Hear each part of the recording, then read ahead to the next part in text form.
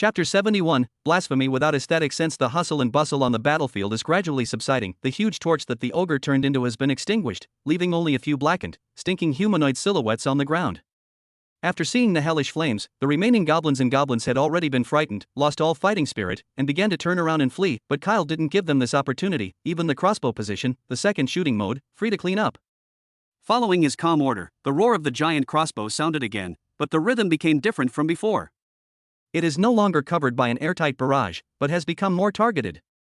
Every time the muffled sound of boom is accompanied by a long arrow flying out accurately, crucifying an escaped monster to the ground. The entire battlefield seemed to have become a huge chessboard that was being precisely manipulated. The soldiers are no longer pitiful bastards who rely on their blood and courage to fight monsters hand to hand. They became part of this huge war machine. Someone is responsible for pushing the winch and winding the crossbow, someone is responsible for carrying the arrows and filling them into the launching trough, someone is responsible for observing and reporting the location of the fleeing monsters, and someone is responsible for operating the trebuchet, ready to carry out the next fire oil washing the ground at any time. Everyone is at their posts, carrying out orders in an orderly manner. There is no fanaticism, no bloodthirsty on their faces, only a kind of concentration that is almost numb. They are like a group of workers working on an assembly line, and their product is death. This scene is frighteningly efficient. Elise just stood on the wall blankly, looking at everything in front of her. Her body was slightly stiffened by the previous shock, and her fiery red ponytail hung weakly on her shoulders. Her brain, at this moment, is like a chaotic mass of elemental energy. Chaotic? Why? She couldn't understand these things. How can they exert such a stable, so continuous, and so deadly lethality? They do not have a trace of magic fluctuations.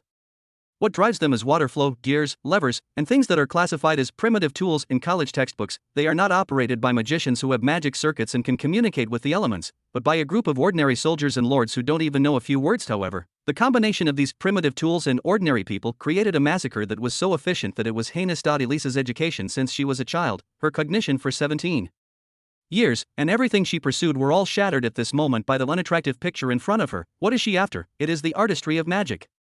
It is when chanting a mantra, every syllable contains a sense of rhythm of power. It is when building a spell model, every magic line shines with the precise beauty of wisdom. It is when magic finally erupts, the intertwined elements, the beauty of gorgeous light and shadow energy. Her red lotus tornado can plunge hundreds of monsters into a gorgeous firestorm and turn to ashes in wailing.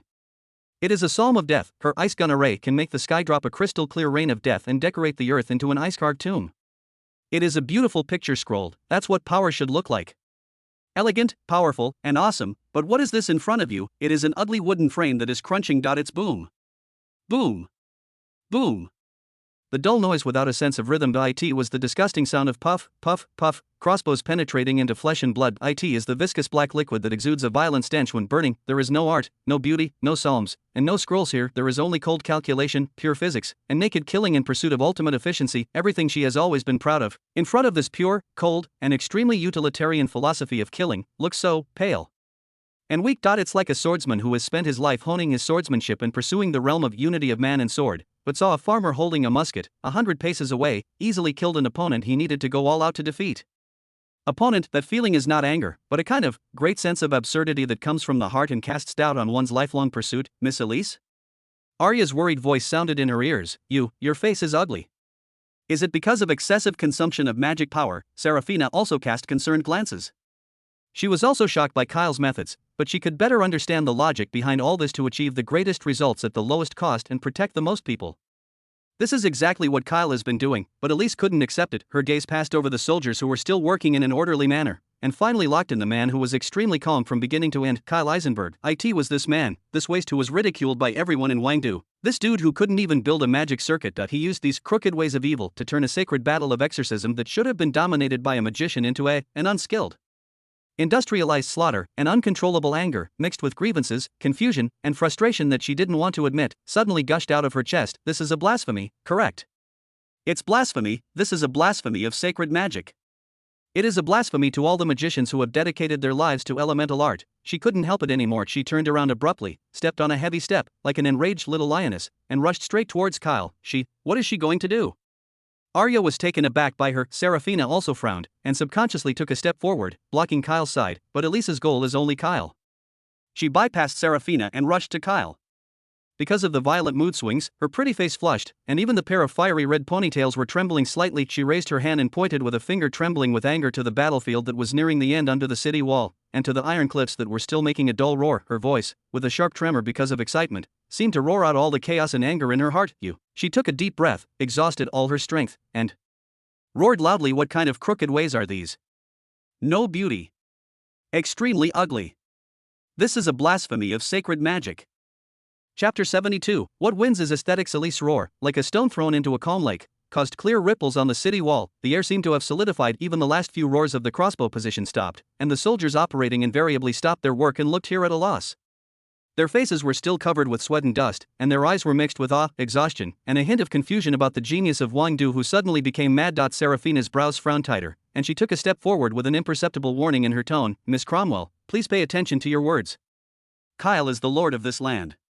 Arya also looked at Elise worriedly, then at Kyle, and persuaded in a low voice, "Miss Elise, you calm down first, Mr. Kyle." However, Kyle, who was the center of the storm, did not respond. He was not angry, did not refute, and did not even move his eyebrows. He just stood quietly, letting Elise's accusations full of anger and grievances shoot at him like an invisible arrow. It wasn't until Elise finished yelling in one breath, her chest heaved violently, and there was even a trace of oxygen-deprived paleness on her flushed cheeks, that Kyle finally moved. He slowly raised his hand. Elise straightened subconsciously, like a cat ready to meet the counterattack. She was ready to meet the man's ridicule, defense, and even angry response. No matter what he said, she had 10,000 theories about the art of magic and the primacy of the elements waiting for him, but Kyle's hand did not point at her, nor did he make any aggressive gestures. He just wiped his cheek casually with the back of his hand. A black-gray mark was wiped off his face in this way. That was the smoke and dust brought by the wind when the alchemy fire oil was burning just now. A simple, casual, and even rude action. After finishing this action, he glanced at the black and gray on the back of his hand, and then rubbed his hands on his pants. Then, he untied a leather kettle between his waists, pulled out the cork, and handed it to Elise. Elise was stunned. She is ready for a fierce debate about aesthetics and practicality, magic and physics.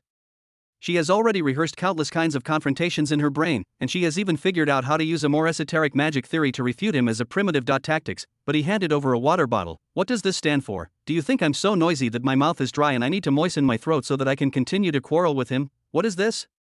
Silent mockery. Just when Elise's brain went down because of this unreasonable move to play cards, Kyle's calm voice sounded without a trace of waves. "Miss Cromwell." He didn't look at her. He looked over her shoulder and cast his gaze on the leaders who were cleaning the battlefield and gathering the corpses of their companions under the city wall. "I can probably understand what you mean by beauty." He paused, his tone still plain, as if he was stating a simple fact. "However, you can't fill the stomachs of my people, nor can you bring them warmth in winter." These words were like an invisible hammer, gently but extremely heavy on Elise's heart. She opened her mouth, trying to say something, but found that her throat seemed to be blocked by something. Kyle's voice continued, unhurriedly, "For me, there is no aesthetics in war, only the outcome." He finally turned his head and his gaze fell on Elise's ruby-like eyes that widened slightly in shock. His eyes were very calm as a bottomless lake, but there was an unquestionable power. "It's my only hope to keep my soldiers alive and to let my people sleep with peace of mind. This is my only aesthetics." Elise felt that her worldview was completely blasted out of a huge gap by these unpretentious words. The theory of magic that she is proud of, the elemental art that she firmly believes in, her genius and lofty values. At this moment, she was set off by this sentence. So, naive and pale, she has been standing in the clouds, overlooking the magnificence of magic, and this man, he has always stood on the muddy land, thinking about the heaviness and reality of survival. What they see is not the same world at all. Elise's lips trembled. She wanted to refute, she wanted to say you are unreasonable, she wanted to say you are making excuses for your ugly methods. But when the words came to his mouth, he couldn't spit out a word, because she couldn't refute it. She saw the leaders who were carrying the bodies of the fallen soldiers on stretchers. There was no fanaticism about the war on their faces, only the sadness of losing their loved ones and companions, and the joy of the rest of their lives. She saw Carl counting the number of people, and every time a casualty figure was reported, the determined guard captain clenched his fist. She saw the heartfelt concern for the safety of the territory and the people on the faces of Seraphina and Arya. Yeah, war is not a gorgeous magic released for a beautiful result in the simulation field of the Academy. War will kill people. Of course, her gorgeous red lotus tornado can burn hundreds of monsters, but the magic power consumed is equally huge. If the number of enemies is doubled, how many more times can she be released? When her magic power is exhausted, who will protect the city? And Kyle's iron pelicans, although ugly and noisy, can keep running, as long as there is still water and crossbows. They exchanged the lowest cost for the highest killing efficiency, minimizing the casualties of soldiers. Elise's genius heart was shaken violently. She has always firmly believed that power itself is the ultimate goal, but today, this man told her that power is just a means. And the beauty and ugliness of means are not worth mentioning in the face of the ultimate goal of survival. She was completely choked. Her pretty face turned from red to white, and from white to green, which was wonderful. She was like a cat that had been punctured by a balloon. Her hair all over her body exploded, but she didn't know who to wave her paws at. Looking at her like this, Kyle's eyes softened a bit. He handed the water bottle in his hand forward again, with a little concern in his tone. Do you want to take a break? He looked at her up and down, and added, your face is not very good, and your magic power hasn't fully recovered yet, right? Chapter 73 Crypt Lord Kyle's sentence, do you want to take a break, like a soft feather, gently brushed Elisa's nerve-cold pride that had been stretched to the limit. This plain concern, at this moment, is more unbearable to her than any sharp ridicule. She raised her head abruptly, her fiery red eyes burning with unwillingness and humiliation, like a cat who was forced into a corner but still refused to lower her noble head. I don't need it, she retorted almost subconsciously, her voice a little sharp because of lack of confidence. The recovery speed of this genius's magic power is unimaginable for a layman like you. As soon as the voice fell, a very untimely voice came clearly from her lower abdomen. Gollum. The sound was not loud, but on the silent city wall at this moment, it was like thunder. The air solidified again. The corners of Seraphina's mouth evoked a curve that she tried her best to endure but couldn't completely suppress after all. Arya kindly turned her head away, pretending to be looking at the distant scenery. Even Carl, not far away, couldn't help shaking his rough little ears. Elisa's cheeks blasted, and she instantly rose from pale to the same fiery red color as her hair, and the heat almost came out of the top of her head. She has never been so embarrassed in her life. First, the theory was decently refuted by a waste, but now even the stomach is openly mutinous. She couldn't wait to make a hole in the ground and get in immediately. Just when she was so ashamed and angry, she was about to grab the kettle and jump off the wall, pretending that she had never appeared before. Rumble rumble, without warning, the entire city wall, and even the entire earth, began to tremble violently and frantically. This vibration was far more violent than any previous monster. Charge! The stones on the city wall rustled, the soldiers stood unsteadily, staggered, and their weapons hit the battlements, making a messy jingle. Earthquake? A young soldier shouted in panic. Wrong. Carl held onto the wall stack and stabilized his figure. His intuition, which belonged to the top warrior, made him feel a more terrifying aura than an earthquake. It's magic. From the direction of the Valley of Wailing.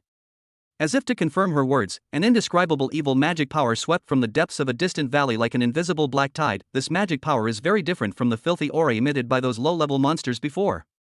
If the previous monster breath was a muddy quagmire, then now this power is a deep sea that is viscous, cold, and enough to freeze the soul. The air became heavy and oppressive, as if an invisible mountain was pressed on everyone's shoulders.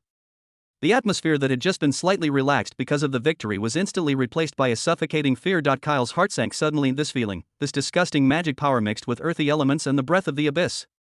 Deep in his vague memory from another world, an ominous name was frantically impacting his mind. Look. What is that?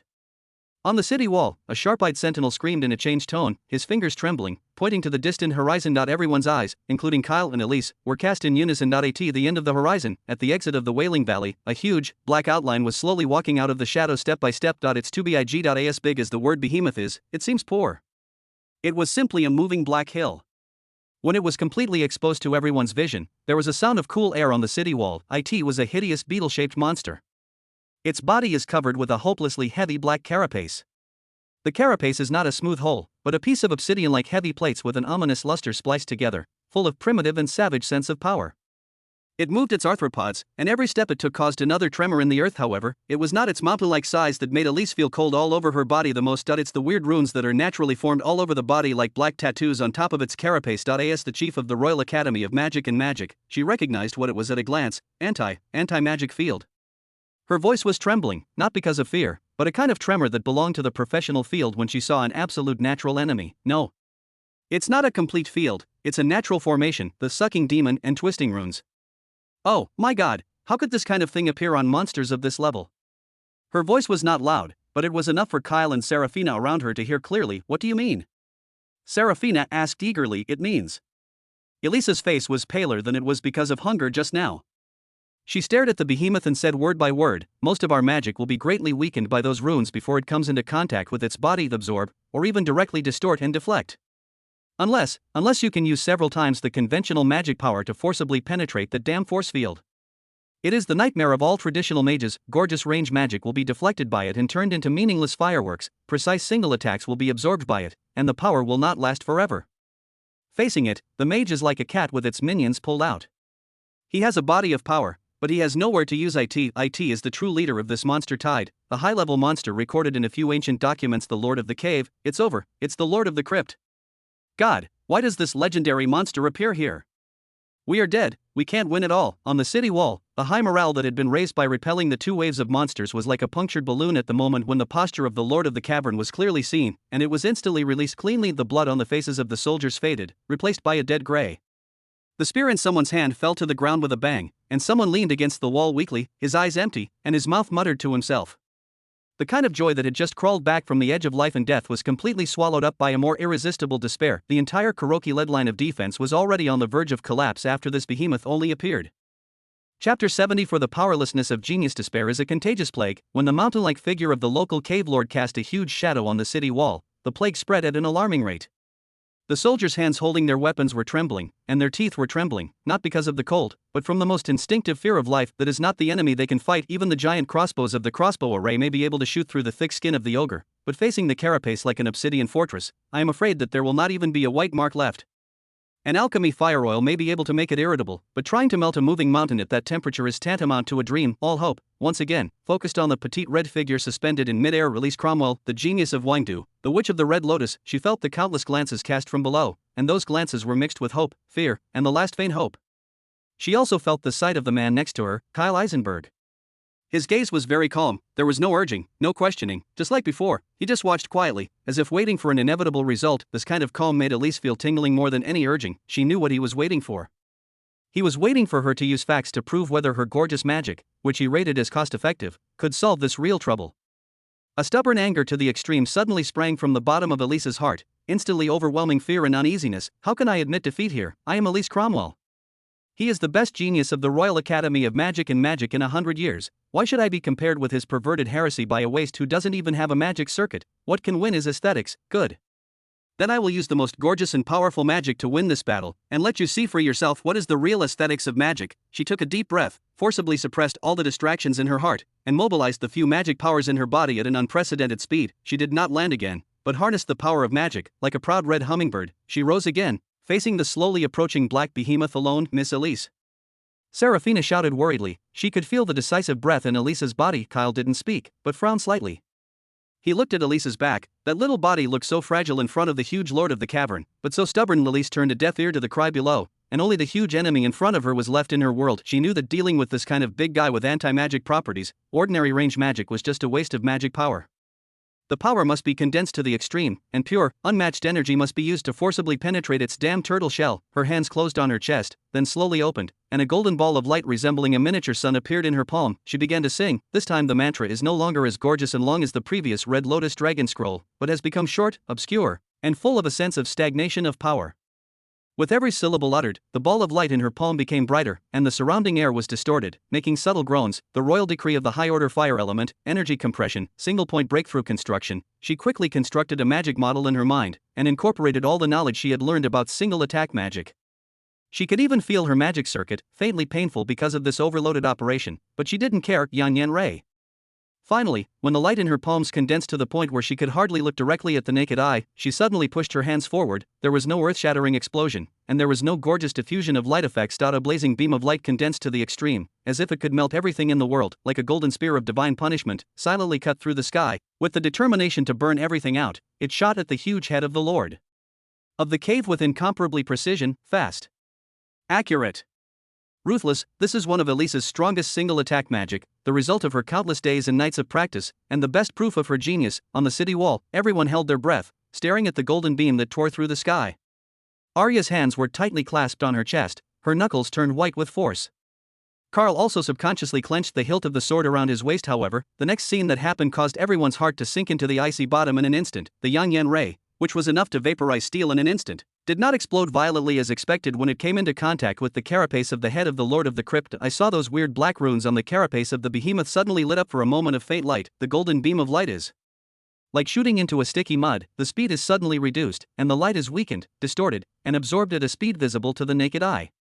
The violet energy that was enough to melt everything seemed to become a docile and harmless joke in front of those runes. Zila, after a slight sound that was almost humiliating, the beam of light completely dissipated. On the head of the Lord of the Cavern, which was bigger than the city gate, only a fist-sized scorch mark was left. The scorch marks were dark, and there was a trace of blue smoke. Even the heavy carapace skin could not be completely penetrated. Time seemed to stand still. At this moment, there was silence on the city wall. Elise was suspended in midair, staring blankly at her masterpiece, her brain blank. How is it possible? I gave it my best blow, That's it. This is no less than a mortal who used all his strength to throw a stone at a mountain, only to hear an unheard crack. That's not a battle, that's a joke, roar. The Lord of the Crypt obviously didn't think this was a joke. It may not have suffered substantial harm, but this provocation completely angered it. It let out a deafening roar, and the shockwave formed by the sound made the entire wall of the Blackwood collar tremble. Immediately afterwards, it raised one of its huge front paws like a siege hammer. Elise suddenly recovered, her pupils suddenly contracted. She wanted to hide, but the blow just now almost took out all her magic power, and her body's reaction couldn't keep up with her thinking at all. She could only watch the huge claws, with a devastating coercion, sweeping towards her. The giant claw did not directly hit her, but just the violent hurricane-like wind brought by the giant claws when they waved, slapped her petite body fiercely. Aha! Elise let out a cry of pain, feeling as if she had been slapped hard by an invisible giant hand, and instantly lost control of her body.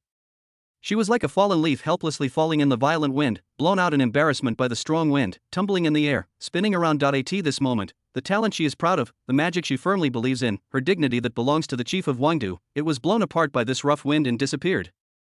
Chapter 75 The determination of the forbidden spell. The sky is spinning. Elise, who was blown away by the violent wind, rolled around in embarrassment for several times in the air. Only then did she barely stabilize her figure with the last trace of control over the magic power. She was suspended in midair, her face as pale as paper. It's not because of the consumption of magic power, nor the pain of being hit by a strong wind.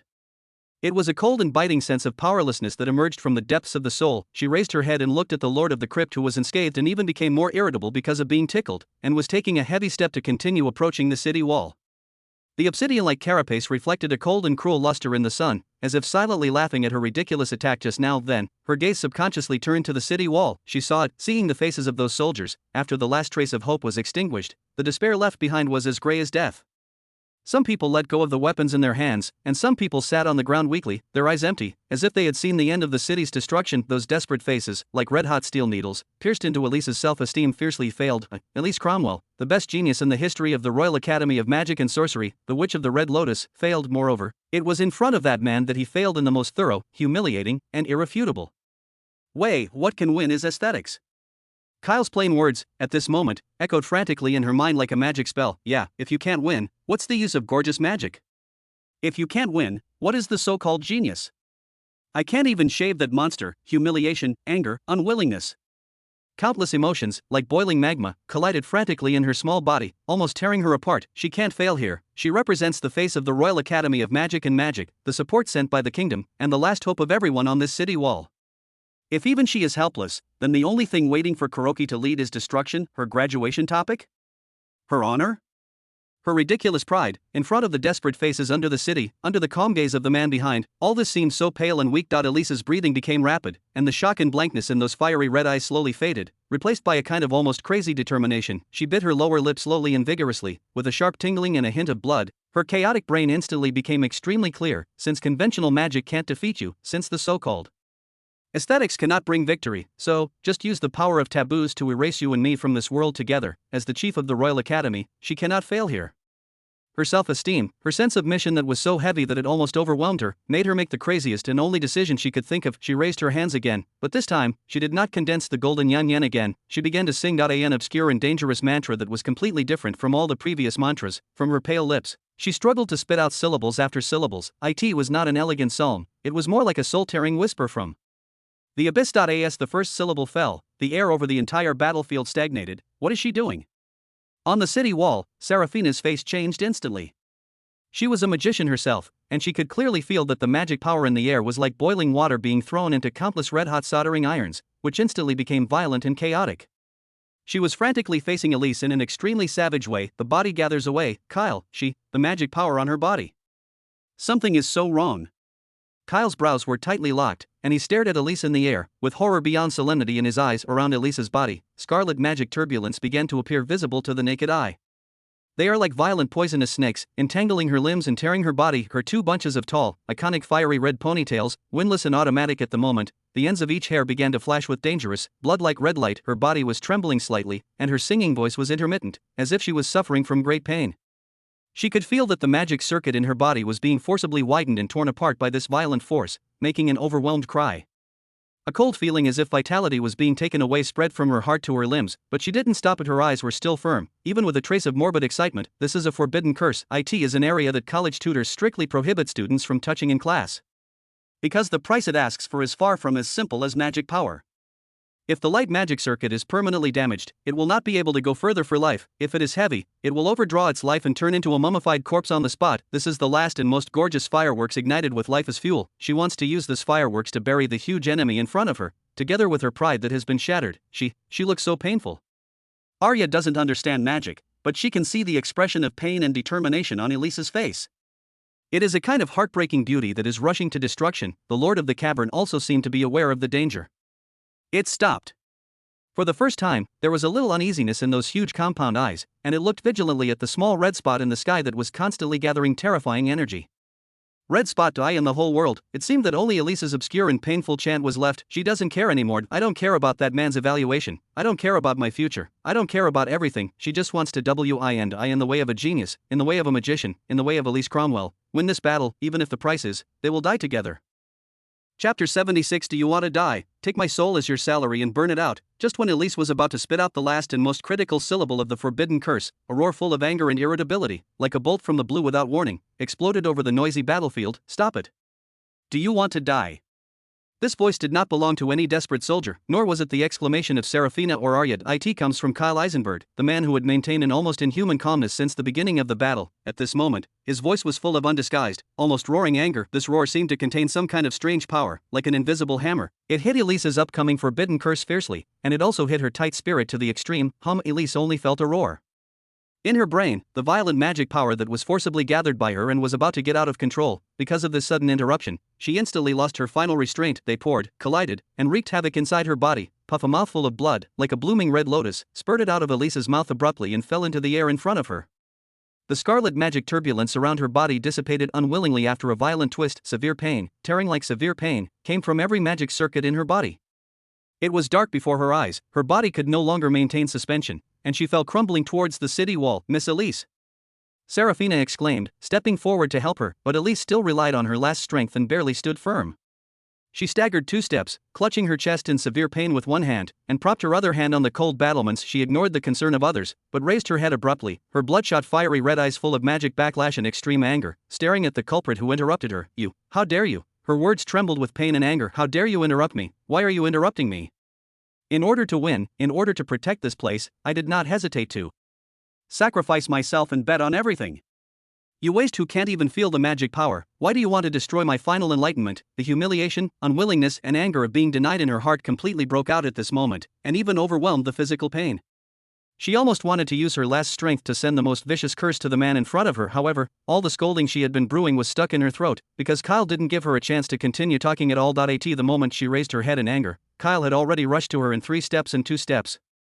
His face was covered with smoke and dust, his eyes were as sharp as a knife, and his expression was a seriousness she had never seen before, mixed with anxiety and anger. He grabbed a recording board and a charcoal pen from a petrified man next to him, and on that small wooden board, he quickly sketched something at an astonishing speed. The charcoal rubbed against the wooden board, making a rustling, rapid and clear sound. Elise was stunned. She didn't understand. What was this man doing at this juncture of life and death? Painting. In the next second, Kyle had finished painting. Without the slightest hesitation, he slapped the sketch that had just been drawn with a snap and slapped it hard on the battlements in front of Elise. The force was so great that the stone ship splattered. Don't use your gorgeous range magic, or your powerful high-energy magic. Kyle's voice was very low, but it was full of unquestionable oppression. Every word knocked into Elisa's ear like a nail. That's not attacking, that's tickling it. It's a waste of your poor magic power, and your stupid life. These words are mean, direct, and merciless. Elisa's face flushed instantly, and she was about to refute, but her eyes were involuntarily attracted by the sketch. That is a structure diagram of the Lord of the Cavern. No, that's not just a structure diagram. A few strokes, using the roughest charcoal pen, painted on the most rudimentary wooden board, but that line is so precise that people are finger pointing. The seams of the carapace, the linkage structure of the limbs, the direction of the muscles, and even the hidden breathing pores under the chitin shell are clearly marked. Its level of detail and accuracy far exceeds that of the most authoritative monster illustrated books drawn by top scholars in the library of the Royal Academy of Magic and Magic. How is it possible? When did he observe this point?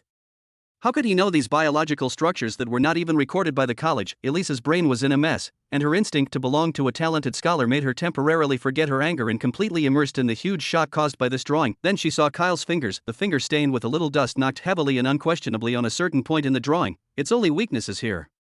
Elisa's pupils suddenly shrank into a point. Looking along Kyle's fingers, she saw that on the drawing, the left side of the cavern lord's huge body was marked by a scribbled but extremely eye-catching red circle, that is, every time it lifts its left forelimb, ready to move or attack, the carapace under the third rib, at the junction with the flexible carapace of the abdomen, will be exposed, a fleeting gap the size of a coin.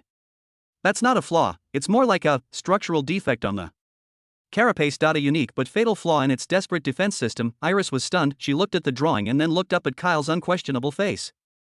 Chapter 77, Calculation. Enchanting in front of the battlefield. Time, as if at the moment Kyle's finger slammed heavily on the drawing, was split into two worlds. In a world, it is the huge body of the Lord of the Crypt approaching like a mountain, the uncontrollable panting of fear of the soldiers on the city wall, and the wailing of all things under the shadow of death. Another world, but it only exists between Elisa's square inches. In her world, only the drawing scribbled with charcoal and Kyle's eyes burning with unprecedented light were left. How is this possible? Elisa's brain, which is known as the smartest brain in the 100 years of the Royal Academy of Magic and Magic, is now running frantically at an unprecedented speed, but it has fallen into unprecedented chaos. She looked at the heinously accurate biological structure analysis on the drawing. Every line and every mark were like a small hammer, breaking the barriers of knowledge and pride she had established over the past 17 years. This is not speculation, let alone a lucky observation, this is anatomy. It's biomechanics. It is a thorough insight into a high-level monster from the inside out. This kind of knowledge, let alone the library of Wangdu, may not be able to find such detailed records even in the library of the legendary dragon. Who the hell is he? A waste nobleman who was spurned by the king, a mortal who couldn't even build a magic circuit in his body. Where did he come from? What are you doing? Kyle's voice sounded again, interrupting her thoughts. But this time, there was no anger in his voice, replaced by a calmness that seemed to be able to control the rhythm of the battlefield. Before Elise had time to recover from the huge shock, Kyle had already turned around and faced the waiting trebuchet troops under the city wall.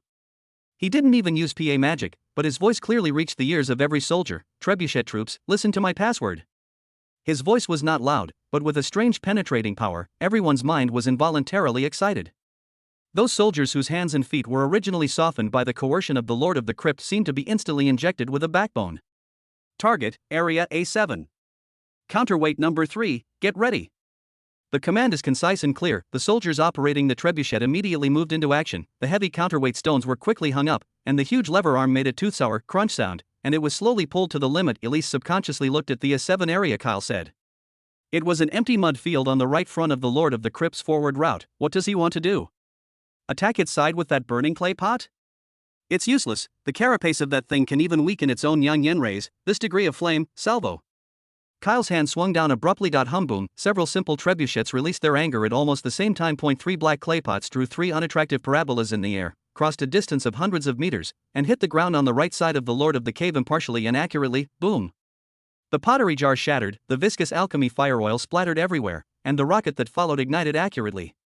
Raging flames rose into the sky, forming a scorching wall of fire, instantly burning and twisting the air in that area. The Lord of the Cavern let out an irritable low growl. It is not afraid of this degree of flame, but the creature's instinct to seek profit and avoid harm, as well as the burning sensation that is on its face and makes it extremely disgusted, still makes it subconsciously stop its hill-like body, in order to avoid the continuous burning of the flames, was like a moving fortress.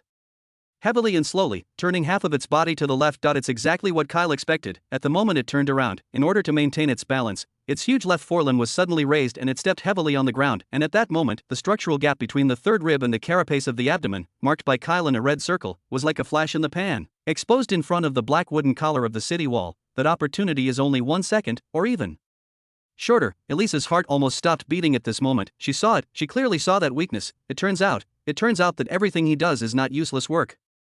He used the vulgar iron pimple that she couldn't look down on the most, and the alchemy fire oil that she scoffed at, not to cause harm, but to create opportunities for her. Create an opportunity that can be fatal with one blow. This is a way of fighting that she has never touched before. It's not the confrontation of magic and magic, it's not the hard shake of power and power. This is a combination of calculation and execution, a dance of strategy and strength. His brain is the metronome that commands this dance, and her magic will be the most gorgeous final chapter of this dance. Just when Elisa's brain was completely shocked by the shocking tactic, Kyle's roar exploded in her ears again. He turned his head abruptly, his eyes locked on her tightly, and his voice was full of unprecedented, urging, and even pleading eagerness. Right now, Elise. Elise, it's not Miss Cromwell. It's not that alienating and somewhat mocking name, but it's her name. This was the first time he had called her name so clearly and forcefully on this smoky battlefield. This name, like a flash of lightning, split all the hesitation, pride, confusion, and unwillingness in her heart. Use the single penetrating magic you are best at. Use your fastest speed. Kyle's voice was a little hoarse because of the roar, and he stared at her tightly, as if to pour all his will into her body. Trust me. Trust me, these 3 words, like a heavy hammer, hit Elise's heart hard. Trust him, believe in this waste who has been despised by yourself all day, believe in this layman who uses a pile of broken copper and rotten iron, believe in this, the man who just pulled himself back from the edge of self-destruction and used absolute wisdom to pave the way for himself to victory. The answer, at that moment, is self-evident. Chapter 78, the final song of Sunray. At that moment, the concept of time seemed to be stretched and compressed. The fleeting flaws of the Lord of the Crypt were infinitely magnified in her vision, as if they were right in front of her, but the exclamations of the surrounding soldiers, the roar of monsters, and the roar of flames were quickly fading away, turning into a vague background sound. There are only 3 things left in her world: the fleeting, accurately calculated point of death in the distance, the hoarse but powerful voice calling her name in her ears, and the heart in the chest beating frantically because of this call. Trust me. These 3 words, like an unquestionable decree, and like a magic spell, instantly defeated all the chaotic thoughts in her mind. What is the pride of the chief of Royal College? What is the shame of being refuted in public? What is the contempt for crooked ways? What are the thousands of guesses about the origin of this man? Everything was swept away at this moment. She didn't even have time to think, nor did she think at all. The body reacts faster than the brain. There was no hesitation, no hesitation at all. It was an almost instinctive, subconscious absolute obedience. She stretched out her slender fingers and aimed at the only vitality that was pried open by Kyle's tactics. The magic circuit in his body was wailing. After experiencing the previous range magic and the forcibly interrupted forbidden curse chant, her huge magic pool had already almost dried up. At this moment, she could clearly feel that every magic path was burning with overload, like glass that was about to crack, but she ignored it. She squeezed out the last trace and the last ray of magic power left in her body without hesitation. It was a kind of crazy extraction, turning the spirit, will, and even vitality into fuel, pouring it onto the fingertips this time, without the gorgeous and complicated chant. It would waste 1,000th of a second of precious time. This time, there is no gorgeous light effect, which will disperse 1/10,000th of the precious energy. She gave up everything she had pursued for the past 17 years. I gave up the artistry of magic, the rhythm of the mantra, and the beauty of fireworks. When the energy bursts, there was only one thought in her mind, an idea that had never been so clear and so pure. This idea came from the calm words of the man not long ago: the one who can win is aesthetics. Yes, aesthetics. It turns out that this is his aesthetics: use the coldest calculations, pry the tiniest lever, and then use the most extreme power to detonate the most brilliant victory at the most precise node. Then, let you take a look, Kyle Eisenberg, let you see, Elise Cromwell, the Red Lotus Witch of the Royal Academy of Magic and Magic. After understanding your aesthetics, what kind of power can burst out? She condensed all her strength, all her will, all her pride and unwillingness, all her humiliation and shock. There is only one goal, there is only one attribute. Penetrate, humph. A beam of light was born at her fingertips. That was not the kind of yang-yan ray she had released before, as thick as a beam of sunlight, enough to illuminate half of the battlefield. No, this beam of light is so condensed, so slender, and even a little inconspicuous. It is no longer a ray, but more like a needle. A needle of God that has been compressed to the extreme, shining with pure golden light, as if even space can be pierced. It did not emit a heat wave that destroyed the sky and the earth, nor did it cause the surrounding elements to resonate violently. All its power is perfectly and without loss bound within the slender tip of the needle. This is the least gorgeous, but the most powerful magic that Elise has released in her life. This is a complete subversion and transcendence of her concept of self-magic. This is her yang-yan ray. For this battle formation dance commanded by Kyle, presented, superb singing, go. Accompanied by a low drink from the depths of her soul, Elise's eyes burst out with an amazing look. The golden divine punishment was out of her fingertips. There was no sonic boom, no trajectory, as if it had reached the end the moment it appeared. It spanned a distance of hundreds of meters, ignoring the resistance of the air and the anti-magic field around the Lord of the Crypt that was enough to distort the light. It drilled inaccurately, at the last 10th of a second when the gap in the carapace was about to close. The whole process is extremely fast and quiet to the extreme. So much so that most of the soldiers on the city wall didn't even see what was happening. They only saw that the red lotus-like witch stretched out her fingers, and then, there was no more. There was no earth-shattering explosion, no terrible wailing. The battlefield, as if at this moment, the mute button was pressed. Only Kyle. His eyes have been staring at the Lord of the acupuncture points. His heart almost reached his throat. He knows, it's done. This blow is not just a physical victory. It is also the triumphant song played by his knowledge and the magic of this world that blends so perfectly. It was his head-on response to the world. Chapter 79. The cry of the giant beast. Time was pulled into a tight string by the ultimate golden beam of light. The voice of the world seemed to be taken out of time in an instant. The wind stopped, the soldiers gasped heavily, and even the messy roar of the monsters in the distance seemed to be choked by an invisible hand above the city wall. Everyone's eyes were firmly fixed on the black behemoth that stood like a mountain in the distance. 1 second, 2 seconds, 3 seconds, and nothing happened. The Lord of the Crypt was still standing there, his huge body motionless, as if the beam of light that was enough to penetrate the sky just now was just a naughty particle of dust in the afternoon sun, gently brushed by, leaving no trace dot on the city wall. A young soldier who had just swallowed half of the prayer back, the blood on his face faded at a speed visible to the naked eye. He trembled his lips and murmured to the veterans around him, "No, is it useless?" Even Lord Cromwell's magic, the veteran did not answer, he just held the spear in his hand tightly, the blue veins on the back of his hand burst, and his knuckles turned white due to excessive force. He had seen more battles than the black bread this young man had eaten. He knew that sometimes despair did not come from deafening failure, but from such suffocating, unresponsive silence. "It's over."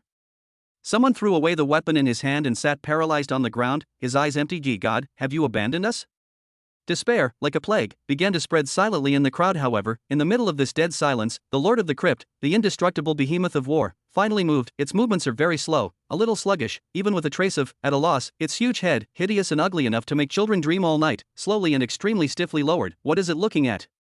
Everyone's hearts mentioned their throats and eyes. Under the gaze of countless pairs of eyes, the Lord of the Crypt looked at his side abdomen. There, on its impenetrable black carapace engraved with anti-magic runes, and even Elisa's strongest magic can only leave a scorched mark, a small wound appeared. An extremely insignificant small hole. So small that if it weren't for a few strands of extremely fine black smoke constantly coming out from inside, almost no one would notice its existence. That wound, compared with its huge body, was like a red dot left by a giant after being bitten by a mosquito. Which was ridiculously funny. The Lord of the Cavern didn't seem to understand either. It even raised a huge claw like a siege hammer, tentatively trying to touch the small hole.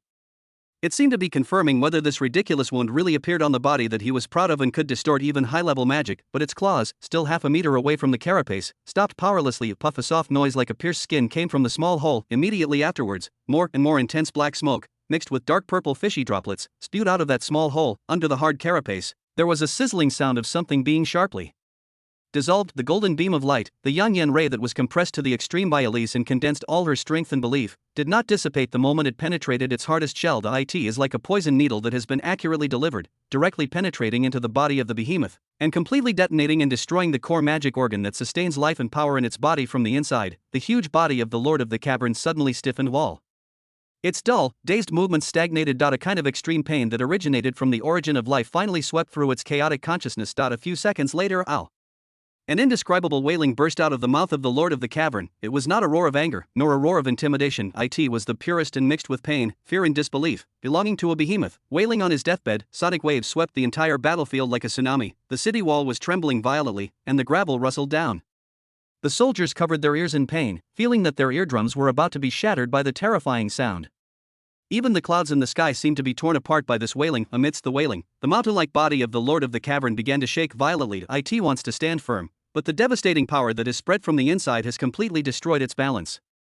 Its legs began to bend, making an overwhelmed, tooth-sour sound of broken bones. In the end, in the silent gaze up and down the city wall, in the eyes of everyone who was sluggish, shocked, as if watching a scene of unreal mythology, crashed to the ground. Boom.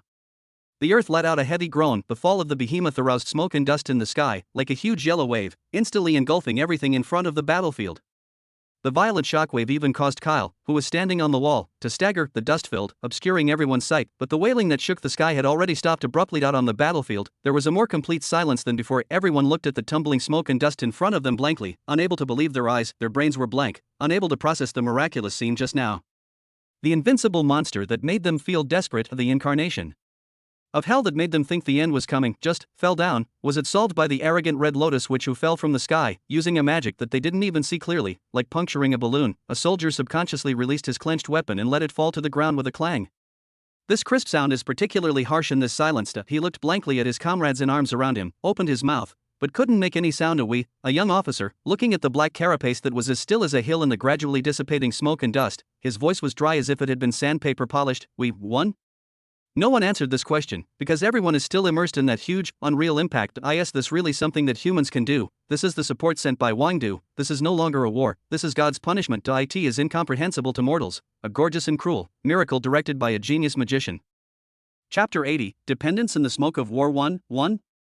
When the young officer asked these words in a dry voice, it was as if a switch had been pressed, and the silent city wall was instantly detonated. 1. We won. Oh. I don't know who shouted the first sound first, and then, the tsunami-like ecstasy of Shanhu and the rest of his life flooded the entire Kuroki collar. The soldiers threw away their weapons and hugged their comrades in arms tightly, crying and laughing. Some people knelt to the ground, kissed the bloodstained and dusty city walls under their feet, and offered their most pious thanks to heaven. Amidst the deafening cheers, Elisa's figure looked particularly lonely. She was still standing on the edge of the city wall, her fiery red ponytail swinging slightly in the smoke-mixed wind, but she was no longer as public as before. She looked at the gradually dissipating smoke and dust in the distance, as well as the collapsed Black Hill. An unprecedented sense of accomplishment filled her heart that belonged to her. The victory of Elise Cromwell. It was she who ended this disaster with a perfect Yan Ray. She should enjoy this glory, and she should accept the worship and admiration of everyone like a triumphant queen. She tried hard to straighten her back, trying to make herself look like the incomparable Red Lotus. Which, however, the body's reaction betrayed her will. That last blow took time out of the last trace of magic power in her body. The magic circuit seemed to be repeatedly run over by a scorching soldering iron, and there were sharp tingles. There was an irresistible sense of weakness in all the limbs and bones, as if even the bone marrow had been drained. The scene in front of him began to rotate and blur, and the cheers in his ears became distant, as if separated by a thick layer of water. She seems to be a little unsteady. No, you can't fall down here. She is the chief of the Royal Academy of Magic and the youngest Red Lotus in the kingdom. How could she show such an embarrassing posture in front of a group of buns in such a rural place? Elise gritted her teeth and tried to regain control of her body, but her eyes suddenly darkened. The world completely lost its color and sound in her perception, leaving only an endless sense of falling. It's over. This was her last humiliating thought before she lost consciousness. The pain that was expected to be in close contact with the cold and hard ground of the city wall did not come. The moment when her body fell backwards and she was about to fall, a pair of powerful arms firmly encircled her from the side, gently and firmly embracing her body that was about to fall. Elisa's body stiffened, and the remaining consciousness made her subconsciously want to struggle, but the force was just right, neither letting her fall, nor the slightest offense, just a pure support to prevent her from being injured. She leaned in a warm and solid embrace. Through the cloth, she could clearly feel the steady and powerful heartbeat in her chest, one after another, like some kind of soothing drumbeat. What lingers at the tip of the nose is no longer the pure, faintly fragrant smell of the magic elements when they escaped. It was a smell she had never smelled before, mixed with sweat, dirt, and the unique smell of smoke after the alchemy fire oil burned. The taste is not elegant at all, even a little rough, but it is unusually reassuring. Elisa's chaotic consciousness was pulled back to reality by this real and strong breath. She opened her heavy eyelids laboriously, and her gaze slowly focused. She raised her head. What caught his eye was Kyle's face covered with dust and smoke. His side face was well contoured, sweat slipped down his sideburns, and clear traces were washed out on his dusty cheeks.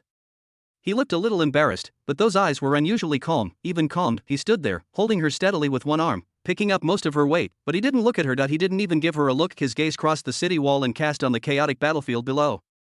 His voice was clear and calm, penetrating the noisy cheers around him, and accurately conveying it to everyone who needed his instructions. Medical team. Act now. Priority is given to treating the seriously injured under the arrow tower of the city wall on the east side, where the casualties are the heaviest. Carl. In. Lord. Carl's figure immediately appeared under the city wall. Take a team of movable soldiers to alert the periphery of the battlefield. Prevent monsters that leak the net or pretend to be dead from attacking people who are cleaning the battlefield. Yes. Logistics officer. Immediately count the war losses. I need to know how many crossbows and arrows we have left, how many cans of fire oil, and the damage to the city wall. Give me the report within 30 minutes. Yes, Lord. All the leaders who can still move, form a cleanup team. Note that the blood of the Lord of the Cavern is highly corrosive, so do not come into direct contact. Cover with sand. Its carapace and claws are precious magic materials. Be careful to peel them off and return them to the warehouse. Instructions were issued in an orderly manner from his mouth, calm, clear, professional, and efficient. It seemed that the thrilling battle just now, for him, was just an exercise that had already been deduced countless times on the sand table. Now that the exercise is over, he is carrying out the most routine post-war finishing work. Elise leaned in his arms, her body as soft as a pool of mud, and she didn't even have the strength to move a finger. She looked at him blankly, watching him calmly. Command everything. Seeing the leaders and soldiers under his command, they quickly recovered from the ecstasy and began to clean the battlefield in an orderly manner, treat the wounded, and count the battle damage of the chaotic scene. In his voice, was organized in an orderly manner. At this moment, Elisa's brain was completely down. Who is she? She is Elise Cromwell, the magical genius of the kingdom. What did she just do? She exhausted all her magic power, overdrawn her spirit, and even almost used the forbidden curse before finally hitting the decisive blow. She burned everything about herself in the passion and glory of that moment. What about him? This man she despised as a waste. The shame of a nobleman who doesn't even have a magic circuit. What is he doing? He did not release a magic trick, did not chant a curse. He just stood there and used a sketch and a few orders to turn a disaster that was enough to destroy the entire territory into a engineering project that can calculate costs, count war losses, and recycle. The impact was so strong.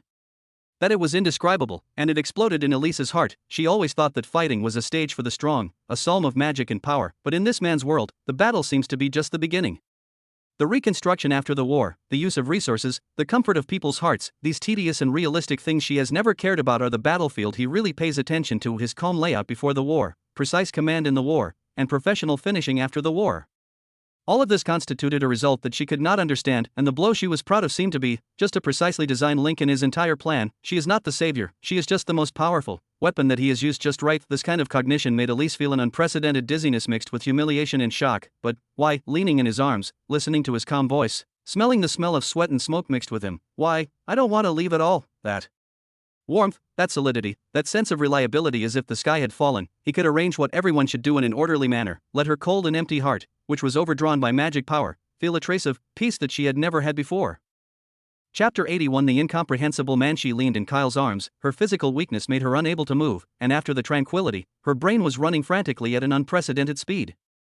Countless pictures, sounds, and thoughts intertwined and collided in her mind, setting off a storm more violent than the monster tide. Who am I? This is Elise Cromwell. For 17 years, these 6 words have been synonymous with genius. From the day she stepped into the Royal Academy of Magic and Magic, she was the center of the world, the pride of all mentors, and the back of all classmates. The mantras she sings are the most gorgeous psalms, and the magic she releases is the most dazzling art. She always thought that she was standing at the apex of this world, overlooking all beings, but today, everything she had built up in 17 years was smashed to pieces by this man in a way she couldn't understand. No, it's not broken. It was like disassembling a piece of art that she thought was perfect, removing the parts piece by piece, and then telling her, you see, the structure here is unreasonable, and this part is simply superfluous decoration.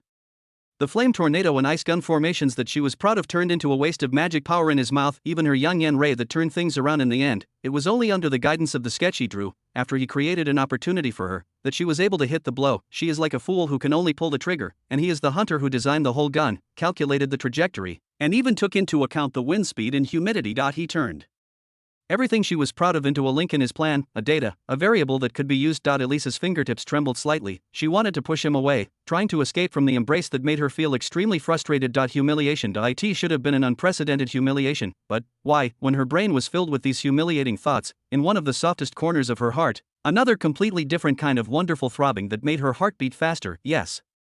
He used her magic as a tool, but who can use it better than him? He didn't even have a trace of magic power, but he knew better than herself when her magic could exert the most extreme penetration. He didn't understand the rhythm of the mantra, but he could use the vulgar iron pimple of the trebuchet to play the most perfect overture to her magic. That feeling, just like a famous chain handed down from generation to generation, it has always been used by its owner to play gorgeous but empty movements to win the applause of laymen. Until one day, a craftsman who seemed to know nothing about music used his rough fingers to gently toggle the strings, adjust the chinma, and then said to the owner, use your best strength to face this point and ring it. Then, a beautiful tone that penetrated the soul resounded through the sky. Chin, it's still the chin, but at that moment, the chin really made its own most perfect sound, and she is the chin. He saw through the essence of her gorgeous magic, saw through the core of her power under her arrogant appearance, and then used a way she could not imagine. Her power and his wisdom were perfectly combined together.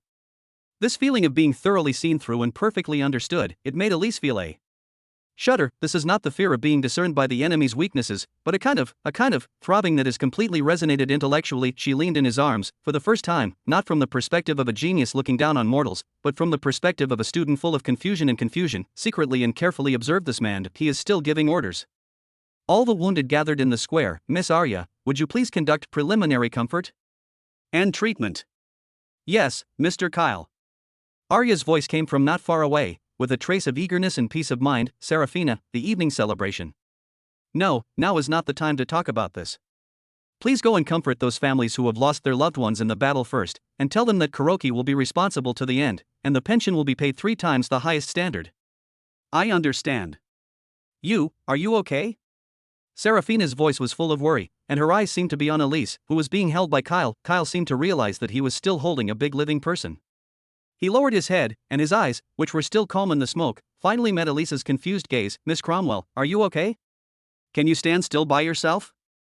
His voice was calm, as if asking, how is the weather today? Elise's heart shrank suddenly. She suddenly realized a fact that made her even more unacceptable. Here she turned her heart upside down and experienced the most severe psychological shock in her life, and to him, it seems, nothing. He held her just because she was about to fall. He commanded her only because her magic was the best weapon to use.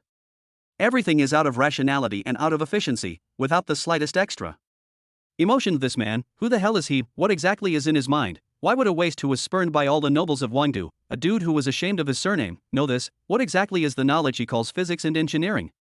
Why can they create those ugly but efficient killing machines? The sketch showing the weaknesses of the Lord of the Cave, with a precise analysis of the biological structure, even surpassed the oldest monster illustrated book in the collection of the Royal Academy of Magic and Magic. Where did that kind of knowledge come from? Could it be the secret knowledge of the Eisenberg family? Impossible. If so, how could their family let such a genius be exiled to such a backcountry? Could it be that he was lucky in some ancient ruins?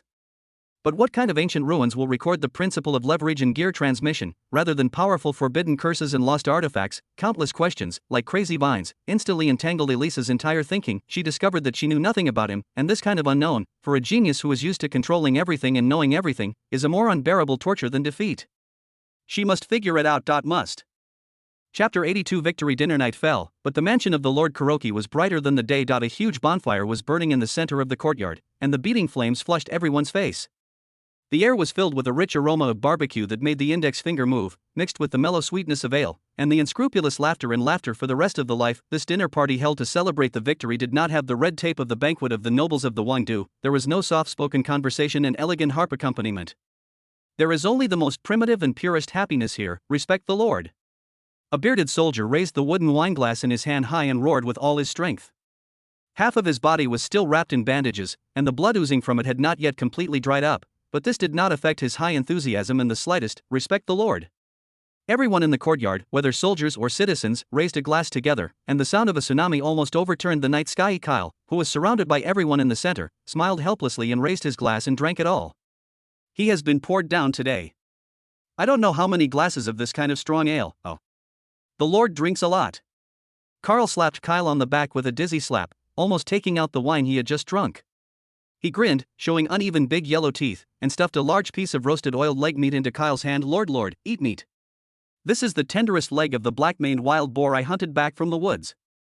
Everyone is laughing, everyone is making trouble, and everyone is using the most direct way to vent the fear and pressure accumulated during the day, celebrating this hard-won peace, except for one person. In the farthest corner of the courtyard, in a shadow away from the light of the campfire and the hustle and bustle of the crowd, Elise Cromwell was sitting alone at a small wooden table.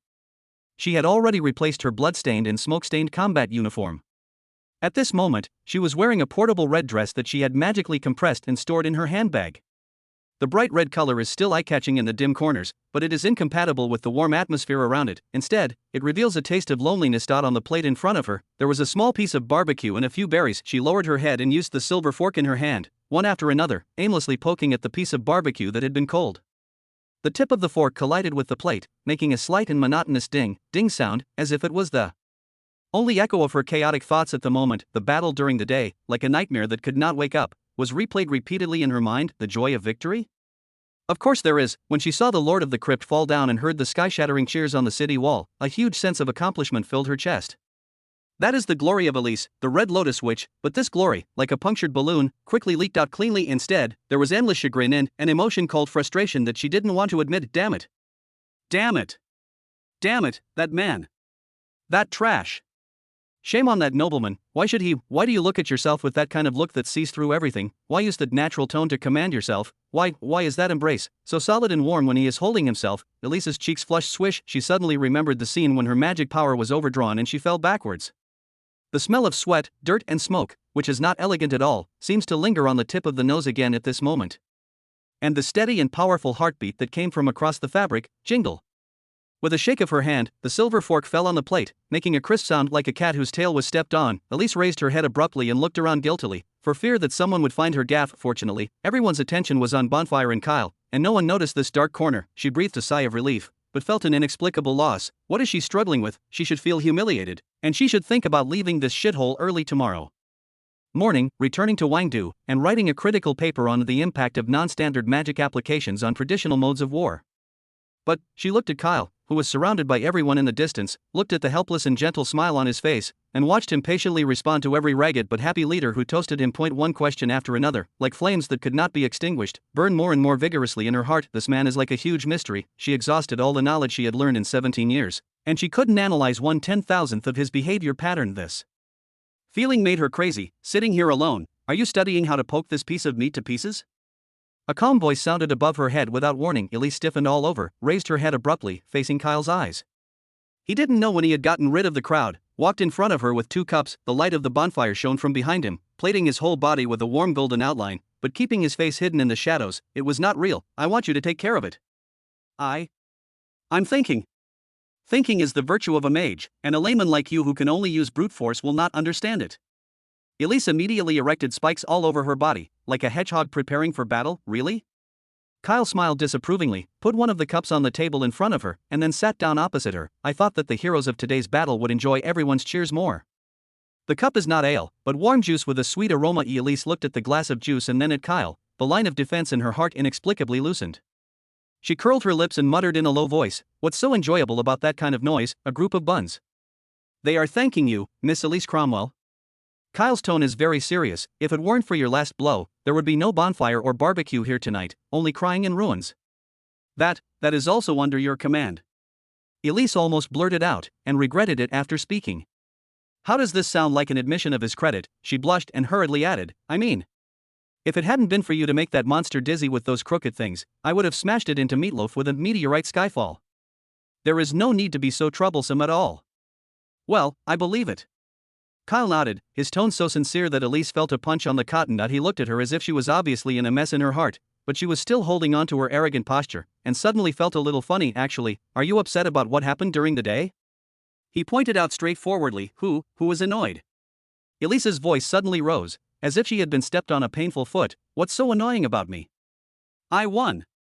Elise Cromwell, defeated the Lord of the Crypt. This is a fact. It's a fact." Kyle still has that calm expression. "But you think you are not beautiful enough, not enough to match the appearance of the genius which in your heart, right?" Elise was completely stunned. She opened her mouth, but she couldn't say a word to this man. How could he know what he was thinking? He was like one of the most experienced anatomists. He easily peeled off her layers of pride and saw the little girl inside who was entangled, annoyed, and unwilling because of her inability to achieve perfection. This feeling of being seen through made her feel embarrassed like never before. She picked up the juice in front of her and took a big sip, trying to suppress the heat on her cheeks with the cold liquid. "Well, don't think so much." Kyle stood up, as if he didn't intend to continue this embarrassing topic for her. "The banquet is still long, and the victory is worth celebrating. If you don't like barbecue, there should be some bread and soup in the kitchen." After speaking, he turned around, ready to walk back to the hustle and bustle of the light.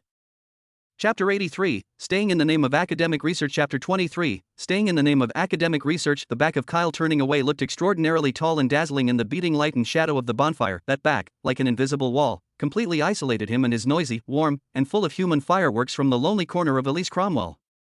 She watched him be surrounded by the soldiers and leaders with simple smiles on their faces again, watched him patiently raise a glass, smiled helplessly, and then drank the wine in the glass. That he is like a magnet, firmly attracting everyone's attention and kindness. "And what about yourself?" Elise lowered her head and looked at the piece of barbecue on the plate that was riddled with holes poked by herself with a fork and was already cold. "It is like your own heart at the moment. It's a mess.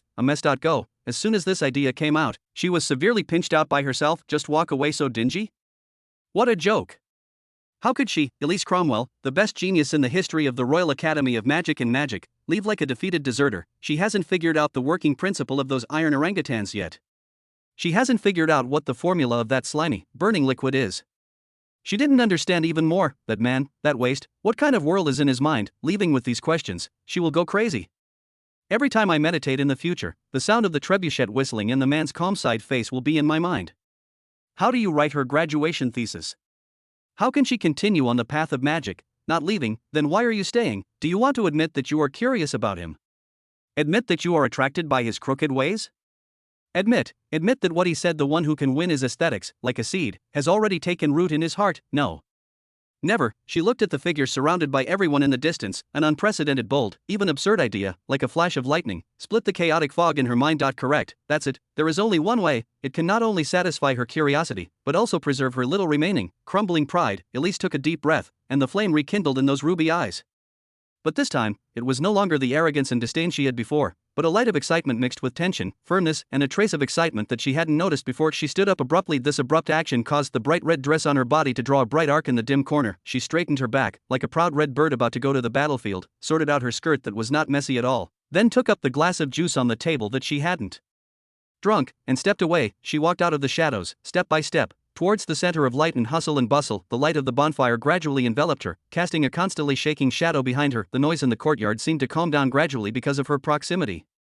The soldiers who were laughing loudly, seeing the red lotus witch who was mighty on the city wall during the day with a serious face, they all closed their mouths involuntarily, subconsciously making way for her. Everyone's eyes were focused on her. Kyle also noticed the change in atmosphere. He had just finished another wave of toast and was rubbing his temples with a headache. When he turned around, he saw Elise walking towards him. She walked to a place 3 steps away from Kyle and stopped, her delicate little face with a serious expression as if she was going to attend a royal meeting to determine the fate of the kingdom. Kyle looked at her in surprise. "Miss Cromwell, can I help you?" Elise did not answer immediately. She first cleared her throat, then turned her wrist, and conjured out of thin air a brand new roll of parchment paper and a quill pen that exuded a faint magical halo. This operation made the surrounding soldiers' eyes straight pop. A crisp sound was particularly loud in the silent courtyard. Elise patted the roll of parchment paper heavily on the wooden table in front of Kyle, splashing a few drops of wine. The audience was silent for an instant, and even the crackling sound of the bonfire burning could be heard clearly. Carl opened his mouth wide and forgot to put the barbecue in his mouth. The eyes of Serafina and Arya also became sharp in an instant. "Kyle Eisenberg." Elise called out his full name. Her voice was crisp and loud, with a deliberately created unquestionable majesty. Kyle was taken aback by her posture. He looked at the roll of parchment on the table that exuded the aura of "I am very formal," and then looked at her tight little face. For a while, he didn't know how to react. Elise ignored everyone's astonished gaze and went on talking to herself. She raised her small chest and tried to make her voice sound more authoritative. "After my careful thinking and rigorous evaluation just now, I think that your theory of using the so-called applied physics in the military field," she paused, as if weighing the words, and then continued in a critical tone, although this theory is vulgar, barbaric, and has no technical content at all, it is completely blasphemous to the use of subtle energy." This made the soldiers around them look at each other. What physics? What blasphemy? I don't understand at all, but it feels like it's amazing. Kyle almost laughed out loud. Applied physics? She really gave a name. Elise's face flushed slightly, but she forcibly suppressed the shame in her heart and raised the volume, as if the louder the voice, the more sense it made. But. This turning point made everyone's hearts lift up, but it is undeniable that under certain conditions, it does have certain research value. She almost squeezed these words out of her teeth. Kyle raised his eyebrows and looked at her with interest, trying to see what trick she was going to play. Elise took a deep breath and finally said the ultimate goal of her trip. Her voice was a little sharp because of excitement, but it was full of some kind of desperate determination. That's right, it's to prevent your dangerous, unverified knowledge from being abused, thus posing a potential security threat to our great kingdom. I, Elise Cromwell, have decided. She paused heavily, glanced across the audience, and finally stared into Kyle's eyes, exhausted all her strength, and announced loudly, "I will treat you as the chief researcher of the Royal Academy of Magic and Magic. And your territory. Conduct long-term, necessary observation, and academic supervision." The entire courtyard fell into a dead silence. Everyone seemed to have been petrified, staring blankly at the red-haired girl who held her head high and announced her amazing decision. "Supervisory lord, or in the name of academic, what is this operation?" Carl scratched his ears and asked the adjutant next to him in a confused voice, "Did he just say, he wants to stay and take care of the lord?" The adjutant also looked dumbfounded, and stammered, "Okay, seems to mean that? But it sounds more like, the teacher wants to stay for the students to make up classes?" And beside Kyle, Serafina, she looked at Elise, her amethyst eyes flashed with unprecedented vigilance. Arya also subconsciously clenched the corners of her clothes, and Kyle, who was the center of the incident, after the initial consternation, looked at Elise's tsundere appearance of "I'm doing this for your own good, for the good of the kingdom, don't be ignorant." The helplessness and laughter in his heart almost overflowed from the corner of his mouth. He looked at her flaming eyes that revealed tension and expectation, and finally understood this genius witch, in order to find a place for herself to stay, really couldn't even think of such a flawed and ridiculous-sounding reason: academic supervision? Kyle slowly repeated this novel vocabulary, with a playful arc at the corner of his mouth. Chapter 84: The Embryo of the Three Kingdoms, Academic Supervision?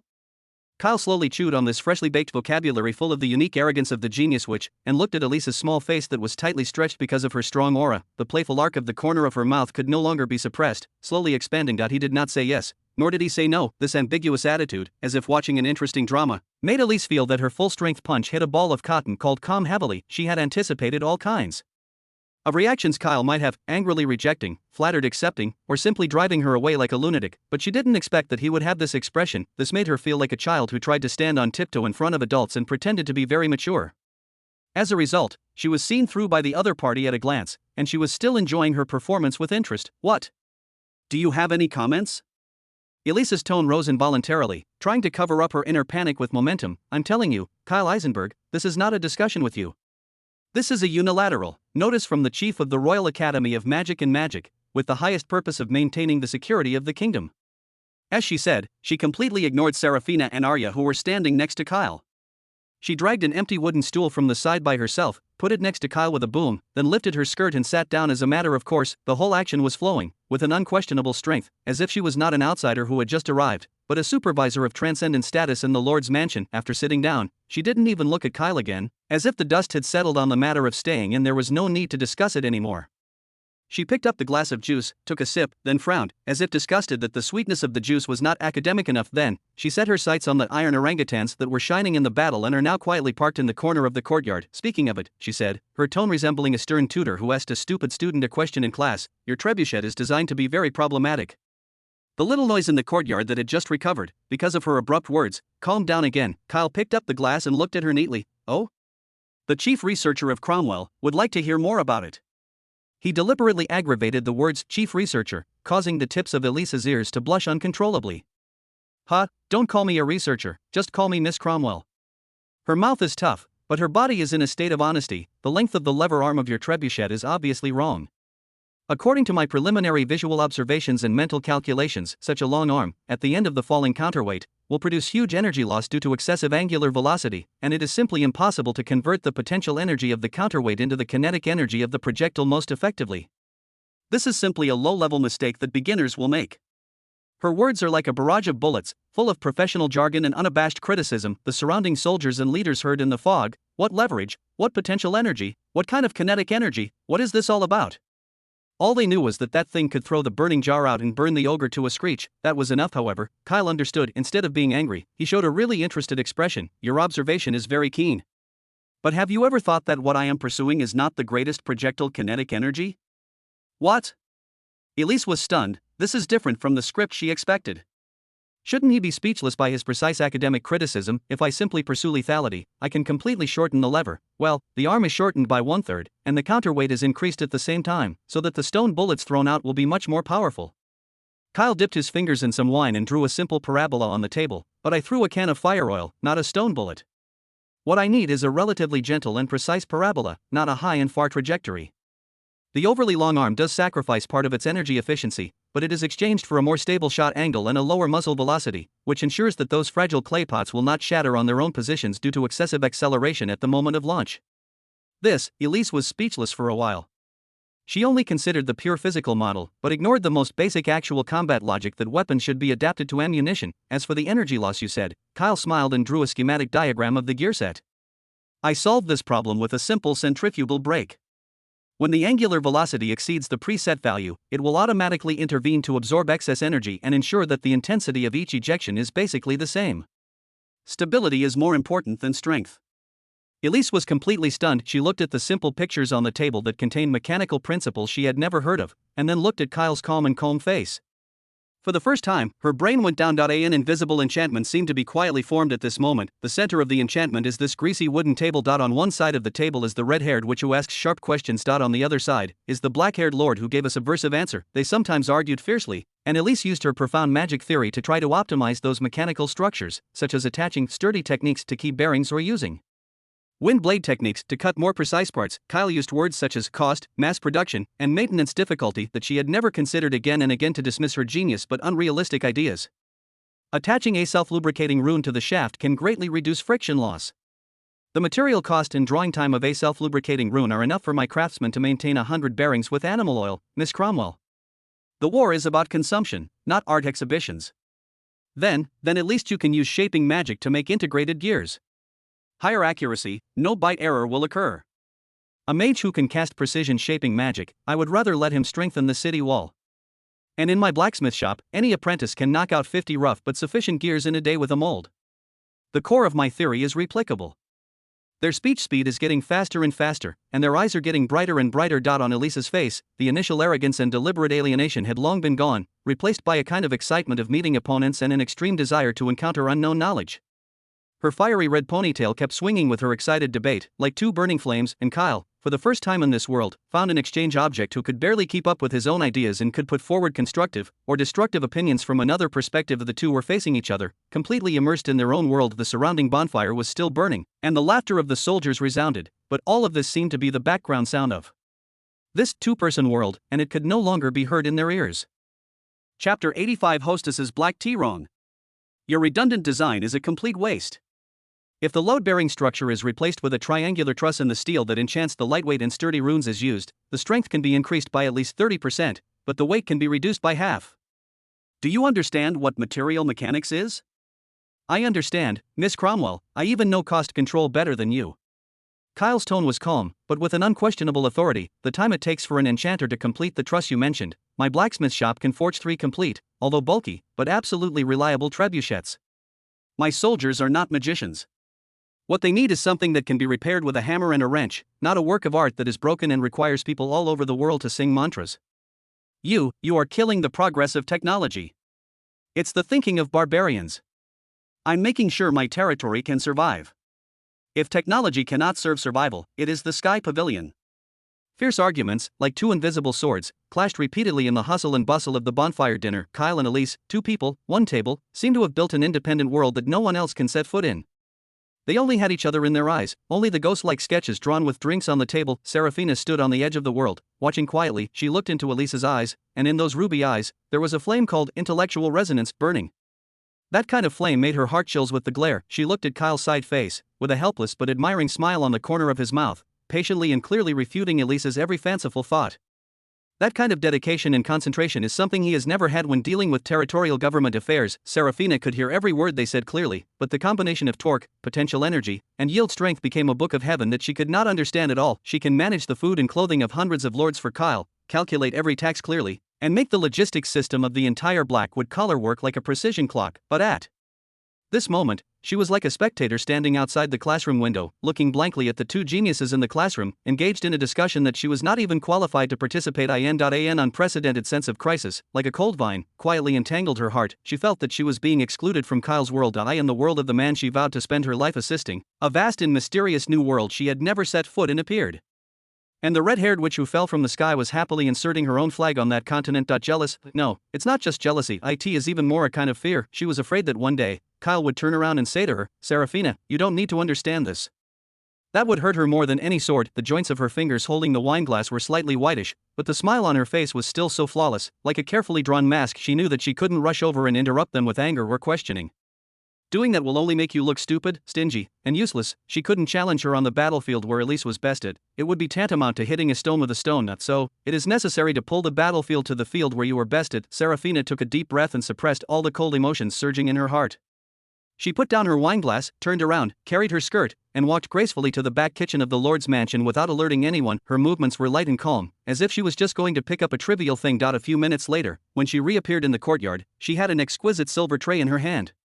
On the tray, there was a white bone china teacup, and the amber tea soup in the cup was steaming with heat, exuding a rich and mellow aroma. She walked through the noisy crowd, step by step, and leisurely walked back to the invisible enchantment composed of controversy. So, your centrifugal brake is simply unnecessary.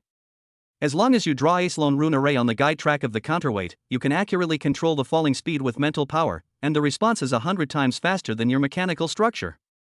Elise's emotions are at the peak of excitement, her voice sharp and excited. Then what? Find a mage to stand next to the trebuchet, just to control a counterweight? Kyle was about to refute. In the gap between this argument, a soft voice, like the evening breeze blowing across the strings, sounded just right. Kyle. The sound was not loud, but it was like a drop of water falling into a hot pan, instantly solidifying the intense atmosphere. Kyle and Elise were startled at the same time, and turned their heads together. They saw Seraphina standing at the table with a gentle and decent smile on her face, her violet eyes staring intently at Kyle. She gently placed the cup of hot tea on the tray in Kyle's hand, moving gracefully like a textbook. Are you thirsty for discussion? There was just the right amount of concern and pettiness in her voice. This is your favorite Ceylon black tea. I tried it just now. The temperature is just right. There was no accusation, no trace of dissatisfaction in these words. Every word is full of thoughtfulness and gentleness. However, these words were like a silent but extremely clear announcement. Kyle looked at the cup of black tea exuding a familiar aroma in front of him, and then at Seraphina's eyes that seemed to be able to see everything. His heart warmed, and at the same time a trace of guilt rose. He was indeed a little carried away because he found an object who could communicate technical details, and left out the people around him. Thank you, Seraphina. He picked up the teacup, and the warm touch came from his fingertips, calming his somewhat agitated thoughts in an instant. He took a sip, and the familiar taste spread out on his taste buds. Well, it's still the best you make. This subconscious compliment made the smile in Serafina's eyes a bit more real. Elise, who was sitting opposite, was completely stunned. She watched Kyle naturally accept the teacup, and watched the tacit understanding between him and Serafina without words. For the first time, her brain, which was running at high speed due to fierce debate, had a catoned black tea salon. The temperature is just right. What are these? Is it some kind of new unit of physics? Or is it an alchemy she doesn't know? Not. She looked at Serafina, with a calm smile like a winner on her face, and she was looking at herself with a look of scrutiny. Even with a trace of pity, Elise understood instantly this is not academic, this is an area she doesn't understand at all and has never touched before. Life. Serafina's actions, these words, and this cup of tea are all silently reminding her you may be able to break into his mind, but his life is my territory. You may understand the theory in his mouth, but I understand his habits, his preferences, and his every subtle expression. I am the one who knows him best, can take good care of him, and can make him feel comfortable and at ease. I am the hostess of this family. The heated debate about levers and gears was easily interrupted by this cup of warm black tea. The world that belonged to only two people, constructed by wisdom and logic, was torn apart by an elegant and life-filled action of 4 or 2,000 caddies. A huge hole was opened. Elise opened her mouth, only to find that her previous words full of power had become pale and ridiculous at this moment. Chapter 86. The Saint's Hot Towel. If the cup of black tea served by Serafina is an elegant thorn sword, then Arya is the bystander with bare hands who doesn't even know how to hold the sword. She stood not far from the battlefield, like a butterfly lost in the giant's library, looking blankly at everything in front of her. She watched Miss Elisa's lips open and close quickly, spitting out words that she didn't understand but felt very powerful. She looked into Mr. Kyle's eyes, those eyes that always had a gentle smile, and at this moment there was a gleam of excitement for chess opponents. She also looked at Sister Serafina, watching her use a cup of black tea, and easily regained her place in the two-person world where the needle could not be inserted. Arya felt that she was superfluous. This feeling made her little subordinates consciously clenched her simple white dress. Unlike Sister Serafina, she is Mr. Kyle's justified fiancé. That cup of black tea is a symbol of identity and the rightful power of the hostess. She can give it away, but no one else can. She is even less like the red-haired Miss Elise, possessing an intellectual weapon that can keep pace with Mr. Kyle on the heights of thought. Their argument was a feast that she didn't even have a ticket to. What does she have but discuss plague protection with Mr. Kyle, a soothing prayer? When Mr. Kyle is tired, she can sing hymns for him to relieve his mental stress, provide spiritual support. When Mr. Kyle makes a decision, she can always stand behind him and tell him with the purest trust, you are right. But these things, in this battlefield full of gunpowder built by torque, leverage, black tea and fiancé, seem so illusory, so useless. What can she do? Rush over and give each of them a peace of mind? I'm afraid it will be regarded as some kind of mental attack by Miss Elise, and she will throw a fireball technique with her backhand. Arya's head drooped down, and her long eyelashes cast a small shadow under her eyes. She watched Sister Serafina sitting gracefully next to Mr. Kyle, and began to chat with him in a low voice about the inventory of the territory warehouse, in a natural tone as if they should have done so. On the other side, Elise was like a cat who had been robbed of a ball of wool. Her hair all over her body exploded.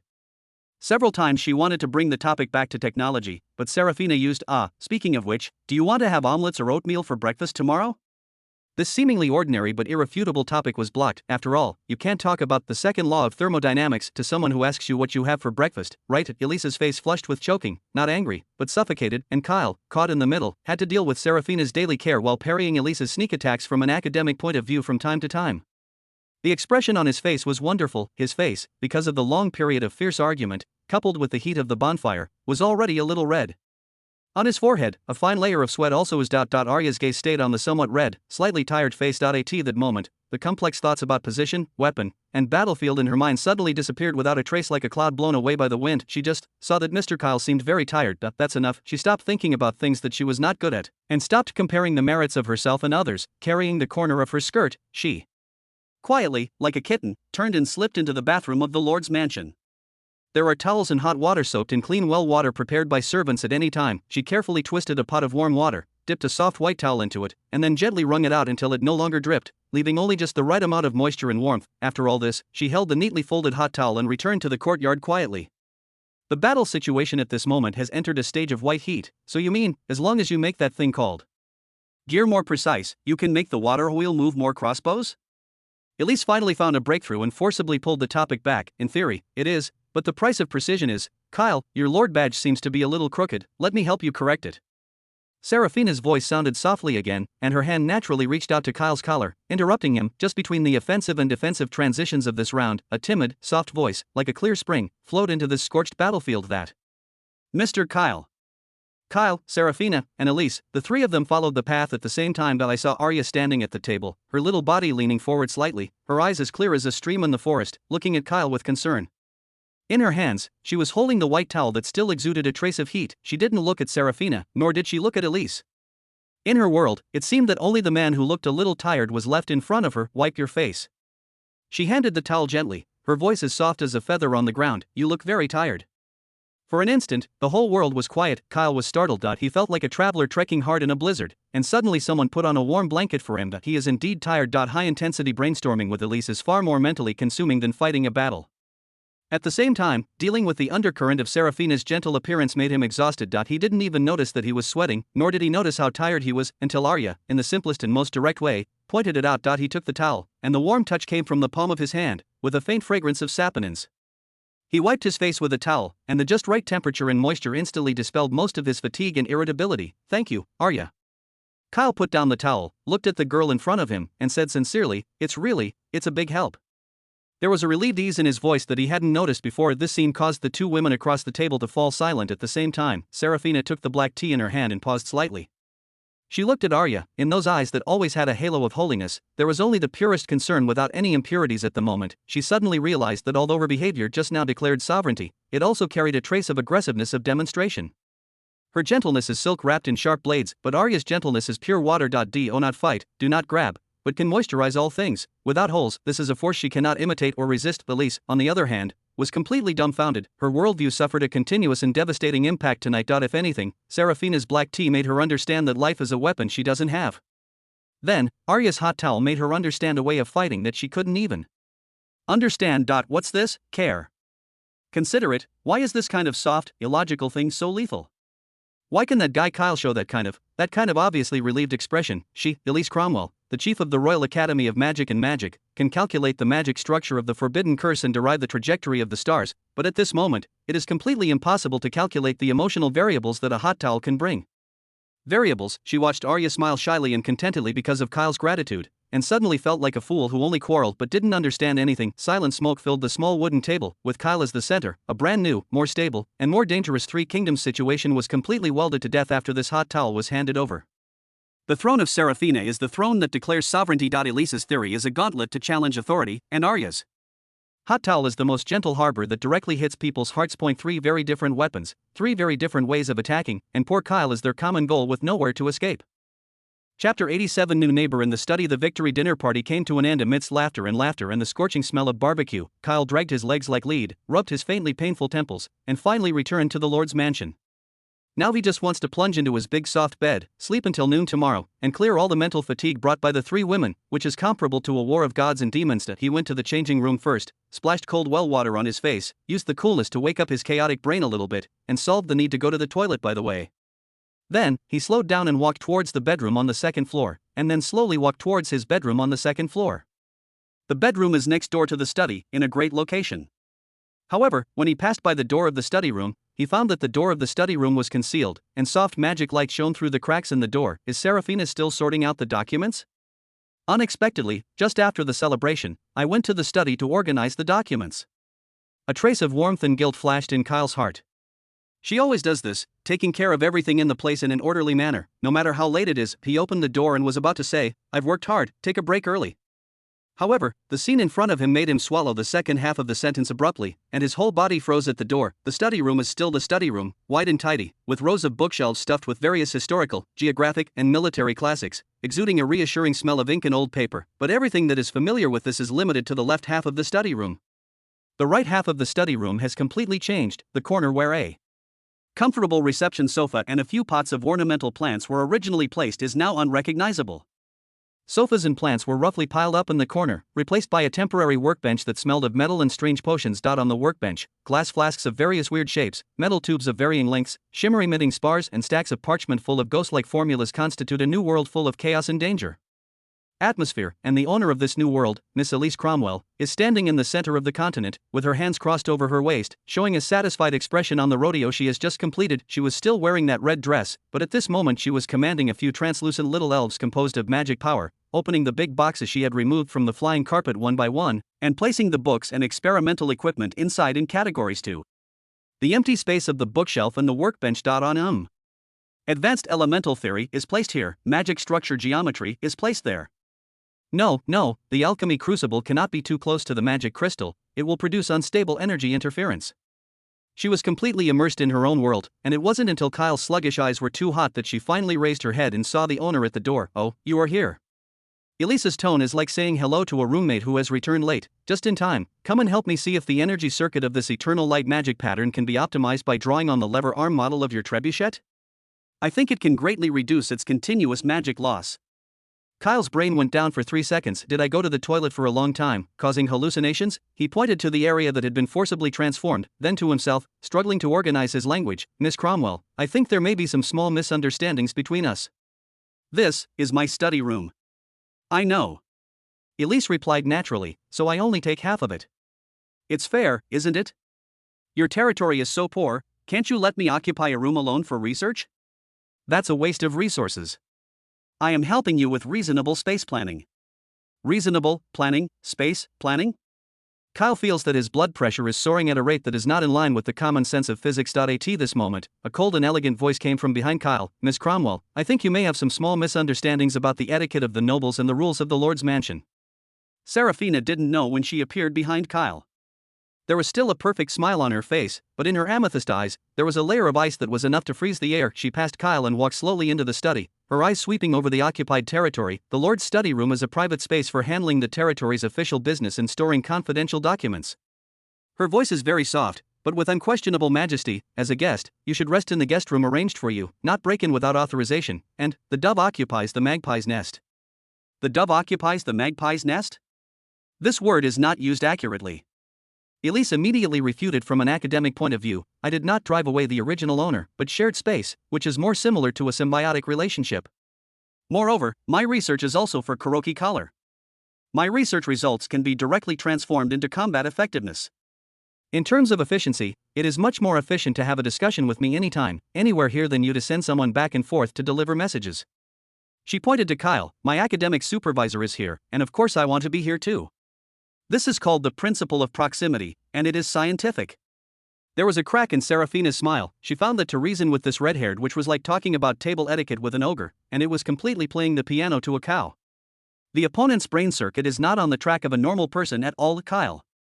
Serafina ignored Elise no longer, but turned her gaze to Kyle, with a hint of expectation in her tone that could not be rejected. The rules of the Lord's mansion cannot be chaotic. Kyle is one head and too big. On one side is her fair-minded fiancé, the hostess of Kuroki Collar. Every word she says is reasonable. On the other side is the genius Wang Du, who has just made a great contribution and relied on a high-sounding reason. Every word she says is distorted, but she has a kind of for science, for efficiency. It is difficult to refute the fanaticism. Just when he was about to open his mouth to make a circle, such as why don't I use the storage room next door as a laboratory for you, Elise was already impatient. All right, stop arguing and waste time. She waved her hand, and a soft magic force rolled up all her books and equipment scattered on the ground, and placed them accurately and neatly in the right half of the study area. Swish, a light blue light curtain hung from the ceiling like a waterfall, just along the central axis of the study room, dividing the entire space in two. The light curtain is translucent, allowing you to see the opposite side, but it isolates the sound and smell. Did you see it? Physical isolation. Elise patted the light curtain triumphantly, so we don't interfere with each other. You process your files and I do my experiments. When it needs to be discussed, I will turn it off again. Solved all problems perfectly. Serafina looked at the light curtain that exuded magical waves, so angry that she couldn't speak. This is no longer an unreasonable question, this is simply robber behavior, and Kyle, looking at the scene of the Berlin Wall in front of him, had completely given up resistance. He knew how stupid it was to argue about space ownership with a talented girl with explosive mobility and who could use magic to solve all physical obstacles. He waved his hand wearily. Forget it, Serafina, that's it. As long as she doesn't blow up my study. My experiment is very rigorous, and the explosion is just a small probability event. Elise on the opposite side of the light curtain muttered dissatisfied. Serafina glanced at Kyle deeply, her eyes full of disappointment and a trace of imperceptible grievances. She didn't say anything in the end, just lifted her skirt, turned and left this place that was no longer Kyle's study, but became Kyle and Elise's shared space. Since then, the Lord's mansion of Kuroki has entered an era of chickens flying and dogs jumping. During the day, the study room is relatively quiet. At night, when all sounds are silent, this place becomes the most lively place in the entire Lord's mansion. Wrong. The modulus of your gear is miscalculated.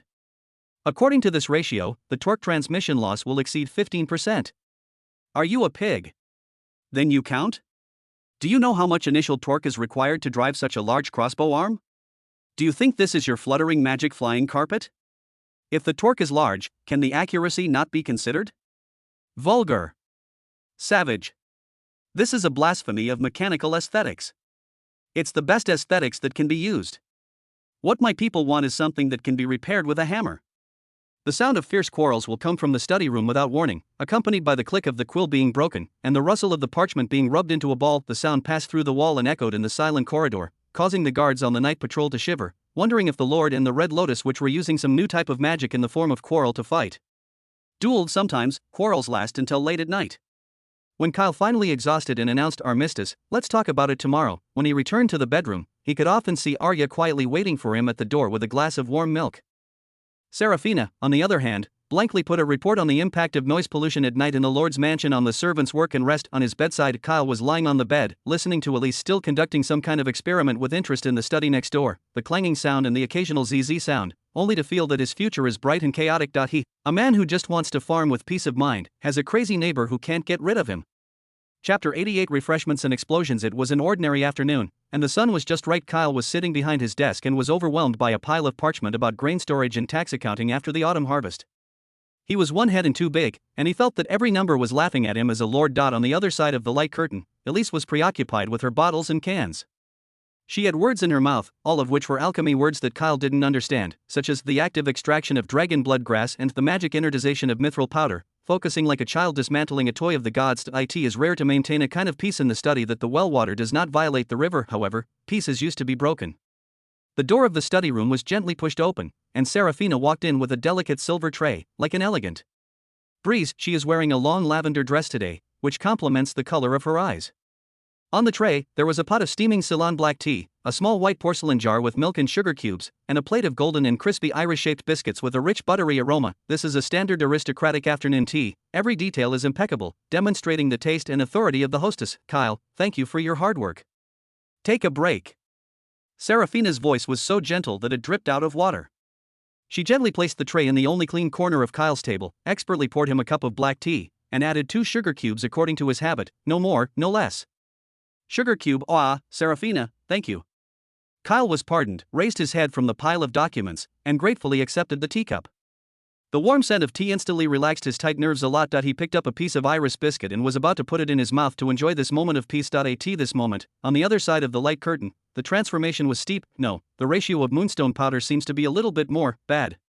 Elise exclaimed, and then, she only heard a muffled boom. A thick smoke with a pungent smell of sulfur and some unknown burnt smell suddenly erupted from her small alchemy crucible, instantly filling the space on the right side of the light curtain. Despite the physical isolation of the light curtain, the thick smoke stubbornly squeezed through the gap, like a living poisonous snake, and rushed straight towards Serafina's carefully prepared afternoon tea. The piece of iris biscuit in Kyle's hand bore the brunt, and it was smoke with a strange color that seemed to be moldy. Immediately afterwards, the golden plate of biscuits was all covered with a layer of gray-black filters, exuding a smell mixed with butter and indescribable. The perfect smile on Serafina's face stiffened. She watched the art that she had spent an hour carefully baking, representing the calmness of the Zhendong, turned into a plate of toxic funerary goods suspected of being dug up from ancient ruins in 3 seconds. She held the silver teapot in her hand. Her knuckles were slightly white. The light curtain was hurriedly removed by Elise. While waving her hand to disperse the thick smoke, she coughed and came out from the inside, with a little black ash on her face, like a cat that just came out of the chimney. Ahem, mistakes, just a small overflow of energy, don't get in the way. She saw the tragedy on the table, but she didn't apologize at all. Instead, like a critic, she frowned and pointed at the contaminated snacks. TSK, what is this? Biscuits? It's so greasy. She pinched a piece of biscuit that had turned black, put it in front of her nose and smelled it, and threw it back on the plate in disgust. Kyle, let me tell you, this kind of high-calorie junk food will only make your blood sticky and seriously affect the brain's thinking efficiency. Efficiency. You should be glad that my experiment helped you get rid of them. Deal with, drop it? Serafina squeezed these 2 words out of her teeth. The smile on her face became more and more gentle, but the cold in her eyes almost condensed into a substantial ice cone. Miss Cromwell, I think that compared to these snacks that can replenish physical strength, some will explode. Objects of unknown origin are even more worrying about security issues. This is not called an explosion, this is called a non-directional release of energy. Elise immediately corrected her words, with a layman expression on her face, and my experiments have been carefully calculated, and the safety factor is much higher than the kind of unskilled kitchen work you think. Really? Serafina smiled and picked up the teapot and poured herself a cup of black tea. Then it seems that I should add some fire dragon grass powder to the refreshment next time. Maybe it can have the energy of directional release and fly directly into the mouths of some people who only know how to talk. Fire dragon grass powder is violent in nature, and it is highly toxic when combined with dairy products. Don't you even have basic common sense as a woman? Of course I know, I'm just expounding a point of view. Seeing that an academic and ethical debate around dim sum and explosion was about to erupt, another soft and weak voice, like a clear spring, tried to extinguish the raging flames of war at that. Mr. Kyle. Arya didn't know when she came to the door of the study. She was holding a small cloth bag wrapped in white linen in her hand, and she looked at the tense atmosphere in the room timidly. She bypassed Serafina and Elise, who were still facing each other, walked to Kyle in a small step, and handed the cloth bag over. I think you have been very tired these days and you are not in good spirits. She whispered, her clear eyes full of concern. This is some soothing grass I picked from Hausan. Soaking in water can relieve fatigue and make you sleep better at night. Kyle was moved for a while. This was simply charcoal in the snow. He took the cloth bag that exuded a faint fragrance of herbs, and felt that even the fatigue of the past few days had been relieved a little bit. Thank you, Arya, you always. Before he finished his words of thanks, he was mercilessly interrupted by a voice. Anshan grass? Elise leaned in as if she had discovered a new world, grabbed the cloth bag from Kyle's hand, opened it and smelled it, and then showed a more contemptuous expression than when she saw the biscuit just now. The active ingredient of this kind of thing is Ningxian base, but the content is extremely low, and it is accompanied by a large amount of dullness. After drinking, it can indeed make you sleepy, but at the cost of at least 3 hours, your logical thinking ability and reaction speed will decrease by more than 20%. She threw the cloth bag back to Kyle, as if it was something dirty that would contaminate her fingers. In simple terms, this is a kind of grass that makes people stupid. She made her conclusion, and then, like a conjuring trick, took out a crystal bottle of bright green liquid from her experimental bench and stuffed it in front of Kyle. Here, use my energy-nourishing potion. Pure magic extract can increase the activity of your cerebral cortex by 15% in 1 minute, and there are no side effects. The effect can last for 4 hours. Better than your stupid grass. I don't know where the efficiency has gone. Arya's face flushed when she choked on her words, and her eyes filled with water vapor in an instant. She didn't know what Ningxian alkali was, nor what dullness was. She only knew that this was something she had carefully picked from the edge of the cliff all afternoon, hoping to help Mr. Kyle. Full of heart now, it has been said to be stupid grass. Kyle looked at the chaotic scene in front of him and fell into despair. On his left hand is a hostess biscuit that has been smoked darkly and smells of sulfur. His right hand is the saint's heart that exudes a fragrance but is defined as stupid grass. In front of him, there was a genius potion that flickered with dangerous green light, and God knew if he would grow a third eye if he drank it. In the study room, the aroma of afternoon tea, the fragrance of herbs, the burnt smell of explosions and the chemical smell of some unknown potion were mixed into a strange smell comparable to the end of the world. Serafina and Arya, two women with very different positions and styles, at this moment, with the same hostile and helpless eyes, looked at the red-haired witch holding the green potion with a face of I am the most efficient, I am the most scientific. Chapter 89. The captain watching the backyard of the Lord's mansion, the training ground. The smell of soil and sweat, mixed with the cool air in the early autumn morning, forms a pure and powerful atmosphere. Carl let out a low roar, and the long steel sword in his hand drew a sharp arc, and collided heavily with the tomahawk of a guard member. Clang! The crisp metal clatter reverberated on the empty training ground.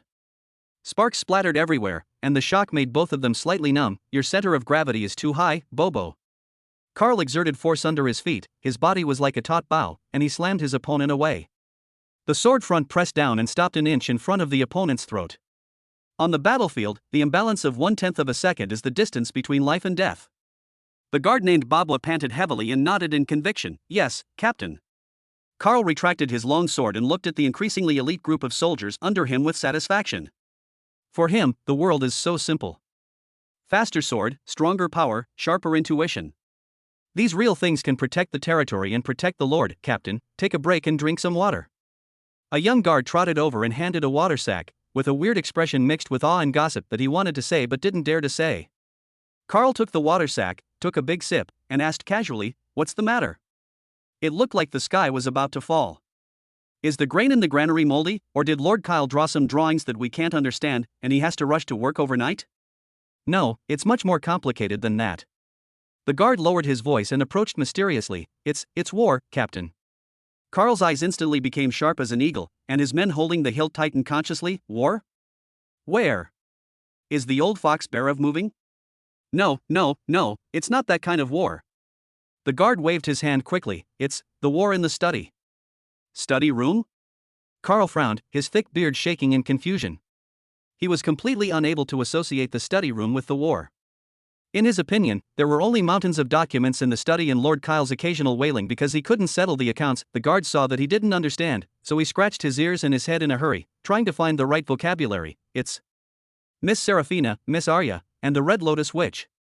The three of them are in the study every day, fight. He described it vividly. Yesterday afternoon, Miss Seraphina went in with a plate of perfect honey biscuits, but that Miss Elise slammed it and turned all the biscuits into black charcoal. Miss Seraphina's smile made me feel cold across the corridor. Then Miss Arya gave the soothing herbal medicine, and Miss Elise said it was a stupid grass. Miss Arya's eyes were twitching, and her face was full of grievances. This morning, Miss Elise and Lord Kyle quarreled over a best solution to lever arm. Miss Seraphina smiled and poured tea for Lord Kyle, reminding him don't be delayed by some unrealistic fantasies. Handle official business, AI. Miss Leah silently handed a hot towel to Lord Kyle. Oh, my God, Captain, that scene was even more terrifying than our fight with the ogre. Carl was taken aback when he heard it. Honey biscuits, herbs, hot towels, and incomprehensible words. Can these things also be used in battle? He couldn't understand it at all. In his opinion, this is like saying that someone defeated a rhino in armor with a flower. It sounds boring. Carl finally gave his own evaluation, and then threw the water sack back to the guards. I'm going to report the patrol to the Lord. He has no interest in this kind of game between aristocratic ladies. He only cares about whether there are new traces of monsters on the edge of the territory and how the fortifications are being strengthened. When Carl walked to the door of the study room on the second floor, the door was concealed, and there was a fierce argument inside. Wrong. Your idea is fundamentally wrong.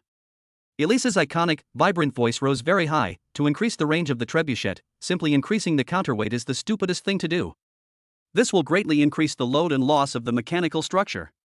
We should optimize its leverage ratio and release angle, and achieve the goal by changing the initial velocity vector of the projectile. This is basic knowledge. But Miss Elise, Seraphina's calm and elegant voice sounded in time, with a hint of imperceptible mockery. We don't have so many craftsmen who are proficient in complex craftsmanship, and we don't have so much time to repeatedly debug the perfect ejection model in your mouth. Although Kyle's method is simple, any carpenter can complete the transformation in half a day and put it into use immediately. What can be used is the best, isn't it? Being able to use does not mean that it is optimal. This is a waste of knowledge. Vulgar. Mr. Kyle, Miss Elise, please stop arguing.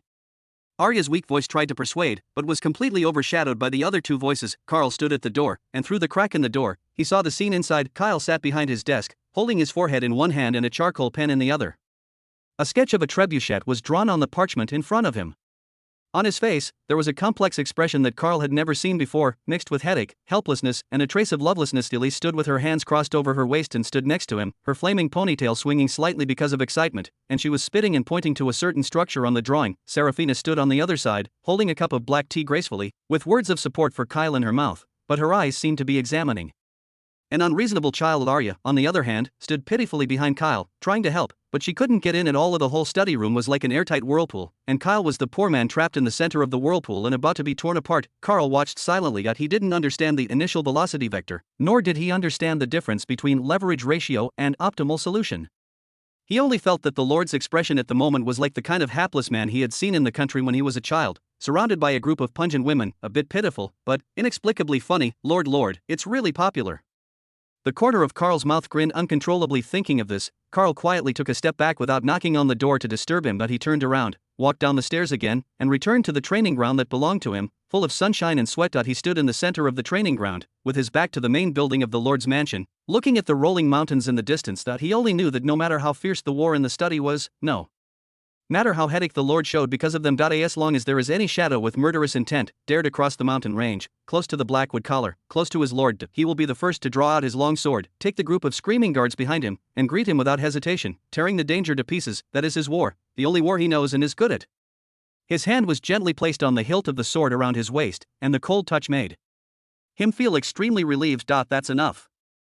Chapter 90. My research topic. Night. It's already deep during the day. The fierce war around lever arm, refreshment, safety, and herbal curative effects finally ended with the moon rising into the sky. The study room was quiet, leaving only the rustle of a quill pen on the parchment, and Kyle's steady and tired breathing in the corner. In the end, he still failed to get through the mountains of documents and endless academic debates.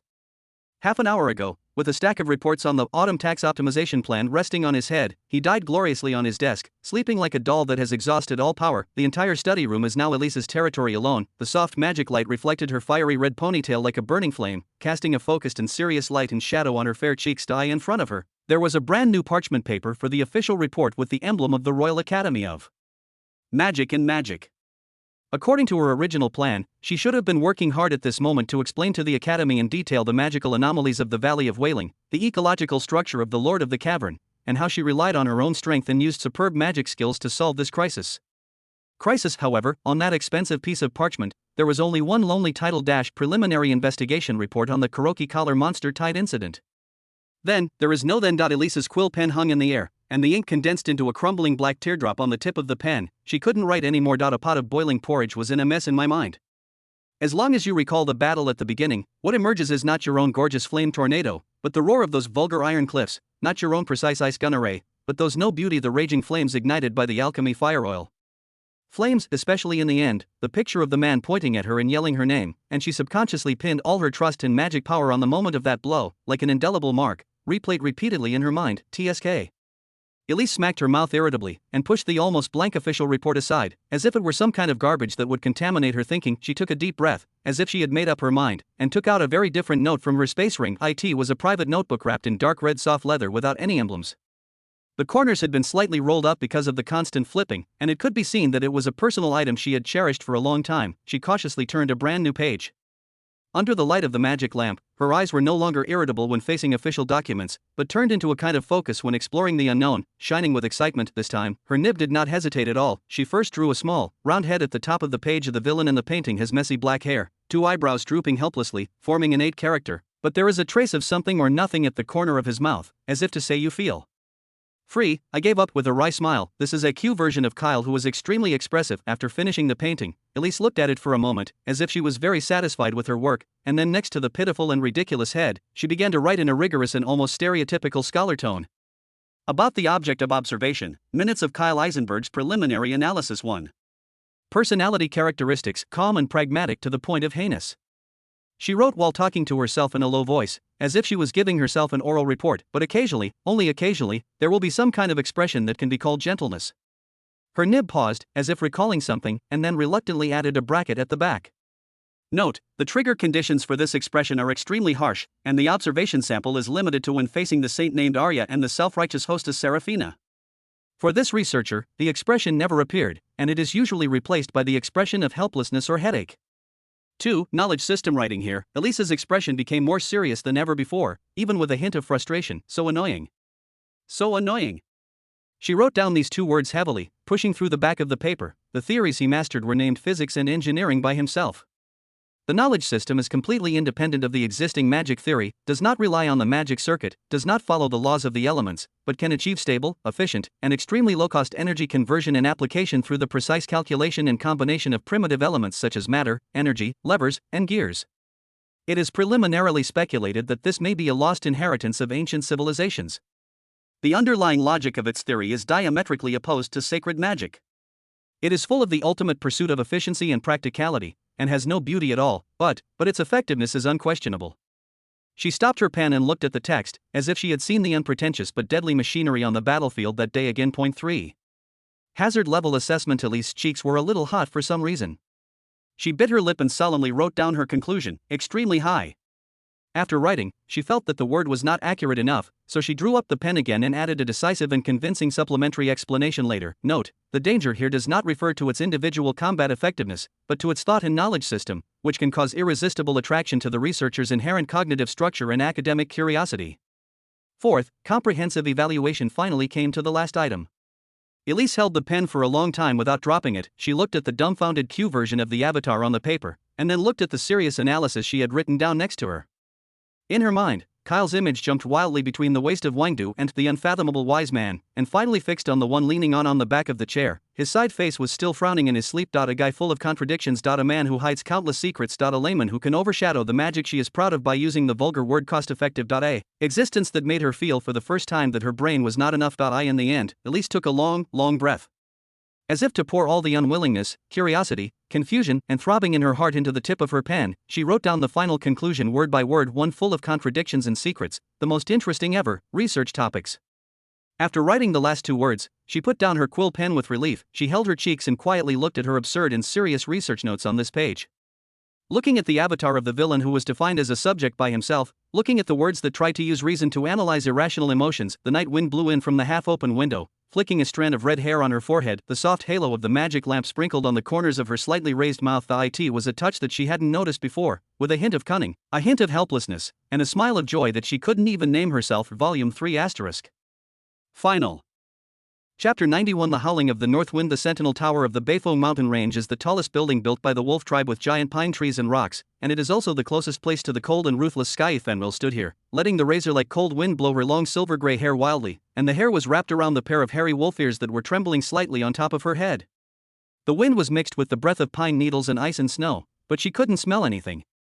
In the golden beast pupils, known as the pupils of broken gold, only the endless gray mountains and deeper worries were reflected. At this moment, a young werewolf wrapped in dilapidated animal skins, holding a bowl of steaming water in his hand, climbed up the sentry tower with difficulty. His name is Ulf, and he is Fenrir's most loyal sidekick, and he is also one of the few strong guys in the tribe who can carry the wind up to this shithole and will not be blown away. Master Fenrir, drink and warm your body with a hot sip. Ulf handed the wooden bowl over. The liquid in the bowl was crystal clear, and only a few unknown grass leaves tumbled in it. Fenrir didn't answer, but glanced at the bowl of the soup, with a self-deprecating arc at the corner of his mouth. Broth? Ulf, did you also cook the shadow of that unlucky snow rabbit today? It looks a little bit thicker than yesterday.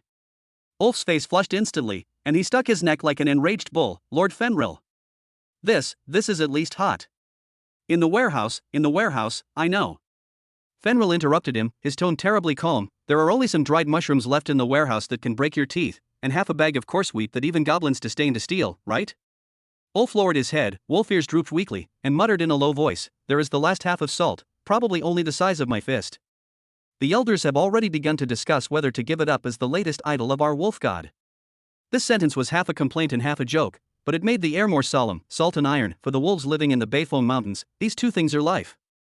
Without salt, the people would be weak all over, and even the strength to pull the bowstring would disappear. Without iron, they could only use animal bones and obsidian to fight the cold armor and long swords of mankind, and now, both of these things have been cut off of that fat pig count named Barav. Ulf finally couldn't help it, and hit the railing of the sentry tower with a punch, shaking off a piece of ice. Orcs threaten the commercial road? Fucking shit. Last month, his baby caravan passed by the foot of our mountain, and I also sent someone to give them a fat deer that they had just beaten and returned with 3 bags of salt. They call this a threat? Fenrir's eyes became cold, and she looked at the horizon to the southeast. Where was the rich territory of Count Baravigulf? Do you think a fat pig with a greasy mouth would care about an extra rabbit on the dining table, or would you care more about the whole box of gold buried under the kitchen? Ulf was taken aback for a moment, and then suddenly realized, you mean, he doesn't care about the business route at all, he just wants, that's right. There was a chill in Fenrir's voice, colder than the wind on the top of the mountain. He wants the mountain under our feet, the heart of the mountain range, the mithril vein flowing with moonlight color. The treasure we have guarded for generations was smelled by him. Then we will fight him. Ulf's blood warmed up again, he raised his chest and showed strong muscles. None of our wolf warriors are cowards. Let him see our claws and teeth. Then what? Fenrir turned around, his golden pupils staring at him sternly. Use your claws to tear apart the iron armor? Use your teeth to bite off the knight's spear? Ulf, let me ask you, how many soldiers do we have? Those who can fight, 327. Ulf replied proudly, where's Barav? He has at least thousands of private soldiers, and I heard that hundreds of mercenaries have been recruited recently. Ulf's voice dropped, where are our weapons? Most of them are bone spears and stone axes, and less than 50 people have rusty iron tools. Where is our food? Fenrir's voice increased by a point, where is our salt? Even if we rush down the mountain with all our blood, how many games can we play? 1 day? 2 days? And then? Let our soldiers be hungry, brandishing their broken bone spears, to meet Barav's group of well-fed and well-equipped butchers? A series of questions hit Ulf's heart like hail, causing the flame he had just ignited to go out in an instant. He opened his mouth, but he couldn't say a word. He could only grab his hair in pain. Yeah, and then what? Fenrir looked at his painful look, the sharpness in his eyes softened a little. She patted Ulf on the shoulder and looked into the distance again. Barav is a greedy lord, not a stupid general. He knew that going to war directly would cost him a lot, so he chose the safest and most vicious method. He wants to use blockade, hunger, and cold to wipe out all our courage and strength. When we can't even stand still, he will send his army to take this place as easily as slaughtering a group of sick sheep." She paused, with a tremor in her voice. "By then, he will not only get the mine, but also a hero reputation of destroying the orcs who threaten the trade routes. Kill two birds with one stone, what a perfect calculation." There was a dead silence on the sentry tower, leaving only the never-ending wailing of the north wind. "The sound of this wind is like the wailing of the entire wolf clan in a desperate situation." Fenrir closed his eyes and took a deep breath of the cold air. She knew that Barev's patience was limited. When spring came, the ice and snow melted, and the road to the depths of the mountains became unobstructed. It was the day when he was desperate, and the time left for them is running out. Chapter 92: The Legend of Hope. In the tribe's largest conference tent, the atmosphere is more solemn than the ice and snow outside the tent. The bonfire crackled in the central fire pond, but it couldn't dispel the haze on the faces of the werewolves who had been sitting around for a week. There was a smell of despair in the air of the tent, so, my opinion is, stick to it. The elder Greymane spoke. His voice was dry and heavy like two grinding discs rubbing against each other. His wrinkled face was almost integrated with the grey wolfskin cloak on his body. "There is always an end to Barev's blockade.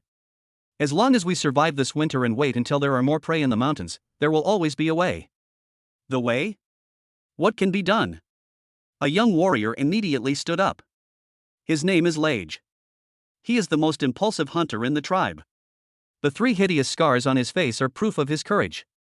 By the spring, our people will be too hungry to hold weapons. Do we want to use the roar to scare off Barev's army?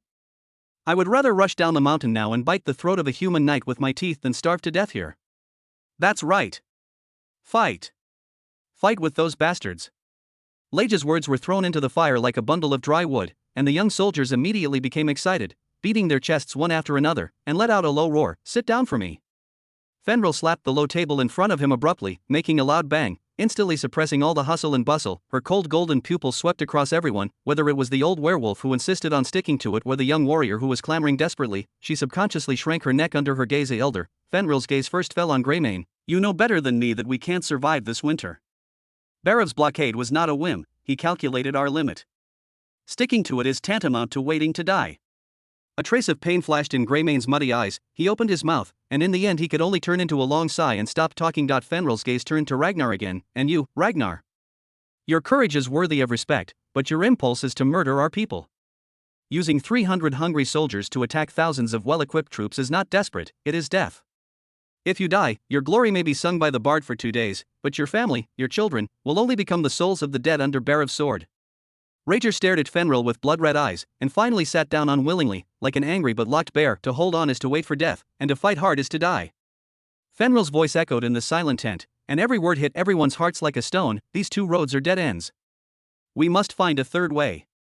The tent fell into dead silence again. The third way? Everyone knows that a third way is needed, but where is the way? At this moment, the curtain of the tent was suddenly opened, a cold wind swept in, and a young werewolf rushed in, with frost on his eyebrows and beard, apparently just returning from a long journey outside. "Lord Fenrir." "Elders." "Yes, there is news." He panted heavily, because he was running too fast. He coughed violently as soon as he spoke. "Speak slowly, Reeve." Fenrir handed over a bowl of water. "You are the farthest scout we sent out. What did you find?" Reeve took a big sip of water, and his purple frozen lips finally regained a little blood color. He raised his head excitedly, his eyes flashing with an unprecedented light. "Brave man. I heard a rumor about the brave." "Brave?" As soon as the word was uttered, the air in the entire tent seemed to stagnate for a moment. For the orcs who advocate strength and glory, the term brave carries too many meanings. That is the legendary hero handpicked by the goddess of light, the embodiment of justice, and the existence that can create miracles. The elder Greymane frowned and said displeasedly, "Reeve, don't talk about those fairy tales. What we need now is food and iron, not illusory legends." "Not a legend. Great elder." Reeve retorted eagerly, "It's true. Many people have seen it. Just to the north of Inua City, the brave Leo Estrella is there. It is said that he was a commoner before, but because of his outstanding strength, he was canonized as a brave by the Holy See of Guangming." "A civilian? How is this possible? The Holy See has admitted it? That must be true." Exclamations and discussions rang out in the tent one after another. Fenrir's heart also jumped suddenly, and she asked, "Go on, Reeve. What else is the news about this brave man?" "Yes. Some of them." Reeve seemed to have found a catharsis, and he kept talking. "This Lord Leo was simply the hero who came out of the story. He has superb swordsmanship, and it is said that he can cut off the falling raindrops as fast as possible. Moreover, he has justice in his heart, and what he hates most is the bad nobles who oppress the common people. He broke his fingers and said like a treasure, just a few days ago, he single-handedly broke into the castle of Baron Bloodaxe. The Baron had to cut off the left hands of all of them because the farmers in the territory could not pay taxes. Lord Leo split the Baron's axe in half with one sword, forcing him to abolish all harsh taxes. And last week, in Sancha River Town, a greedy viscount wanted to seize a half-elf girl. Lord Leo fell from the sky and used the sword ridge to draw the viscount like a pig's head in front of everyone, and then hung him on the flagpole at the entrance of the town until he sign and take a picture, and swear never to do it again. The more Reeves said, the more excited he became, and his cheeks flushed with excitement. The most important thing is, Lord Fenrir, guess what I heard? They said that Lord Leo never discriminates against anyone because of race. He once helped a dwarf tribe that was deceived by a human merchant, and he also washed away his grievances for a Catman boy who was framed for stealing. Everyone said that in his eyes, there is only justice and evil, and there is no distinction between races. These words, like a beam of light piercing the darkness, suddenly shone into the dim conference tent. All the werewolves calmed down, they looked at each other, and they saw the same thing in each other's eyes. Hoped out a brave man who is strong, just, upright, and does not discriminate against alien races. Isn't this the savior they need most now? Fenrir's breathing became a little short, and in her golden pupils, the clouds of worry were being dispelled, replaced by a raging flame. She doesn't need politicians who can only talk bombast, nor do she need businessmen who are preoccupied. What she needs is a hero who can use the most direct and purest power to break the dead end in front of her, and Leo Aslia, this legendary civilian brave, perfectly fits all her imagination of the gamebreaker. Where is he now? Fenrir's voice trembled imperceptibly. It is said that after he punished the Viscount, he went all the way north, in the direction of our Beifong mountain range. Some people say that he is here to practice, others say that he is here to find the legendary Warcraft. Reeve replied, good. Fenrir stood up abruptly, his eyes firm. Without the slightest hesitation, she looked around at all the people, her voice loud and decisive. We can't wait any longer. Instead of arguing here whether to wait for death or die, it is better to seize this only glimmer of life. She pointed outside the tent, pointing to the vast snowfield. I decided to immediately send our most elite scouts, with our most sincere request, to find this legendary hero Lord Leo Estrella. We ask him, in the name of the brave, to do justice for us. As the voice fell, the entire tent was silent for a while, and then a sky-shaking cheer broke out. Oh! The despair that had been suppressed for too long turned into a cry of hope at this moment. Fenrir looked at the eyes of the people's renewed light and clenched his fists tightly. Leo Estrella brave, please be sure to respond to our prayers. She prayed silently in her heart, as if she had seen a hero in blonde and silver armor, bathed in holy light, descending on this land shrouded in despair. Chapter 93 The Hero's Arrival. Hope. Sometimes it comes faster than the fastest falcon in the Beifong Mountains. Just a few days after the scouts sent by Fenrir set out with a message, there was a rapid wolf howl from the tribe's observation post. The enemy's vigilance was not found in that voice, but it was full of some kind of incredible excitement. He's coming. Lord Fenrir. He is coming. A young werewolf warrior rushed down from the sentry tower in a row, so excited that he could hardly speak. Fenrir's heart jumped suddenly. She rushed out of the tent, and all the people who heard the movement also surrounded her. I saw a golden spot of light rapidly enlarging on the mountain road in the distance. That is not magic, but sunshine. The sun is draping on a person. He is riding a divine white horse, alone, but he seems to be carrying the momentum of thousands of troops and horses. When he arrived at the entrance of the tribe, all the werewolves held their breath. The visitor turned over and dismounted, his movements crisp and neat. He was wearing a set of silver-white light armor that was not heavy, but every leaf of armor was shining with holy brilliance, and his short golden hair was as bright as gold. His face is as handsome as a carving of a god, but the most eye-catching thing is his blue eyes, which burn with a righteous flame that seems to dispel all the gloom in the world. He is Leo Estrella, a name that lives in legends, and at this moment, he is standing alive in front of Fenrir and her people. I received your letter for help. Leo's voice was gentle and full of power. He looked around, and when his gaze fell on the wolf cubs hiding behind his parents, with yellow muscles and timid eyes, the flame of justice in his eyes was instantly stung and turned into a burning anger. Baravirl, how dare he act like this? Fenrir recovered from the shock, and she could feel that the man in front of her exuded a very different aura from those of the orcs struggling to survive in the wilderness. It belonged to the aura of light, glory, and hope. She stepped forward, took a deep breath, and told all about the predicament of the tribe, and the greed and brutality of Count Barav. He blocked all our trade routes, we can't exchange salt, and we can't replenish ironware.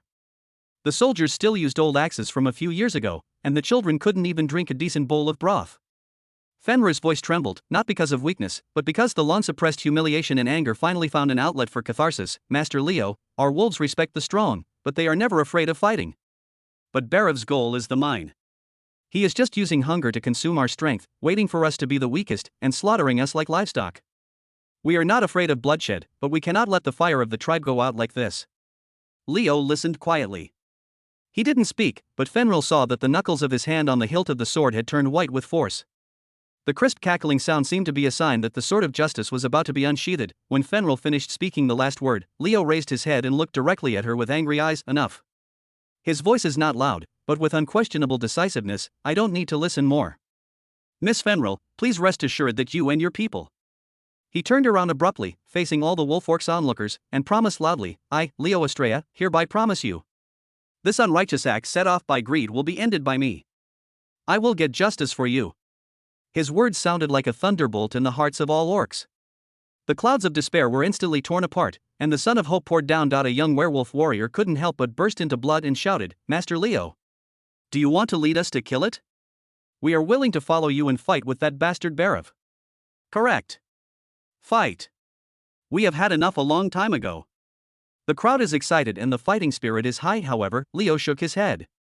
He raised his hand to signal everyone to be quiet. No, my friends. Using violence to fight violence will only give Barav more excuses to imprison the charges of orc riot on your heads. The light of wisdom gleamed in his blue eyes, which complemented his brave temperament. Nobles have the rules of nobles, and honor has the way of ruling honor. Since Barav is still wearing a noble skin, then I will tear this skin off in front of everyone in the noblest and most irrefutable way. Fenrir was a little puzzled. Then, what are you going to do? A confident smile appeared at the corner of Leo's mouth, and he looked in the direction of Barav Castle in the distance, his eyes as sharp as an eagle. I will send a formal challenge to Count Barav. Use the sacred championship duel to determine whether your wolf clan is innocent. I will play as your champion. Championship showdown? Fenrir and several wolf elders were stunned. This is an ancient tradition of resolving disputes between nobles. Through a duel between one of the strongest knights from each side, the winner will win the honor and the loser must accept the ruling. This is a ritual that condenses the cruelty of war into a glorious battle between two people. That's right. Leo's voice is categorical. If I win, Barav must publicly admit that the charges against you are false accusations, and immediately and unconditionally lift all blockades. If he refuses, he will become the laughingstock of the entire northern nobility, a coward who doesn't even have the courage to defend his own honor. Believe me, for a hypocrite like Barav who cherishes his face, public humiliation makes him more uncomfortable than a sword. After listening to Leo's plan, Fenrir's golden beast pupils burst out with unprecedented light. This is the hero, this is the legendary brave man, powerful, but does not abuse violence, angry, but does not lose wisdom. What he chose was not the most direct killing, but the most glorious and glorious path. What he wants is not only victory, but also to wash away the stigma and win back his dignity for the wolves. This kind of upright and powerful style perfectly fits all the orcs' imagination of the strong. At this moment, Fenrir looked at the man in front of him who seemed to be clothed in all kinds of light, and the last trace of doubt in his heart disappeared. Master Leo. Your kindness, the Bayfong wolves will never forget it. Everything about us is entrusted to you. Behind her, all the werewolves, young and old, all knelt down on one knee, silently and feverishly expressing their respect and trust. Please rest assured. He looked at Fenrir's golden eyes full of admiration and trust, and said solemnly, justice may be late, but it will never be absent. In the sun, his smile was more dazzling than the armor on his body. Fenrir felt that the future of the tribe was stable. Chapter 94. The Lord's plan. At the same time, the atmosphere of Kuroki Collar, dozens of miles away, is very different from the tragic and passionate heroic epic of the Bayfong Mountains. In the study room of the Lord's mansion, the flames were beating in the warm fireplace, reflecting the huge map of the Northern Territory on the wall. Kyle Eisenberg, the notorious scum villain in the eyes of outsiders, is holding a steaming black tea in one hand and a slender baton in the other, with a leisurely expression as if planning his own back garden. In front of him, two stunning girls with different styles stood. One is Serafina. She is wearing a well-cut lady's formal dress, and her amethyst eyes are full of the calmness and wisdom of the business elite. The other is Elise, her fiery red ponytail beating restlessly, her red eyes gleaming with curiosity about knowledge and the unknown. So, Kyle tapped lightly on the location of Count Barav's territory on the map with the tip of his baton, making a crisp sound. Just as we were discussing Kuroki's next 5-year plan, a good neighbor named Barav was planning to toss your hands and feet for our important future partners. More importantly, Elise, do you remember the magic disorder in the Valley of Wailing last time? Of course I remember. Elise immediately came to her senses. That stupid Lord of the Crypt, if it weren't for you. Halfway through her words, she swallowed back arrogantly and changed her words. A very strong ancient seal was artificially destroyed. The technique is poor, but the purpose is clear. The purpose is clear. Kyle repeated, with a cold arc at the corner of his mouth, artificially created a natural disaster, consuming my troops and destroying the construction of my territory. Looking at the entire Northern Territory, I have motivation and courage, but I don't have the brains to use this method to deal with me. Except for this Count Barav, I can't think of a second person. Serafina frowned slightly, her tone as flat as ever. According to the information, Barav has a long history of jealousy of us. Since our commercial roads were opened and 30% of his tolls were collected, his scouts have never disappeared at our border. His blockade of the wolf tribe this time is probably just a prelude. Although the tribe is brave, their social structure is very primitive, and they have a rigid demand for salt and iron from the outside world. If it drags on, within 2 months, they will collapse without Barav's hands. It's no wonder that a group of barbarians who don't even have an iron smelting furnace can hold the mithril vein. Elise held her arms and curled her mouth disdainfully, but soon, she seemed to think of something fun again. Her eyes lit up. However, their body structure is very interesting. If you can catch a few, no, please come over. A comprehensive physical examination may provide new ideas for my research on potions. Kyle glanced at her and shook his head helplessly. Elise, please put away your overflowing desire for research for the time being. We are now having a serious military, a business meeting. Since this Earl has stretched out his hand on my territory twice, once with a concealed arrow and once with an open gun, if he doesn't cut off this hand, I'm afraid he won't have a long memory. He put down the teacup, and his expression finally became a little more serious. Both of you, please see here. His baton drew a circle on the map, enclosing the Bayfong mountain range and the Blackwood collar. Here is the mineral and timber base of our future industrial system. That mithril vein is just an appetizer. The astonishing reserves of iron ore and high-quality hardwoods in the mountains are the cornerstones that support our steel torrent and shipbuilding industry. Therefore, this place must not fall into the hands of short-sighted idiots like Barav who are useless except for greed. Serafina pushed the glasses that did not exist on the bridge of her nose. This was her habitual action when she entered deep thinking. You mean, we want to intervene? Of course. Kyle's answer did not hesitate, but then the conversation turned, and a fox-like smile appeared at the corner of his mouth, but it's not like a brave man with hot blood, rushing over and fighting one-on-one with others. That was the behavior of Mang Fu, not the style of the Lord. He stood up and paced to Serafina, his tone calm and decisive. Serafina, you are my financial officer and the queen of the Kuroki Collar business empire.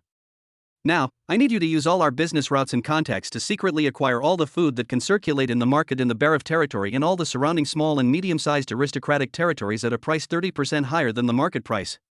A flash of brilliance flashed in Serafina's eyes, and she instantly understood Kyle's intentions. Do you want to artificially create inflation? In order to maintain the army, Barav's finances are already tight, and once food prices soar, it will inevitably shake the foundation of his rule. It's not just shaking.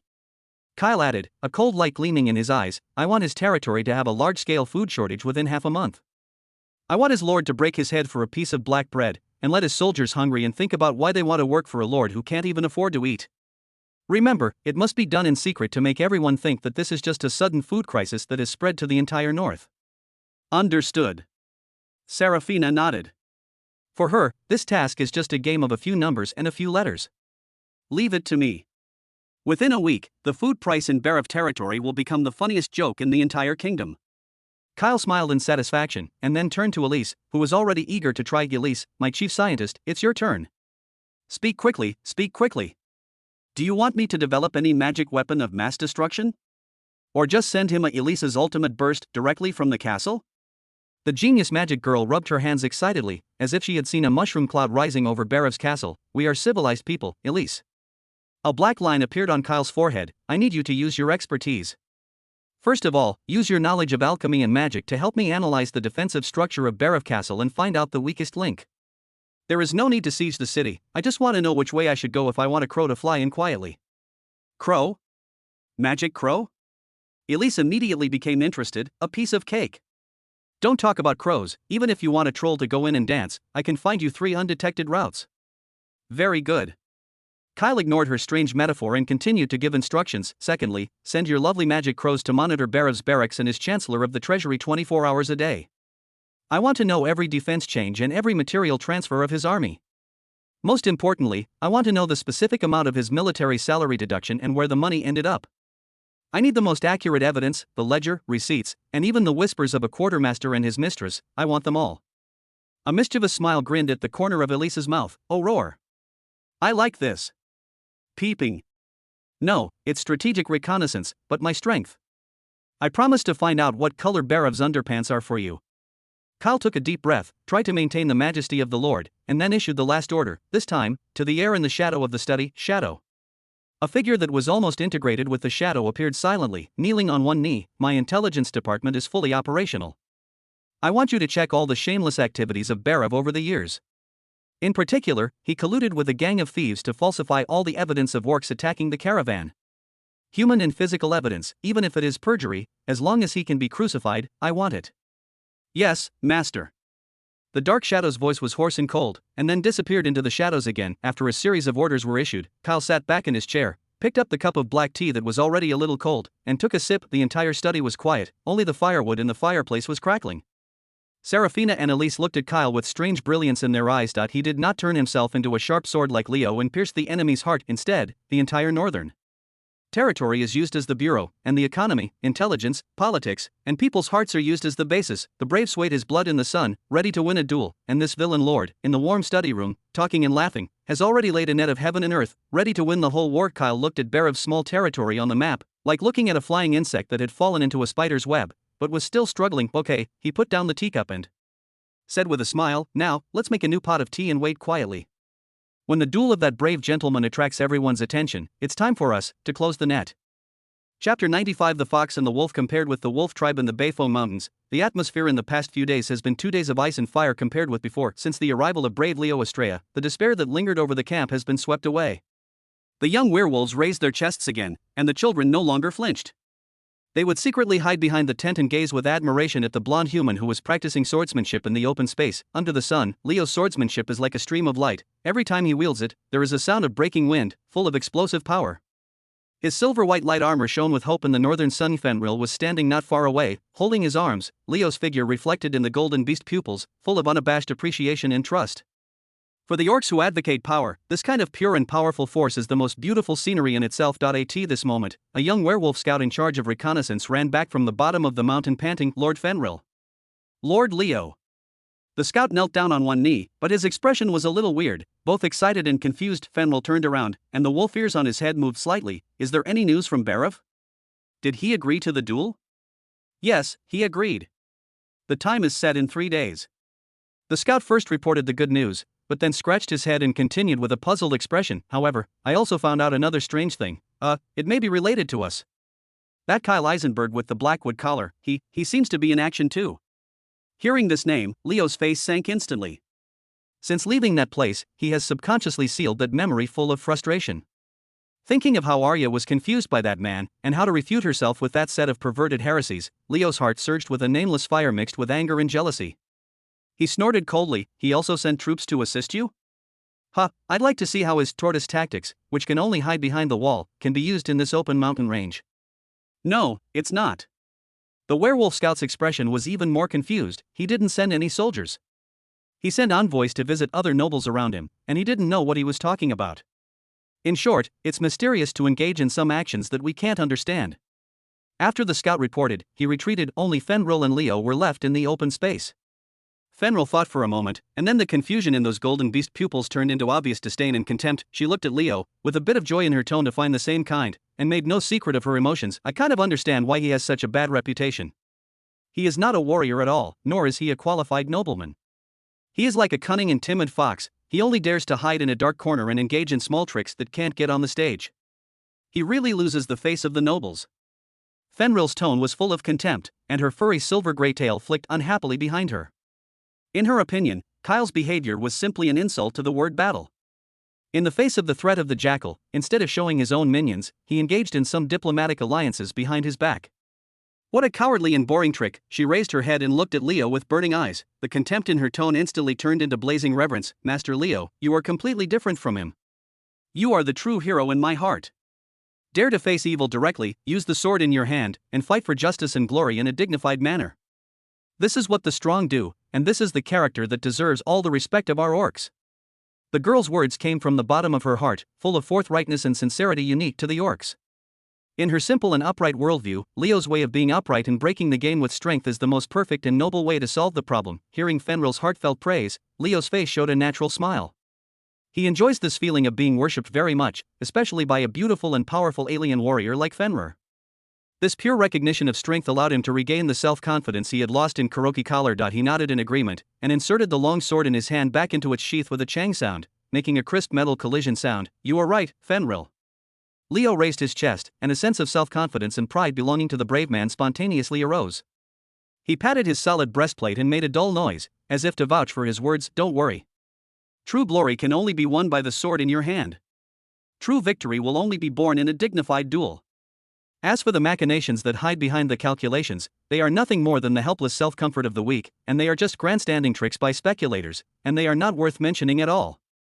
His voice was full of power, and every word was like a reassuring one, making Fenrir's faith even stronger. In 3 days, I will let Berev and the entire Northern Territory see clearly. In the face of absolute justice and power, any conspiracy is a pale and weak paper tiger. Leo turned around, his eyes like torches, looking at the outline of Berev Castle in the distance. In his eyes, that castle was already a dragon that was about to be beheaded by him under the sword, and he, Leo Estrella, is the brave man who was destined to win and cheer for beauty.as for the fox who was far away in Kuroki's collar and would only use despicable means to confuse the saint and engage in some shameless diplomatic tricks. It was just an insignificant and even ridiculous footnote in this heroic epic. Fenrir looked at Leo's stalwart back, the light in his eyes became brighter and brighter. She firmly believed that the fate of the tribe and the hope of all the people of the tribe were pinned on the sword blade of this hero. She was full of unprecedented expectations for the duel 3 days later. Chapter 96, Glorious Duel. 3 days, in the anxious and hopeful waiting of the wolf tribe, it was like a flash. The day of the duel came as scheduled. In front of Count Berev's castle, a huge circular clearing has long been cleared. There were a sea of people all around, and it was a dark place, gathering thousands of people from all sides. There are soldiers and citizens of the Berev territory, merchants who are attracted to see the lively scene, and even representatives from several neighboring nobles. They are sitting high on the viewing platform, with different expressions, ready to witness the duel that determines the belonging of the Beifong mountain range. The atmosphere was as tense as a full bowstring, the air was filled with the smell of dust and sweat, and the whispers of the crowd converged into a depressing buzz. Look! Berev's champion knight is out. Someone in the crowd shouted. I saw a strong man walking out of the side door of the castle, and every step of him caused the ground to vibrate slightly. He was like a moving steel fortress, his whole body was tightly wrapped in heavy plate armor, revealing only a pair of cold and cruel eyes. The two-handed giant sword in his hand, as wide as a door panel, was easily carried on his shoulders by him, and the sunlight shone on it, reflecting a palpitating cold light. My God, it's Grom the Bonebreaker. I heard that he once split an armored horse with a sword on the battlefield. How do you fight this? Isn't that brave man named Leo going to be shot into meat puree with a sword? The discussion of the crowd was full of awe of Grom. In the center of these voices, Fenrir and dozens of wolf representatives stood in the designated area, their expressions more solemn than anyone else. The young werewolves nervously clenched the bone knives around their waists, and let out an uneasy low growl in their throats. Master Fenrir, that guy looks like an armored rhino walking upright. A young werewolf said in a dry voice, Master Leo, is he really okay? Fenrir didn't answer, she just stared at the other end of the field. The palms of her hands were already full of sweat, and the furry wolf ears were tightly pressed to her scalp because of tension. At this moment, another figure appeared in the field. Leo Estrella. He is still wearing the silver-white light armor that symbolizes glory. Compared with the steel fortress on the opposite side, his armor is so light, even a little thin. He held a slender knight's sword in his hand, his long golden hair fluttering in the wind, and a confident and calm smile on his face, as if he was not here to participate in a duel of life and death, but to go to an elegant banquet. The strong visual contrast made the hustle and bustle on the field reach its peak in an instant. Hey, kid!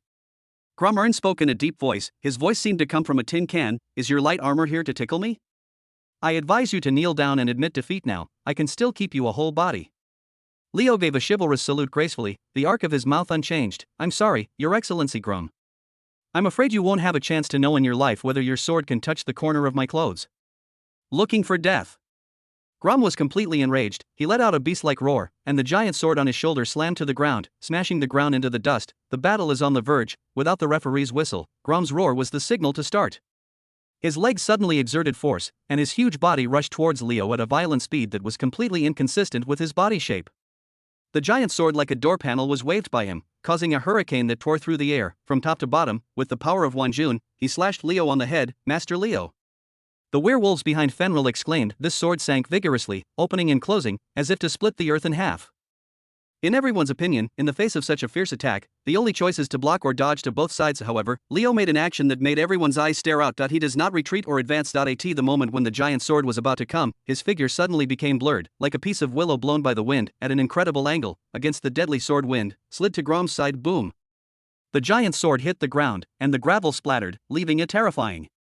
Dully more than half a foot deep. As soon as he shot down into the air, Grom did not pause at all. With a twist of his waist, a heavy giant sword swept out, bringing up a fan-shaped area of death. Can't hide anymore.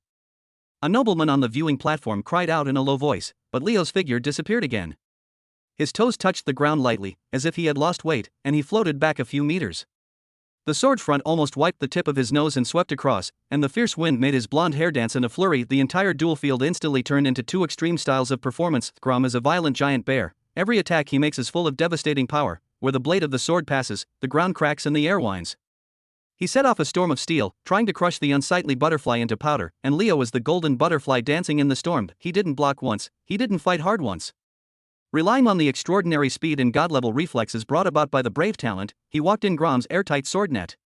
Sometimes forward, sometimes backward, sometimes sliding sideways, sometimes leaping lightly.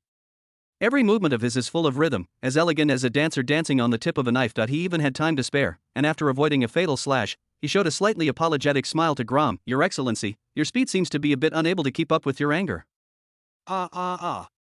Grom's eyes were blood red with anger, and the attack became even crazier, but apart from leaving deeper ravines on the ground, he couldn't even touch Leo's shadow. The orcs outside the venue held their breaths nervously.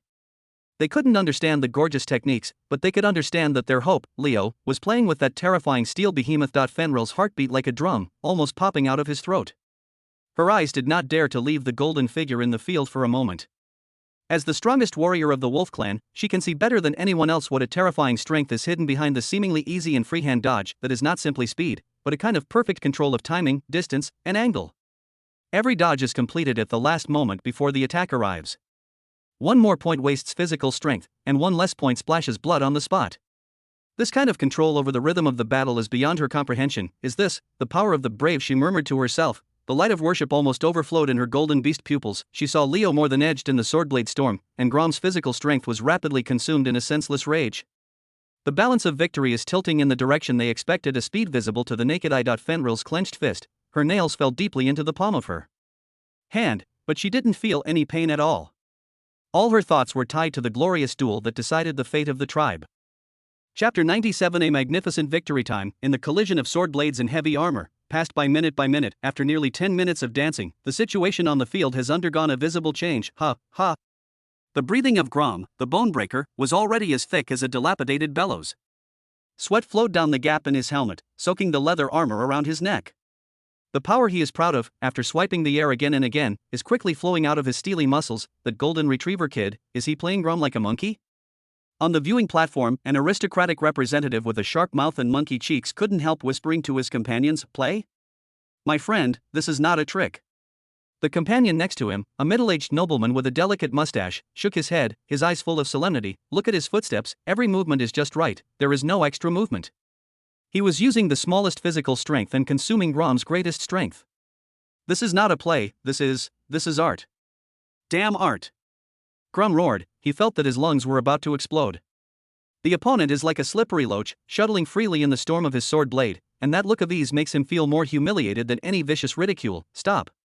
You coward who can only hide. If you have the guts, fight me head on." Grom used all his strength to make another sweep, but still only swept the air. Leo leaped back lightly, landed steadily, and even had time to tidy up the bangs that were blown up by the strong wind. He still had that polite smile on his face, but there was a trace of imperceptible pity in his smile. "Your Excellency, it's not that I don't want to, but that I'm afraid that as soon as I fight back, this wonderful duel will end early. The audience will be disappointed." This sentence became the last straw to crush the camel. "I killed you." Grom completely lost his mind. He gave up all defenses and poured all his power into the giant sword in his hand. Like a crazy bull, he launched the last and most desperate charge towards Leo. The giant sword was raised high, with all his weight in anger, and slammed down. This was his strongest blow, and it was also the blow with the biggest flaws. Leo, who had been dodging like a butterfly, suddenly sharpened his eyes at this moment. "It's now." He did not retreat anymore. In the horrified eyes of everyone, Leo's figure turned into a golden lightning bolt, facing the deadly sword front, not retreating. Fenrir's heartbeat almost stopped at this moment. "Master Leo." The werewolves behind her exclaimed in despair. However, the expected scene of flesh and blood flying did not appear. Leo's speed was reaching its extreme, and his figure pulled out an afterimage in the air, wiping the falling giant sword blade by a hair's breadth. Chang. Chong chong chang. A series of clear, dragon-like sword sounds suddenly sounded in the field. I saw that the golden lightning had already approached Grom's huge body, and the long sword in his hand turned into a dazzling silver light, and several dazzling sparks were instantly drawn on Grom's heavy armor, breastplate, shoulder armor, arm armor, leg armor. Sparks burst out at every joint of the steel fortress like festive fireworks. That's not a slash, but a tap at the touch of a finger. Grom's huge body was constantly shaking due to continuous shocks, and the giant sword in his hand could no longer hold it, and he fell to the ground with a bang. He wanted to fight back, but found that there was a sharp pain in the joints of his limbs, his strength seemed to be taken out in an instant, and it became extremely difficult to even lift his arms. It's over. Leo's voice seemed to ring in his ears. Grom raised his head with difficulty, only to see that Leo's figure had already appeared in front of him, the long sword in his hand held high. The last blow, Leo did not use a sharp sword blade, but accurately, with a smooth sword ridge, facing Grom's helmet, slammed it down. Boom.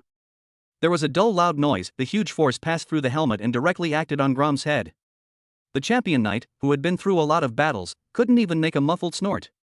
As soon as his eyes rolled, his huge body fell to the ground like a giant wood that had been cut down. Boom. The heavy armor hit the ground, causing smoke and dust in the sky. The whole process is clean and tidy, full of heroic, and just the right performance.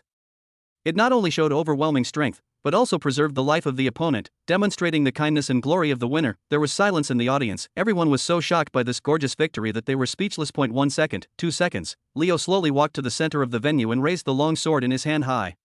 The afternoon sun happened to shine on him, plating him with a sacred golden brilliance. His long golden hair fluttered in the wind, and his silver-white armor gleamed, like the legendary god of battle who came to the world. Oh.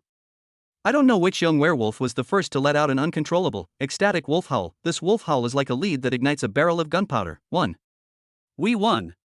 Long live Lord Leo. Oh. Oh ha. The orcs who had been suppressed for too long burst into earth-shattering cheers in an instant. They jumped, roared, and hugged each other, and some old werewolves even shed hot tears. That was the end of despair. Seeing tears of hope, Fenrir trembled with excitement. She jumped up from the ground abruptly, exhausted all her strength, and cheered with her people. She looked at the dazzling figure in the field, and the golden light seemed to pierce all the haze that enveloped the Bayfong Mountains. At this moment, in her eyes, Leo Estrella was the omnipotent savior, the future of the tribe, the smiling faces of the children, the hopes of the people of the tribe. Everything has been settled. Fenrir looked at the man who looked like a god, and an unprecedented sense of security and worship surged in his heart. She felt that the future of the tribe was stable. Chapter 98. The mask is torn off. Leo held his long sword aloft, enjoying the applause of the tsunami.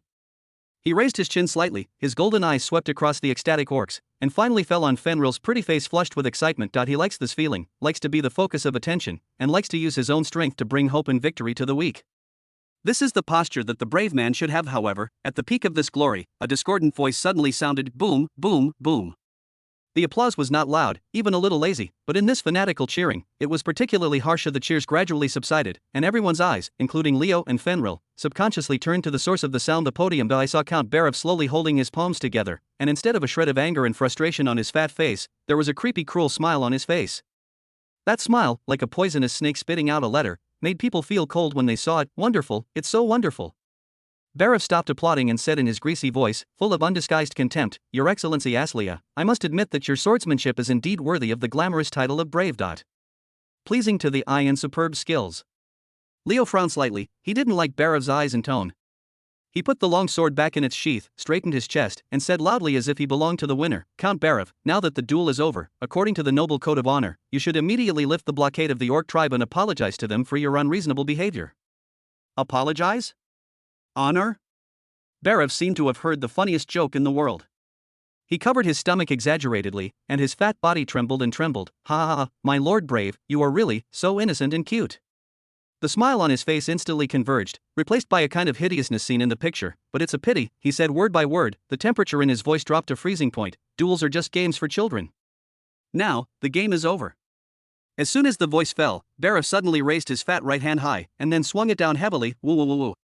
The sharp and rapid sound of horns sounded simultaneously from the mountains and forests in all directions without warning. The voice was as stern as a ghost crying, instantly shredding the joy of victory, pouring a cold chill into the bone marrow of everyone present. What's going on? What's that sound? The orcs who had just been immersed in the carnival froze with smiles on their faces. They looked around blankly, an ominous premonition enveloped their hearts. Fenrir's golden beast pupils shrank suddenly, and her instinct as a warrior smelled a breath of danger that was too strong to dissolve. Everyone be careful. There is an ambush. She shouted sharply, however, it was too late. Sha sha sha, in the mountains and forests, there was the sound of neat footsteps and the sound of Jaya rubbing against each other. Immediately afterwards, soldiers armed with sharp blades and wearing leather armor emerged from behind the woods, beside the rocks, and on the slopes of the soil as if they had emerged from the ground. There was no emotion in their eyes, only a cold intent to kill. In an instant, thousands of private soldiers who had already been ambushed surrounded the duel field from all sides. They formed an airtight encirclement, trapping dozens of orc representatives who came to watch the ceremony, and Leo in the field in the center. Swish. The soldiers in the front row squatted down neatly, revealing hundreds of crossbowmen holding powerful crossbows in the rear. The black hole of the crossbow, like the eyes of death, was aimed at everyone in the encirclement. The bow is wound and the knife is unsheathed. The duel field under the sun instantly became a sure hell. That cold, viscous, suffocating, murderous aura, like an invisible tide, instantly overwhelmed the audience. The first second is heaven, the next second is hell. The huge contrast made all the orcs dumbfounded. They looked at the bright swords and black crossbows all around in horror, their bodies trembling uncontrollably because of fear. They are all excellent warriors, but they only have short swords they carry with them, and they don't even have decent leather armor on their bodies, and their enemies are thousands of well-equipped and murderous soldiers. This is a complete massacre trap. A Barav. Leo's face instantly became livid. He looked at the triumphant fat man on the podium, trembling with anger. You dare to violate the sacred duel oath. You shameless, despicable, and perfidious villain. Villain? Barav looked at him condescendingly. The smile on his face was full of morbid pleasure. Thank you for your compliment. Mr. Aslia, it seems that you haven't figured out the situation yet. On my turf, I am the rule. I am honor. He opened his arms as if to embrace the whole world, took a deep breath in ecstasy, and then roared in an almost frantic tone, "See! These 5,000 elite soldiers. This is called power. What is your ridiculous swordsmanship in the face of my absolute power? Can it be eaten as a meal? Can it be exchanged for gold coins? Can those stupid untouchables bow down to me?" He pointed to the frightened Fenrir and the orcs, with a greedy light in his eyes. I just want your mine. I just want that white mithril. What kind of shit justice, what kind of shit honor, can they stop the iron hooves of my 5,000 elite soldiers? Barav's laughter echoed throughout the valley, harsh and full of mockery of all the good things in the world. Now, I give you a choice, Master Brave, Barav said in a tone of charity. Kneel down, swear allegiance to me, and become a dog under my command. Or, together with these dirty orcs, they were shot into hedgehogs by my crossbow arrow.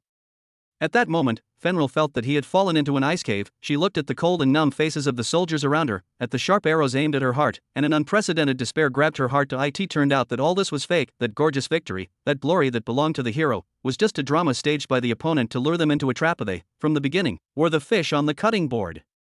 Chapter 99. The paleness of the hero. Barav's shameless declaration, like a bucket of cold dirty water, extinguished the last fantasy of aristocratic honor in Leo's heart. Barav, you treacherous villain! Leo's roar was like thunder on the ground, and the golden vindictiveness burst out of his body, turning into a raging flame, enveloping him. The powerful coercion belonging to the brave caused the soldiers around them to take a half step back subconsciously, with a look of horror on their faces. He clenched the hilt of the sword, his body sank slightly, and assumed a standard charging posture, ready to use his life to practice his justice and fight to the death. Ha ha ha. Upon seeing this, Barav on the viewing platform laughed even more wildly. His fat body trembled violently, pointing to Leo, as if looking at a child who was playing with his temper. Villain? Treachery? My Lord Brave, don't you understand yet? He narrowed his smile, his eyes became vicious, and he said word for word, in the face of absolute power, honor is worthless. I just want your mine, and I just want the mithril that allows me to build more armies and buy more officials. What kind of bullshit justice in your mouth can stop the iron hooves of my 5,000 elite soldiers? Shut up. Leo was furious. He couldn't tolerate someone trampling on everything he cherished so much. With a sudden kick under his feet, he was about to turn into a golden lightning bolt and rush to the source of the sin. However, the moment he leaned forward, click, click, click. There was a dense and tooth-sour machine sound in the encirclement. The hundreds of elite crossbowmen who had been silent all the time pointed the heavy crossbow in their hands at him with neat movements. Their movements were calm and precise, without any extra shaking.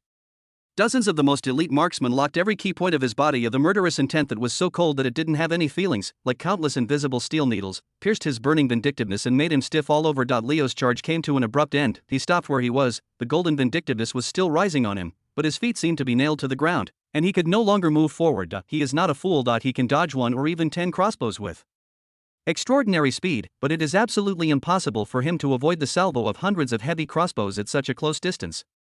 As long as he dares to take one more step, he will be greeted by the rain of death that can shoot through all the steel. He will be instantly shot into a flesh and blood hedgehog, and he won't even be able to keep a complete last word. No matter how strong he is alone, he is strong enough to easily defeat the champion knight, and strong enough to beat 100 enemies, but he, after all, is only one person. He cannot fight against thousands of well-equipped and well-trained soldiers at the same time. Barav saw Leo's suffocating appearance of wanting to move but not daring to move, and the smile on his face became stronger. What's the matter, Master Brave? Why don't you rush? He said in a very sarcastic tone, "Come on, let me see, is it your hero's sword fast, or my soldier's crossbow fast? Let me see, can your shining justice help you block even one arrow? You." Leo's teeth clenched, and his handsome face flushed with anger and humiliation. He wanted to refute, wanted to scold, but found that any language seemed so pale and weak at this moment. He can only roar like a lion locked in an iron cage. It roared unwillingly and hopelessly at the hunter outside the cage, and this scene was clearly reflected in Fenrir's golden beast pupils. She stood there blankly, cold all over. Just a moment ago, she still firmly believed that this hero, who was as dazzling as the sun, was omnipotent. His sword can cut off all shackles, his light can dispel all the haze, but what about now? What did she see? She saw the hero she regarded as the savior, trapped in a cage of iron and blood. The vindictiveness on his body is still bright, but he cannot burn any enemy. His roar was still loud, but it could only turn into a weak echo in the valley. He could do nothing but roar angrily. Fenrir's heart sank little by little. The admiration and trust in Leo, like an ice sculpture struck by a heavy hammer, began to show cracks, and then with a click, it collapsed. Instead, there was unprecedented confusion and disappointment. The people around her fell into the same despair. They looked at the figure that once brought them infinite hope and horror, but at this moment they were like a trapped beast with its claws and fangs pulled out, and they could only be incompetent and furious. The heroes of their faith can't save them. Why is this happening? Fenrir murmured to herself in a daze. The pair of furry wolf ears above her head drooped weakly. She began to doubt the truth she had believed in since she was a child. In the world of wolves, the strongest warrior is the leader. The sharpest minion is the right to speak. As long as you are strong enough, you can have everything and guard everything. But why? Lord Leo is obviously so powerful, but he can't even protect the weak like them. Why? His glorious and gorgeous power, which is enough to defeat the champion knight, looks so pale and weak at this moment. Fenrir's gaze slowly moved from Leo to the fat man who was laughing wildly on the podium. She suddenly realized that Count Berev might be right. In the face of absolute power and established military power, the hero's personal force is so ridiculous, so insignificant. The kind of power she believes in does not seem to solve all problems. What exactly can save their tribe? In a dead silence of despair, a figure flashed in Fenrir's mind for no reason, the one she despised with Lord Leo, Kyle of Kuroki Collar, the waste nobleman who, like a fox, only dared to make small moves in the shadows. If he were here, what would he do? This thought just flashed by, and she was pinched out by herself with a wry smile. Even Lord Brave can't do anything. What can that speculator who can only calculate do? I'm afraid I've been scared to death a long time ago. Despair, like a vine, entangled her heart tighter and tighter, making her almost unable to breathe. Chapter 100, Card 1, Economic Collapse. Berev's laughter echoed in the valley, his fat body trembling with extreme pride. He looked down at the trapped Leo and Fenrir condescendingly, as if admiring two works of art that were about to be broken by his own hands. Did you see it, Master Brave?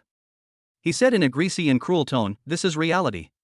No matter how fast your sword is, can you make bread for these orcs? No matter how loud your justice is, can it fill the stomachs of my 5,000 soldiers? He paused, deliberately raised his huge belly, and patted it. Oh, that's wrong. My soldiers are full, and you are about to become a good meal for wild dogs in the mountains. He slowly raised his fat hand full of gemstone rings, as if holding everyone's life and death in his palm. The surrounding soldiers paused for breath, and the crossbowmen had their fingers on the trigger, just waiting for that hand to wave down. They would shoot the enemy in front of them into a sieve of flesh and blood. A desperate silence enveloped everyone. Fenrir closed his eyes and prepared to meet death.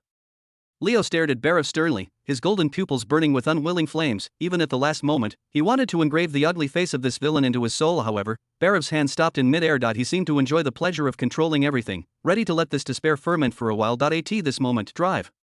Drive. Get out of the way. Get out of my way. A hoarse, frightened shout came from outside the encirclement. Everyone followed the path, and saw a fast horse rushing towards the army like crazy. The messenger on the horse was not so much riding a horse as hanging on the back of the horse like a rag pocket. He waved his whip desperately, howling with unknown meaning in his mouth. Stop him. An officer yelled subconsciously. Several soldiers immediately raised their spears to try to stop them, but the horse was exhausted, and after rushing to the formation, his legs softened, he let out a groan, and threw the messenger on the back of the horse severely. The messenger rolled on the ground several times in a row, covered with dirt and blood, but he didn't care about the pain at all. He got up with his hands and feet on the ground, rolled and rushed to the viewing platform, and finally let out a thump. Knelt down at Berev's feet. Earl, Lord Earl. The messenger's voice was crying, out of breath. No. It's not good. Berev's interest was completely interrupted, and the smile on his face instantly turned to an angry gloomy. He kicked the messenger on the shoulder and staggered him. Motherfucker. What's so panicked about? Didn't you see that I am holding a grand celebration? The sky is falling? It's worse than the sky falling down, my lord. The messenger burst into tears, grasping the ground with both hands tightly, as if this would keep him from fainting. Territory. Something big happened in the territory. Berav frowned, and an ominous premonition rose in his heart. Say. What's the matter? Food prices. It's the price of food, my lord. The messenger finally took a deep breath and shouted with all his strength, just 3 days. In just 3 days, the food prices in our territory have soared 5 times. What? Barav's eyes almost stared out of the fat. He grabbed the messenger by the collar, lifted him up, and spat on his face. You say it again. 5 times? Are you crazy? It's absolutely true, my lord. The messenger trembled with fright, speaking as fast as if he was pouring beans. All our granaries have been emptied by several big grain merchants from Wangdu. The price they offered was frighteningly high, and we couldn't refuse it at all. But this morning, they suddenly, all of a sudden announced that they would no longer supply us with any grain of food because of bandits encountered on the commercial roads and difficulties in transportation. Transportation difficulties? Fart. Barav roared. This excuse was so clumsy that it seemed to be insulting his IQ, but that's what they said. The messenger's voice was full of despair. Now, the territory is completely crazy. The civilians in the town are already fighting because they are grabbing the last bit of bread. There is a riot. The guards couldn't withstand the bullets at all, and several grain stores were smashed. If you don't think of a way, the entire territory will burn, my lord. Boom! Every word of the messenger was like a heavy hammer, hitting Barav's head hard. His brain was blank, the smile froze on his fat face, and the hand that was about to order the massacre hung down weakly. How could this happen? He couldn't believe his ears. His plan is seamless. He used the orcs as an excuse to force Leo to fight a duel, and then used the victory of the duel and overwhelming military power to win the mithril mine in one fell swoop. Since then, he has made a lot of money, expanded his army, bought officials, and became an important figure in the north. Everything is going according to the script, and the fruit of victory is at his mouth. But why did his backyard suddenly catch fire? Oh, food prices are soaring. Riot, how is this possible? His territory has always been smooth and rainy, and even if there are not many food reserves, it will never reach the point of riots. Those grain merchants from Wangdu, who were respectful to themselves a few days ago, how could they suddenly unite to draw a salary? Coincidence? No, Barav is not a fool. He can sit in the position of a count, relying on more than just the inherited title. At this moment, he smelled a strong smell of conspiracy. This is not a natural disaster, this is a man-made disaster. There was a big invisible hand that silently choked his throat while he was focusing on his prey. Who is it? Who did it anyway? Barav's eyes swept across the audience. Is it the brave Leo with an angry face? It's impossible. He is a reckless man who only knows how to use a sword. In addition to justice, he has muscles in his mind. Is it the group of jingling orcs who are so poor? Even more unlikely, they can't even get together the money to buy salt. What do they use to manipulate the grain market? Who is that? Who has such a lot of energy and can mobilize such a huge amount of money in just a few days to launch an economic war that is enough to subvert a territory? Barav thought about breaking his head, and couldn't think of a suspicious object. He felt like a wasp who had fallen into a spider's web. He was obviously powerful, but he was entangled by countless invisible silk threads and couldn't move. He could only watch the spider hiding in the dark, approaching him step by step. A cold sweat slipped down his fat cheeks. The wind in the valley seemed to become cold and biting at this moment. The situation where the winning ticket was in hand instantly became weird, and this sudden change also made Fenrir and Leo, who had fallen into despair, completely stunned. They looked at each other, and they all saw the same blankness and confusion in each other's eyes. What is the situation? They were ready for a bloody battle and ready to use their lives to defend their glory, but the development of the plot turned in a direction they could not understand at all. There was no sword lightsaber shadow, no magic roar, just a fluctuation in food prices, which made that incomparable Count Barav's face even more ugly than the dead. Fenrir's heart, which advocates pure power, felt violently shaken. It turns out that war, can it still be like this? Chapter 101, Card 2, Diplomatic Isolation. Barav's brain buzzed, as if he had been used as a hive by a group of angry wasps. Riot? He murmured to himself, his fat face full of disbelief. Just because of a little food? A group of untouchables. He suddenly recovered and roared at the half-dead messenger under his feet. Go back and tell the housekeeper. Suppress it for me. Whoever dares to grab food will be executed on the spot. Send out all the guards, and also send out the private soldiers of the Lord's mansion. I don't care what method you use, within 3 days, you must suppress the food price for me. But my lord. The messenger was about to cry, our granary is empty, there is no food at all. Then grab it. Go to the surrounding villages and towns to collect food. Whoever dares not to pay is a rebellion. Barav's eyes were red and he completely lost his mind. In his opinion, this is just a little trouble in the backyard, which can be solved by the most bloody means. As long as he gets the mithril mine here, all losses can be earned back 100 times and 1,000 times. He cast his cold gaze at Leo and Fenrir again, and the fat on his face twisted into a hideous smile. Don't be proud, Master Brave. A little accident can't shake my foundation. When I finish dealing with you, I will go back and slowly clean up the group of mudlegs that don't know whether to live or die. He slowly raised the hand that was about to give the massacre order again, however, at this moment, get out of the way. Emergency military intelligence. Get out of my way. Another shout once again cut through the weird tranquility in the valley. Everyone looked at it in amazement, only to see the second fast horse rushing over at the same deadly speed. The messenger immediately looked even more embarrassed than the first one. He was not even a sergeant, but a pampered middle-aged fat man in the costume of a housekeeper. At this moment, his noble dress was shaved in tatters, his wig was crooked to one side, his face was full of horror and despair, like a fat rabbit chased by a hound for a day and a night. Stop! Before the officer stopped him shouted out, the steward messenger had already fallen in front of the army with his horse. He didn't care about his body that was almost falling apart, and he got up with his hands and feet on the ground.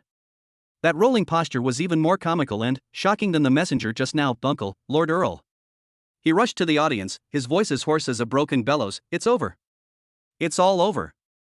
Barev's heart twitched abruptly, and an ominous premonition 10 times stronger than just now instantly grabbed him. He had the urge to kick the morning guy down the cliff with one foot, but in the end he restrained it. What's the matter? You'd better make it clear to me, or I'll pull out your tongue and feed it to the dog.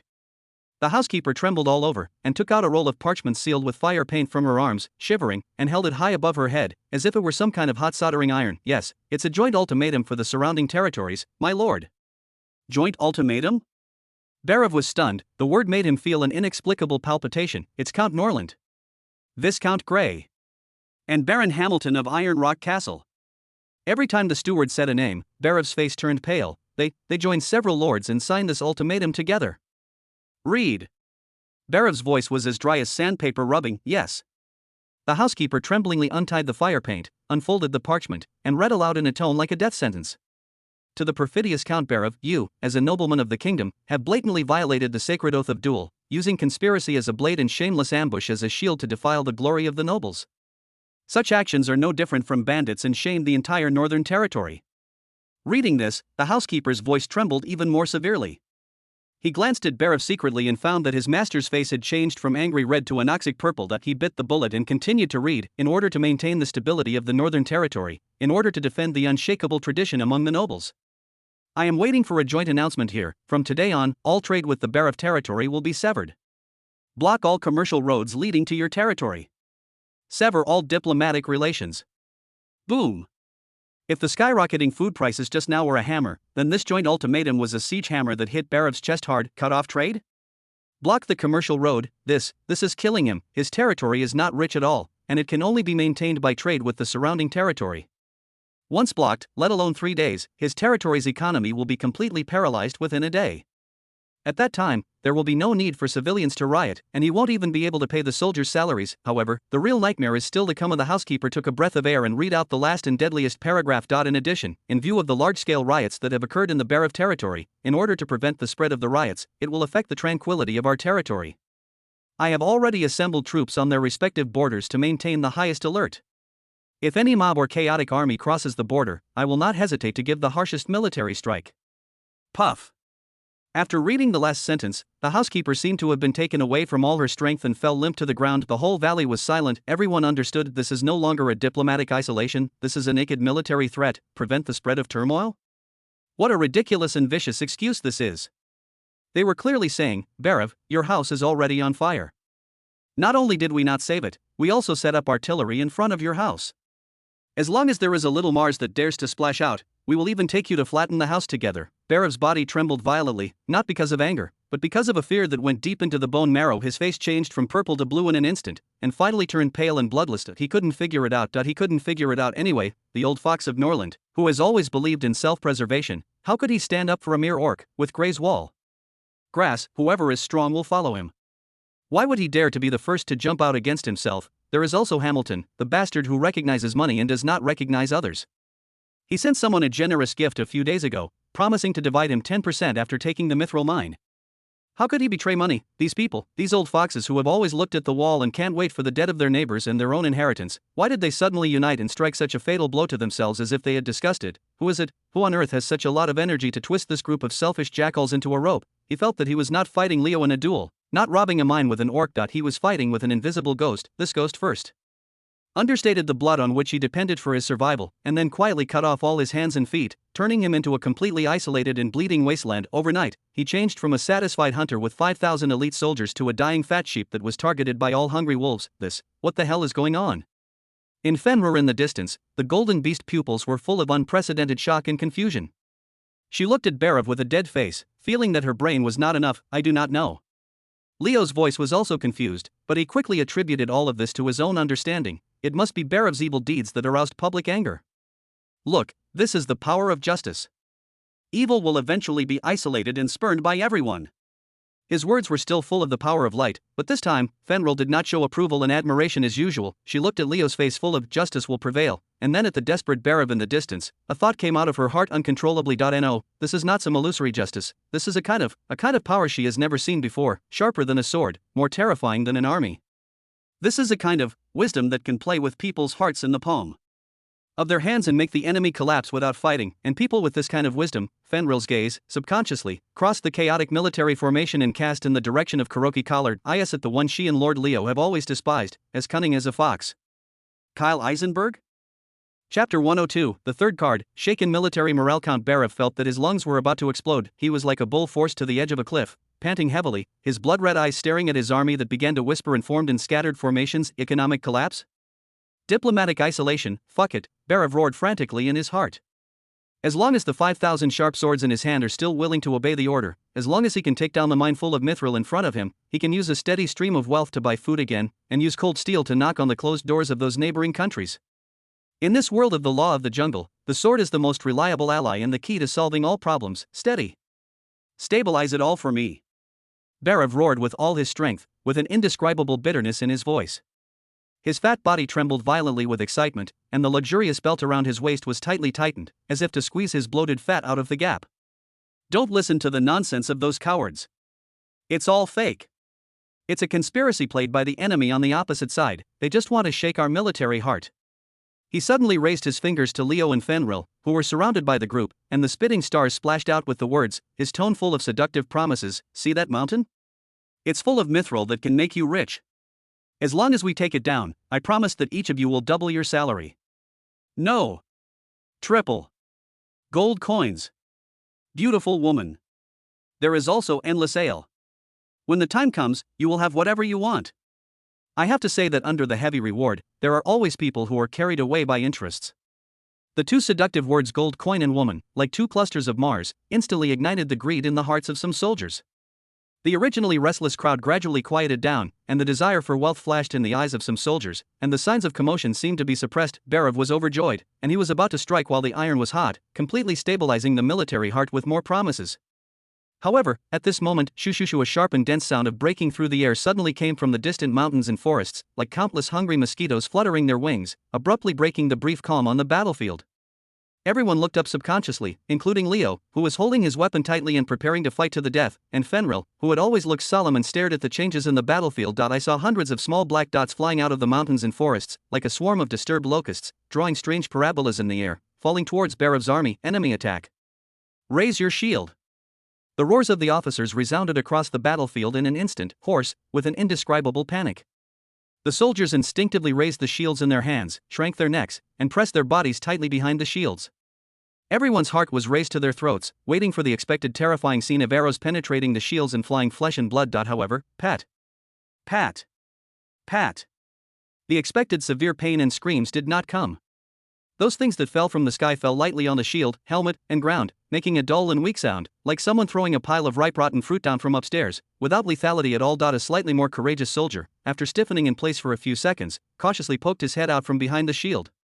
He squinted his eyes and looked around, and when his gaze fell on the thing at his feet, his face was full of astonishment. It was not a deadly mace arrow at all, but a wooden pole of rough workmanship. The arrow had long been pulled out and replaced by a hastily tied with twined out a small paper roll at the top of the wooden pole. This is, what the hell?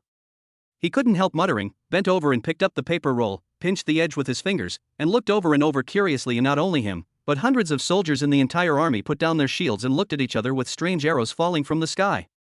Everyone's face was full of confusion, and the originally tight nerves gradually relaxed, replaced by a strong curiosity. Don't touch it. Be careful of poisonous. A cautious officer suddenly yelled, trying to prevent the soldiers from touching these unknown objects. But human curiosity is often more attractive than orders. Many soldiers have already untied the twine and slowly unfolded the rough paper roll. The paper roll is made with some kind of fast copying technology. The edges of the paper are uneven and the handwriting is a bit blurred, but it is enough for people to recognize clearly.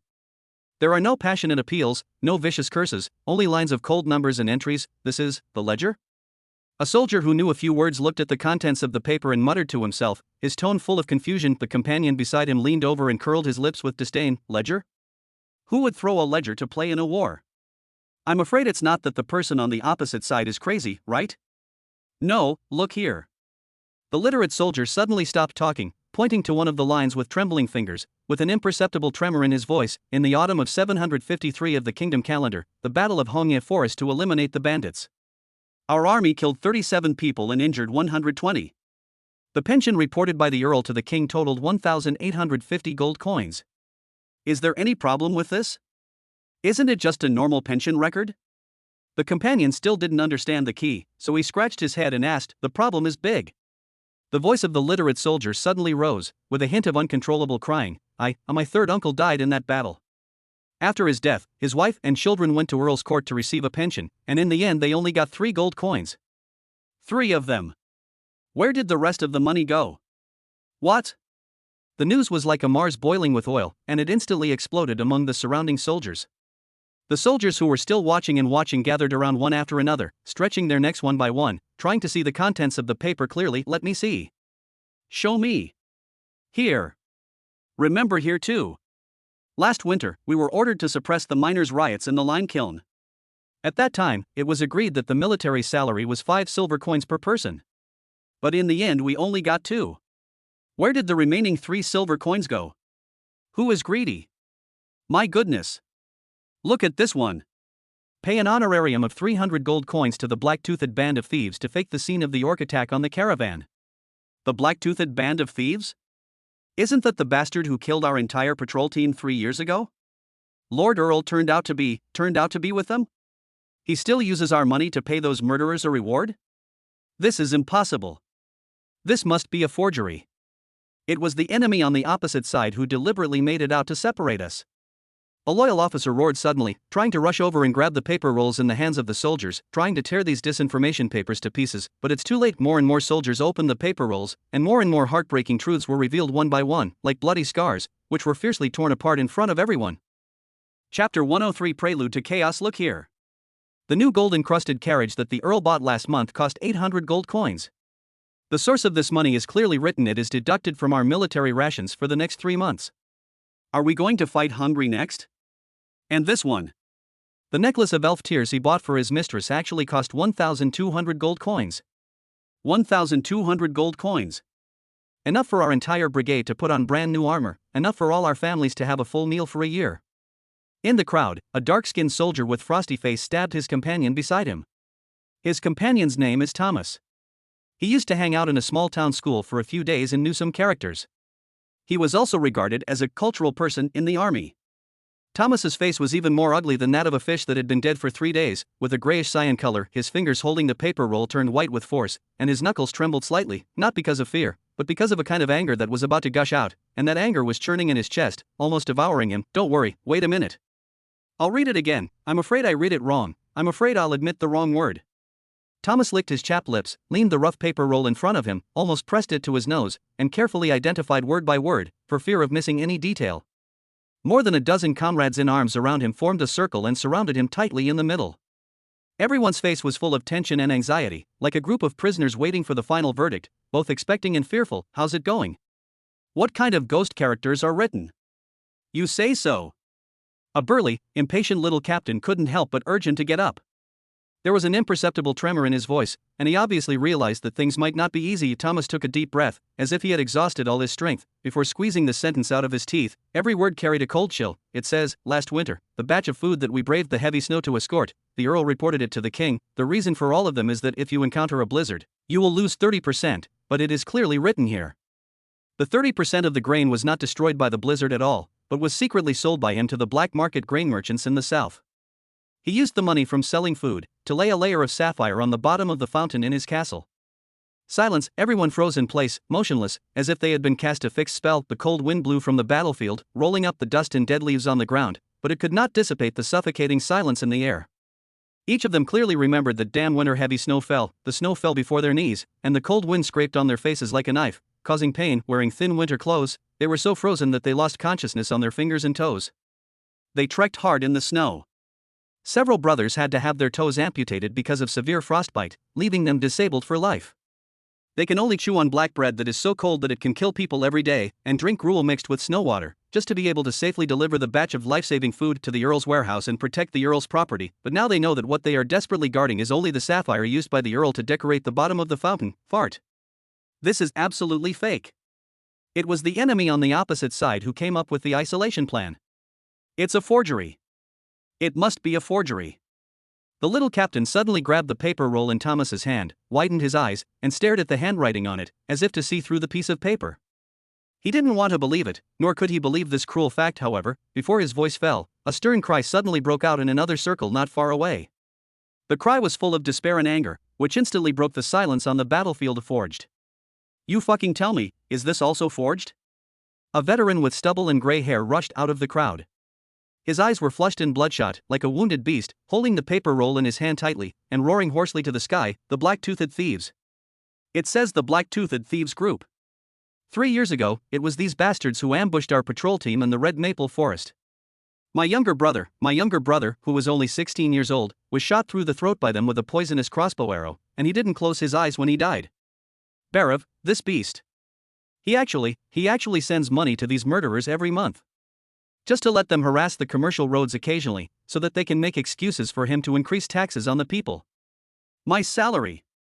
A young soldier suddenly screamed, his face full of disillusionment and pain, tears gushing from his eyes. "I will send half of my military salary home every month, but my parents wrote and said that they can only receive a quarter of the money every month, and that money is only enough to buy half a bag of moldy wheat.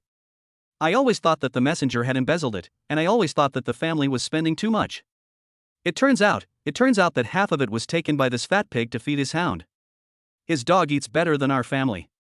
We are here to work for him, and his wife and children are eating bran and swallowing vegetables at home, but he uses the money we exchanged for our lives to raise a bitch and share the spoils with the thieves who killed our brother.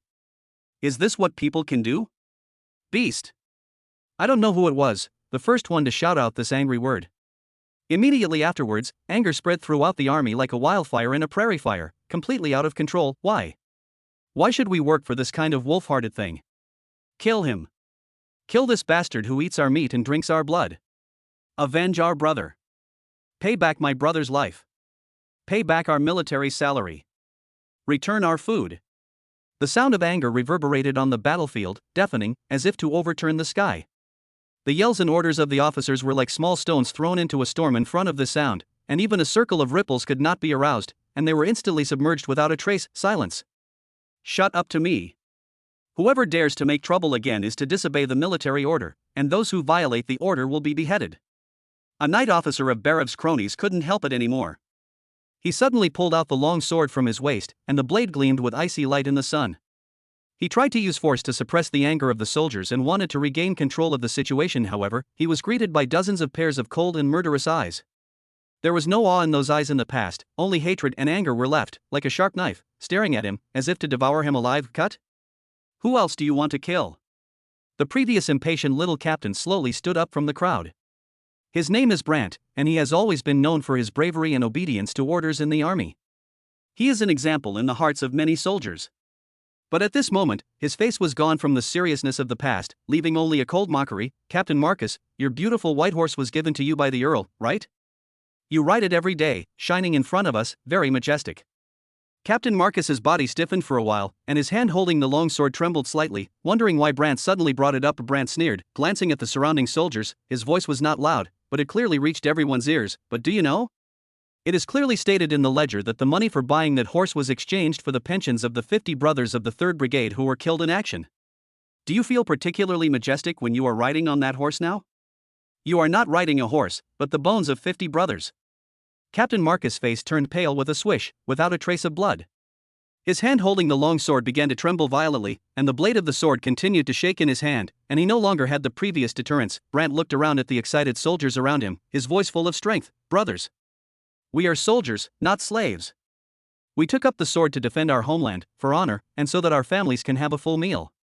Instead of letting a fat pig use our hard-earned money to pave the swimming pool, to collude with the bandits who killed our brother. He tore off his captain's armband, threw it on the ground, and stepped on it fiercely. Every time it seemed to be stepping on Barev's dignity. Brant, quit. I won't listen to this order anymore. Whoever wants to work for that fat pig for his own money, he will fucking go. I won't serve anymore. Brant is right. We quit too. Damn it. It's better for Lao Tzu to go home and farm than to work for this beast. Wow, the sound of weapons being thrown on the ground one after another, like a messy but powerful symphony. The soldiers no longer obeyed any commands.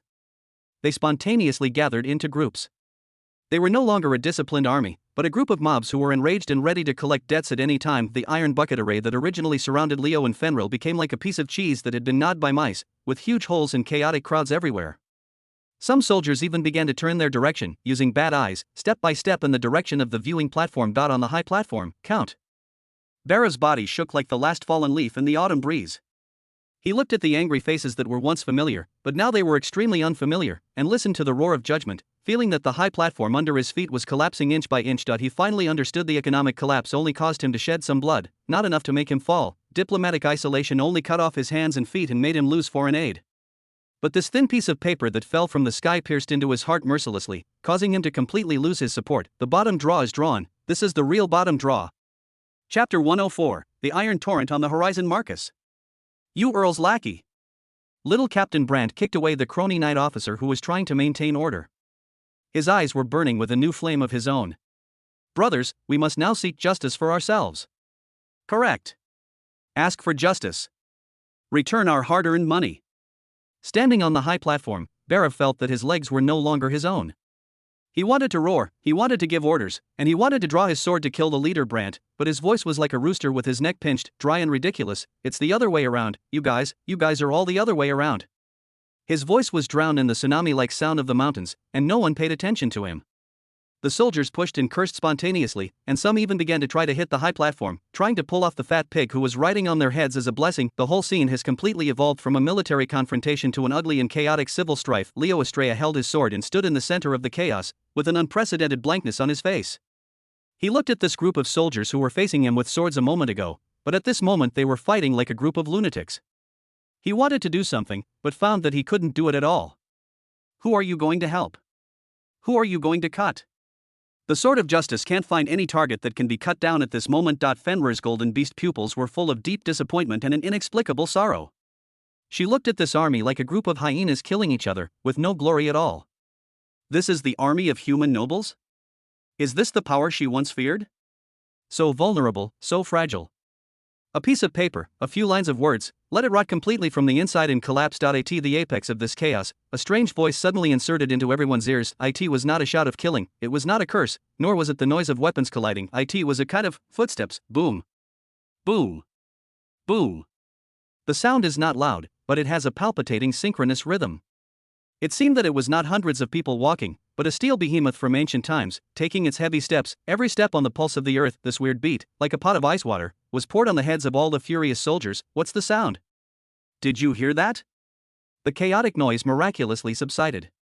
Everyone stopped moving, whether it was an angry soldier or a desperate Barev. They subconsciously followed the direction of the voice. Then they saw a dot on the distant horizon. Under the outline of the hill dyed golden red by the setting sun, a black line appeared. The line was squirming, approaching, widening and thickening. Soon, everyone saw clearly what it was. That is an army. An army with a small number of people is visually estimated to be only about 1,000 people.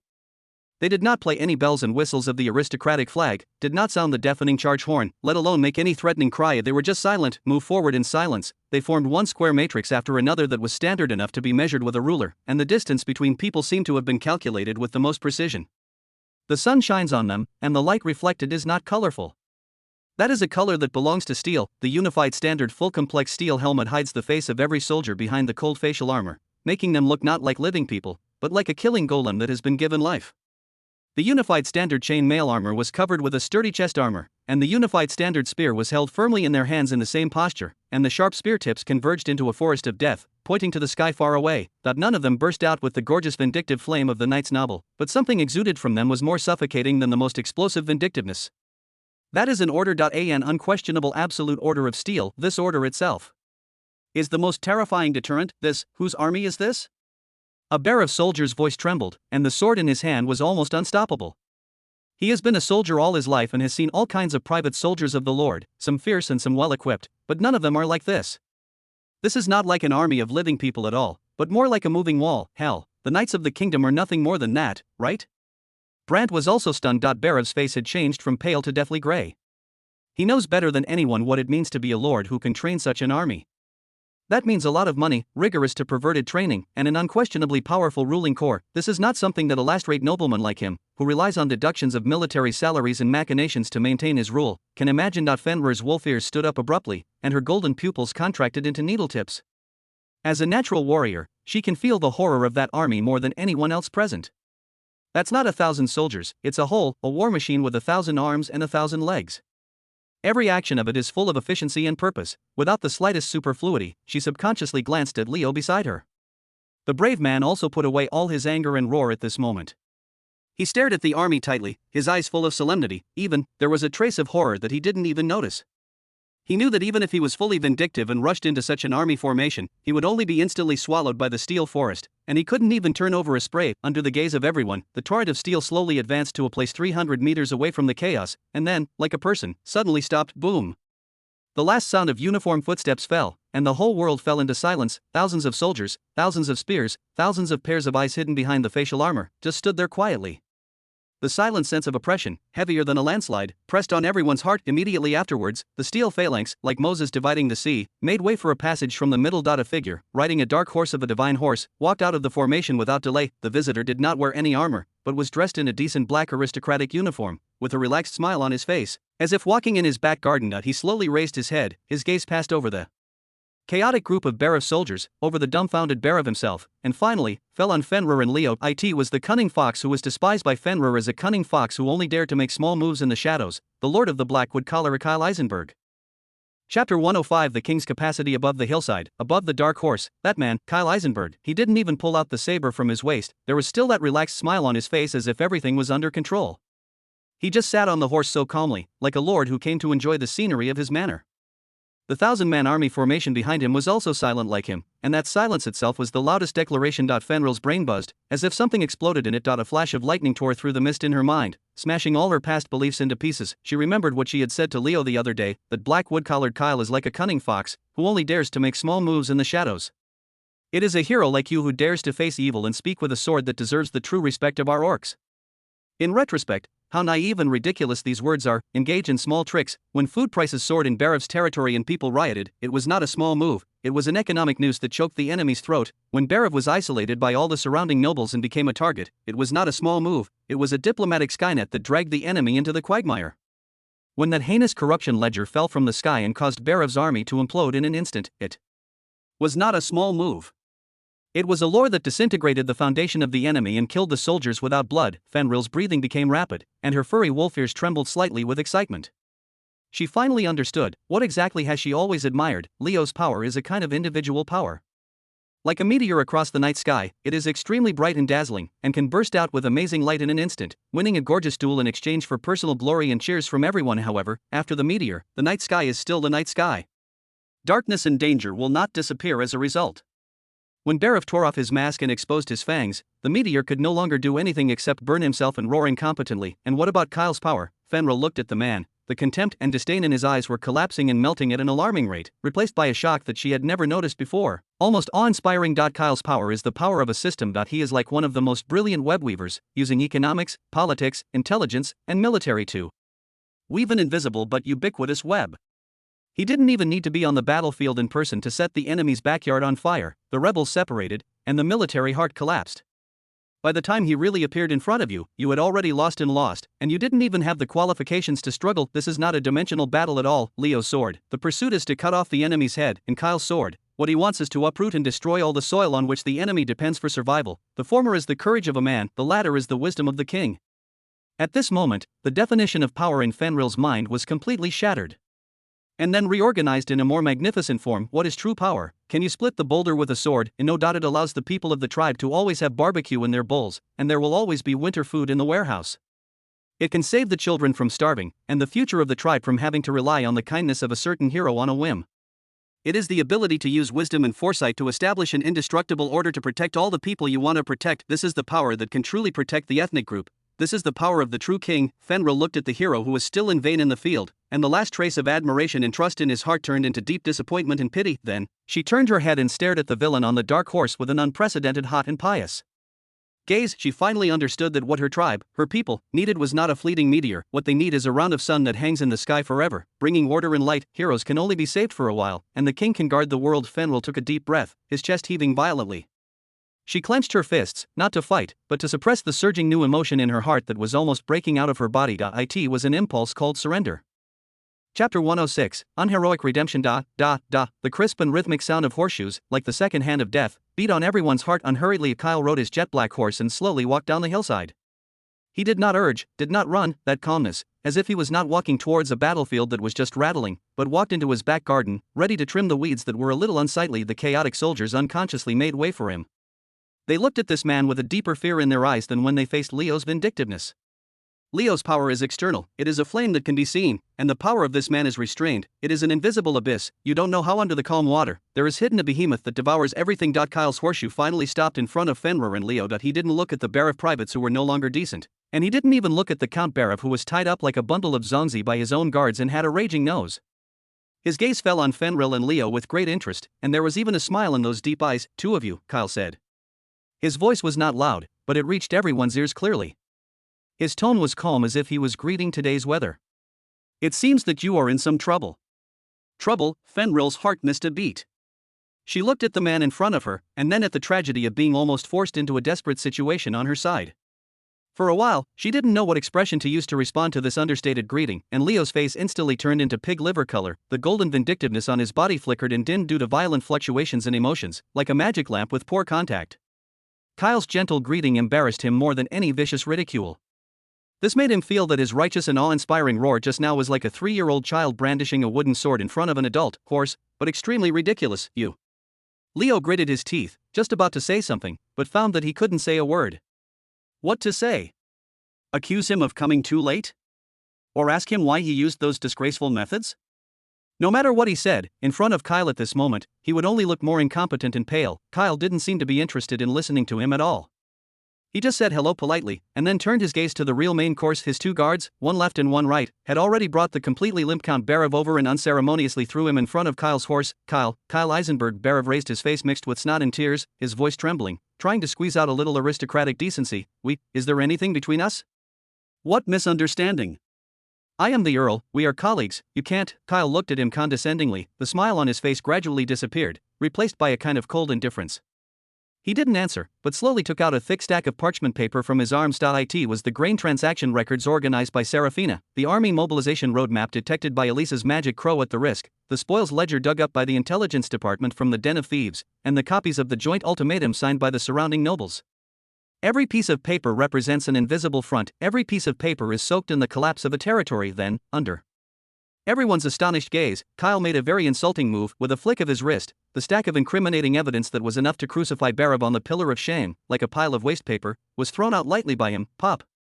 The paper spread out, like a group of white butterflies, hit Barav's face with a split, and then scattered all over the place. In the whole process, there was no passionate cry, no passionate sentence, only cold and unquestionable procedures. Kyle finally spoke again. His voice was still steady, but with a chill that seemed to come from Jodo. He clearly pronounced the death of a nobleman. Count Barav.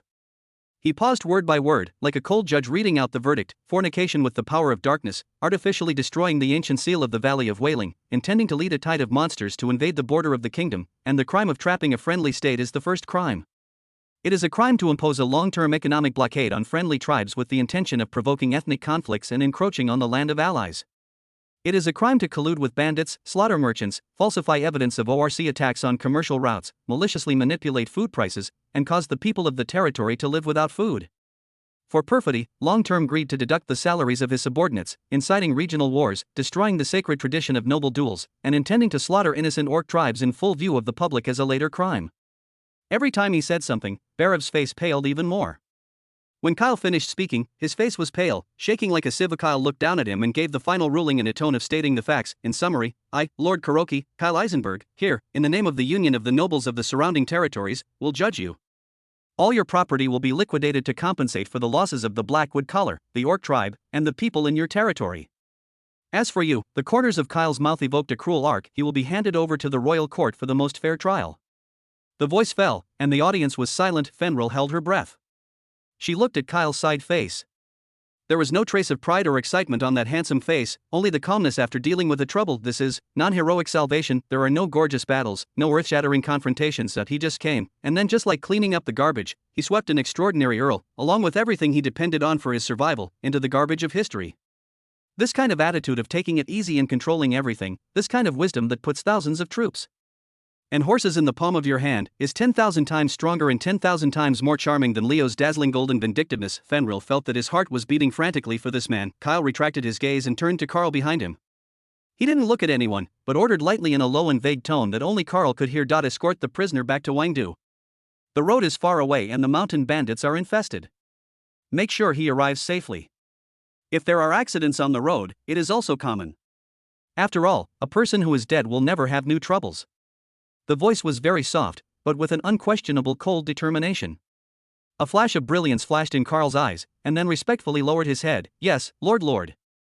Carl understood. Chapter 107. Invitation for joint development. Barav was dragged away, like a dead dog who had been pulled off his spine.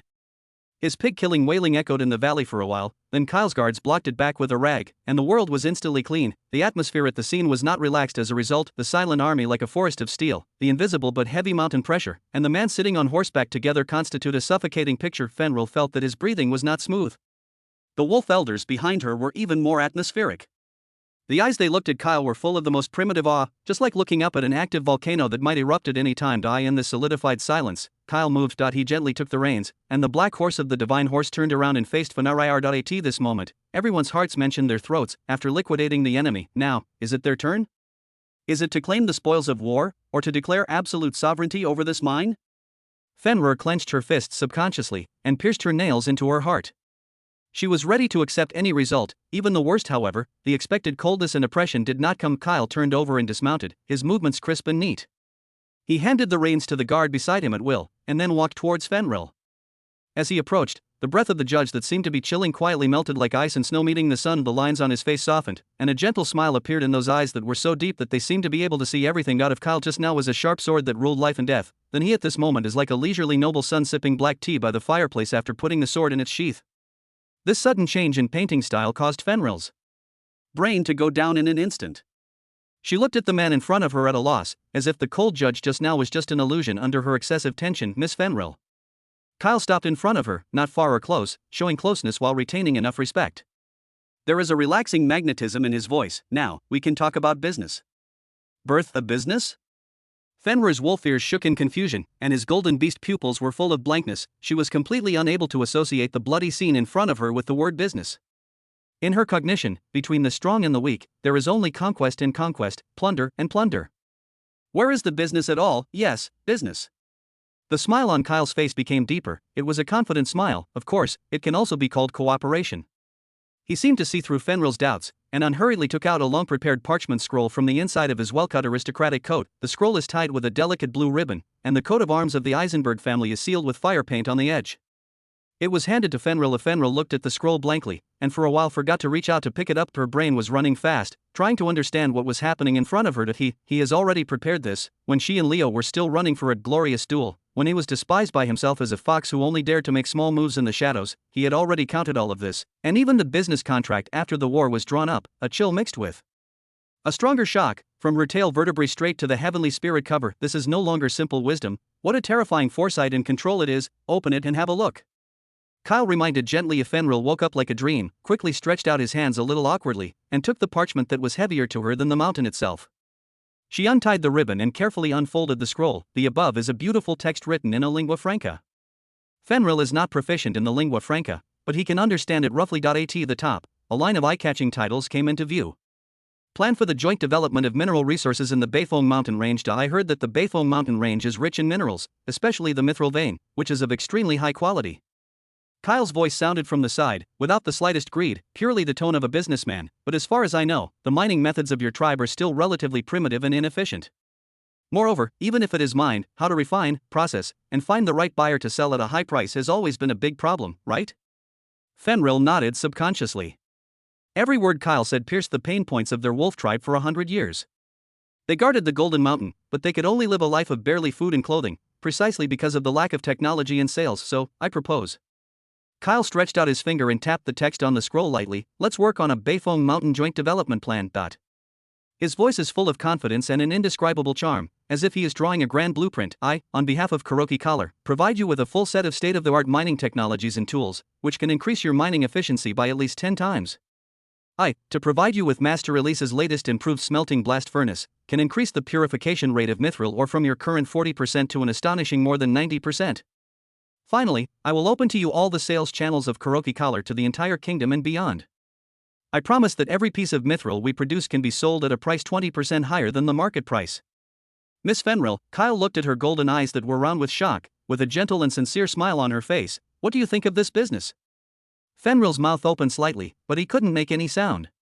Her brain was blank, and she knew every word on the scroll, but when combined, she couldn't understand it at all. There is no annexation, no oppression, there is no demand, no enslavement. After showing overwhelming strength enough to crush them 100 times, this man who was just as cold as a devil, was like the kindest businessman, smiling and sending them an equal and mutually beneficial message. Invite this. What the hell is this? Fenrir felt that he had firmly believed in the view of the law of the jungle for a lifetime. At this moment, he was completely shattered by the gentle smile on Kyle's face. Chapter 108, 50 to 50 split. Fenrir was stunned. The wolf elders behind her were all stunned out. A group of old wolves who have lived for decades, are used to the sword of wind and frost, and believe in the iron law of the strong take all. At this moment, they are like a group of cubs who have seen Don't You for the first time, with incomprehensible blankness on their faces. Every word of Kyle's joint development plan was like a small stone thrown into their money minds, making them dizzy at technology. Equipment, sales. An old werewolf with a gray beard muttered to himself, his muddy eyes flashing with confusion and vigilance. This sounds great. As good as the singing of a banshee. That's right, another one-eyed elder lowered his voice and said at a volume that only his companions could hear. I have seen a lot of human nobles. They gave you a candy to pull out all the teeth from your mouth. He gave us the tools. I'm afraid he didn't want us to dig out 100 times the ore, and then only gave us some moldy black bread. 90% purification rate. How is this possible? Is this magic? Will he use this to control us? It must be a trap. It's definitely a trap. The whispers of the elders penetrated into Fenrir's ears like the cold wind in the valley. She didn't understand the concerns of the elders, because she thought so too. There is no free lunch in this world, let alone a fox who will take the initiative to share food with the wolves. Can Fenrir's gaze fell back on the parchment scroll in his hand again. The flat surface of paper, the beautiful handwriting, and the warm texture all told her that all of this was true. She took a deep breath and suppressed the stormy waves surging in her heart. As the leader of the younger generation of the tribe, she cannot back down. She must ask clearly, even if the answer will pierce the insignificant hope she just ignited like an ice pick. She raised her head and met Kyle's calm eyes, exerting all her strength to make her voice sound less trembling. Kyle, my lord. She subconsciously used the honorific title. What you said sounds very tempting. But, I want to know, then, how is the profit distributed? The moment he asked these words, Fenrir felt his whole heart clenched. She was ready to hear the worst answer. 91 points? He is 9, we are 1? As the defeated and the rescued, perhaps they should be grateful for a 10% share. Or, more harshly, he took all the profits and paid only a meager salary to the people, making them mine slaves attached to the Blackwood collar. This is the most likely and realistic answer. The whole scene was terribly quiet, and even the sound of the wind seemed to have disappeared. All the wolves, including the young warriors who were still at a loss in the distance, held their breaths and pricked up their ears, waiting for the judgment that would determine their future destiny. Kyle looked at Fenrir's golden beast pupils full of tension, vigilance, and a trace of expectation, and smiled. He didn't hesitate at all, didn't think for even a second, as if the answer had already been engraved in the depths of his soul. 55 points. He said it so simply, so naturally, as easily as saying, the weather is good today. However, it was these two simple words, for ordinary syllables, but like a thunder that fell from the 9 heavens, it firmly hit the heavenly spirits of all orcs. Fenrir was completely dumbfounded, her brain was blank, her golden pupils dilated instantly, her mouth opened slightly, and even the pair of furry wolf ears on the top of her head stood stiffly erect, as if she had heard something out of the sky that was completely beyond their understanding. Voice 5. The one-eyed elder behind her, the cane in his hand snapped and fell to the ground. But he didn't realize it, just stared at Kyle with that one-eyed, as if to tell from his face if this was a cruel joke. Joke, 55, divided? There's nothing wrong with my ears, right? Is he talking about 55? What does this mean? Does it mean half of one person? What a joke! He dispatched the army, he saved us, he controlled our life and death, he still has to give us half of the profit? This is not reasonable. The discussion of the orcs exploded, but it was no longer the previous vigilance, but an incredible shock. Kyle seemed to be very satisfied with their reaction. The smile on his face remained unchanged, and in a clear and organized tone of voice, he began to explain his perverted heresy. Why are you so surprised? I think this is fair. He stretched out a hand and pointed to Fenrir and the wolves behind her. You, the ownership of unearthed land and minerals, these are the wealth you have guarded for generations, and deserve to be respected. You, with most of your manpower, your people are familiar with every inch of land in this mountain range. This is an advantage that no outsider can match. Then, he stretched out his other hand and pointed to himself, and we, out of technology, out of equipment, out of all capital investment in the early stage, and are responsible for the follow-up management and bear all sales risks. We turn stones into gold and let the gold shine the most dazzling light. Kyle slowly closed his hands and made an equal handshake. Your contribution, and our contribution, in my opinion, are equally important. Therefore, it is natural for profits to be divided equally in half. Of course, specific details, such as workers' compensation and benefits, investment in mine safety, reserved funds for environmental protection, etc., we can sit down and talk slowly one by one like real partners. Partner, this word, like a warm key, was inserted into the coldest lock in Fenrir's heart, and then gently twisted. Kacha. The icy fortress in her heart, built by the concepts of the law of the jungle, and if you are not of my race, your heart will be different, collapsed at this moment and shattered into ice crystals all over the place. She looked at Kyle blankly. Look at his sincere and clear eyes. I in it, there is no trace of greed, no trace of calculation, let alone the winner's charity and mercy to the loser. What is there is a clear plan for the future, a calm desire for wealth, and the purest respect for her.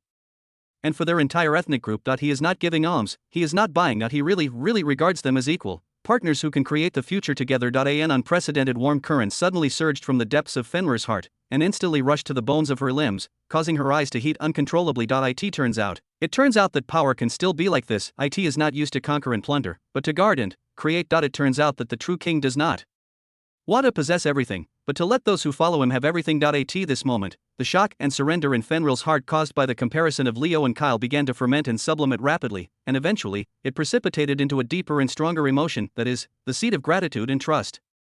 Chapter 109. The Oath of Claws and Fangs. For the first time, the Beifong mountain range under the night was shrouded in such a warm and noisy atmosphere. In the valley, dozens of huge bonfires were burning, and the leaping flames reflected the steep rock walls red, dispelling the chill that had accumulated for thousands of years. The grease of the roasted whole sheep dripped on the charcoal fire, making a zzz sound, and the rich meat fragrance mixed with the mellow smell of ale filled the air, making every wolf tribe smile with satisfaction from the bottom of their hearts. Smile, this is a freshman, this is a celebration. The young werewolves gathered around the campfire and danced an ancient and rough war dance. Their roar was no longer a threat in the face of the enemy, but a pure vent of joy. The children chased and fought, their mouths stuffed with barbecue that they had never eaten before, sprinkled with refined salt, and their little faces were filled with happiness. The elders gathered together, holding wooden bowls, and using their hoarse voices to tell about today's thrilling and winding judgment over and over again. Kyle sat in the most noble position by the campfire, surrounded by Serafina, Elise, and Arya.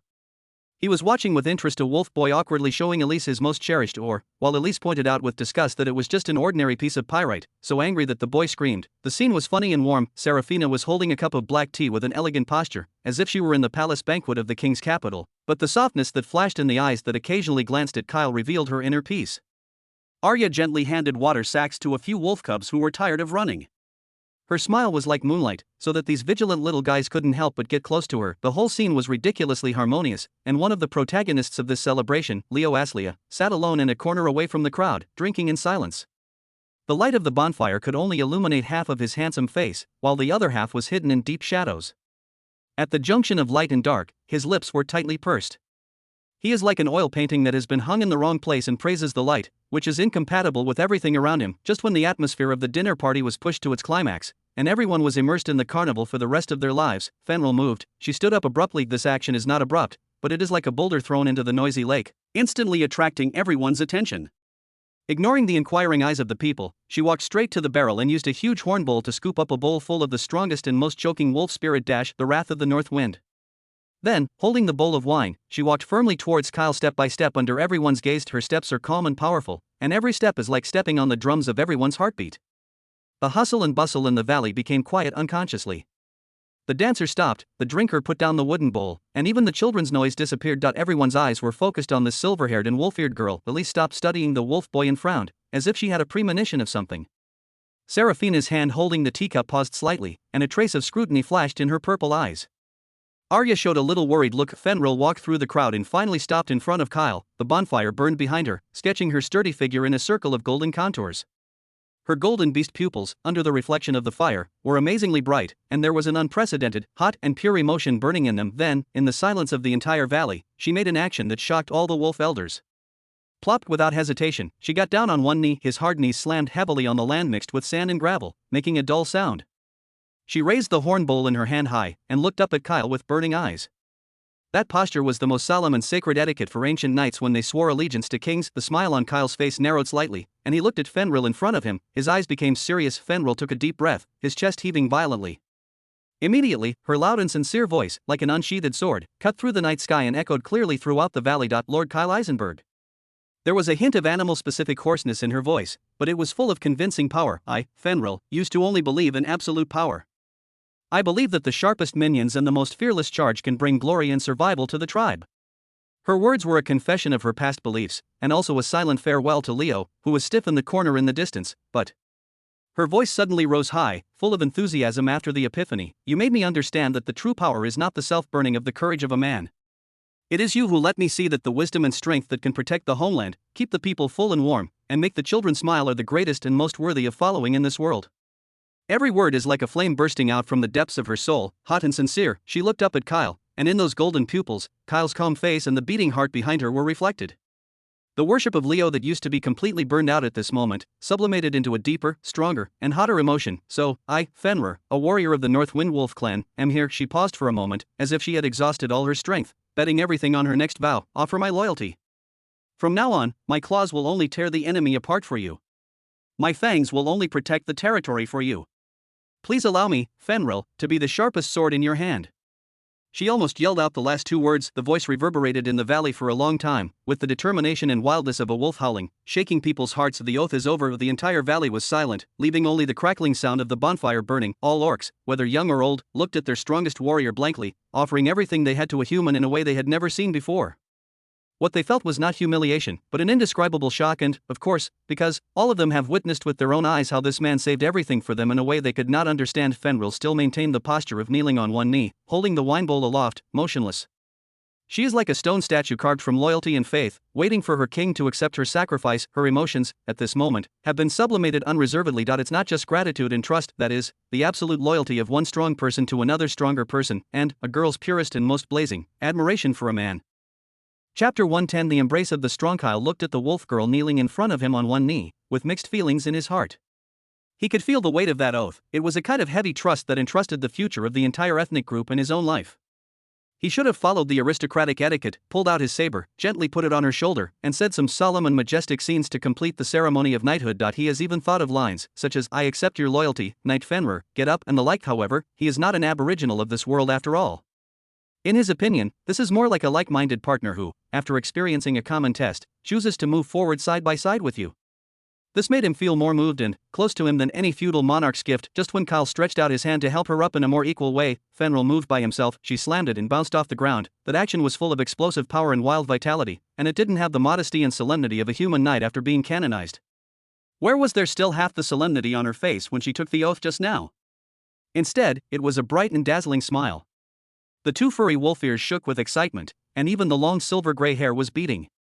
All right. Finished, she announced, as if the oath that shocked the audience just now was just an hors d'oeuvres before the meal.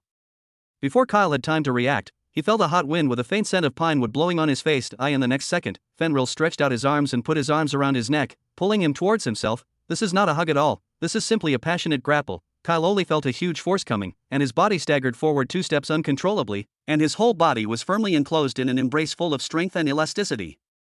Fenrir was very tall, almost flush with him, and this time, his cheeks could even feel the softness of the opponent's hair and the touch of the fluff on the tips of his ears. Goo. Kyle was a little confused by this sudden attack, and for a while forgot how to react. He could clearly hear the strong heartbeat close at hand, and he could also smell the smell of leather, campfire, and mountain air mixed on her body. It feels too impactful. From now on, you will be my leader. Fenrir's voice exploded in his ears, with unquestionable joy. We orcs don't engage in your humans' crooked false rituals. After drinking this bowl of wine, this matter will be settled. With that said, she released one hand and brought the wrath of the north wind full of horn bowls to Kyle's mouth. and the other hand was still firmly around his neck, leaving him no room to dodge. "Wait, Fenrir, I'll do it myself." Kyle just wanted to struggle for a while, saying that he could have the most basic drinking autonomy. "You're welcome, leader. This is the highest respect of our wolf clan." Fenrir laughed loudly, slanting his wrist. A spicy and hot liquid was poured into Kyle's mouth so roughly. Cough. Ahem ahem. The wine was as strong as a fire, burning all the way from his throat to his stomach, choking Kyle's tears. In his life, and in his previous life, he had never drunk such a vigorous thing.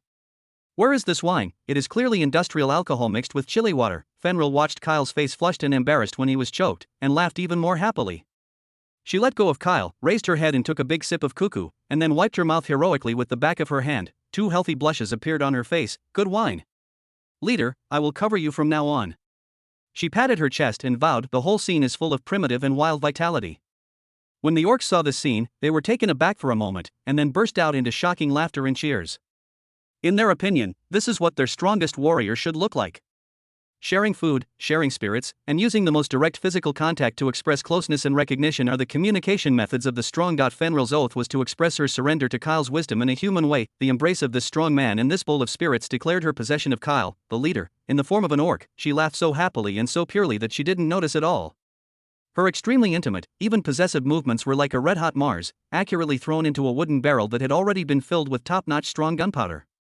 Barrel, the powder keg was sitting not far away. Moreover, there is more than one. The atmosphere of the bonfire dinner, which was originally quite warm and harmonious, at this moment, a subtle and violent chemical reaction occurred. The aroma of barbecue in the air seemed to have faded, replaced by a cold breath called danger. Elise crossed her waist, her fiery red ponytails seemed to sense something, and she automatically cocked up without wind. On her beautiful face, the smile had completely disappeared, replaced by a kind of anger. "My precious experiment has been contaminated."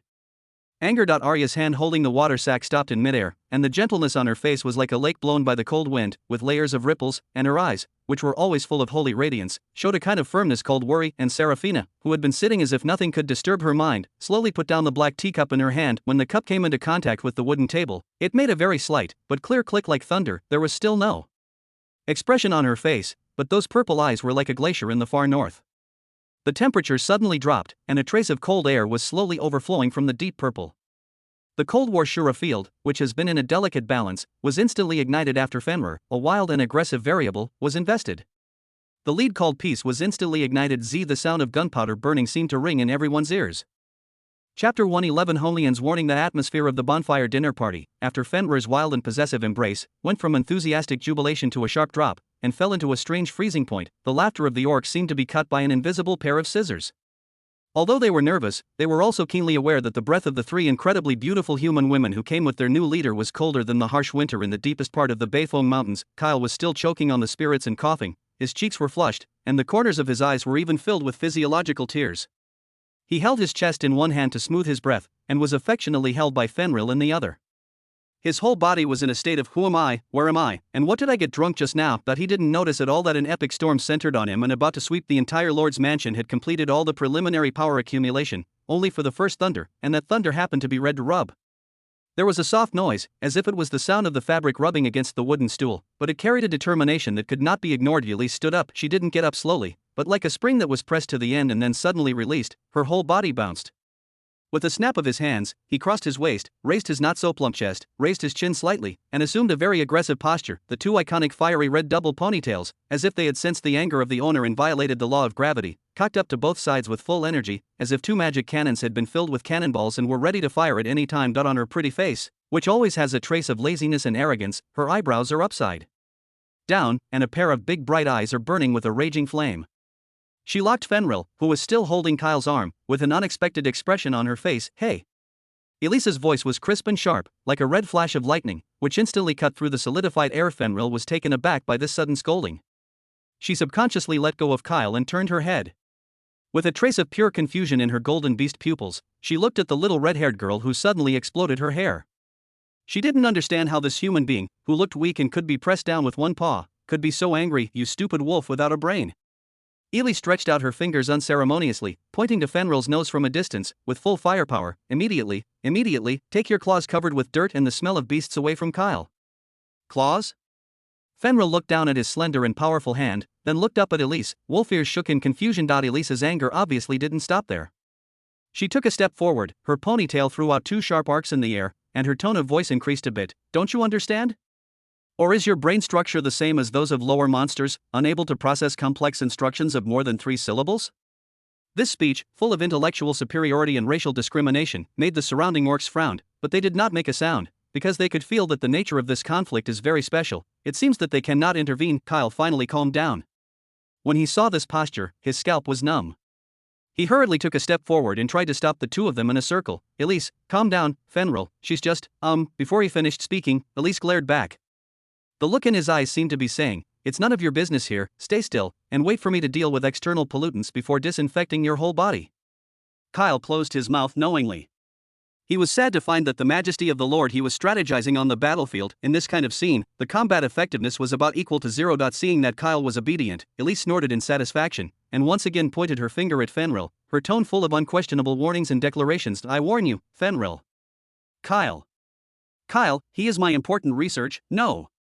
Halfway through the conversation, Elise suddenly realized that she had missed her mouth, and a suspicious blush flew across her cheeks in an instant. She hurriedly changed her words, but her voice became more stern and insidious. It's an important partner. His brain full of logical beauty is a valuable asset for us to promote the progress of the times. A creature like you who can only use brute force, don't bring your rude brute force to him. The more she said, the more excited she became, as if Fenrir's behavior just now was not a warm hug, but an attempt to infect a supercomputer with a virus, in case the static electricity or something on your body affects his neuronal synaptic connections and causes his brain to decrease in efficiency by 1%, can you afford this responsibility? These words, full of strange logic and arrogant warnings, succeeded in silencing all the creatures present, whether human or orc, into silence. Fenrir blinked, her dynamic vision that could easily capture the tiniest flaws of the enemy in battle, but at this moment she was completely unable to understand the brain circuit of the red-haired girl in front of her. Static electricity? Neurons? What's this? Can you eat it? She let go of Kyle, not because of fear, but because of a curiosity to face unknown species. She looked at Elise up and down with interest, and the smile that belonged to the strong on her face came back. Even with a hint of provocation, she took a step forward, and her tall figure formed a very oppressive shadow in front of Elise. Elise straightened her chest without showing weakness. Although she was nearly a head short in height, she was like an angry cat preparing to fight a dragon high in the air. It seemed that two breeds, one red and one silver, were colliding fiercely and fighting each other. Chapter 112. The Saints concerns. If Elise's appearance was a sudden volcanic eruption, with hot magma and choking sulfur breath coming on her face, then Arya, who followed closely behind, was like a silent tide that came ashore, gentle and cool, but with an irresistible force to bring the battlefield back to life. Division. Just when Fenrir was confused by Elise's neuron theory and was about to respond with a more direct fist theory, a gentle but clear voice, like the clear spring of a mountain stream, was just right. Injected into this piece of scorched earth, that, please wait a minute. Arya walked over quickly. Her steps are not as aggressive as Elise, nor are they as aristocratic and alienated as Serafina. There was a hint of eagerness in her steps, and the skirt spread out with her movements, like a blooming white lily. On her face, there was no anger from Elise, nor the coldness of Serafina, but a kind of pure worry that could not be rejected. Her worries were so sincere that everyone present, including those werewolves who had just felt that their soldiers had been wronged, subconsciously believed that she was sincerely anxious for someone important. Sincerely anxious, and that important person is obviously Kyle, who was caught in the center of the storm. Instead of looking at the aggressive Elise, Arya walked straight in front of Fenrir. Her clear lake-like eyes looked up at the tall wolf warrior slightly. Her eyes were soft, without the slightest hostility. Miss Fenrir. She spoke, her voice so soft that she seemed to be afraid of disturbing the birds in the forest.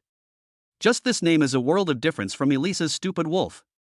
It's like a tranquilizer that makes Fenrir's tight muscles subconsciously relax a bit. Fenrir looked at the holy girl in front of him, a trace of confusion flashed in his golden beast pupils. She could feel that this girl was not malicious to herself, but the invisible pressure was stronger than when she faced Elise. Arya frowned slightly and showed her eyebrows. Her appearance made people want to hold the best things in the world in front of her, just to smooth the wrinkles between her eyebrows. She glanced at Kyle, who was sandwiched between the two girls, her expression even more ugly than that of a bitter pill, and then looked at Fenrir again and said in an apologetic tone, Miss Fenrir, Mr. Kyle, he may not be used to such etiquette. This sentence is extremely clever. She did not accuse Fenrir of rudeness, but put the problem down to Kyle's unaccustomed. This not only saved Fenrir's face as an orc warrior, but also clearly drew a line. Your etiquette, we are not adapted, we are not a class of people. Fenrir's wolf ears moved. She didn't seem to fully understand the meaning behind these words. When Arya saw this, the worry in her eyes became stronger. She took a half step forward and her voice was lowered, as if she was sharing a secret that belonged only to herself. And, you see, Mr. Kyle is also very tired today. Her words were full of distressing thoughtfulness, from making plans to dealing with Barav, to traveling a long distance to come here, he hardly rested. We all saw it in our eyes and were really worried about his body. With these words, Fenrir's heart was slightly scratched. On the surface, it is stating a fact and expressing supreme care for Kyle, but the subtext is we are the ones who accompany him all the way, understand him, and feel sorry for him. And you, Fenrir, are just an outsider who has just joined, an outsider who doesn't know how to be compassionate to the Lord, and it will only add to his burden. Fenrir's hearty smile froze on his face. She looked at Arya's sincere and worried eyes, and suddenly felt that her forthright hug and drinking action just now seemed so out of place. Yeah, he must be very tired. Why didn't I expect it? An inexplicable sense of guilt began to spread in Fenrir's heart, and this is exactly what Arya wants to achieve. Her way of fighting has never been to shake the enemy head-on, but to emotionally disintegrate the enemy and let you deny yourself. Kyle was sweating profusely while listening. He knew Arya too well. This kind of gentle knife, which sees blood and kills invisible, is much more terrifying than Elisa's magic cannon. As soon as he wanted to say, "I'm fine, I'm very energetic," he met Arya's gentle eyes. "Don't you dare to say a word." Kyle swallowed the words immediately. The desire to survive is the instinct of intelligent creatures. Seeing that Fenrir's momentum had been completely suppressed, Arya took advantage of the victory to chase after her, bringing the retreat to a perfect end. "So, Miss Fenrir, shall we let him take a good rest?" As she said, she had naturally walked to the other side of Kyle, forming a confrontational position with Fenrir. She stretched out her hand, not to pull Kyle, but to help him organize the collar that Fenrir had just messed up. Her movements were as soft as if she was brushing away a fallen leaf. This action is full of the meaning of declaring sovereignty, but it is done so naturally and thoughtfully that people can't pick out the slightest faults. With the gentlest words and the most caring posture, she successfully isolated Fenrir from Kyle's side, and put an invisible label on Fenrir as rude and inconsiderate.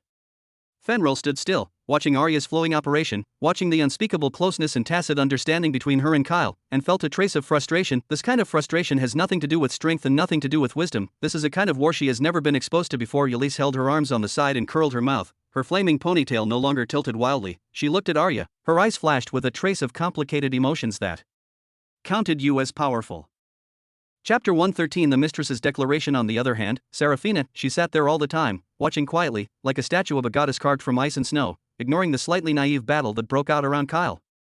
Her silence, in itself, is an invisible pressure, so that the temperature of this hot war can never really get out of control. It wasn't until Arya used her gentle knife method to force Fenrir, who was not afraid of tigers, into a dilemma for the newborn calf, that Seraphina finally moved. She didn't jump up with a rub like Elise, nor did she step forward as quickly as Arya. She just stood up slowly, moving gracefully.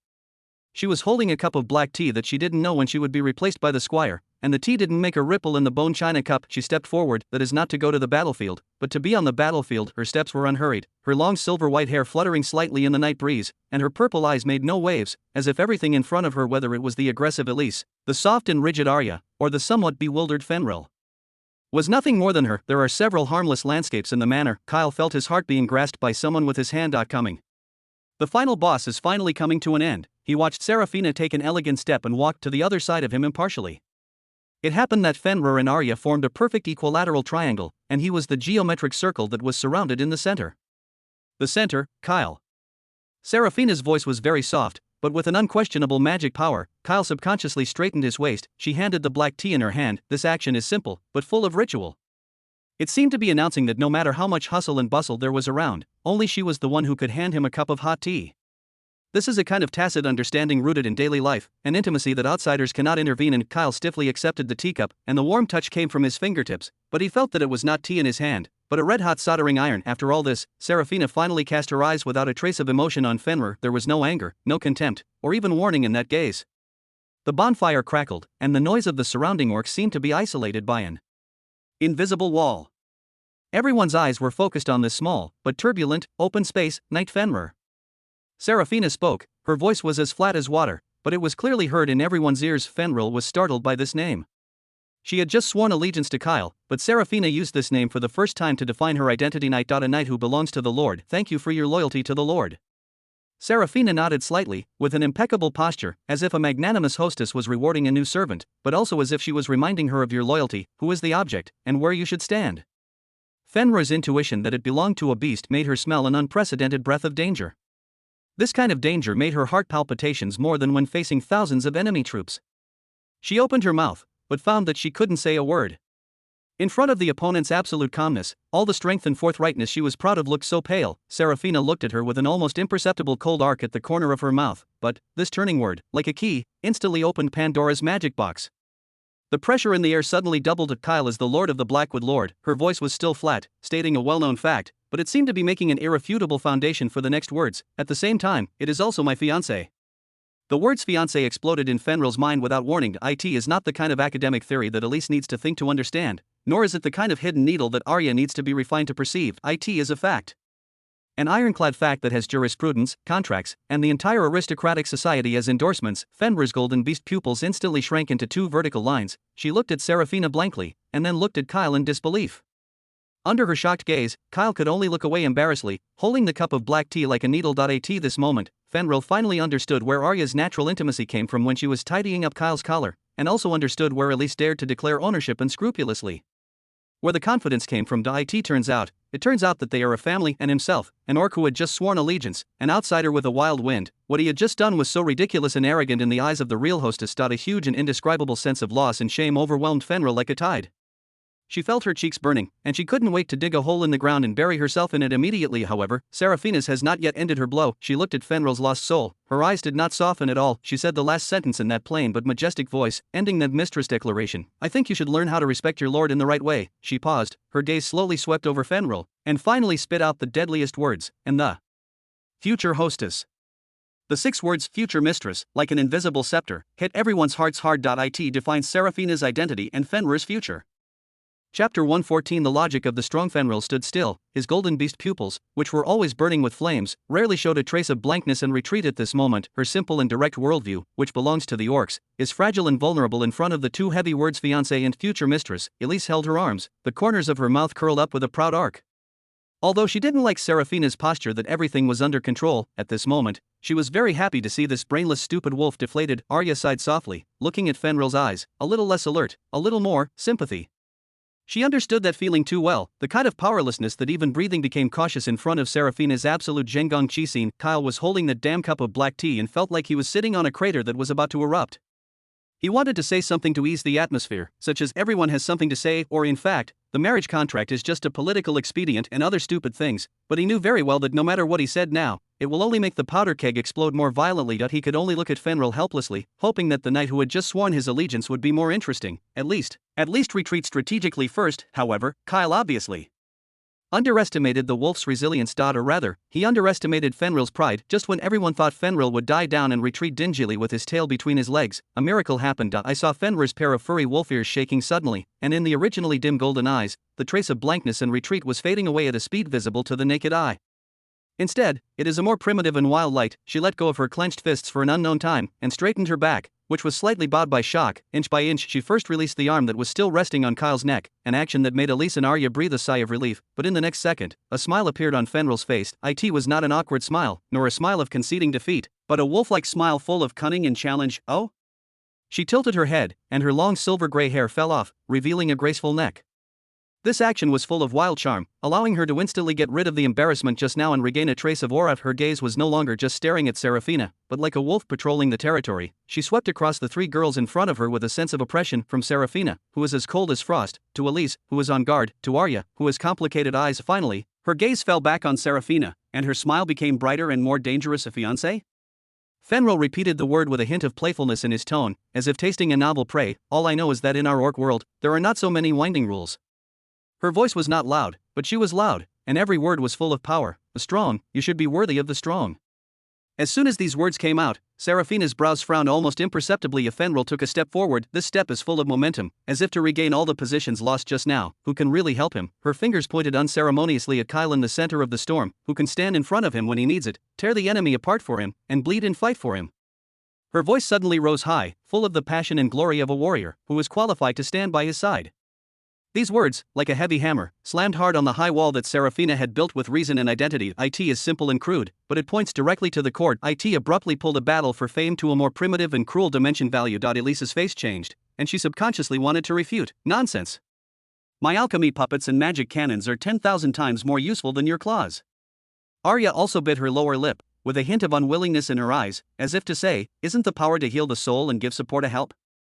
But before they could speak, Fenrir's final blow had already whistled with devastating power. With those golden flame-burning eyes, she looked straight at Serafina without fear, and the wolf-like smile at the corner of her mouth was full of undisguised provocation at the moment. You guys. Her gaze swept the exquisite cup of black tea in Serafina's hand, the spotless magic robe of Elise, and the gentle praying hands of Arya. The eldest lady who can only make tea, read books, and pray. Every word was aimed at the place where the three girls were most proud of, but at a certain level they were the most powerless. On the battlefield, Fenrir grinned, showing white and sharp canine teeth, that smile, full of wild self-confidence and contempt for the same kind. Okay? The words okay, like two loud slaps in the face, slapped the faces of the three girls fiercely. It negates the wisdom of Serafina's strategizing, Elisa's world-changing technology, and Arya's soothing sacredness. And Fenrir's simple and crude logic of the strong, all abilities that cannot be transformed into direct combat effectiveness are bells and whistles in the face of the ultimate proposition of guarding Kyle. And in this battlefield that she is most familiar with and best at, she, Fenrir, is a well-deserved king. Chapter 115, Center of the Storm. Chapter 25, Storm Center. The air exploded, the crackling of the bonfire and the cheerful laughter of the people seemed to be cut off by an invisible hand at this moment. Time seems to have been pulled into a string that is taut to the extreme, with Kyle as the center. A vacuum zone within a radius of 3 meters quietly formed. In this zone, the air seemed to really burst out with electric sparks visible to the naked eye. It was a violent collision of will and aura between four women with different styles. The first one to detonate, without suspense, was Elise, with a hum. The alchemist of the Red Lotus was like a cat with its tail stepped on. Once again, he bounced directly from his seat. He didn't even think it was high enough. He simply stepped on the chair, crossed his waist with both hands, and glared at Fenrir condescendingly. Her two fiery red ponytails, beating up and down because of the excitement of the owner, seemed to be two burning ghost fires. You stupid wolf who can only use brute force. What are you talking about? Elisa's cheeks flushed with anger, her eyebrows stood upright, and she stretched out her fingers almost to the tip of Fenrir's nose. What's wrong with making tea? What's wrong with reading? Every book this genius reads can be transformed into 10,000 times stronger than your brute force. Battlefield? You know what a battlefield is. The more she said, the more excited she became, and the spitting stars flew, completely abandoning her usual genius reserve. Let me tell you. With just one word from Kyle, I can make 100 iron pimples harder than your claws every minute. I can let the alchemy bomb fly the whole mountain. My magic cannon can make the enemy disappear 10 miles away. What about you? Besides biting people with your teeth, what else do you do? Are you fighting? No. Your name is Pounce on Food. Also, I am Langdu's best genius, and a magic trick will beat you to the ground in minutes. Elisa's roar was full of intellectual superiority and absolute confidence in her profession. She belittled Fenrir's fighting as the instinct of a beast, trying to use the power of technology to completely crush this wild wolf who dared to challenge all of them. Crushed. If Elisa's reaction is an erupting volcano, then Serafina's reaction is an extremely cold glacier. She didn't move, not even the elegant smile on her face changed at all, but with her as the center, the surrounding temperature seemed to have dropped by a few degrees. Her purple eyes were as deep as a winter lake, but she looked at Fenrir quietly, but her eyes were more piercing than the sharpest ice pick. She didn't refute as loudly as Elise, because in her opinion, it was the most prone behavior. Her thinking has already skipped the verbal dispute and directly entered the strategic level. In her mind, countless plans flashed across like a stream of data. Feasibility report on cutting off the future salt supply of the tribes of the Bayfong mountain range. On the necessity of increasing tariffs on the export of mithril or to balance the fiscal revenue of the black wood-collar. In the name of the Lord's fiancé, how to recruit a personal guard who understands aristocratic etiquette better for Lord Kyle, and reasonably arrange for the Fenrir Knights to go to the border post to exert their expertise. Draft Executive Order. Fenrir's provocation, in her view, is no longer an emotional problem, but a technical problem that needs to be solved by political, economic, and administrative means. She even began to think about whether this incident could be used as an opportunity to beat the overly enthusiastic elders of the Orc tribe and let them understand who is the one who really has the right to make the rules in this covenant. The party. Serafina's eyes became colder and more dangerous. Her hand holding the black tea was as steady as a rock, but the red liquid shaking in the cup seemed to be a sea of blood about to set off stormy waves. On the other side, Arya's reaction seemed a little overwhelmed. Fenrir's words had too much impact on a preparatory saint like her, who was known for serving the gods and healing techniques. Prayer seemed to her to be a sacred and great cause, but at this moment it was contemptuously classified as the pastime of miss by the other party, which made her feel aggrieved and dazed. She took a half step back subconsciously, her hands folded on her chest, clutching the holy emblem tightly. However, it is only half a step when her gaze touched Kyle, who was caught in the middle with an embarrassed face. That weak blankness quickly faded away. Her eyes became firm again. Perhaps I can't rush into battle on the battlefield like Miss Fenrir. Perhaps I can't strategize like Miss Seraphina. Perhaps I can't even create a magical alchemy creation like Miss Elise. But Arya raised her head and greeted Fenrir's oppressive gaze. Although her voice was still gentle, she carried an unquestionable belief: the power to protect the soul is also very important. Mr. Kyle, he needs not only a blood-stained sword, but also a harbor where he can rest in peace. Her voice was not loud, but like a warm light, she cut into this battlefield built by flame, frost, and wildness, and tenaciously opened up her own position. As a result, an epic picture was staged in the center of this bonfire dinner. Fenrir, like a wolf full of wildness and aggressiveness, occupies the dominant offensive position. Elise, like a red lotus fire ready to explode at any time, confronted it with the edge of technology. Seraphina, turned into a silent and majestic iceberg of 10,000 years, exerted invisible pressure with the aura of power. Arya, like a holy lily of light that grows stubbornly in the storm, guards the last gentle position. The four peerless girls formed a four-sided confrontation formation with a strange balance, and Kyle is the center of this formation, holding the cup of black tea that was already cold. He felt that he was not the protagonist of the celebration, but the lamb that had just been roasted and was about to be divided by four top predators with green eyes and hungry hearts. He could even clearly interpret the meaning in the eyes of the four of them. Fenrir, chief. Choose me. I can fight best. Elise, Kyle. If you dare to choose her, I will tie you to the laboratory for dissection for 3 days and 3 nights. Seraphina, my dear, please make the right choice. This is about our future. Arya, Mr. Kyle, please don't be embarrassed. Kyle felt that one of his heads was too big, and his temples hurt tremblingly. He now misses the days when he was farming in the Blackwood Forest very much. The biggest worry at that time was that the yield of potatoes per acre fell by 2 percentage points. He looked at the 4 pairs of eyes full of expectations, threats, warnings, and worries in front of him, and his desire for survival soared to its peak in an instant. He slowly raised his hands and made a gesture of surrender. On his face, he squeezed out an embarrassing smile that he thought was the most sincere, innocent, and harmless to humans and animals. All right, his voice was dry and weak, as if he was trying to extinguish a forest fire with a glass of water. Everyone is one of their own.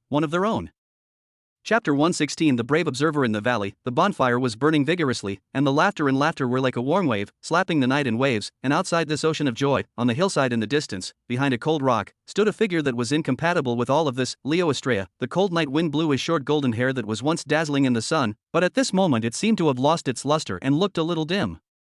The silver-white light armor on his body, which symbolized glory, reflected a cold and lonely light in the moonlight. He is like a statue forgotten by the world, silently staring at the source of light and heat in the center of the valley. His vision is excellent. Even if he is so far away, he can clearly see every detail there. He saw Fenrir, the valiant female warrior of the Wolf clan who regarded strength and glory as the norm, and Fenrir, who had looked up at him with incomparably adoring eyes, knelt down on one knee to another man at this moment. He couldn't hear what she said, but the piety and conviction from the soul hit his heart hard like an invisible hammer. He should have been the one who accepted this loyalty, yet he is the hero who came alone and fought for the honor of the orcs. Immediately afterwards, he saw a more dazzling scene. Fenrir put his arms around Kyle boldly, and the villain he despised from the bottom of his heart, the fox who could only hide in the shadows and calculate, was at this moment caught in a siege that all men dreamed of. The alchemist with the fiery red ponytail blew up like a cat guarding food, and accused Fenrir angrily. The saint who was as holy as moonlight, with just the right worry, tried to separate them in a soft voice. There is also the silver-haired noble woman who has always maintained her nobility and elegance, with an unquestionable posture, declaring her ownership of Kyle. And Fenrir, the warrior he thought would be his staunchest supporter, was like a she-wolf challenging all invaders, launching an offensive declaration to the 3 women. They were arguing and facing each other, like 4 dazzling but incompatible stars, and their only center of gravity was Kyle Eisenberg, who looked helpless and raised his hand to surrender. Leo's breathing became heavier unconsciously. He should have been the hero of this rescue. From the moment he received the letter for help and hurry to the Beifong Mountains, he should have written the script. He used righteous words to give hope to the desperate orcs. He used his gorgeous swordsmanship to win the duel that decided the honor. Everything he did perfectly matched all the descriptions of the brave in the bard's psalms: light, justice, strength, and fearlessness. When he defeated his opponent and raised his long sword high, he enjoyed the cheers of the orcs like a tsunami, and Fenrir's gaze mixed with admiration and admiration. He thought that the story would usher in the climax there, and he would be remembered forever as the savior in the legend of the Beifong Mountains. However, reality gave him the loudest slap in the face. Barev's treachery turned his gorgeous victory into a ridiculous opening. Surrounded by thousands of elite soldiers, his proud personal force looked so pale and weak. He could only roar angrily, but he couldn't protect anyone.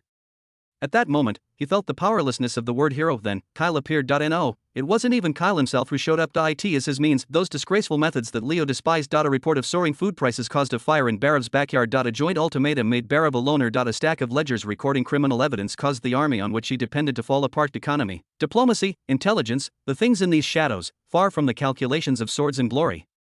were like invisible hands that easily choked Barab's throat and dragged him off the throne of power.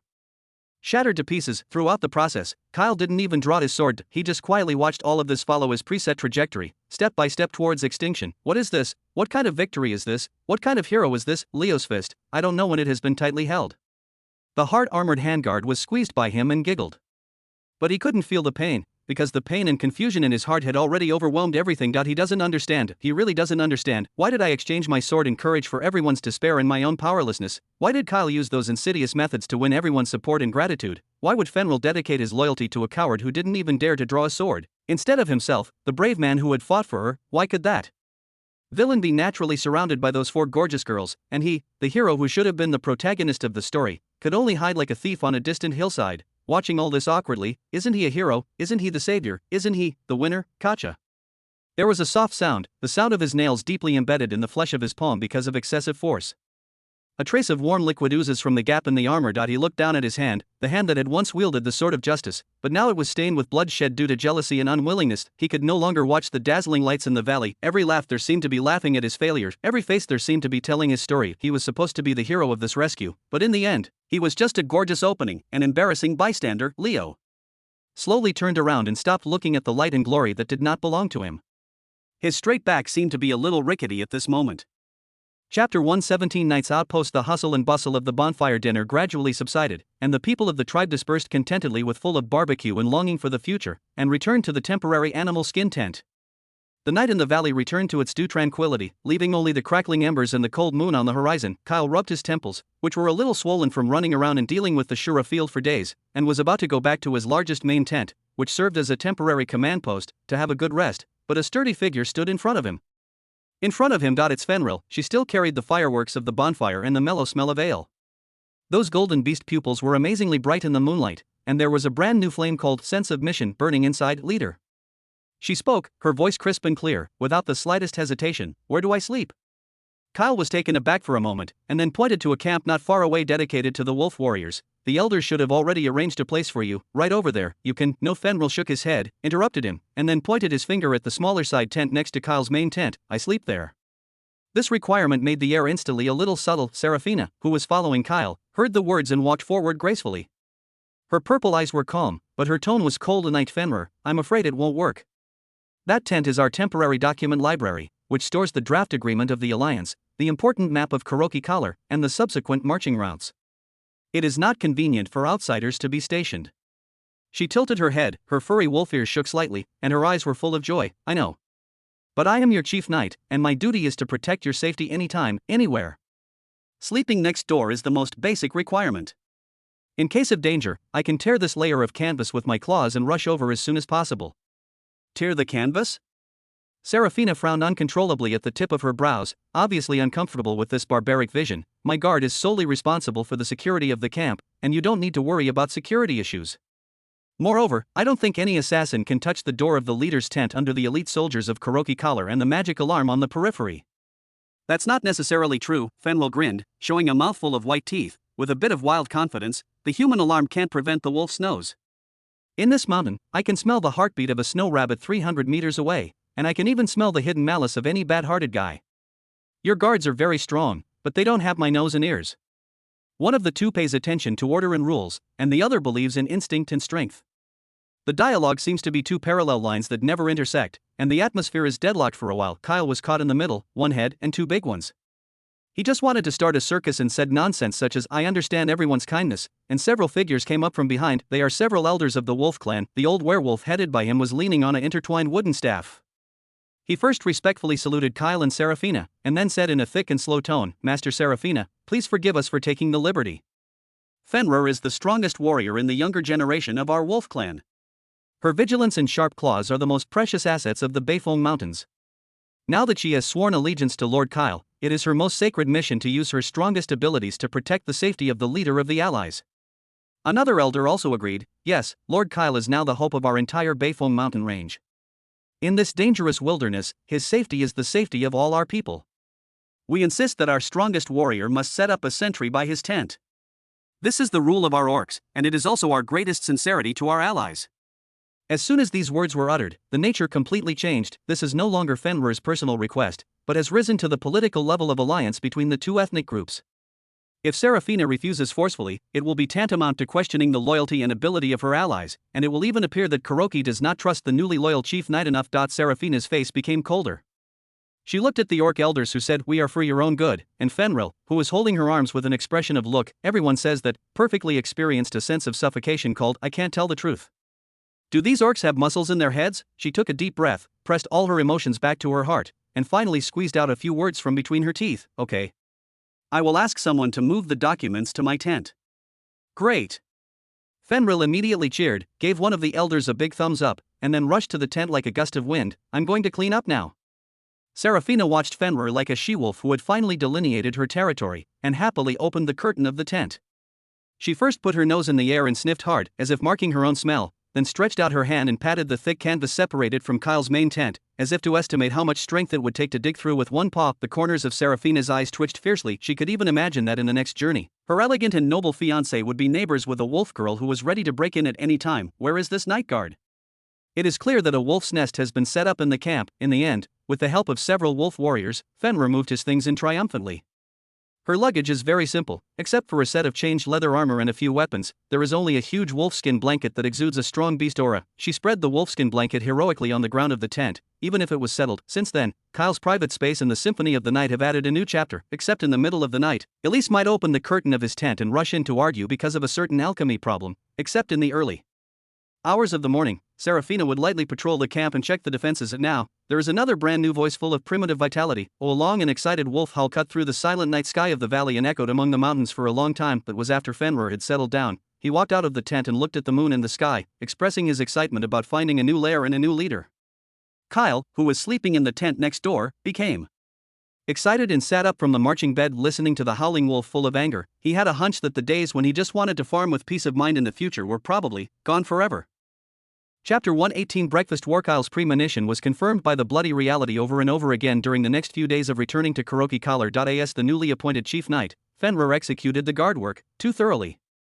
She will run and patrol like a wolf beside Kyle's carriage, scaring away all the rabbits in the forest with her sharp eyes. She will spread her wolfskin blanket at the door of Kyle's tent while camping, and the chirping of any night owl will make her vigilantly show her claws. She would even hunt the most vigorous game by herself, and roast it on the fire involuntarily, forcibly replenishing her strength to the Lord. Therefore, when the convoy finally passed through the border of the Black Wood Forest and returned to the long-lost Lord's mansion, Kyle felt not only the peace of mind of returning home, but also a kind of exhaustion for the rest of his life. That night, a shocking wolf howl became a prelude to insomnia for many people in the Lord's mansion. This was the first night they returned to the mansion, and Fenrir was obviously very satisfied with his assignment to the room adjacent to the Lord's bedroom. When the sunlight of the next morning passed through the stained glass and cast colorful light and shadow on the long dining table, Kyle yawned and sat in the main seat. He has a faint dark circle under his eyes, half because of days of exertion, and the other half because of the newly appointed chief knight next door. After howling at the moon with a wolf, he tossed happily for half the night, including but not limited to testing the hardness of the wall with his claws, and practicing in extreme the sound of footsteps at the fastest speed burst out in an instant in a quiet environment. Kyle seriously suspected that Fenrir was not here as a guard, but to simulate the assassination process in advance. Now he just hopes to have a quiet breakfast, and then go to deal with the mountains of territorial affairs. However, when he saw the three girls who were already sitting upright at the dining table, and a sturdy figure who was striding from the direction of the kitchen, the little luxury in his heart, like dewdrops in the sun, instantly evaporated without a trace. The air was filled with an invisible tension called pre-war tranquility. The first to launch it was the justified hostess of the Lord's mansion, Serafina.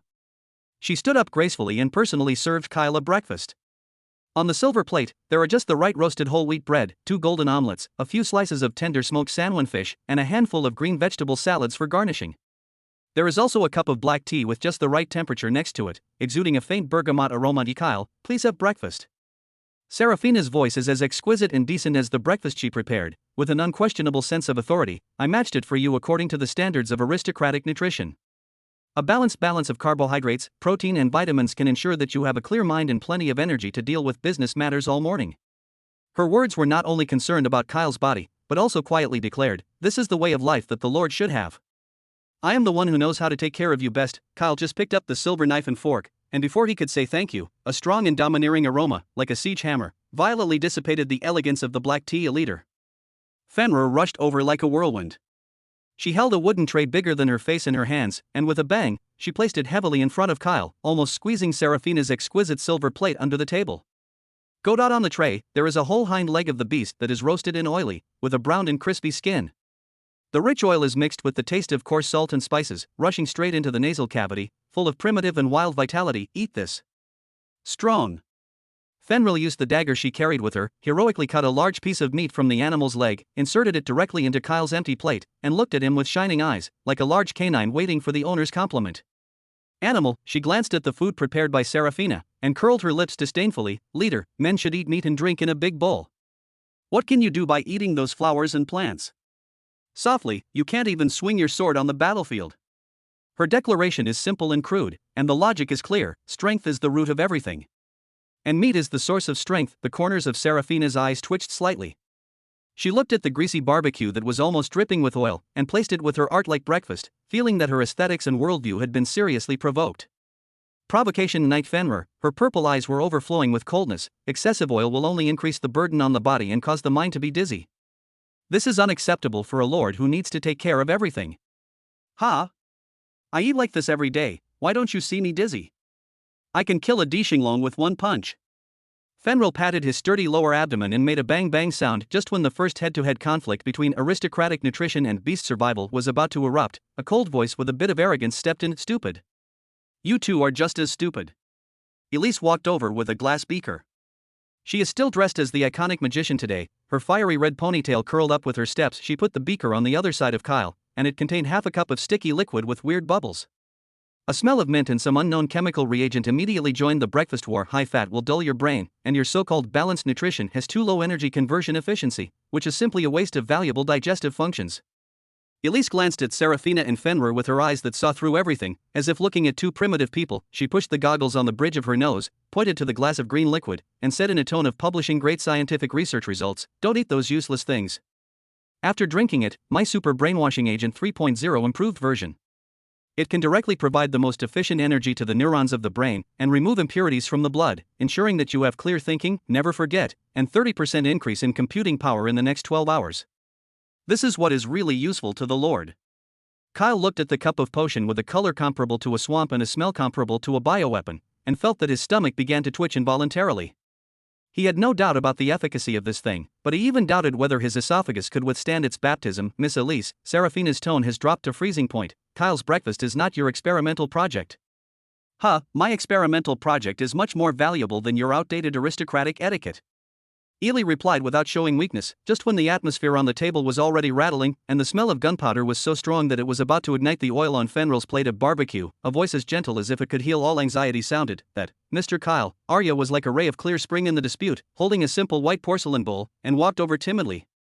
She looked at the messy battlefield on the dining table at a loss, and finally plucked up the courage to gently put the bowl in her hand on the last clearing beside Kyle. In the bowl is a bowl of warm milk oatmeal with a faint milky fragrance. Mr. Kyle, you have been too tired lately, so let's eat something gentle. It's good for your health, she said in a soft voice, her clear eyes full of pure worry and concern. She did not emphasize the grand effect of her breakfast like others, nor did she belittle others. She just expressed the most direct concern in the most simple way: your body needs to be treated with gentleness. For a while, a wonderful pattern of four-legged standing on the dining table formed. On the left-hand side is an aristocratic nutritious meal that represents order and tradition. Directly in front of it is the barbecue leg of a beast that represents strength and wildness. On the right-hand side is a super brain refreshing agent that represents reason and the future. At hand is milk. Oatmeal, which represents gentleness and healing. Four very different breakfasts represent four girls with different styles. At this moment, four pairs of beautiful eyes were locked on Kyle's body without blinking. In those eyes, there was expectation, persistence, unquestionable, and a hint of imperceptible threat. Kyle sat stiffly in the main seat, watching all this in a daze, his brain buzzing. Chapter 119. The Lord's decision. In the air, for different styles of gaze intertwined into an invisible net, trapping him firmly in the center. Every gaze is full of unquestionable expectation, as well as a threat that is enough to make any normal male's back cold. On the left is Seraphina's purple face. The look in his eyes seemed to be saying, Kyle, as a lord, you should make the most decent and correct choice. Ahead is the golden heat of Fenrir. Those eyes were simple and straightforward. Leader, don't let me down, eat meat like a real man. On the right is Elisa's fiery red dress. The eyes were full of the rigor of a scientist. Drink it, and then tell me with your 30% increase in computing power, this is the wisest decision. At hand, it was Arya's clear worry. The eyes were as gentle as water. "Mr. Kyle, please take care of your body." A drop of cold sweat oozed from Kyle's forehead. The speed of his brain's operation, at this moment, may have exceeded the limit that Elisa's potion can provide. He carried out the sand table deduction quickly, but every choice led to a hellish ending. Choose Seraphina's breakfast? He will become a soft-footed shrimp that eats flowers and plants in Fenrir's eyes, and at the same time will be despised by Elise as an inefficient energy importer. Choose Fenrir's barbecue? Seraphina's aristocratic upbringing will be severely hit by 10,000 points, and the Lord's mansion in the coming week will be shrouded in low pressure, and Arya will really worry about his digestive system. Choose Elisa's potion? Kyle glanced at the glass of green liquid that was still bubbling strangely, and he seriously doubted whether his vital signs could be maintained until tomorrow morning. Moreover, this will undoubtedly offend the other 3 girls who have prepared food with their hearts. Choose Arya's oatmeal? This may be the safest choice, but it will also be regarded as cowardly by Fenrir, ignorant by Seraphina, and stupid by Elise. This is a desperate situation. Kyle took a deep breath. He knew that escape would not solve the problem. As a lord who was determined to farm with peace of mind, the ability to deal with internal conflicts is obviously also one of the core skills. Under the gaze of 4 pairs of eyes, he slowly put down the knife and fork in his hand. This action made the atmosphere on the table a little more tense in an instant.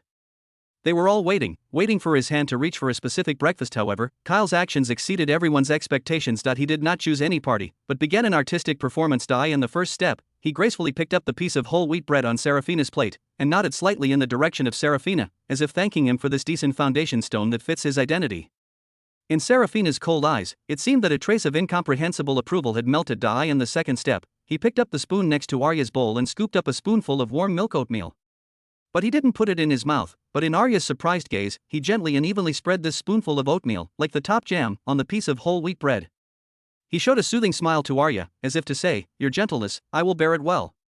Arya's cheeks flushed slightly, and her worried eyes turned into a hint of shy joy. In the third step, his gaze turned to the huge barbecue. Fenrir's eyes lit up instantly and he looked at him expectantly. Kyle picked up the knife, but did not cut the fattest part that Fenrir had prepared for him. He bypassed the grease and carefully cut a small piece on the relatively lean side of the barbecue, just the right size, like the last stroke embellished on the work of art. Then, he put this piece of barbecue, which symbolizes strength and vitality, firmly on the slices of bread coated with oatmeal. Leader? Fenrir was a little puzzled, but seeing that Kyle did eat her meat, that dissatisfaction was quickly replaced by a recognized excitement, and she grinned with a silly smile. At this point, a brand new Celtic sandwich that combines the hearts of the 3 parties was born.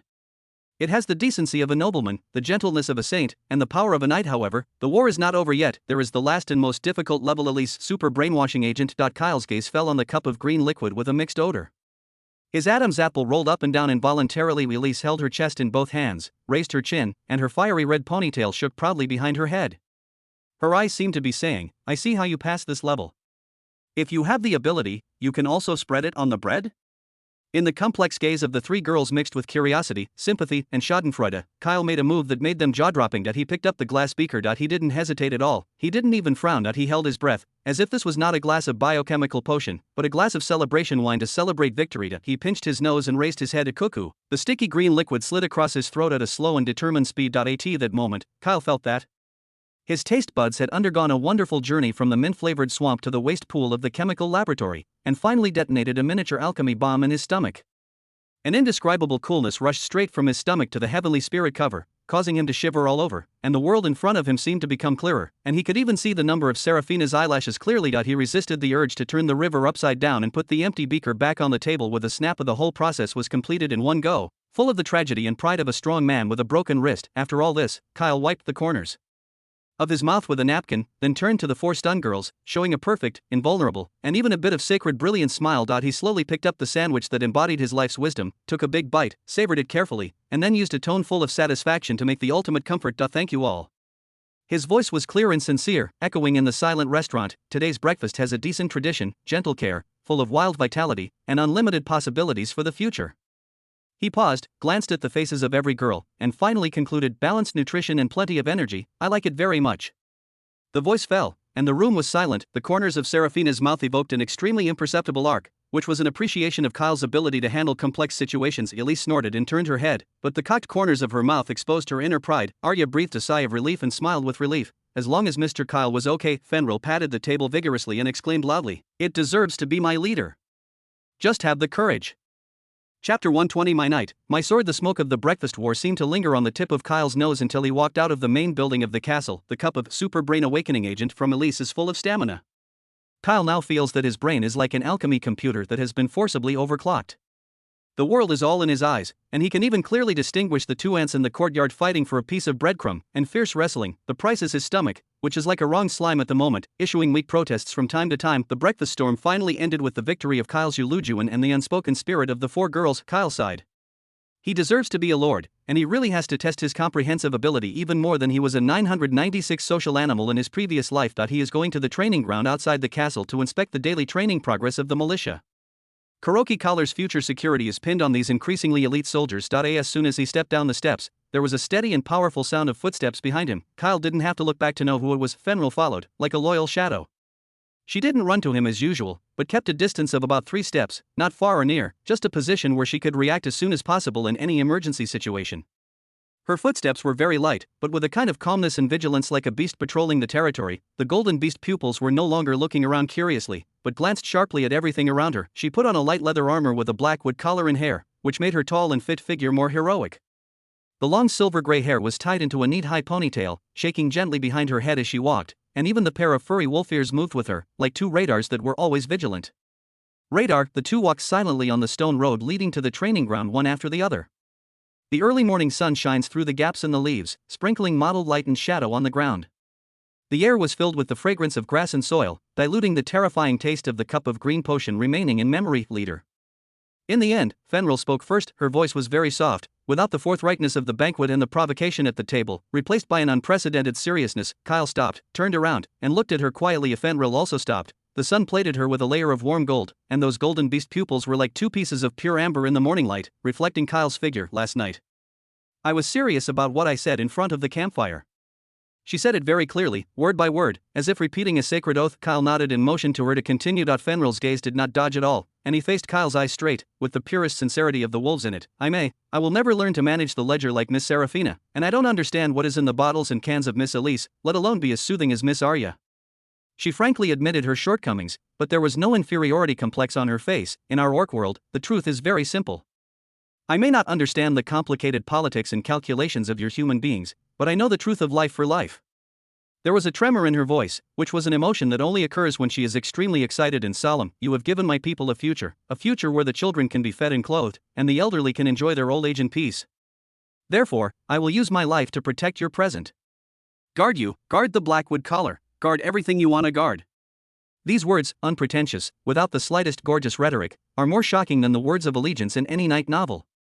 It comes from the oldest survival law of a race, and from the most sincere gratitude of a warrior. Kyr listened quietly. He could feel that every word of Fenrir was as heavy as a mountain. At this moment, he didn't say polite things like "you don't have to do this" or "we are equal partners." Because he knew that for a pure warrior like Fenrir, accepting her loyalty was the greatest respect for her. Under Fenrir's somewhat nervous gaze, Kyle had no extra words, just stretched out his hand. His hand did not pat her on the shoulder, nor did he shake her hand. He stretched out his hand, crossed the short distance between the two, and gently rubbed her furry wolf ears in Fenrir's slightly widened eyes. The ears shook sensitively, and then fell on his palms meekly, warm and soft. Fenrir's body froze instantly, and a stream of heat blasted from the roots of her ears and rushed straight to her brain, making her feel like she had been poured a big sip of last night's spirits, and her whole cheeks began to burn uncontrollably. I know. Kyle's voice was very soft, but with unquestionable affirmation. His gaze was soft and firm, like a deep night sky, enough to accommodate the brightest stars. Fenrir, you will always be my most trusted knight. He paused, looked at her golden eyes that were slightly moistened by excitement, and finished the second half of the sentence, my sharpest sword. In the sun, the moving blush on Fenrir's cheeks could no longer be concealed. But instead of lowering her head, she raised her face, facing the sun, and facing her lord. She showed an extremely bright and contented smile. That smile, like the cloudless clear sky over the Bayfone Mountains, is bright, dazzling, and full of new life and hope. End of Volume 4. Chapter 121 The Burning Border. In the eastern realm of the kingdom, the fortress of the Griffin's Beak. The name carries the majesty of the overlord of the sky, but at this moment it is like a morning bird besieged by wolves with broken wings. Hold on. Archer, suppress those damn shield-holding orcs for me. Don't let them near the city wall. Commander Barracks's roar was already hoarse, mixed with the smell of blood, foam and sand. With a sword, he split the evil demon climbing on the wall in half, and the hot green blood splattered his face, but he didn't even have time to wipe it under the city wall. It was no longer the chaotic monster miscellaneous soldiers of the past, rushing forward with a bloody courage that is an army. A real army. The black and iron ORC infantry formed an airtight shield wall, like a huge steel beetle, advancing slowly and firmly. From the gap in the shield, countless highly poisonous crossbows and arrows stretched out, shooting accurately and coldly at the defenders on the city wall. With every salvo, there will inevitably be a few screams at the head of the city, and a few soldiers will fall farther away. The huge ogre, under the flogging of the warlord, was working together to push a simple but efficient siege hammer. The head of the hammer was wrapped in heavy metal, and every time it hit, the sturdy fortress gate groaned in pain. The sky is no longer the realm of mankind.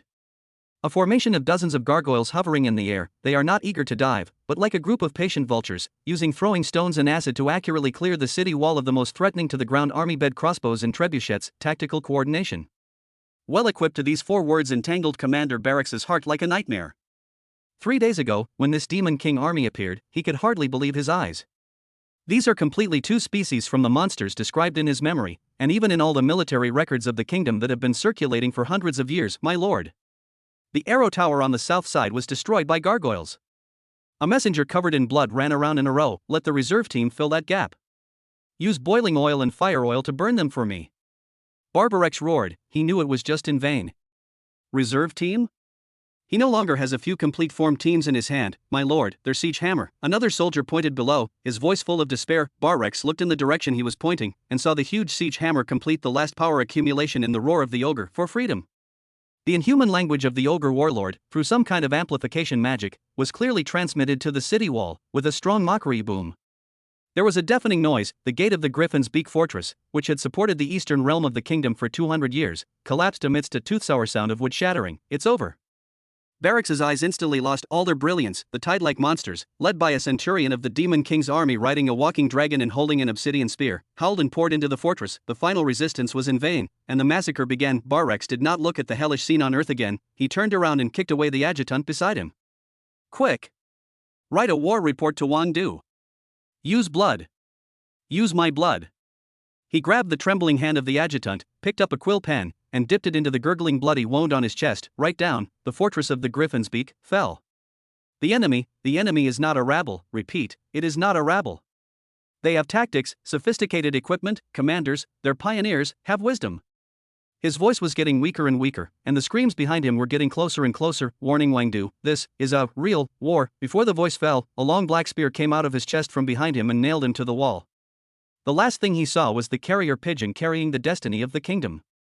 In the chaos, it flew towards the sky and turned into a small black dot in the direction of Wang Du. This bloody battle report, written with the last warmth of the commander's life, was like a red-hot meteorite, smashing into the calm lake of Wang Du, provoking a monstrous wave. At first, the news was only circulating among nobles and upper-level officials, but paper couldn't wrap the fire after all, especially a fire like this that was enough to start a prairie fire. Have you heard? The Griffin's Beak fortress to the east is gone. In the bakery in Wang Du Central Market, the owner lowered his voice and said mysteriously to the regular customer who was paying, "Gone? How could it be? That's the beak of a griffin. My grandfather's grandfather's generation is here." The regular customer's eyes widened, with a look of disbelief. Absolutely true. My brother-in-law is on duty in the city defense army, and the news came from the palace. It is said that the defenders were almost annihilated.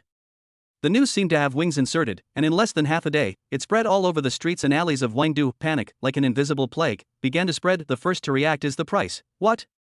1 silver coin for a bag of flour? You only sold 80 copper plates yesterday.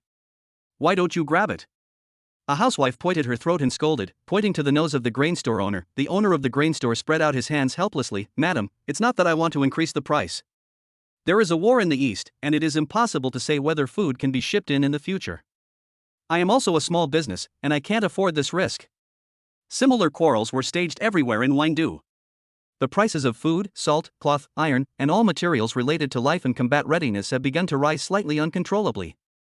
On the faces of the people, the former comfort and peace were replaced by an emotion called anxiety.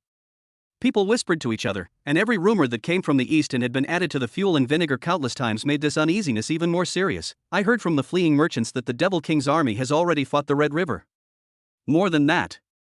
It is said that they have evil dragons that can fly, and a breath of the dragon can burn a town. Oh, my God, Wang Du, is Wang Du still safe? Wangdu's garrison strengthened patrols, but this not only failed to appease people's hearts, but it was more like confirming the threat of war, making the atmosphere of panic stronger and stronger. In stark contrast to Wangdu's jittery and panic-stricken scene, it was the black wood collar thousands of miles away.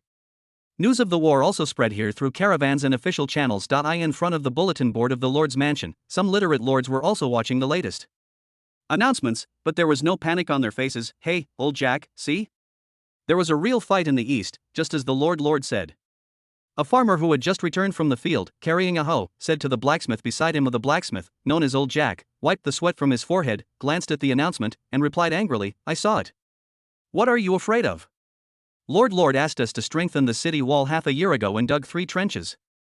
Those big guys called 3 bows and crossbows were placed on the wall in rows. Monsters dare to come and let them come and go. Not far away, a team of militia is conducting daily patrols. They wore uniform leather armor, carried standard burst crossbows, had neat steps, and their eyes were alert and confident. Captain, you said that the old masters of Wangdu are in a hurry like ants in a hot pot now? A young militia asked with a smile. Their captain, an experienced veteran, snorted softly, what's the use of being anxious? If you don't sweat normally, you have to bleed in wartime. Our Lord has already prepared everything. Don't talk nonsense, you kid, pay attention to the warning area. If you let a rabbit sneak in and don't find it, you will be fined for running 5 more laps at night. Yes.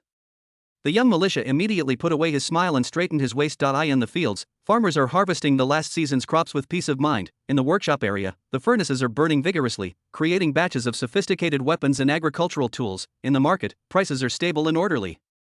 The children were still chasing and fighting in the streets. Their laughter was crisp and loud, as if all the distractions from the outside world had nothing to do with this carefully guarded land. Panic?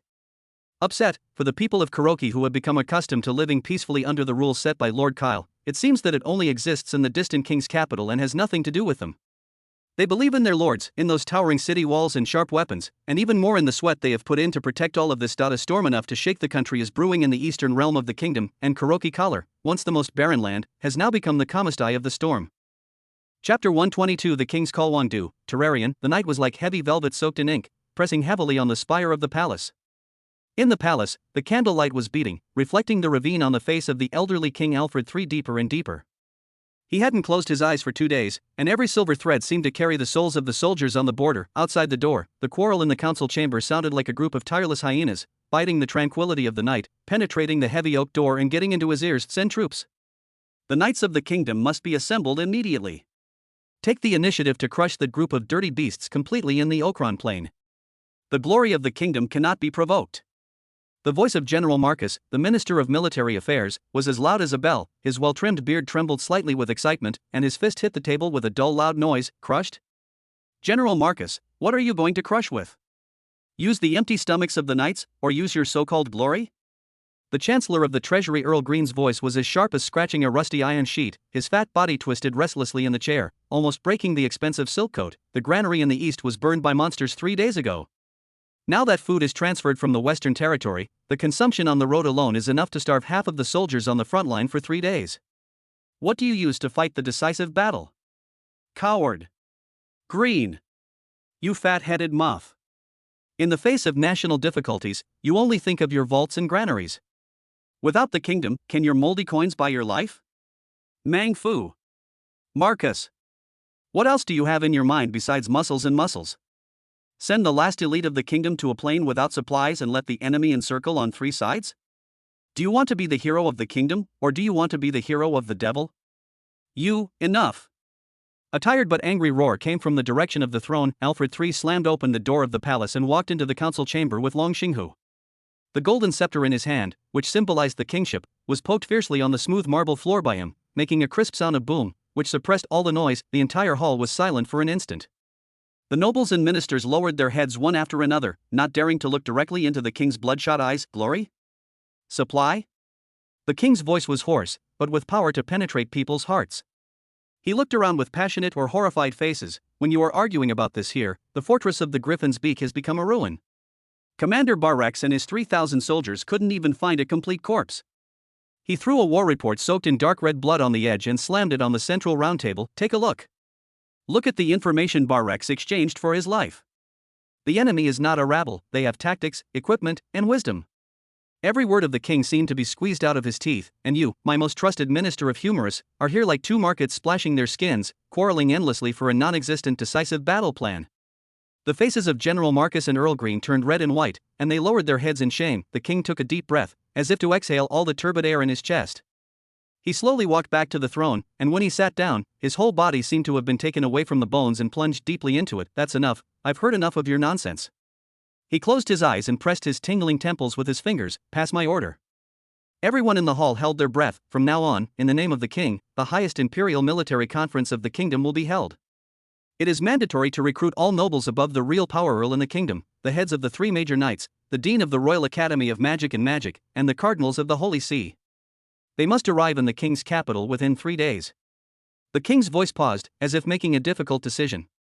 He opened his eyes again, scanned the map on the table, and finally landed in the area where the Beifong mountain range and the Blackwood collar met. In addition, another summoning order will be issued to the brave man canonized by the Holy See of Light, Leo Estrella. No matter where he is or what he is doing, he must return to Wangdu immediately. Yes, Your Majesty. The court clerk standing aside quickly recorded this order that was enough to determine the fate of the kingdom with trembling hands. Soon, several specially trained royal griffins rose from the tower of the palace. Metal letter tubes engraved with the king's seal were tied around their necks, turned into black spots, disappeared in the deepest darkness before dawn, and flew to all directions of the kingdom. One of the most powerful griffins, its destination is the north. The royal griffin messenger Elias has been flying continuously for a day and a night, and the cold wind is blowing on his face like a knife. After leaving Wangdu, he went all the way north, and what he saw made his heart chill. There are 10 rooms and 9 empty villages, and no one harvests the yellow wheat stalks in the fields. In the few towns that can be seen occasionally, the city gates are closed, the atmosphere is cold, and the air is filled with a plague called fear. He even once doubted what kind of human tragedy he would see when he arrived at the legendary Blackwood collar, which was as barren as hell. However, when his mount flew over a huge and bottomless trench that was obviously newly excavated, the sight in front of him made this well-informed royal messenger almost fall off the bumpy griffin's back. What? This, at the end of his vision, a towering and heavy city wall appeared. The wall showed a strange off-white color, flat and strong, reflecting cold light in the sun. There was no panic and exhaustion of the patrolling soldiers on the wall, only a team of energetic soldiers wearing uniform leather armor, taking neat steps and handing over in an orderly manner. What made his pupils shrink even more was the hideous war machines on the city wall. It was a kind of giant bed crossbow he had never seen before. The structure was complex and precise. The 3 huge bow arms were superimposed together, exuding a terrifying aura that was enough to penetrate everything. The griffin continued to fly forward, and the scene behind the city wall slowly unfolded. It is a prosperous land. In the field plan like a chessboard, the farmers are working with the morning light. There is no numbness or fear on their faces, but a kind of down-to-earth smile from the heart. In the distance, in a huge workshop area, dozens of chimneys were billowing smoke, and the air echoed with the sound of hammers, full of vigorous vitality. The market was full of people, the roads were clean and tidy, and the children chased and played in the streets. Elias even saw several teams of tall wolf orcs, carrying their prey, passing by the human leaders, and the 2 sides greeted each other familiarly, as if they were a family. Here, is this really the cursed Blackwood collar? Is this really part of the kingdom? Elias felt that his cognition had been violently impacted. The tranquility, order and prosperity here are simply 2 worlds from the bleak scene he saw on the road when he came. Instead of being shrouded in the shadow of war, this land is like a precision machine running at high speed, full of strength and self-confidence. He harnessed the griffin and, under the guidance of the guards, slowly landed on the training ground outside the Lord's mansion. On the training ground, there was no luxurious reception scene of aristocratic lords in his imagination. A young man with black hair was arguing fiercely with a petite girl with a fiery red ponytail around a 3-bow bed crossbow that had just been assembled. Both of them were stained with a little oil and sawdust, and they didn't have the appearance of a nobleman at all. I said, Elise, the problem is not in the enchantment circuit. Kyle used an oily finger to point at a huge bronze gear on the base of the crossbow. Look at the degree of engagement here. There is a deviation in the modulus calculation, which results in a loss of at least 15% of the force during the conduction of kinetic energy. This is a purely mechanical problem. No matter how bright you carve the rune, it's useless. Nonsense. Elise held her arms, her fiery red ponytail curled up in dissatisfaction. The transmission structure you designed is too stupid. The flow of energy is turbulent here. As long as I optimize the node of the kinetic energy increase rune, it can completely make up for your ridiculous physics fallacy. The wisdom of primitive people like you simply cannot understand the subtlety of magic abilities. As soon as Kyle wanted to refute, he was interrupted by the huge wind pressure brought about by the landing of the griffin. He raised his head and saw Elias in the dust, as well as the familiar metal tube in his hand, which represented the highest power of the royal family. Elias stepped forward quickly, knelt down on one knee in front of Kyle, and held the letter tube high above his head with both hands. His Excellency Kyle von Eisenberg, His Majesty the King's emergency summoning order. The argument on the training ground stopped abruptly. Elise also stopped complaining and watched the scene curiously. Kyle silently took the letter tube, unscrewed it, and took out the roll of orders written on fine parchment paper and stamped with the bright red king's seal. He glanced at the above content quickly, and his brows slowly twisted into a pimple before he knew it. After reading it, he was not shocked, excited, or frightened at all. That he just rewound the summoning order, stuffed it back into the letter tube, and handed it back to the messenger. Then, in Elias' eyes mixed with awe and curiosity, the young lord raised his head, looked in the direction of the southern capital, and let out a long sigh full of helplessness. The trouble is still here after all. He turned his head and looked at the war machine beside him that had condensed his countless efforts and hadn't had time for final commissioning. His voice was full of heartfelt regrets. Chapter 123. The prototype of the Guardian Alliance. The King's summoning order was like a stone thrown into a calm pond, and ripples spread rapidly in the Lord's mansion. Within a quarter of an hour after the news spread, the oak door of Kyle's office, which symbolized tranquility and order, lost its due role. The door was pushed open with a bang. Without the slightest etiquette of knocking on the door, Serafina walked in. Today, she was wearing a mobility-friendly riding outfit instead of the usual complicated aristocratic dress. The long silver hair was tied high, and the amethyst-like eyes were gone from the coldness of the past, replaced by a sharpness that could not be ignored. Holding a thick stack of parchment paper in her hand, she walked straight to Kyle's desk, patted the document on the map, and made a muffled noise. This is Wang Du's latest personnel transfer report, as well as an analysis of all the powerful aristocratic factions that may attend the meeting. Her voice is crisp and decisive, like ice cubes colliding in a crystal cup. My father also sent a secret letter, and the list of recent visitors to the Duke of Eisenberg's mansion is here. Your eldest and second brothers, in the past 3 days, have secretly met with Marcus, the Minister of Military Affairs, and the second son of the Deputy Minister of Finance. Kyle raised his head and looked at her face full of "I'm ready." Serafina, I know. But this, you don't know. Serafina interrupted him, stretched out a slender finger, and clicked on the name Elliot Eisenberg on the list. Your eldest brother Lion is a fierce dog, and he will roar in public, not to be afraid. But your second brother Elliot is a poisonous snake. He never roars, but only chooses the deadliest time to take a bite from the shadow you can't see.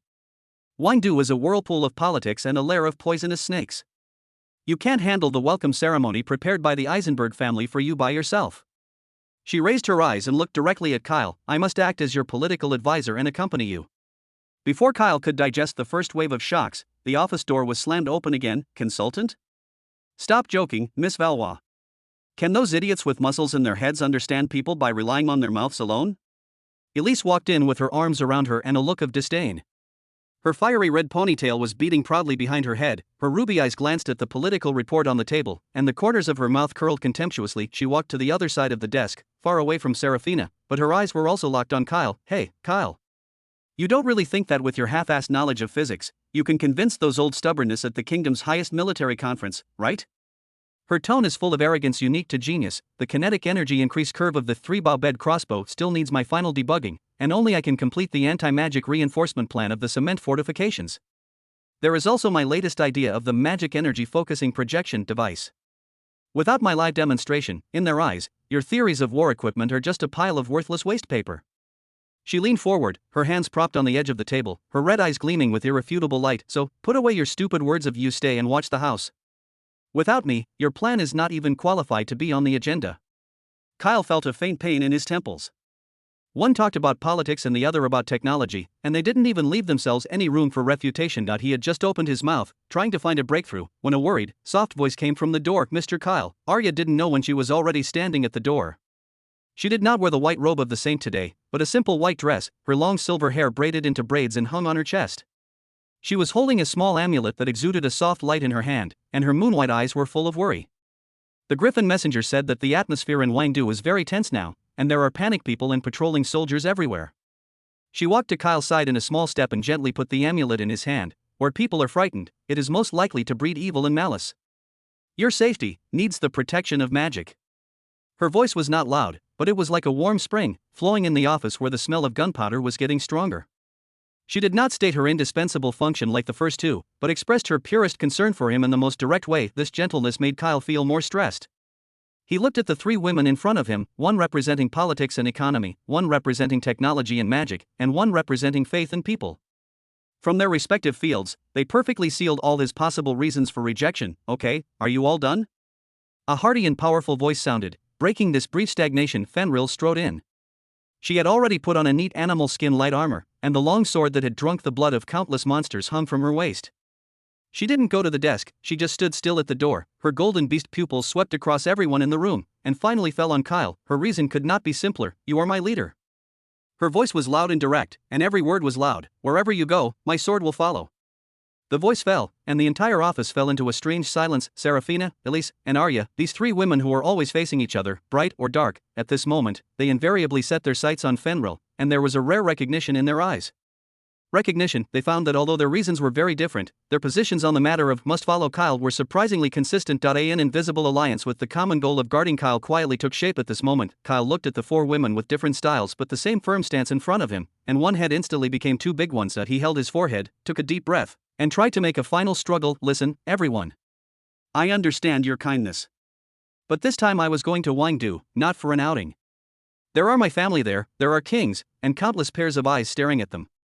With you, the goal is too big. That's why I'm needed. Serafina responded calmly. The heir of the Valois family appeared next to her fiancé. This is the most polite and most shocking gesture. That's why I'm needed. Elise raised her chin, a talented graduate of the Royal Academy of Magic and Magic, attending the meeting as a technical consultant, who would dare to question my qualifications. That's why I'm needed. Arya said softly, the preparatory saint of the Holy See of Light prays for the kingdom. This is God's will. That's why I'm needed.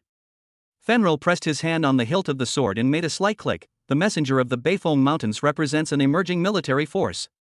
They dare not ignore it. Kyle gave up completely. He looked at them, at the determination in their eyes that could not be ignored, knowing that any language seemed pale and weak at this moment. This is no longer a negotiable meeting, but a unilateral announcement. He leaned on the back of his chair, feeling like he was surrounded by four unshakable mountains in the center. This trip to the king's capital, destined to be full of sword light and sword shadows, because of their joining, I am afraid that they will not be calm before embarking on the journey.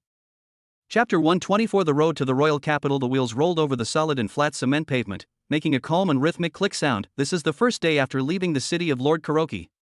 Outside the spacious windows of the carriage, there is a comforting scene. In the field, the last late matured potatoes are being dug out by the farmers and piled into hills.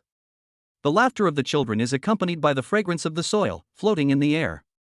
In the villages in the distance, every chimney is emitting smoke, and newly built brick houses are row upon row, replacing the dilapidated thatched houses of the past. Every 10 miles, there is a sentry tower guarded by a militia. The soldiers on the tower wore uniform leather armor and were full of energy.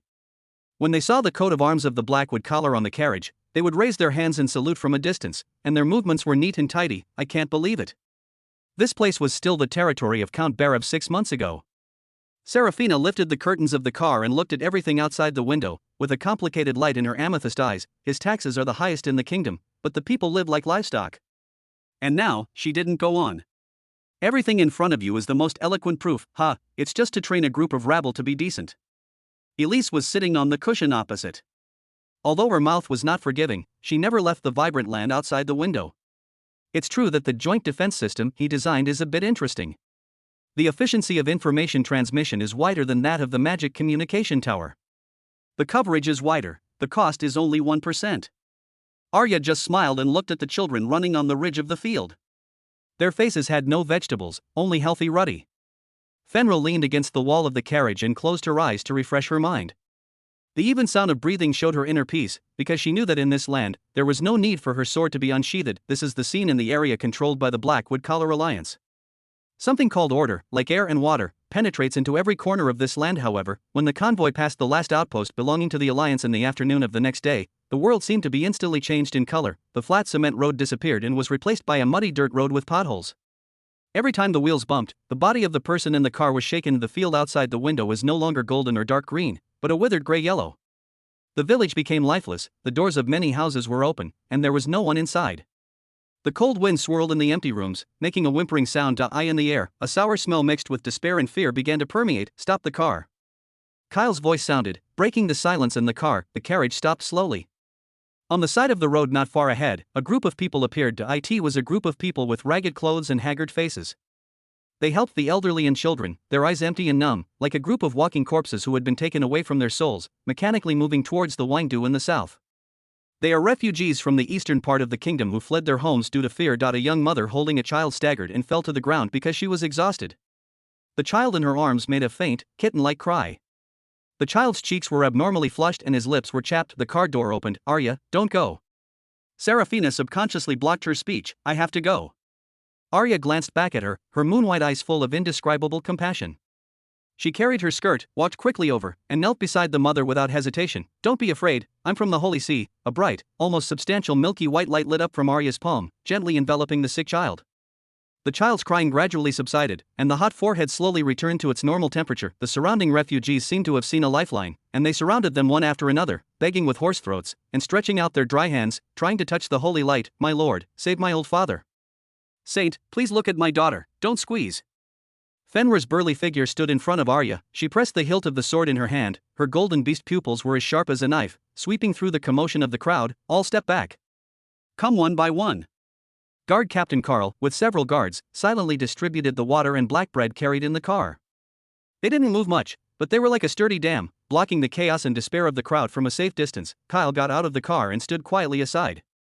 He watched Arya's forehead ooze fine beads of sweat, and his face turned pale because of the consumption of magical skills.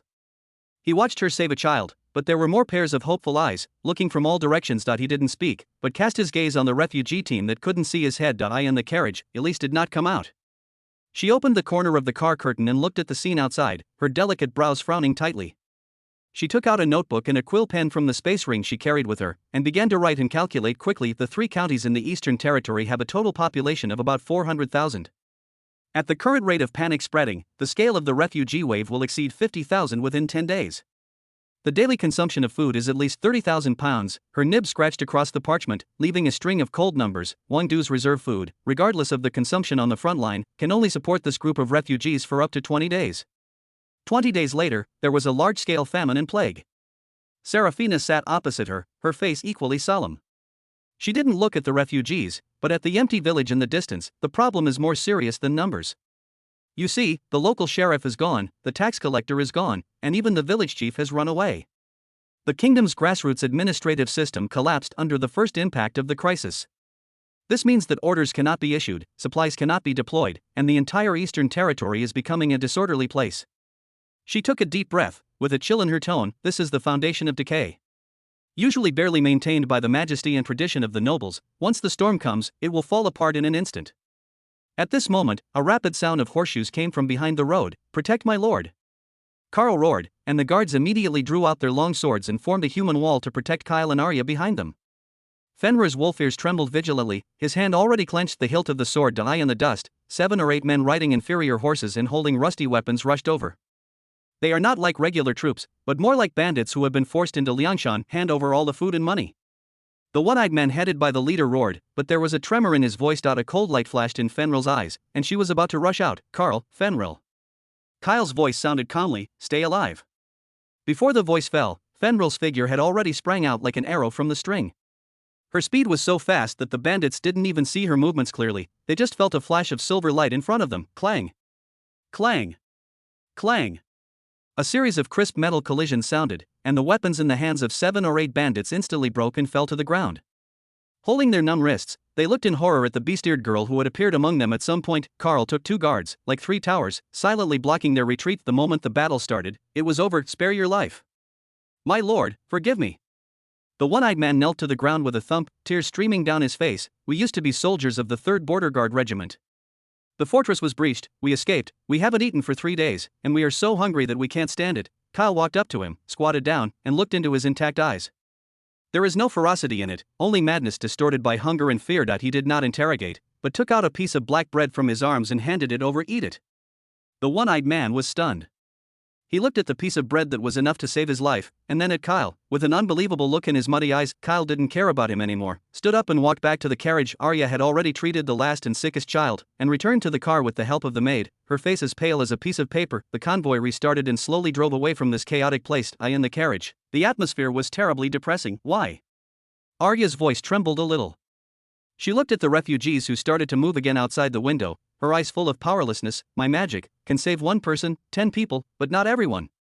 Because magic cannot transform bread and order out of thin air. Serafina's voice was almost cruel. You cured them, and they will still be hungry for the next meal. You used deterrence to drive away the bandits, and tomorrow, they will rob the next target because of hunger. This is a completely failed system. Elise closed her notebook and concluded, the power of the individual, no matter how strong, is meaningless in the face of this kind of systematic collapse. It's like using a water scoop to drain a swamp that is being flooded.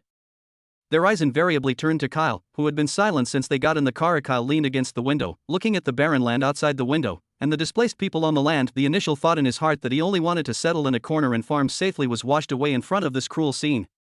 Instead, it is a heavier and clearer thought. He spoke slowly, his voice was not loud, but everyone in the carriage could hear it clearly. The root cause of the problem lies not in monsters, nor in refugees and bandits.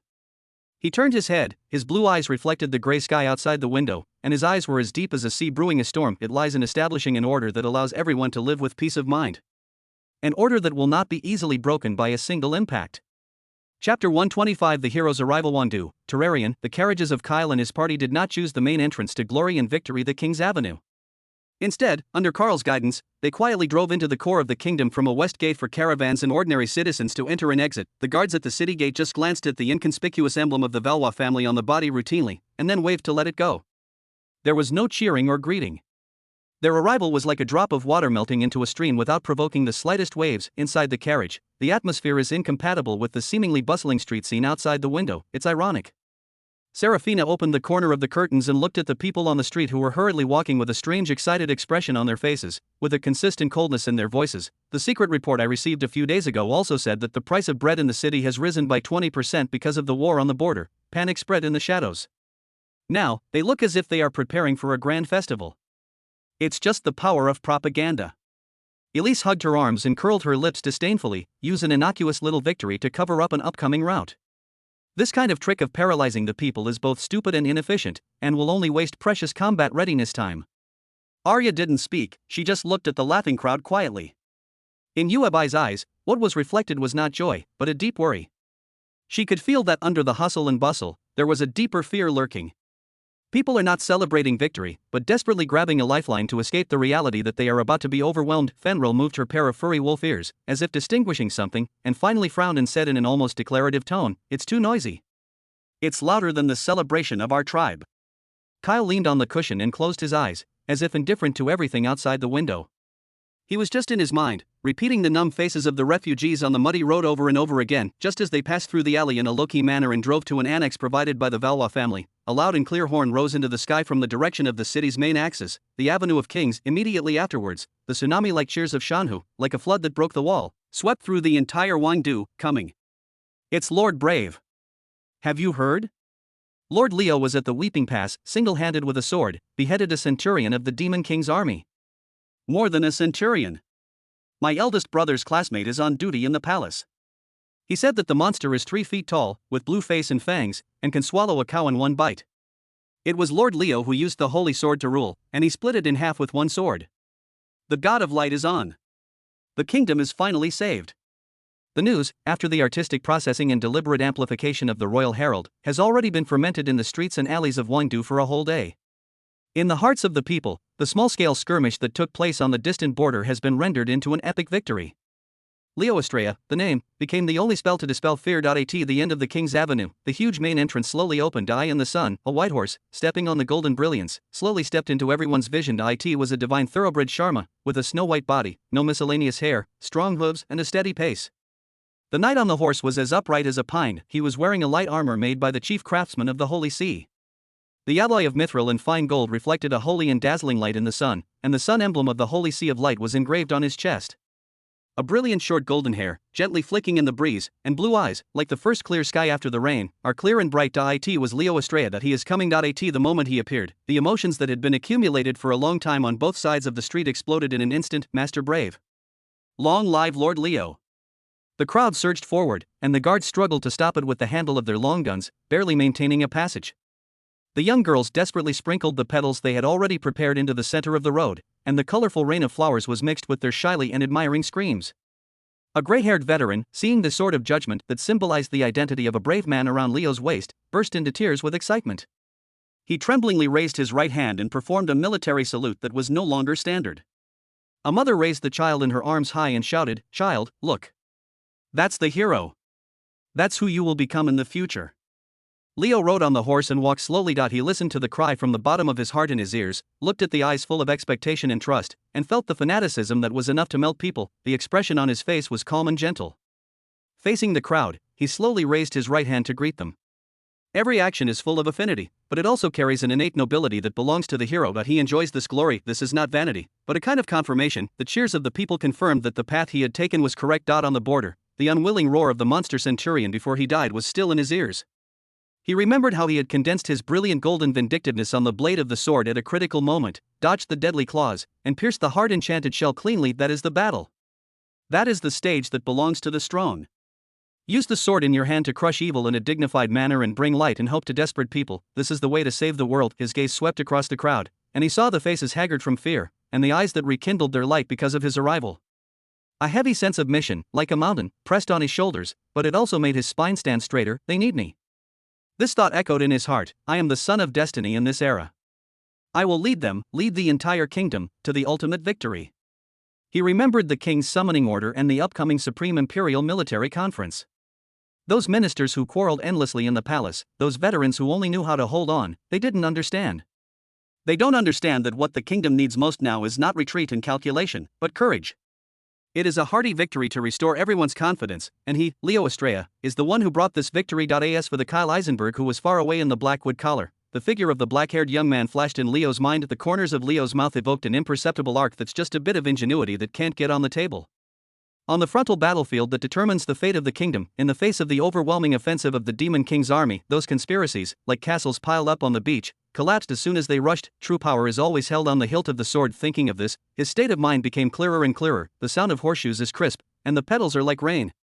Leo walked to the central square of King's Avenue. He strangled the reins, and the white horse stood up and let out a loud neigh. Under everyone's gaze, he slowly pulled out the sword of judgment from his waist. It was a gorgeous holy sword, its body flowing with holy brilliance in the sun. He raised his long sword high, and the tip of the sword pointed straight into the sky. The sunlight converged into a point on the tip of the sword, dazzling, like a newborn star. The whole square was boiling in an instant. Victory.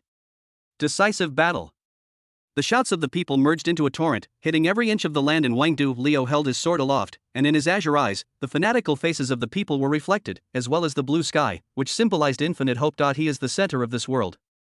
Chapter 126 Eisenberg's family dinner. The mansion of the Duke of Eisenberg, this mansion with a golden two-headed griffin as the family emblem, represents supreme military glory in the royal capital of Terrarion.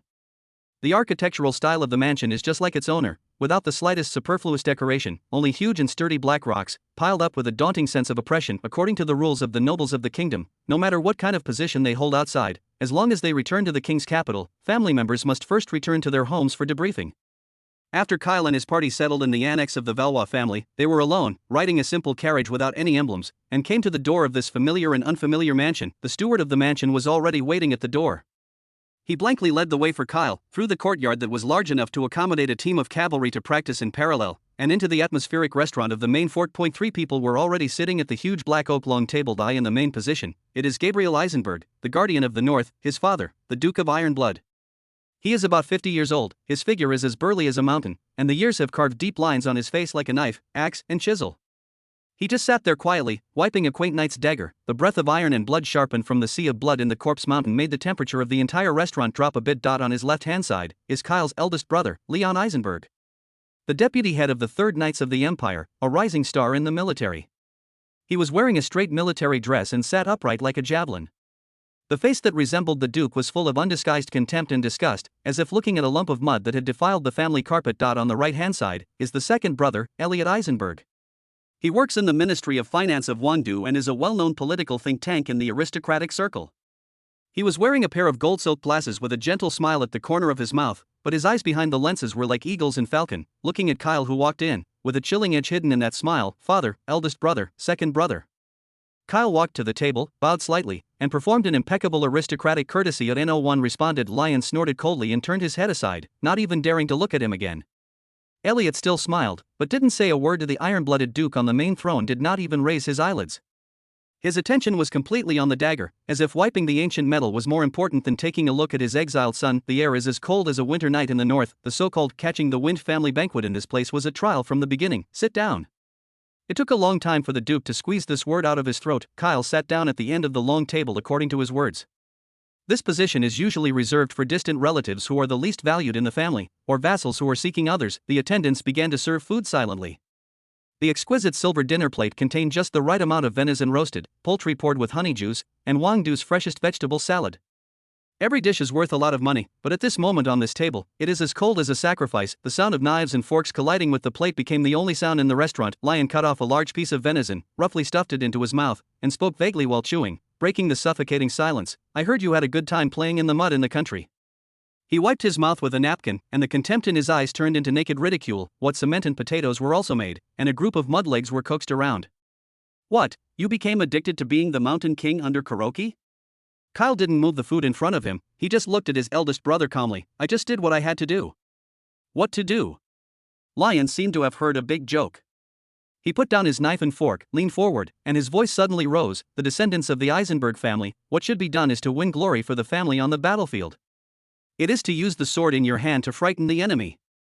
Instead of being like a lowly businessman, calculate how many copper plates a bag of potatoes can earn. He stretched out his finger, almost poking Kyle's face. I warn you, Kyle. This is the capital of the kingdom, and tomorrow is the Imperial Council that will decide the fate of the kingdom. Don't take your country tricks to that kind of place and lose the face of the Eisenberg family. Kyle's expression did not change, and the eldest brother's contempt was best dealt with, because it was pure emotion.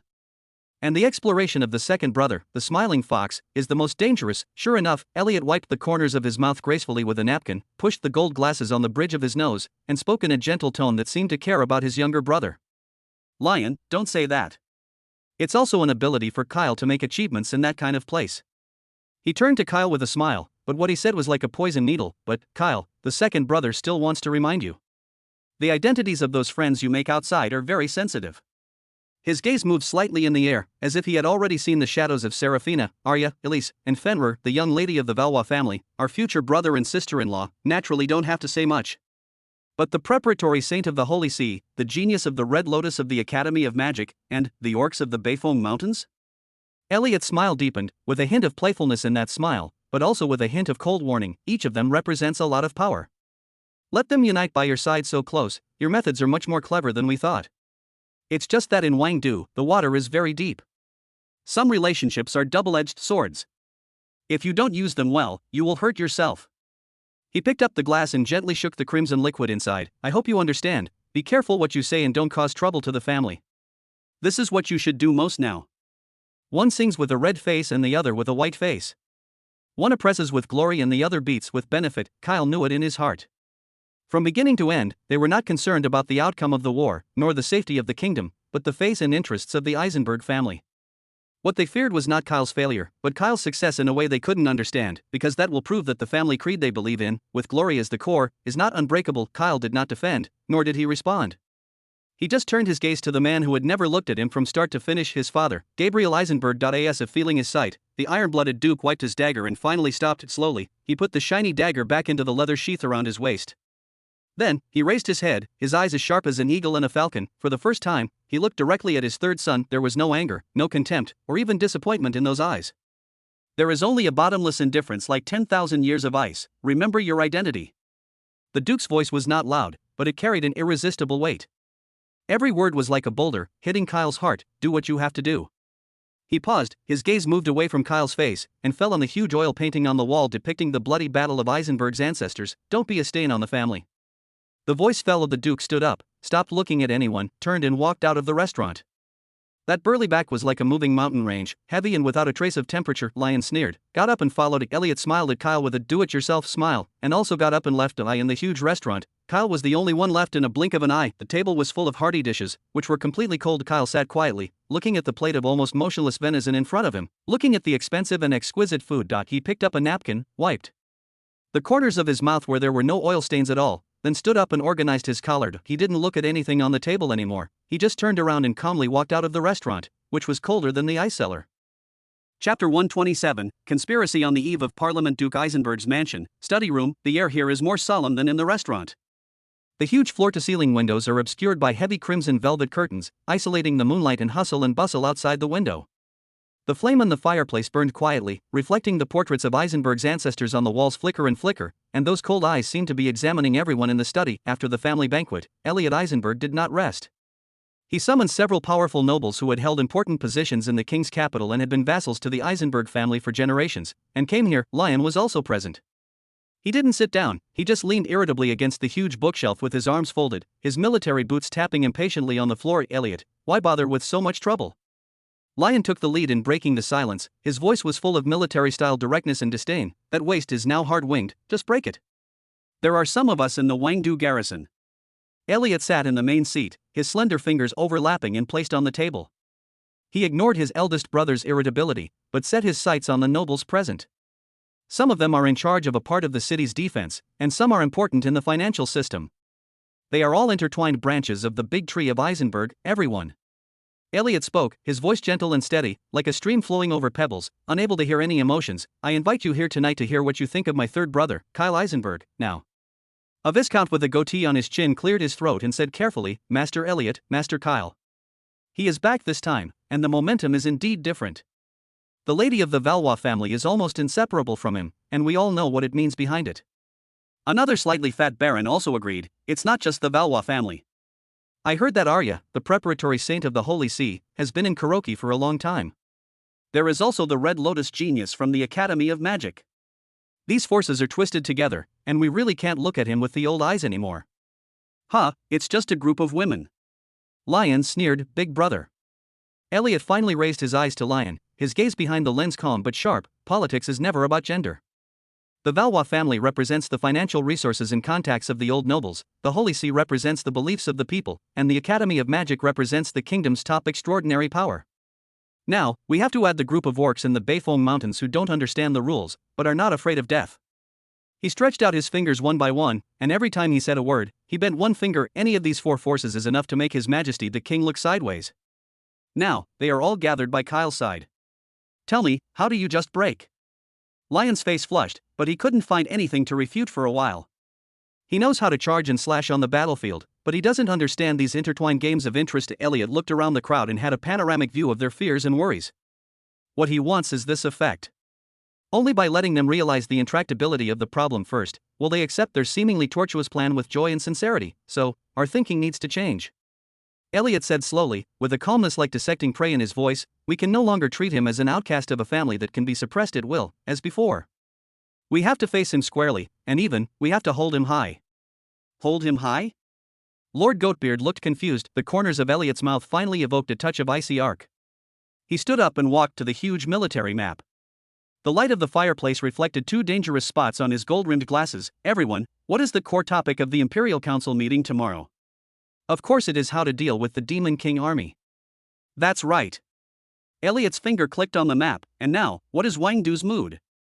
Everyone looked at each other. It's panic, but also excitement. Elliot asked and replied to himself, panicked by the rout of the border, excited by the return of the brave Leo. The people and most hot-headed nobles need a victory, a hearty decisive battle, to prove that the glory of the kingdom is still shining. He turned around and looked at everyone with a smile. Leo Aslia, the civilian hero who was elevated to the altar, is the embodiment of this fanaticism. He is young, strong, and full of idealism. He is like an unsheathed sword, sharp, but also easy to use. Our first step is to use this sword to maximize the atmosphere of the decisive battle. Elliot's voice was lowered a bit, full of demagogic magic. At tomorrow's meeting, Lion, you have to take the lead in responding to Leo's decisive battle proposal. The young and powerful members of the military listen to you. We must fill the entire conference hall with the call of decisive battle, so that everyone can believe that taking the initiative is the only correct choice and a manifestation of courage and glory. We want to turn this kind of thinking into an unquestionable political correctness. Lion frowned, as if he understood something, with a cruel smile on his face. Then what? A nobleman asked. Then, it's my dear brother's turn to make his debut. Elliot's smile became milder and milder, but his eyes became colder and colder. From what I know about him, he will not agree to this kind of suicide decisive battle. He can talk about his truth, his logic, the algorithms of farming in the countryside. He paced back to the table, picked up a glass of red wine, and shook it gently. Imagine that picture. When the entire hall was chanting glory and decisive battle, he stood up and said that he would retreat, give up the land, and calculate the gains and losses. What effect would that have? Lord Goatee's eyes lit up in an instant, and he patted his thigh excitedly. He will be the enemy of everyone. A coward. A coward. Coward? Elliot shook his finger, and the smile at the corner of his mouth became calm. No, that word is too gentle. He raised the glass to his lips, but did not drink it, but looked at the flames beating in the fireplace through the crimson wine. We will charge him with cowardice in war and shaking the military's heart. We will question him about his intentions to advocate retreat when the kingdom needs courage most. We will suggest that he is using the future of the kingdom to exchange his little black wood collar for a chance to breathe. We will let every rational word he says become hard evidence of treason against the enemy. There was a dead silence in the study, and only the crackling of firewood bursting in the fireplace could be heard. All the nobles present felt a chill rise from their backs. This plan is too vicious. It used public opinion, tradition, and the illusory but deep-rooted view of glory in the hearts of all nobles. What it set up for Kyle was a political trap that must be defeated. No matter how correct and rational Kyle proposed, as long as that plan was contrary to the decisive battle, he would be shattered to pieces by this wave of fanaticism. As long as he is completely isolated, he is regarded as heretical by the king and all nobles. Elliot put down his glass, his voice calmed down, and made a final summary. He will lose all credibility in front of the king. At that time, what about the Valois family, the Holy See, and the Academy of Magic behind him? They can't be enemies of the entire kingdom for a traitor and coward, right? At that time, his so-called alliance was just scattered sand and broke through without attacking.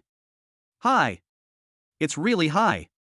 Lord Goatbeard admired sincerely, his eyes full of awe when he looked at Elliot. The rest of the nobles also nodded one after another, their faces full of excitement and approval. This plan perfectly bypassed the powerful allies around Kyle and directly hit his most fragile political foundation. Lion also showed a satisfied smile. He strode over and patted Elliot on the shoulder vigorously. It's still your fox's brain that works well. Just do it. Tomorrow, I will let that trash know what true despair is. Elliot smiled and let Lion slap rudely. He pushed his glasses, and the lenses covered the dark light deep in his eyes. What he wants is not just to make Kyle desperate. He wants the younger brother who once humiliated the family to be spurned by everyone on the most dazzling stage of Wangdu, completely crushed by the glory they believe in, and will never be able to turn over. Chapter 128 4 Concerns and 1 Protection. In the carriage returning to the annex of the Valois house, Kyle leaned on the soft cushion and closed his eyes. In that cold restaurant, those 3 statue-like figures, those few words that quenched the ice, were still spinning in my mind. He didn't feel angry or hurt, he just had a heavy sense of exhaustion oozing out of his bones, which made him a little breathless. The carriage passed through the streets of Wangdu late at night, and its wheels made a regular sound as it ran over the stone road. Outside the window, the mansion belonging to the aristocratic district was brightly lit, and the music of the banquet was faintly heard. It formed 2 very different worlds from the fortress-like silence of the Duke of Eisenberg's mansion. When the carriage stopped in front of the annex, Kyle saw the windows of the main building still lit with warm lights. The light dispelled the chill of the night, and also dispelled the last haze in his heart. He opened the door of the car and stepped into the door of the annex. A warmth that was completely different from the Eisenberg mansion and belonged to home came to his face. The fireplace in the living room was burning vigorously, but the 4 women who should have rested long ago did not fall asleep. They seemed to be aware of something.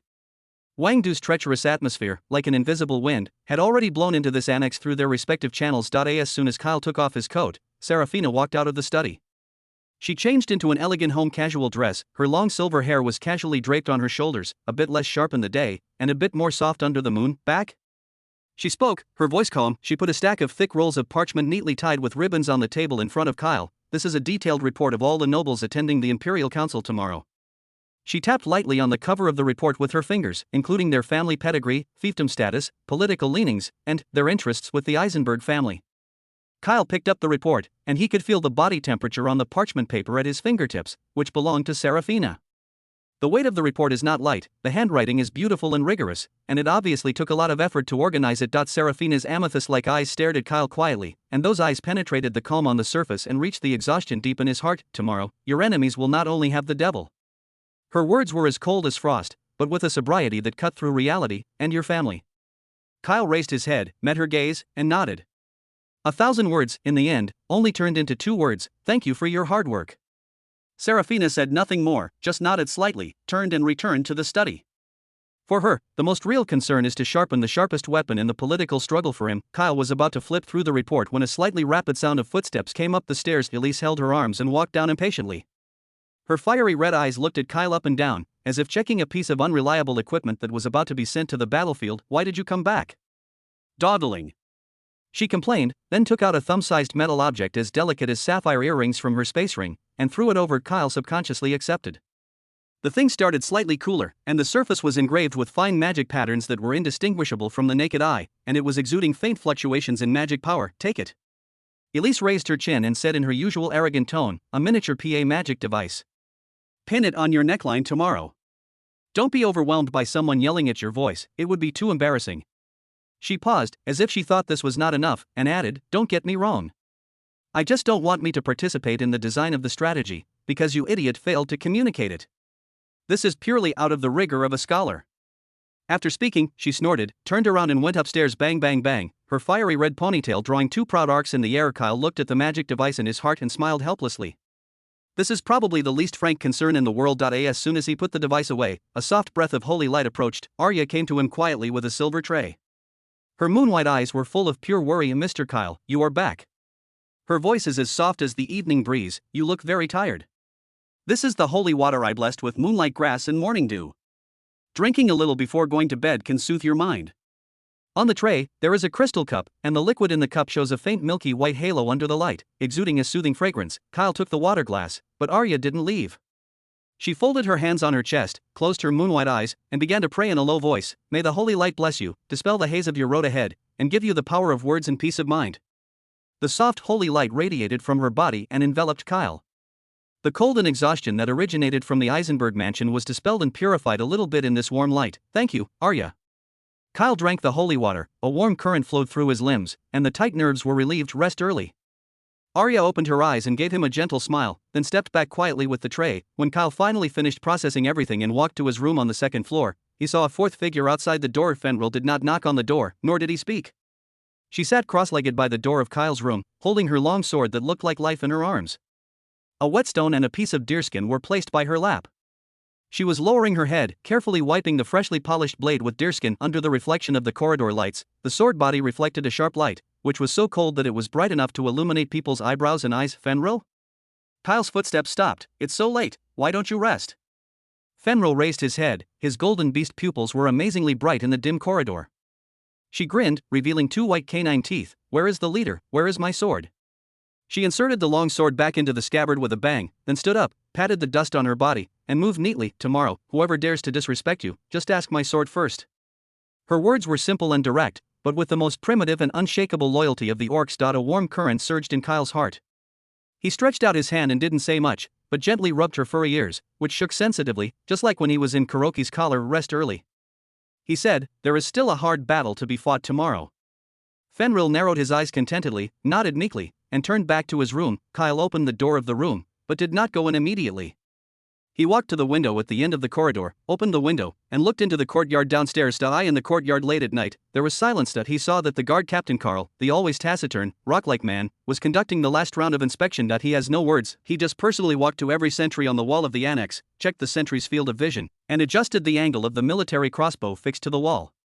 He walked to the dark part of the courtyard again, and gently poked the soil with his toes to confirm that the warning trap buried below had no trace of being moved. Every movement of his is full of battlefield calmness. After all this, Carl did not return to the guard's dormitory. He walked to a pillar at the entrance of the annex, where the shadow was the deepest, enough to completely engulf his figure. He held his long sword, leaned against the cold stone pillar, and slowly closed his eyes.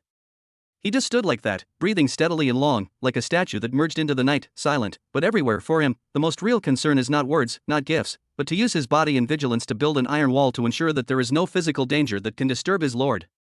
Lord Kyle quietly watched the figure blending into the shadows until the cold night wind messed up his hair. He closed the window and isolated himself from the cold outside. The conspiracy of politics, the betrayal of the family, the thorns of the road ahead, all of this seems to have become less unbearable. Chapter 129, Royal Palace Meeting Hall. The sunlight in the early morning of the next day penetrated the mist over Wangdu, adding a golden outline to the white stone palace. The bell of the bell tower rang solemnly, announcing the official convening of the Supreme Imperial Military Conference of the Kingdom. The corridor leading to the conference hall is like a tunnel leading to the depths of history. Portraits of kings of all ages and huge oil paintings depicting the glorious battles of the kingdom hang on the walls on both sides. The eyes of the knights in the painting have traveled through 100 years of time, indifferently staring at every latecomer who walks by from below. The air was filled with the scent of ancient stone materials mixed with aged sheepskin rolls, heavy enough to press on everyone's shoulders. Kyle walked in this corridor, the sound of footsteps was absorbed by the heavy carpet, and the echo was almost inaudible. Behind him, followed by 4 consultants of different identities. Serafina was dressed in the dark blue formal dress of the Valois family, her long silver hair was meticulously arranged behind her head, and her amethyst-like eyes calmly scanned everything around her, as if evaluating a fortress that was about to be captured. Elise changed into the black and white uniform of the elite of the Academy of Magic and Magic, her fiery red ponytail swayed impatiently with her steps, and her face was full of "this kind of boring place is simply a waste of genius time." Arya was wearing the pure white robe of the saint, with the usual compassion in her moonlight eyes, and her hands were clasped on her chest, as if she were praying silently for this land shrouded in the clouds of war. Fenrir looked out of place. She was wearing a light animal skin armor that was easy to move. She always pressed her hand on the hilt of the sword around her waist. The golden beast pupils looked at every corner vigilantly, as if this was not a palace, but a dangerous jungle. As representatives of the Valois family, the Royal Academy of Magic and Magic, the Holy See of Guangming, and the tribes of the Beifeng Mountains, they won seats in the audience. This in itself is a silent declaration when the palace attendants opened the heavy open door of the council hall made of 1,000-year-old oak and decorated with golden griffin reliefs. A complex aura mixed with power, anxiety and expectation came to their faces. The grandeur of the hall is beyond imagination. The dome is towering, supported by 12 giant stone pillars, and sunlight shines through the stained glass dome painted with mythological epics, casting mottled light and shadow. In the center of the hall, there is a huge round conference table polished from a whole piece of obsidian. The table is as smooth as a mirror, reflecting the brilliance of the dome and the faces of everyone present. Here, it is full of the most powerful people in the entire kingdom. The appearance of Kyle and his party, like a stone thrown into the seemingly calm lake, caused a circle of silent ripples. That's the three sons of the Eisenberg family? I heard that I was exiled to a place where birds don't shit. How is he qualified to come here?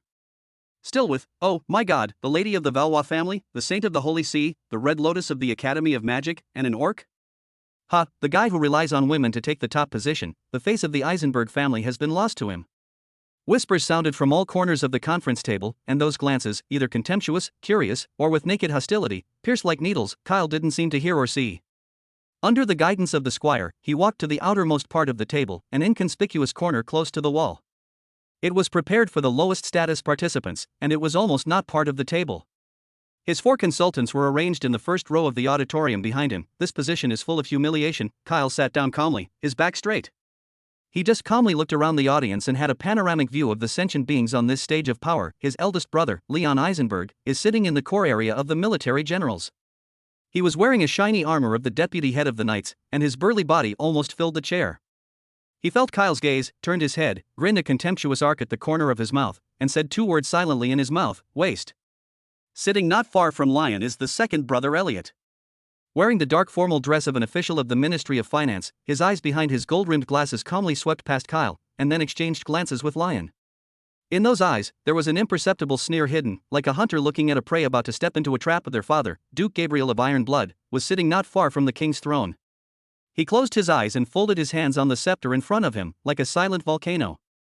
No one knew what was hidden under his majestic face. Thunder, the king's throne is located directly in front of the round table. The old king wore a crown on his head and a purple gold robe, but his luxurious clothes couldn't hide the haggardness on his face. The eye sockets were deep, the lips were chapped, and the original bright eyes were now bloodshot. He was like a ship that had been tormented by a storm all night, docked wearily in the harbor, waiting for someone to give a direction forward, and the direction with high hopes is sitting closest to the king, Leo Estrade. He was placed on the hero seat specially set up for him, which was even closer to the core of the kingship than some veteran dukes. He was wearing the brave light armor given by the Holy See, which reflected a sacred and dazzling brilliance in the light from the dome. He is upright, his short golden hair is meticulously combed, and his blue eyes are full of confidence and a sense of mission. He is receiving admiring gazes from all sides. General Marcus, the Minister of Military Affairs, nodded approvingly to him, and Earl Green, the Chancellor of the Treasury, gave him a flattering smile. Even the Dean of the Royal Academy of Magic and Sorcery, the legendary Archmage Anthony Merlin, those eyes that seemed to contain a sea of stars fell on him. Leo enjoyed all of this. He felt that he was the center of this hall and the only hope of this kingdom. He is the well-deserved protagonist of today's meeting. His gaze also swept across the audience. When he saw the silent figure in the corner, he was taken aback for a moment. Kyle von Eisenberg, why is he here? Leo's brows frowned subconsciously, and then stretched out again. He saw Arya behind Kyle, the holy figure that made his heart move slightly. But he quickly suppressed this emotion and replaced it with a condescending look. He saw Kyle just sitting there quietly, neither humble nor overbearing, without any expression on his face, as if everything around him had nothing to do with him. I can really pretend. Leo snorted coldly in his heart. A waste abandoned by the family, a guy who can only use country tricks, in this kind of solemn occasion to determine the fate of the kingdom. What else can he do besides silence? He looked away and stopped paying attention to the insignificant supporting role. He cast his gaze on the huge military map in the center of the table, and a raging war spirit ignited in his eyes. Clang, the chief guard tapped the ground heavily with the end of his scepter. All the whispers in the hall disappeared in an instant. Everyone's eyes converged on the haggard king on the throne. Chapter 130. The hero's inspiring speech. The king's tired gaze slowly swept across every face next to the obsidian round table. Anxiety, greed, fear, ignorance. He read out all the emotions he didn't want to see from the faces of the top nobles in these kingdoms, but he lacked the wisdom to solve the problem. His voice was hoarse, with the heavy echo left by several sleepless nights, ringing in the hall. Everyone. The king spoke, and with just 2 words, everyone's bodies sat straight subconsciously. Everyone must have read the battle report of the Eastern Territory. Following the loss of the Griffin's Beak Fortress, the Black Rock Fortress was also lost, and a hole was torn in the line of defense of Yingshuya. This is not harassment, nor is it temptation. The king's knuckles turned white because of the force. This is a full-scale invasion. The tactics, equipment, and death-defying offensive of the Demon King army far exceed any of our previous records. His words were like cold stones, hitting everyone's hearts, causing the still noisy hall to fall into a suffocating silence. Panic, like an invisible vine, began to entangle everyone's heart. The kingdom is facing the most serious challenge in 100 years. The king's gaze finally moved away from the ministers who were silent, crossed half of the round table, and fell on the figure in holy armor. Like the only light source in the dark eye in his voice, there was finally a trace of temperature and a trace of expectation. Leo Estrella. Leo, whose name was clicked, stood up slowly. At that moment, all the light in the entire conference hall seemed to be focused on him. His existence is a powerful shot in itself, which has rekindled the flames of hope in the eyes of the nobles who have just faced the ashes of death. Your Excellency the Brave, the king's voice was sincere, you have fought against monsters in blood on the front line and witnessed their brutality with your own eyes. Tell us, tell the whole kingdom, what should we do? Leo did not answer immediately. He took a step forward, walked to the inside of the round table, and stood in front of the huge military map. His movements are calm and powerful, and every step is like stepping on the heartbeat that everyone is looking forward to. In a look of expectation, he stretched out his hand and grasped the hilt of the sword of judgment around his waist. Chang, there was a clear dragon chant. The long sword was unsheathed, and the body of the sword was as smooth as a mirror, reflecting the colorful spots cast by the dome, and a stream of light walked on the blade, as if a ray of sunlight was detained. Everyone's breathing is stagnant. Leo held his long sword aloft, and the bright golden vindictiveness gushing out of his body, like a real flame, wrapped his arms and sword body. He did not look at the king, nor at any nobleman. His gaze, sharp as an eagle, was nailed to a certain point on the military map. Then, he moved. With a sudden wave of his arm, the tip of the sword whistled in the wind, and it was placed on the vast plain in the center of the map with great precision. The moment the tip of the sword touched the parchment, there was a slight muffled sound, but like a heavy hammer, it hit everyone's chest. Your Majesty. My lords. Leo spoke. His voice was loud and clear, full of unshakable faith and strength, dispelling the haze that enveloped the hall. I have fought with those dark minions, I have smelled the stench of sulfur on them, and I have seen only the madness of destruction in their eyes. His blue eyes swept across the audience, and the burning flame in his eyes made everyone who looked at him feel a burning pain in their souls. Monsters are an evil plague. Their goal is not to plunder, not to occupy, but to completely and mercilessly erase all traces of our existence. To retreat in the face of such an enemy is to expose our wives and children to the butcher's knife.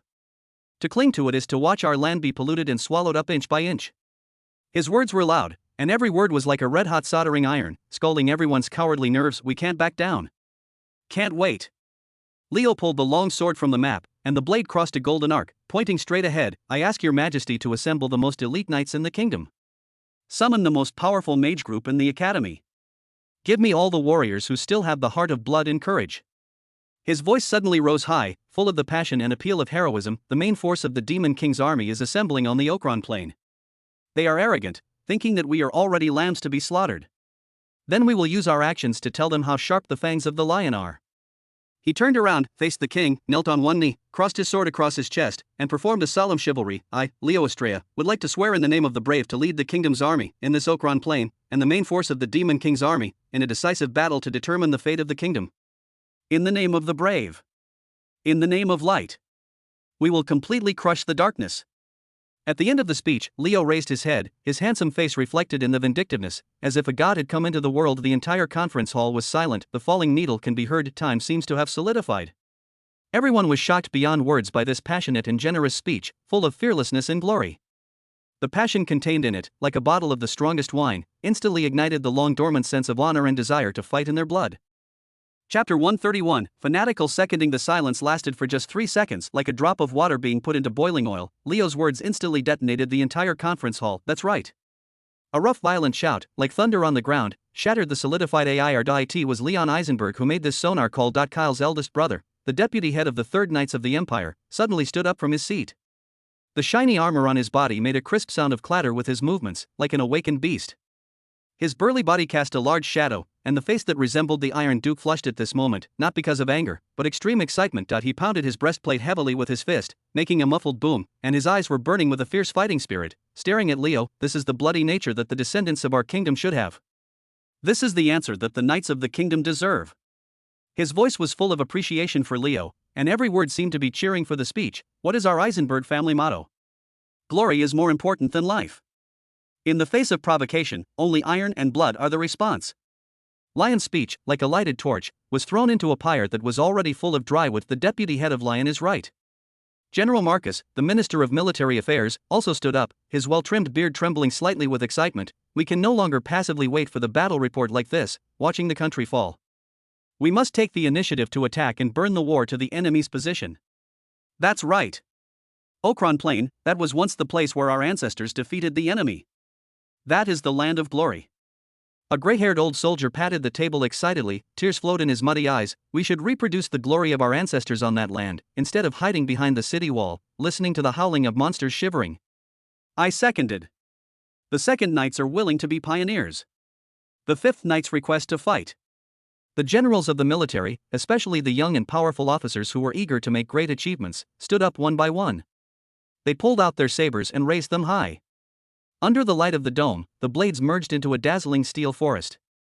Leo's words accurately scratched the most itchy place in their hearts: the desire for glory, the greed for meritorious deeds, and the urgency to wash away the shame of border laws. They need a victory, a hearty victory, to prove their worth and stabilize their position. And Leo's plan sounds like a perfect script tailored for them. I in the audience, Serafina frowned slightly imperceptibly. Her calm purple eyes swept past the crazy-looking generals, and then she glanced at Elliot Eisenberg, who was sitting not far away with a proud smile on the corner of her mouth, and an ominous premonition surged in her heart. This fanaticism is not only the blood courage of the soldiers, but also an invisible hand behind them is driving it. Sure enough, when the military's noise reached its peak, Elliot stood up slowly. He pushed the gold wire glasses on the bridge of his nose, his eyes behind the lenses were calm as water, but his voice carried a kind of demagogic power. The courage of your generals is admirable. He first affirmed the enthusiasm of the military, then turned his words and looked at the civil servants and nobles who were still on the sidelines. Your Excellency, Leo's plan is not only a military consideration, but also a political inevitable choice. Now inside and outside the Wangdu, people are terrified, and rumors are everywhere. What do the people need? They need hope. A hero, a great victory, is needed to regain their confidence. Elliot's voice was not loud, but it was clearly heard in everyone's ears. A decisive battle on the plains of Okron, led by the brave lord himself. This in itself is the most inspiring heroic epic. When the news of the victory comes, the prestige of the kingdom will reach its peak, and all panic and uneasiness will disappear. His words accurately hit the weaknesses of those civil servants and nobles. They are not afraid of war. What they are afraid of is that the chaos brought about by the war has shaken the foundation of their rule. Elliot painted a beautiful blueprint for them to solve all political problems with one victory. What Lord Elliot said is extremely true. A count attached to the Eisenberg family immediately stood up and agreed. Instead of spending a lot of money in a long tug-of-war, it's better to do it all in one battle. Cutting through the mess quickly is the most efficient way. For the glory of the kingdom. For the glory of your majesty. Decisive battle. Decisive battle. Under the deliberate guidance of Elliot and his henchmen, the noise of seconded proposals quickly spread from the military general area to the entire conference hall. Those centrist nobles who were still hesitating, seeing this group of passionate scenes, also stood up one after another and joined the ranks of approval. Opposition, at this moment, is equivalent to cowardice, and is equivalent to being an enemy of the glory of the entire kingdom. The entire conference hall has become a huge resonance chamber. Everyone's emotions were magnified, blackmailed, and eventually merged into an unstoppable torrent of fanaticism. Their eyes flickered with a desire for victory, and their faces were filled with excitement about witnessing history. Victory seemed to be within reach, and the crown of glory had been worn on everyone's head in advance. The king sat on the throne, looking at the high morale below. His haggard face finally showed a long-lost smile of relief that he saw the blood of the generals, the common enemies of the nobles, and the heroism of Leo Estrella that united people's hearts. This is the spirit that the kingdom needs most now. Chapter 132. The victor's contempt. Leo stood in the center of the council chamber, like a statue bathed in glory. Decisive battle. Decisive battle. The tsunami-like seconded sound of Shanhu, like the most passionate war song, surrounded him, hit his eardrums, and made the blood in his body boil with it. The sword of judgment in his hand seemed to feel the master's heart, and the brilliance flowing on the sword body became brighter and brighter, reflecting his handsome face like a god. That he enjoys all this feeling of being needed and trusted by everyone is his innate pursuit. From the day he entered the Royal Academy, he was born for this moment. His gaze slowly swept across the audience, like a general reviewing the army.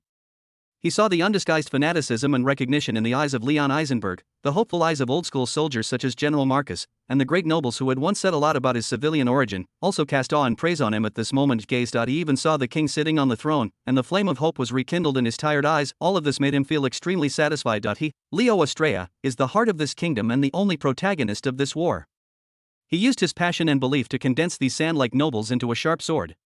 And he is the tip of this sword. In the end, his gaze crossed most of the round table, through the excited crowd, and landed in the corner where he had never said a word from beginning to end, Kyle Eisenberg. He sat there quietly, as if the people around him were separated from him by a world. He didn't stand up and shout like everyone else, and didn't even look up at Leo, who became the focus of the audience. His gaze just fell calmly on the huge military map in front of him, his fingers sliding gently on the parchment, as if calculating something, and as if stroking an irrelevant piece of land. There was no expression on his face. There was no excitement, no approval, not even a trace of surprise or opposition. It was a complete and unpleasant calm. Leo's brows frowned almost imperceptibly. In such an atmosphere where almost everyone is fascinated by his heroism, Kyle's silence is particularly dazzling. That is not the calmness that a bystander should have, it is more like a kind of disregard. A kind of fanatical disregard for all this in front of him comes from the bones. Leo recalled his experience in the north not long ago. Fenrir once described Kyle's style of behavior to him with a confused face. Instead of facing the threat directly, he used trivial tricks such as buying food and building roads to solve the problem. How did he answer at the time? Those machinations hiding behind the calculations are nothing more than the helpless self-comfort of the weak, and his victory over Barav was nothing more than a fluke. Now it seems that this is true. In Leo's heart, a sense of superiority arose spontaneously. In such a big scene that truly determines the fate of the kingdom and requires courage and responsibility, people like Kyle who can only play tricks are not useful after all. War depends on the knight's sword and the mage's fireball, and on the courage to move forward, rather than hiding behind and fiddling with the abacus. The calmness on Kyle's face, in Leo's view, is the best interpretation of guilt and cowardice. He was frightened. He was frightened by the grandeur of this war and the daredevil spirit contained in his speech.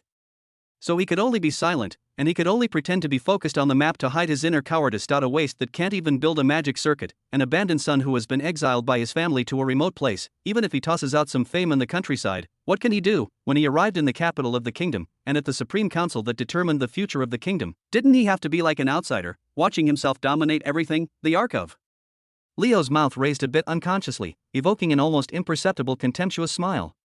In that smile, there was a trace of pity for the winner. He didn't even bother to ask why Kyle was silent, because, supporting roles, you don't need lines. His gaze finally swept across the auditorium next to Kyle. He saw Seraphina's cold and pretty face, Arya's worried moonwhite eyes, Elisa's arms, her expression of displeasure, and Fenrir's clasped sword hilt, seemed a little nervous posture. They were all looking at Kyle. A thought flashed in Leo's heart. Perhaps, after witnessing today's scene, they, especially Arya, will understand who was the hero who was truly worth following. He retracted his gaze and stopped looking at that corner. He turned his gaze to the king again, straightened his chest, and waited for the final appointment that belonged to the winner. Chapter 133. The villain's appearance. The king looked at the excited group of generals and nobles below, listened to the shout of decisive battle that was higher than one, and clenched his fingers on the armrests of the throne. His knuckles turned white because of his exertion. This is the kingdom he wants, and this is the Terrarian he is proud of. It is not the country that trembles in the shadow of monsters and people are terrified, but a country of lions full of blood, glory, and courage. Leo Estrella, the brave man jointly elected by the gods and the people, did not disappoint him, but he used his passion to ignite everyone's will to fight, and forged a scattered parliament into a sharp sword that was about to be unsheathed. And now, he only needs to be the king to give this sword the power to unsheath it. The king's gaze fell on the golden scepter in front of him, which symbolized the kingship.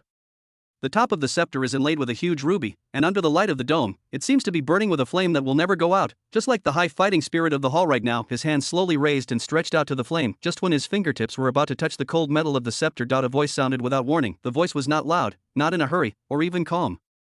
But it was like an invisible needle, accurately piercing this noisy and fanatical balloon. Your Majesty, with all due respect. The sound seemed to come not from any corner of the council chamber, but directly in everyone's ears, so clear that people could not ignore it. The fanatical sound was like a torrent cut off by a dam, and there was a weird pause. The cry of decisive battle stuck in his throat, and the raised saber froze in the air. Everyone was stunned, with a trace of blankness and anger at being interrupted. They followed their feelings to find the source of the sound. Then they saw Iti in the most inconspicuous corner. Kyle Eisenberg slowly pushed away the seat under him. The legs of the chair rubbed against the ancient stone floor, making a squeak dash. A harsh sound. In this sudden, almost solidified silence, the sound was magnified countless times, as if everyone's heart was scratched. He stood up. In the entire council hall, hundreds of glances, like more than 100 concentrated arrows, instantly shot at him. In those eyes, emotions are complicated, curious. That trash from the Eisenberg family? What does he want to do? There is disdain. Grandstanding at such a time is really embarrassing for the Duke. There is pure irritation. A country boy who hasn't even been to the battlefield dares to interrupt the affairs of the military? Leon Eisenberg's face sank instantly. He stared at his brother, his eyes were as fierce as a griffin about to pounce on food, his lips moved, and he silently spit out 2 words, "Sit down." The smile on Leo's face also froze. He looked at Kyle in amazement, as if he didn't understand why this supporting role in his eyes dared to jump out and snatch the focus of the stage at this kind of highlight moment that belonged to him. The contempt of the victor was quickly replaced by an offended sullenness. Elliot Eisenberg, who was sitting on the other side, was different from everyone else. He was not surprised or angry at all. He just pushed the gold wire glasses on the bridge of his nose, his eyes narrowed slightly behind the lenses, and the corners of his mouth evoked a cold, triumphant smile. Coming, the show finally started. In the listening seat, Elise held her arms and adjusted the inconspicuous magic brooch on her collar without a trace. The miniature PA array engraved on it is running steadily. She looked at the back figure in the field that attracted all the firepower, and a touch of imperceptible pride flashed in her ruby eyes. A group of idiots want to overwhelm his voice with a roar? Dreaming, Kyle didn't seem to feel the gaze that was almost piercing him. He sorted out his simple but neat aristocratic uniform, then stepped away, walked out of the corner unhurriedly, and walked towards the huge military map in the center of the council hall. His footsteps were very light, step by step, stepping on the smooth floor, making a calm and regular echo. Boom. Boom. Boom. Every time, it seemed to knock on everyone's tight nerves. The council chamber was completely quiet, and the falling needles could be heard. Everyone held their breath and watched the appearance of this villain. They would like to see what shocking remarks the shame of Eisenberg, this waste who was exiled to the country, wanted to say. Kyle walked to the map, the location that just belonged to Leo. He did not look at the gloomy face of the king on the throne, the sullen expression of Leo in doubt, let alone the very different but equally unkind eyes of his 2 brothers. In his eyes, only the parchment map with mountains, rivers, and plains was drawn. He stretched out his hand and picked up the baton that Leo had used with the hero Yuan. That ebony baton, in Leo's hands, is like a scepter that commands thousands of troops, and every time it is waved, it is full of glory. But in Kyle's hands, it was an ordinary wooden stick. He held the wooden stick and raised his arm. Everyone's gaze followed the tip of the baton. Finally, the tip of the baton was gently and surely pointed on the vast plain that Leo called the Land of Glory on the map, Oakland Plain. Tuck. There was a soft noise in this silent hall. It was like a thunder. Chapter 134. A basin of cold water called reason. Kyle looked around the audience, his eyes as calm as a pool of deep ice water. He ignored the eyes that were almost devouring him alive, just raised the baton in his hand again, and then slowly spoke. His first words, like a red-hot soldering iron, burned fiercely on the fanatical air in the center of the hall. Your Excellency, Leo's plan is a beautifully packaged trap. Zila. There seemed to be an auditory hallucination in the air. Immediately afterwards, there was silence. There was a second of silence, then, the entire conference hall exploded. What did you say? Presumptuous. You coward. A kid from the country dares to discuss military affairs here. Leon Eisenberg's face instantly turned into pig liver color. He slammed the table, stood up, pointed at Kyle and roared, Kyle! Shut your mouth. Go back to your seat. Don't lose the face of the Eisenberg family here. Old-school soldiers such as General Marcus also glared at them.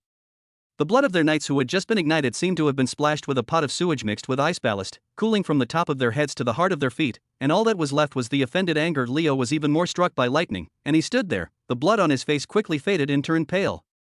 He looked at Kyle in disbelief. His blue eyes were stunned at first, and then the anger of being publicly humiliated surged. Trap, his decisive battle plan, which embodies courage, glory, and belief in victory. This guy who can only hide behind and play tricks, dare to call it a trap. In the council chamber, the sounds of insults, scolds, and the collision of tables and chairs were mixed together, turning into a muddy sound that completely overwhelmed the thin figure standing in front of the map. However, Kyle was unmoved. He just stood quietly, letting the sound hit him, as if there was an invisible barrier around him, isolating all the noise and anger. He just raised his eyes, his gaze crossed the chaotic crowd, and fell on the Chancellor of the Exchequer, the Earl of Green, who was as fat as a meatball. Earl Green. Kyle's voice sounded again, and through Elisa's magic device, it clearly penetrated all the noise and got into everyone's ears. Excuse me, where is the largest granary in our kingdom currently located? Earl Green was wiping sweat with his handkerchief, and was stunned by this sudden question. He subconsciously replied, when, of course it is the central granary in the western suburbs of Windu. Very good. Kyle nodded, and the baton in his hand moved on the map, from the location of Windu, all the way east, and finally landed heavily on the Okron Plain. From the central granary to the Okron Plain, the straight distance on the map is 320 miles. Taking into account the detours of mountain roads and river transportation, the actual journey will only be longer. He paused and turned his gaze to General Marcus, the Minister of Military Affairs. General Marcus, you are the most experienced commander-in-chief in the kingdom. Please tell me, how many people do we need to organize a logistics force that can provide supplies to 300,000 troops in advance along this more than 300-mile supply line? How many carriages? What is the daily food consumption? What is the loss of being harassed by monsters on the road and delayed by the weather? Kyle's speed of speech was not fast, and his words were clear, but every question cut open the gorgeous shell called the decisive battle, revealing the bloody reality under it. The angry expression on General Marcus's face froze. He opened his mouth, but he couldn't say a word. Of course he knows the answers to these questions. Those are huge numbers that are numb to the scalp, and they are a nightmare faced by officials of the logistics department of the Ministry of Military Affairs every day. Kyle didn't wait for him to answer, and continued on his own. I will answer for the general. According to my observations along the way from Kuroki to Wangdu, the roads in the eastern part of the kingdom are in disrepair and have low capacity.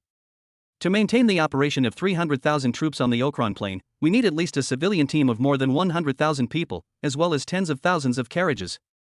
The food they consume every day is enough to plunge a medium-sized city into famine. And this long, fragile, and almost defenseless supply line is like a soft blood vessel exposed. The Demon King's army doesn't even need to send out the main force. It only needs a few highly mobile wolf cavalry units to easily cut it off, paralyze it, and turn our frontline army into a lion without teeth and claws. His baton tapped gently along the supply line, one after another. I have calculated that with our current stretched financial and logistics capabilities, once the decisive battle begins, our supplies will last for up to 20 days. 20 days later, Kyle's voice became cold. The 300,000 fighting elite of the kingdom on the plains of Okran will collapse without a fight because there is no black bread to chew and no water to drink. Everyone, he raised his head and glanced at the generals and nobles who had gradually calmed down with a thoughtful expression on their faces. War is not a novel of knights, and glory cannot fill the stomachs of soldiers. Excuse me, how can we win a decisive battle that can only last for 20 days? The hustle and bustle in the hall has subsided unconsciously. The insults disappeared, replaced by a suffocating silence. Earl Green's sweat was even fiercer, and his fat body was twisting restlessly in the chair, not daring to look into the king's eyes. General Marcus and other military generals frowned and had complicated eyes. They are soldiers, they long for glory, but they know better what logistics means to an army. Every word of Kyle's words pierced the sore spot where they were most worried but unwilling to think deeply. Kyle didn't give them much time to think, and his baton moved again. This time, it pointed to the two rolling mountains on the north and south sides of the Okran Plain. Second, terrain. The Okran Plain, with its open terrain, is conducive to the expansion of a large army. It really seems to be a great place for a decisive battle. But have you ever wondered why the Demon King army would so generously put the main force in such a place, waiting for us to go to the decisive battle? His question stunned everyone for a moment. Yeah, why? Because here is a cemetery that is truly tailored for our army. Kyle's baton drew two huge circles on the mountains on both sides of the plain, based on the scattered information I got from the scouts of the Orc tribe in the north, as well as the analysis of the habits of monsters. These two seemingly calm mountains have long been covered with ambushes of the Demon King's army. The number is unknown, but it can be speculated that it must be a demon hunter who is good at mountain combat, and a gargoyle legion that can launch a raid from a high altitude. Taking the initiative to enter the plain is tantamount to placing our army in a three-bread circle. On the front is the well-equipped heavy infantry of the Demon King's army. On both sides, there are strange soldiers who can dive down from the heights of the mountains at any time. Our army will be like a lamb driven into a slaughterhouse, with no room for maneuver. He looked at Leo and calmly stated a cruel fact in his tone. Your Excellency Leo, you want to use a dignified knight duel to win. But our enemy, from the beginning, did not intend to abide by any knight rules with us. They just want to slaughter us in the most efficient way. Collective suicide. Kyle spit out a word to this word, like a heavy hammer, hit the hearts of every nobleman of the main warring factions hard. Their faces turned pale, and cold sweat oozed from their foreheads. They seemed to have seen the torrent of the knights of the kingdom rushing into the plain, and then, on the mountains on both sides, countless dark shadows gushing out of the doomsday scene. In the end, Kyle's baton returned to the original point and reappeared at the position of the main force of the Demon King's army on the map. There was a touch of undisguised mockery in his voice. Finally, the most important point, tactical choice. From the battle report of the Eastern Fortress to the battle experienced by His Excellency Leo, all intelligence points to one fact: this generation of Demon King army is different from ever before. They are tactically coordinated, well-equipped, and fearless of death. What they are best at is a frontal assault. And what are the advantages of our kingdom's army? He asked rhetorically. It's the sturdy city wall, the experience of fortifications accumulated over 100 years, and the resilience of our soldiers. What we are best at is defense. Kyle raised his head, his eyes were like a knife, and he looked directly at Leo, whose face was already hard to see to the extreme. Use the shortcomings of our kingdom to touch the strengths of the Demon King's army. He paused with a word. His voice was not loud, but it echoed clearly in everyone's ears. This is not called bravery, it is called stupidity. Chapter 135 The Coward's Plan Stupid. The last word fell, like a boulder smashed into the frozen lake. Cracks instantly spread throughout the conference hall. There was no sound in the hall. The nobles and generals who had been excited before were all like cocks with their throats choked at this moment, and the feverish flush on their faces was fading a little bit, replaced by a kind of paleness mixed with shock, shame, and a trace of uncontrollable pimple. Every word of Kyle was like a cold slap in the face, slapped on the bloody and glory they were proud of. He didn't use any gorgeous rhetoric, just stated the coldest and most cruel reality: logistics, terrain, tactics. These three mountains overwhelmed them. Out of breath, Leo stood there, his body trembling slightly. He felt the blood flowing all over his body, and his hands and feet were cold. Kyle's words shattered his brave armor made of courage and faith to pieces. The plan he was proud of, under the analysis of the other party, seemed so naive and ridiculous, full of loopholes. The king sat on the throne, his haggard face clouded. The fingers of his hand holding the armrest were pinched white. He looked at the speechless courtiers below, and then at Kyle Eisenberg, who stood in front of the map and suppressed the audience with the power of one person. His eyes became more solemn than ever before. Then, the king's voice was hoarse and heavy, breaking the embarrassing silence. In your opinion, what should we do? Hiding behind the city walls of Wangdu, trembling, waiting for the devil's army to come to the city? The king's question was accompanied by a trace of the king's anger.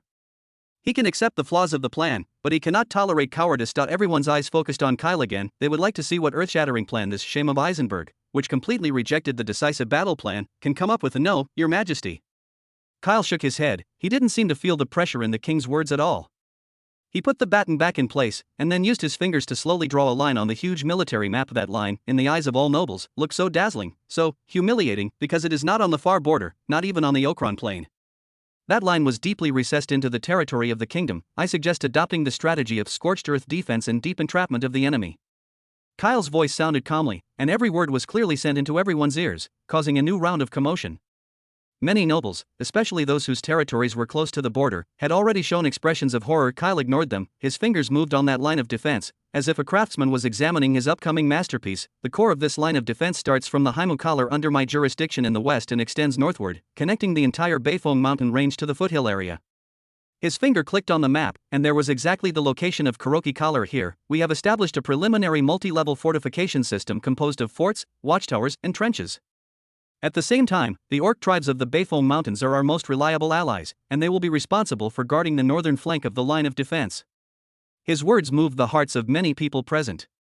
Only then did they remember that the humble young man in front of them had unknowingly established a cross-racial military alliance in the most barren corner of the kingdom. Then, Kyle's fingers began to draw a huge circle on the vast eastern border territory outside the line of defense. We should take the initiative to abandon all the plain territory in this area that is not dangerous to defend. Wow! With these words, the powder keg was finally ignited. Give up the land? A border earl screamed in a daze, his pampered face distorted by fear and anger. Eisenberg, do you know what you are talking about? My territory is there. My castle, my people, my property. This is treason. Naked treason. Crazy. He must be crazy. The sound that had just been suppressed bounced back in a more violent way. This time, it was no longer pure anger, but mixed with panic that vital interests were touched. Leon Eisenberg trembled with anger even more.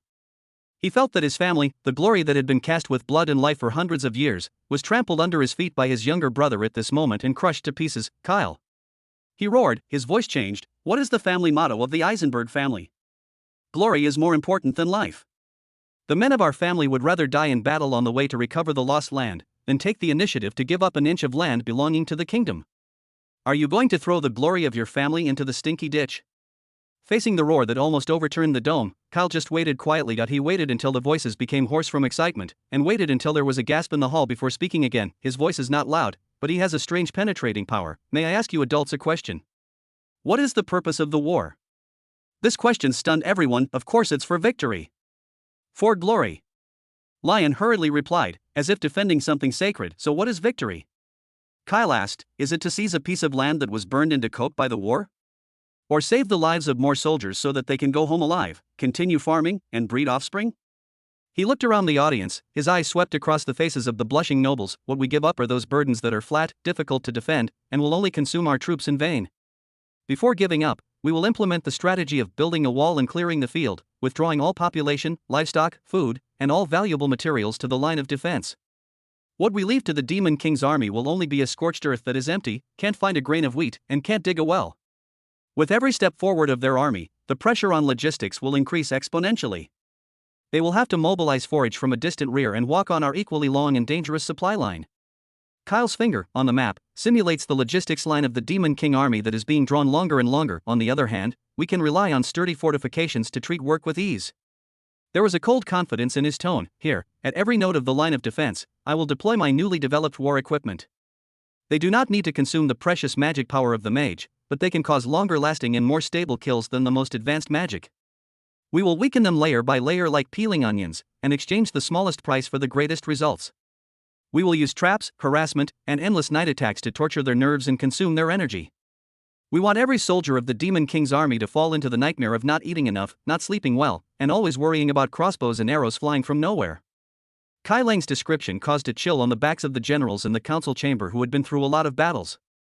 What they seemed to see was no longer a bloody decisive battle, but a huge cold meat grinder. When they are exhausted, when their soldiers complain because of hunger and exhaustion, when their offensive turns from a frenzy to a trickle. Kyle's palm slammed into the center of the map, the area he classified as the core of the line of defense. At that time, we will assemble the kingdom's most elite mobile force, led by a brave man like Lord Leo, to launch a deadly counterattack. He raised his head, looked at everyone with burning eyes, and his voice suddenly rose. That will no longer be a gamble with heavy casualties, but a siege with a winning ticket in hand. We will be like the most experienced hunters, dealing with a beast that has run out of blood, and annihilating it in one fell swoop. This is my plan. Use space in exchange for time. Use the smallest price in exchange for the ultimate and most complete victory.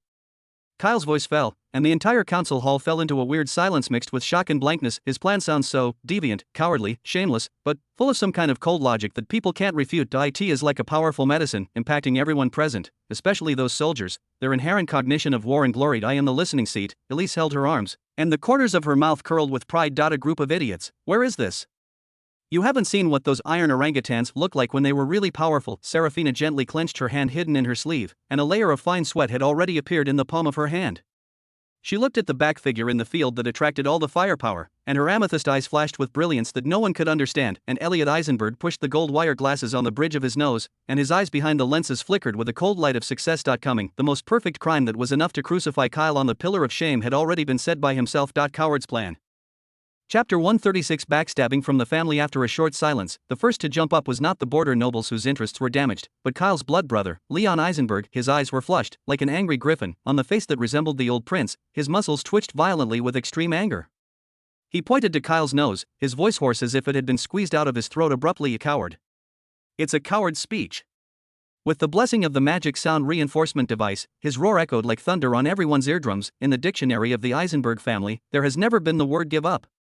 Our ancestors, with blood and long swords, opened up every inch of territory for the kingdom from the hands of monsters and alien races.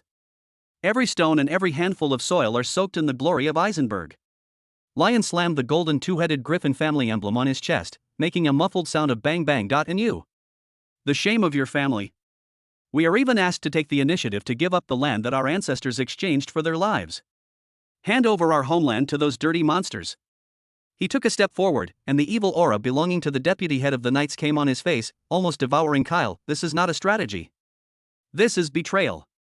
It is the greatest blasphemy against the name of Eisenberg. Lion's roar, like an order, instantly ignited the flame in the hearts of the nobles and officers of all the warring factions. Their blood, which had just been extinguished by Kyle's calm analysis, was now boiling again in a more violent way. That's right. The Knights of the Eisenberg family will never retreat. I would rather die in battle than cede an inch of land. His Majesty the King can't listen to the slander of this coward. General Marcus and other old-school soldiers also looked at Kyle with regret. They may be able to understand the logic of Kyle's plan intellectually, but emotionally, taking the initiative to give up the land in front of the Knight's creed that they have adhered to all their lives is a shame that is more unacceptable than defeat. However, in this wave of condemnation in the name of glory, a colder and more deadly poisonous arrow shot out from the other direction. Elliot Eisenberg, Kyle's second brother, stood up slowly. He was not as furious as Lion, and he even had that iconic, gentle smile on his face. He supported the gold wire glasses on the bridge of his nose. The lenses reflected the light of the candlestick, covering the chill deep in his eyes. Kyle, my brother. His voice was not loud, but it had a strange calming effect, which gradually quieted the hustle and bustle of the hall. Everyone wants to hear how this rising star in politics, known for his wisdom and resourcefulness, would comment on his brother's amazing words. Brother's words may be a little excited. Elliot's voice was as gentle as if he was conducting an academic discussion. We all understand that war needs to consider various factors, not just blood. You analyzed this very thoroughly, and I appreciate it very much. He first affirmed, like a poisonous snake, he used his body to confuse his prey before launching an attack, but, as soon as the conversation turned, the cold fangs hidden under the gentleness finally appeared. Have you ever thought about the consequences of your plan? He didn't go to see Kyle, but looked around the audience, glancing at the nobles with different expressions. Here you are, in a calm tone, planning which territories to abandon and which populations to retreat. It sounds like moving a few irrelevant pieces on a sand table.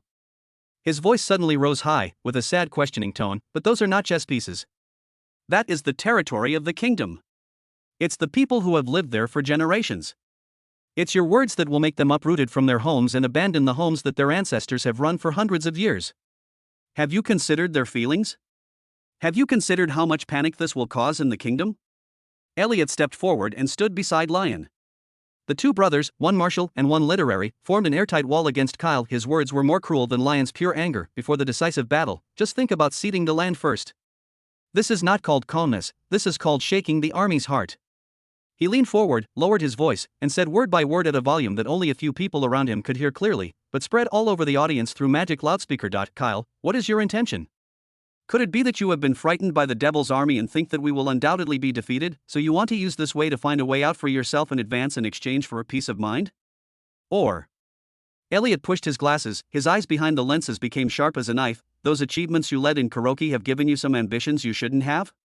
Want to absorb the population and resources of the eastern border under your command in the name of strengthening the wall and clearing the fields, and take advantage of the national difficulties to strengthen your own power?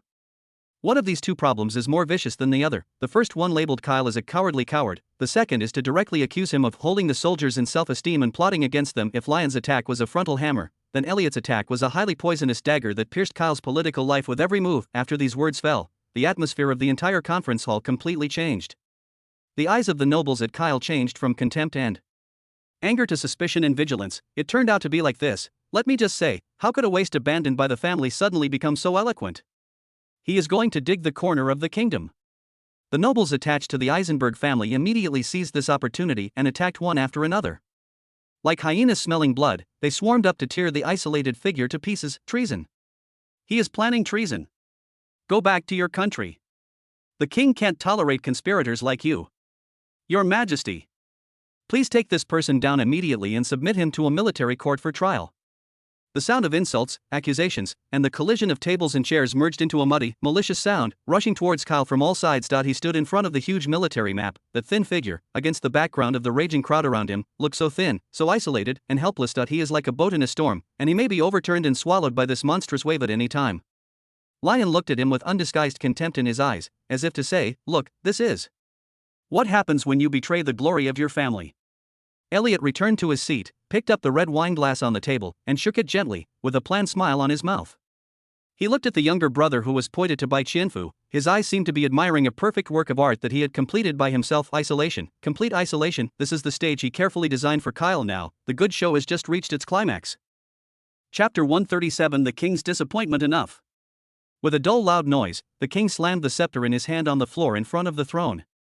The head of the rod made of pure gold collided with the smooth marble, and the echo overshadowed all the hustle and bustle. The boiling, almost out-of-control fanaticism in the council hall seemed to be poured down by a pot of ice water and instantly cooled. Everyone was silent. They bowed subconsciously, lowered their heads, and did not dare to look directly at the gloomy face on the throne that seemed to be dripping with water.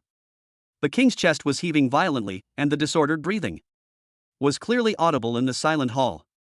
His bloodshot eyes, which were full of hard work, slowly scanned the courtiers with different expressions below. What he saw was not the core of a kingdom that was united in defending against foreign enemies, but a chaotic arena torn apart by emotions and self-interest. His gaze finally fell on the besieged center, the young man who had remained calm from beginning to end, Kyle Eisenberg. Before the convening order was issued, the king had specifically reviewed all the reports on Kuroki Collar. Those words depicted an almost miraculous scene, an abandoned barren land. In just 1 year, the population surged, the grain warehouses were full, and even a brand new and efficient order was established. At the end of the report, the administrator wrote in trembling handwriting, His Excellency Kyle Eisenberg, he is not like a nobleman, but more like a pioneer. Because of this, the king had expectations of him. He hopes that this unusual young man can bring a different dawn to this desperate war. But what did he hear? Abandon the land. These 4 words, like 4 hardened steel needles, pierced into the most sensitive and untouchable place in the heart of the king as the monarch, Kyle Eisenberg. The king spoke, his voice hoarse and tired, and every word was under heavy pressure. Raise your head and look at me. Kyle raised his head according to the words, his eyes were still calm, his blue eyes were like two deep lakes that could not make waves, looking directly at the monarch on the throne. You just said that you want us to abandon the eastern border of the kingdom. The king's fingers rubbed slowly on the top of the scepter. I ask you, the people in that land, they are my people. Their ancestors have thrived on this land for hundreds of years. You now want me, the guardian of this kingdom, to personally sign an order for them to abandon their homes, fields, and ancestral graves and flee like a group of bereaved dogs. How do you think I should explain to them? How should I explain to the ancestors and ancestors? The king's question did not roar, but it was more weighty than any roar. It refers directly to the most core responsibility of a king guarding. Kyle did not avoid this question. Your Majesty, the short evacuation is for a longer return. Let the unarmed civilians face the soldiers of the Demon King's army. That is not to guard, but to let them die. A competent shepherd, before the blizzard comes, will choose to drive the flock back to the sturdy sheepfold, rather than letting them fight the cold with flesh and blood in the wilderness. That's nice to say. Lion snorted coldly from the side, but was stopped by a stern look from the king. The king's gaze returned to Kyle, his fingers stopped rubbing, and instead he tapped the scepter vigorously. Then, your other argument.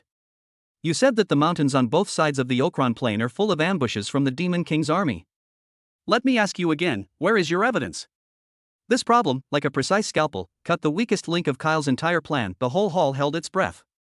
Everyone looked at Kyle, waiting for his answer. Kyle was silent for a moment. He could not come up with evidence. It was impossible for him to tell the king that his judgment was based on the iron law of logistics, supply lines, and ambush tactics summed up in countless war histories in another world. It is impossible for him to say that this is a logical deduction of his thinking mode of the commander of the Demon King army. In this world, there is no conclusive physical evidence. Everything is just speculation, Your Majesty. Kyle's voice is still steady. On the battlefield of intelligence, conclusive evidence often means that the trap has been launched. We cannot wait until the scout's head is hung on a spear and sent back before we believe in the existence of danger. The information we intercepted shows that the consumption of materials by the Demon King's army in the eastern mountains is seriously inconsistent with their known number of garrisons. Many of the elite scout teams we sent out, after entering that area, all went into the sea like mud cows, and there was no news. He paused, his tone aggravated a bit. Your Majesty, these are not isolated incidents. There is only one explanation for linking them. There is a huge army that is not known to us, just like a giant python, entrenched in the mountains, waiting for our fat prey to walk into its mouth by itself. His analysis is clearly organized and logical. However, the nobles and generals present heard another meaning. There is no evidence, everything is just your speculation. The last light of expectation on the king's face slowly dimmed. He was disappointed, thoroughly disappointed. Kyle Eisenberg may be an excellent territory manager and an excellent logistics planner, but at the strategic level that determines the fate of the kingdom, he still takes it for granted. After all of the king's gaze slowly moved away from Kyle. He looked to the other side, the young man who had been the focus of the audience since the beginning of the meeting, Leo Estrella. He stood there, upright as a javelin. Her short golden hair shone brightly under the candlelight, and in her blue eyes, a flame called faith burned. He may not have Kyle's complicated calculations and deductions, but he has what the kingdom needs most at the moment. Courage. A kind of courage that can infect everyone, make the soldiers forget their fears, and let the people see hope. The king looked at the others in the council chamber again. Those generals, those nobles, their eyes were all focused on Leo without exception. It was a look mixed with reverence, trust, and fanaticism. People want what they wanted. These 4 words pressed heavily on the king's heart. Can he veto a decisive battle plan that can greatly boost morale for a possible ambush? Can he fight against the will of the ruling class of the entire kingdom for a seemingly safe coward plan, causing greater internal division? He can't. As a king, what he needs to balance has never been just tactical gains and losses, but also political stability. Leo's plan is a big gamble. If you win the bet, the kingdom will be reborn. If you lose the bet, you will never recover. Kyle's plan is a bitter pill. It may be able to cure the disease, but before drinking it, this bitter taste is enough to make the entire kingdom collapse. First, the king closed his eyes wearily. The balance, in his heart, has completed the last and heaviest tilt. When he opened his eyes again, the hesitation and scrutiny in his eyes had disappeared, replaced by a kind of decision that belonged to the king and could not be changed. His hand left the head of the scepter and slowly held the middle of the scepter. This is an action of preparing to lift it up. Everyone understands the meaning of this action. The corners of Lion and Elliot's mouths evoked the arc of victory. Leo straightened his chest, ready to welcome the moment of glory that belonged to him. In the audience, Seraphina's fingers had already pinched the silk at the corner of her skirt and shaped it. Chapter 138, The Ice of Reason. The king's scepter, the golden scepter that symbolized the will of the kingdom, left the cold marble floor. Inch by inch of the golden head of the staff reflects a dazzling light under the candle, like a sun that is about to rise and determines the death of countless people. The corners of Leon Eisenberg's mouth had already grinned, showing a cruel smile. Elliot Eisenberg gracefully raised his glass, ready to offer silent congratulations on this upcoming and perfect Victory! Leo Estrella's chest stood higher. He seemed to be able to hear the tsunami of mountain shouts from the people of Wangdu for his decisive battle declaration, and he could see the petals full of admiration cast by the girls for him. Victory is at your fingertips, however. Just when the scepter was about to be raised over the king's knees, just when the decisive sentence was about to be blurted out, Your Majesty. A voice sounded. The sound was not loud, but it was like a piece of ice thrown into a hot pan, which instantly aroused a violent reaction to it. Is cold, smooth, and without any emotions, but it has a kind of magic power that penetrates all the noise, and it falls precisely on everyone's eardrums. The king raised his scepter's arm and it solidified in mid-air. Everyone's eyes followed the source of the sound and turned to the corner of the auditorium. The crisp, rhythmic sound of high-heeled shoes hitting the ground sounded, da, da, da, in no hurry. Every step seemed to be in the gap between everyone's heartbeat. A figure walked out of the shadows and stepped into the light in the center of the conference hall. Serafina Valois. Today, she is not wearing the usual easy-to-move riding gear, but is changed into a dark blue velvet dress that represents the highest standards of the Valois family. The dress is embroidered with the family's iris emblem in silver thread, which is complicated and elegant. The long silver hair was meticulously tied behind her head, revealing her graceful, swan-like neck.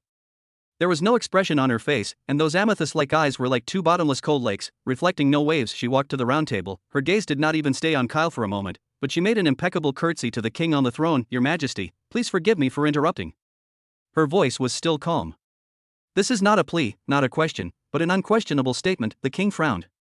He recognized this girl, the daughter of the Marquis of Valois, and Kyle's nominal fiancée. He thought she would plead for her fiancé and say soft things that would not help. Miss Serafina, it's the Supreme Military Council of the Kingdom now, you. Before the king finished speaking, Serafina had already straightened up. She was holding an amazingly thick report wrapped in hard black leather in her hand.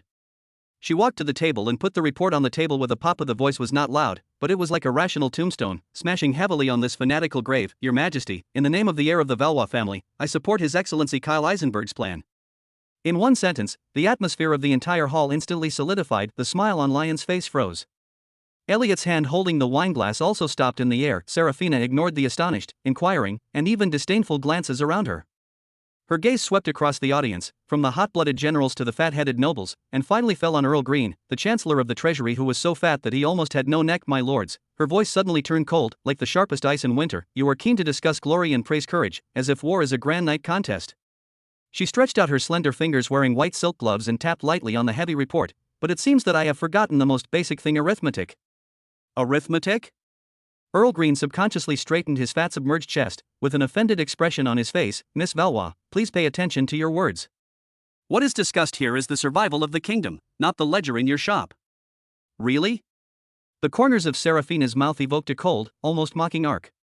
She turned the first page of the report. Earl Green, according to the financial report you submitted last week, there are currently 3.47 million gold coins left in the kingdom's treasury. Sounds a lot, right? She didn't wait for the other party to answer, so she went on talking to herself. According to His Excellency Leo's plan, assemble 300,000 troops to the Okron Plain. Not counting the loss of weapons and equipment, people eating horse chews alone need to consume more than 10,000 tons of food every day, which is equivalent to more than 30,000 gold coins. This does not include the salaries of soldiers, the treatment of the wounded, the replenishment of magic crystals. Her speed of speech is not fast, but every number is like a small hammer, hitting everyone's nerves accurately. I have calculated it for you, my Lord Earl. If there is a decisive battle on the Okron Plain, these 3 million gold coins, together with the grain stored in all our granaries, can only support the frontline army for 20 days at most. 20 days? Nonsense. General Marcus, Minister of Military Affairs, stood up abruptly. Our army can tighten its waistbands. Our soldiers have the awareness to dedicate their lives to the kingdom. Really, General? Serafina's gaze turned to him, her eyes as sharp as a scalpel. Then excuse me, General, can the knights under your command still raise their épée to charge when they are hungry? Can your archers pull their long bows while drinking only gruel for 3 consecutive days? War is not poetry. It is a precision machine composed of gears and levers. And the fuel that drives this machine is not glory, it is bread in gold coins. She turned to another page of the report, and on that page was a shocking chart drawn in red ink. 20 days later, when our fuel runs out, this machine called the Kingdom Army will fall apart in front of the Demon King's army on the plains of Okron. Without the need for the enemy to attack, we ourselves will collapse due to hunger and chaos. By then, what we will lose will not only be 300,000 elite, but the last hope of the entire kingdom. Her words, like a pair of cold pliers, abruptly pulled everyone from the dream of glory back to the cruel reality. There was no sound in the hall. Those nobles who had just been chanting decisive battle looked at each other one by one at this moment. The fanaticism on their faces faded, revealing blankness and fear. Earl Green's forehead was already oozing with a fine cold sweat. He kept wiping it with a silk handkerchief, But he couldn't wipe it dry. General Marcus opened his mouth, trying to refute, but found that he couldn't say a word. Seraphina closed the report, and according to Kyle's plan, her voice returned to a steady state, but it was more powerful: strengthen the walls and clear the fields, retreat the people, and hold the line of defense. We will save astronomical logistics expenses. With these resources, we are enough to support the operation of the defense line for more than half a year. It will take half a year to consume the enemy's energy. It took half a year to train our recruits. It took half a year to wait for the balance of victory to tilt towards us. She looked at the throne again. In those purple eyes, there was no plea, only irrational light. Your Majesty, my lords. The war is fought on the economy, not on the blood of the moment.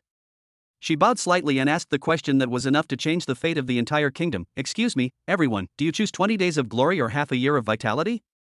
Chapter 139, Second Duet. The light of mercy. Seraphina's voice fell, and the entire council hall fell into a more embarrassing silence than before. If Kyle's speech was a boulder that smashed into the lake, provoking angry waves, then Seraphina's report was a sudden cold wave that froze the entire lake and all the waves into hard and embarrassing ice. 20 days of glory, or half a year of vitality? This problem, like an invisible noose, is put on the neck of every nobleman of the main battle faction, and it is slowly tightening. The face of Earl Green, the Chancellor of the Exchequer, had changed from an offended flush to an innocent paleness. The silk handkerchief in his hand was already soaked, and he felt that instead of sitting in the gorgeous council chamber, he was being roasted on the fire. Every number of Seraphina was a spoonful of hot oil. General Marcus, the Minister of Military Affairs, sat stiffly back in his position, his proud chivalry, in front of bread and gold coins, looked so pale and weak. He can call on soldiers to sacrifice for glory, but he cannot order them to charge in hunger. The king's hand holding the scepter was full of blue veins. He looked at the speechless courtiers below, and the disappointment in his heart turned into a deeper shocked eye. In the midst of this icy stalemate, another footstep sounded. The sound was very soft, very different from the crisp sound of Seraphina's high heels hitting the ground. It was a pair of soft-soled white cloth boots, stepping on the marble floor, almost inaudible sound, but it had a strange soothing power. Everyone followed and saw another figure walking out of the auditorium. Arya Dawn. She was wearing the holiest pure white saint robe of the Holy See of Light without any superfluous decoration. Her long silver hair was draped softly behind her shoulders, and her moon-white eyes were full of gentle brilliance like moonlight. She is not as aggressive and cold as Seraphina. Her appearance seems to have brought a ray of clean wind from the temple to this hall full of gunpowder and calculations. There was a trace of compassion on her face. It was not sympathy for a certain person, but empathy for all the suffering in this world. She walked to the center of the council chamber, first saluted the throne deeply, and then slowly turned to the crowd. Her gaze did not fall on anyone, but she seemed to see everyone. Leo Aslia's breathing stopped abruptly at the moment he saw her. He straightened his body subconsciously. He thought Arya was here to support him. After all, they are partners cultivated by the Holy See of Light, brave men and saints who fight side by side. On behalf of the parade division of the Holy See of Light, Arya's voice was soft, but it reached everyone's ears clearly. I also support Mr. Kyle's plan. What? Leo's pupils contracted instantly, and cracks appeared in the confidence and pride on his face. He looked at Arya in disbelief, as if listening to an absurd joke. Holy See? Support the plan that was dismissed as a coward? Arya, support him. Arya didn't look at Leo's wounded eyes. Her gaze slowly swept past the generals and nobles. The courage of your excellency the brave is admirable. The first sentence she said was beyond everyone's expectation. She did not directly deny it like Seraphina, but gave an affirmation. This stunned General Marcus and others who had just been on alert. When darkness falls, we need heroes to raise their torches and illuminate the way ahead. Arya's tone is sincere and sincere. This courage to move forward is the most precious gift God has given us. Leo's heart that had just sunk, and because of these words, a glimmer of hope rose. However, Arya's words turned around gently and firmly in the next moment. But, she asked softly, as if her voice was not questioning, but sighing in everyone's heart, how many soldiers' bones are behind that courage? How many families are broken? How many tears of mothers, wives, and daughters stayed up all night? Her voice was very soft, but it was like a heavy hammer, hitting everyone's hearts. Seraphina's words were cold, but Arya's words were warm, hot, and it made people's mouths ache. Mr. Kyle's plan seems to back down, as if he has given up his glory. Her gaze, passing through the crowd, fell on the black-haired young man who had remained calm from beginning to end. In that gaze, there is no affection between men and women, only a pure, almost faith-based understanding and recognition, but he is using wisdom to save more and more lives. What he gave up belonged to a few people, and it was a shining feat in the history books. What he guarded belonged to the majority of people, the humble hope of being able to live safely to tomorrow. She looked around at everyone, and for the first time in Yuebai's eyes, there was an unquestionable solemnity that belonged to the clergy. God loves the world. The first chapter of the doctrine, the first section, teaches us this way. Salvation should always take priority over glory. The power in our hands, whether it is the sword of a knight, the magic power of a mage, or my magic, the meaning of their existence is to protect life, not to create personal merits.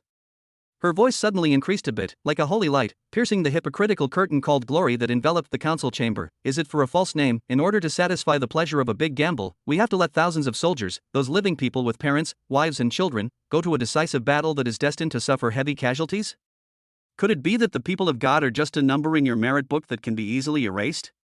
Her questioning was deafening. If Seraphina's speech was from the rational point of view, it was a dimension-reducing blow to the warring factions. Then Arya's torture was to conduct a sacred trial on them from the commanding heights of morality and human nature. In the hall, the nobles who were still clamoring just now lowered their heads in shame.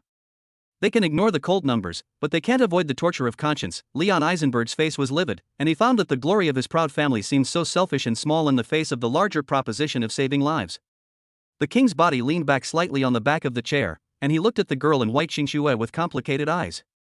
He never thought that a seemingly weak preparatory saint could speak such powerful words, and Leo, he felt like he had been slapped hard in public. Every word of Arya was like a needle, accurately pierced into his heart that was incomparably proud to be wrapped in the aura of a hero. Cast personal merits, for a false name, if these words are uttered from other people's mouths, he can dismiss them as jealousy.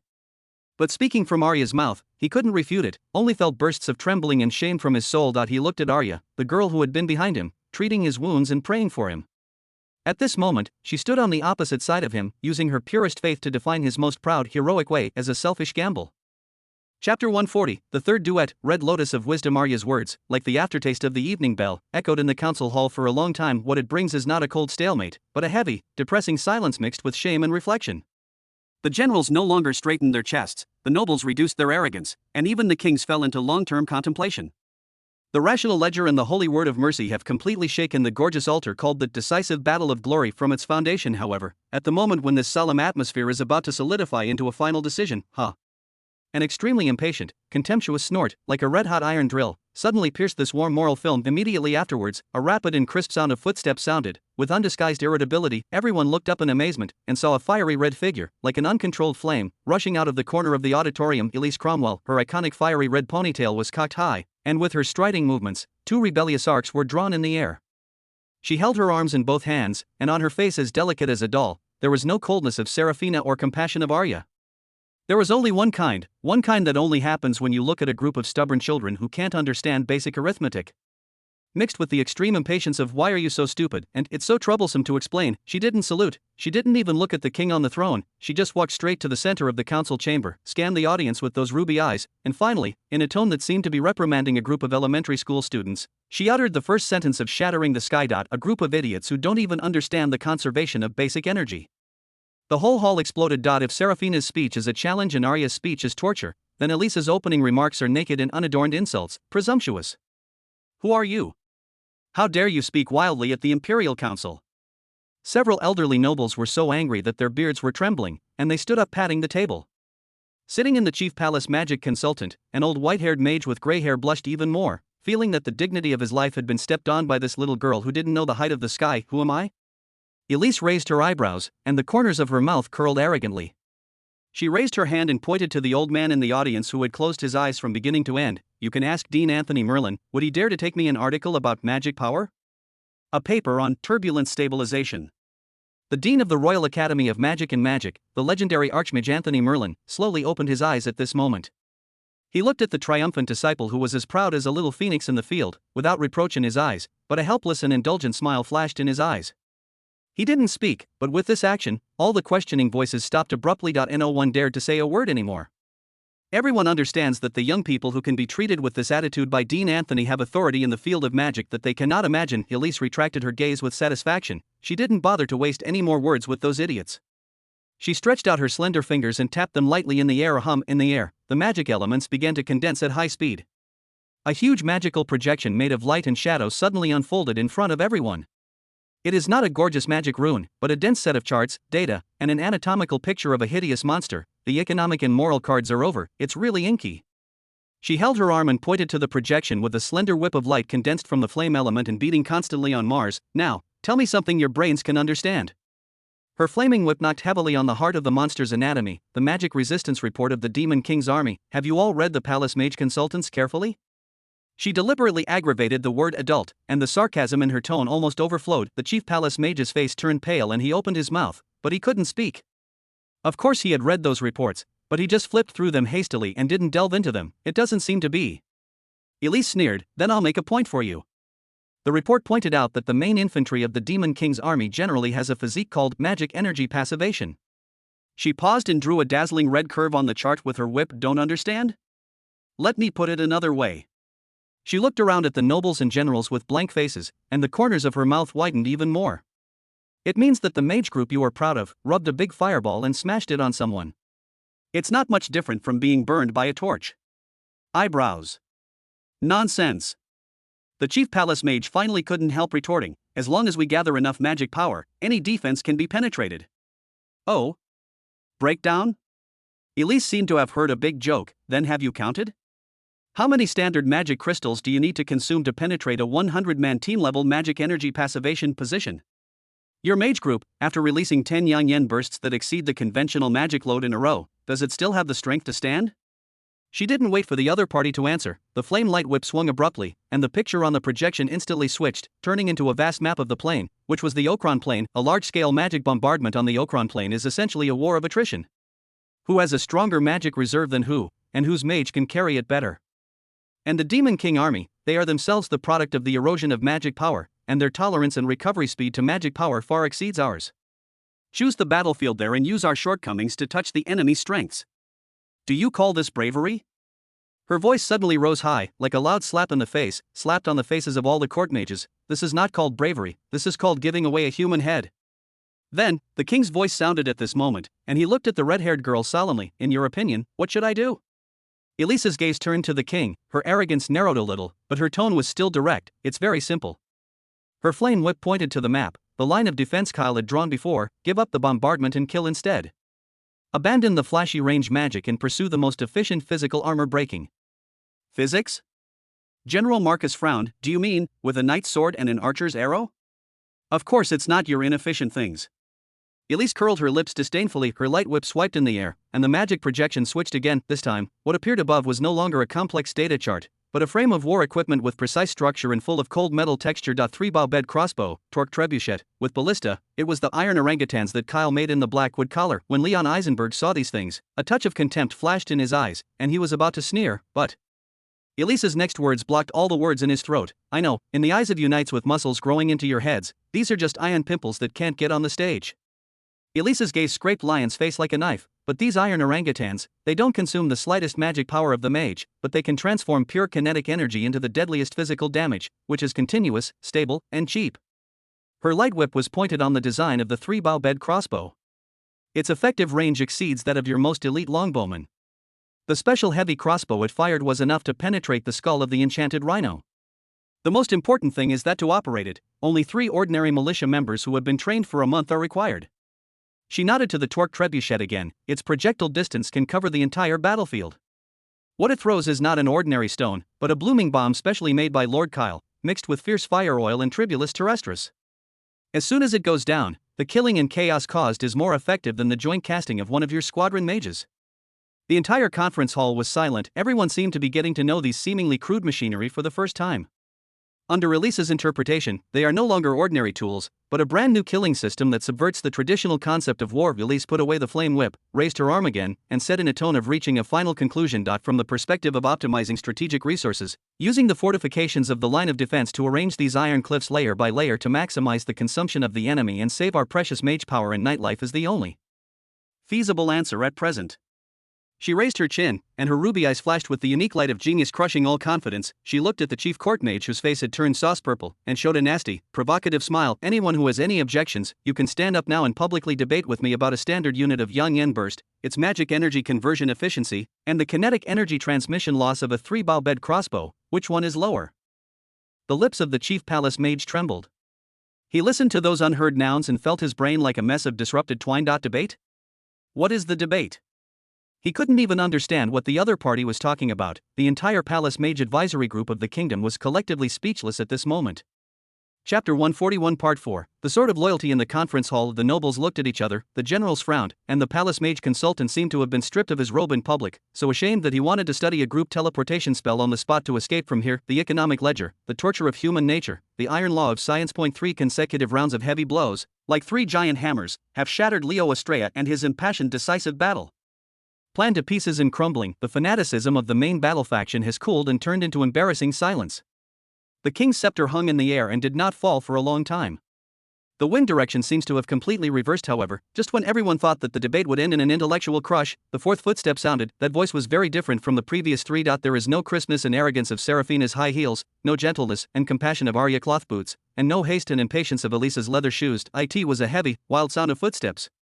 Boom. Boom. Boom. Every step is like stepping on everyone's heart.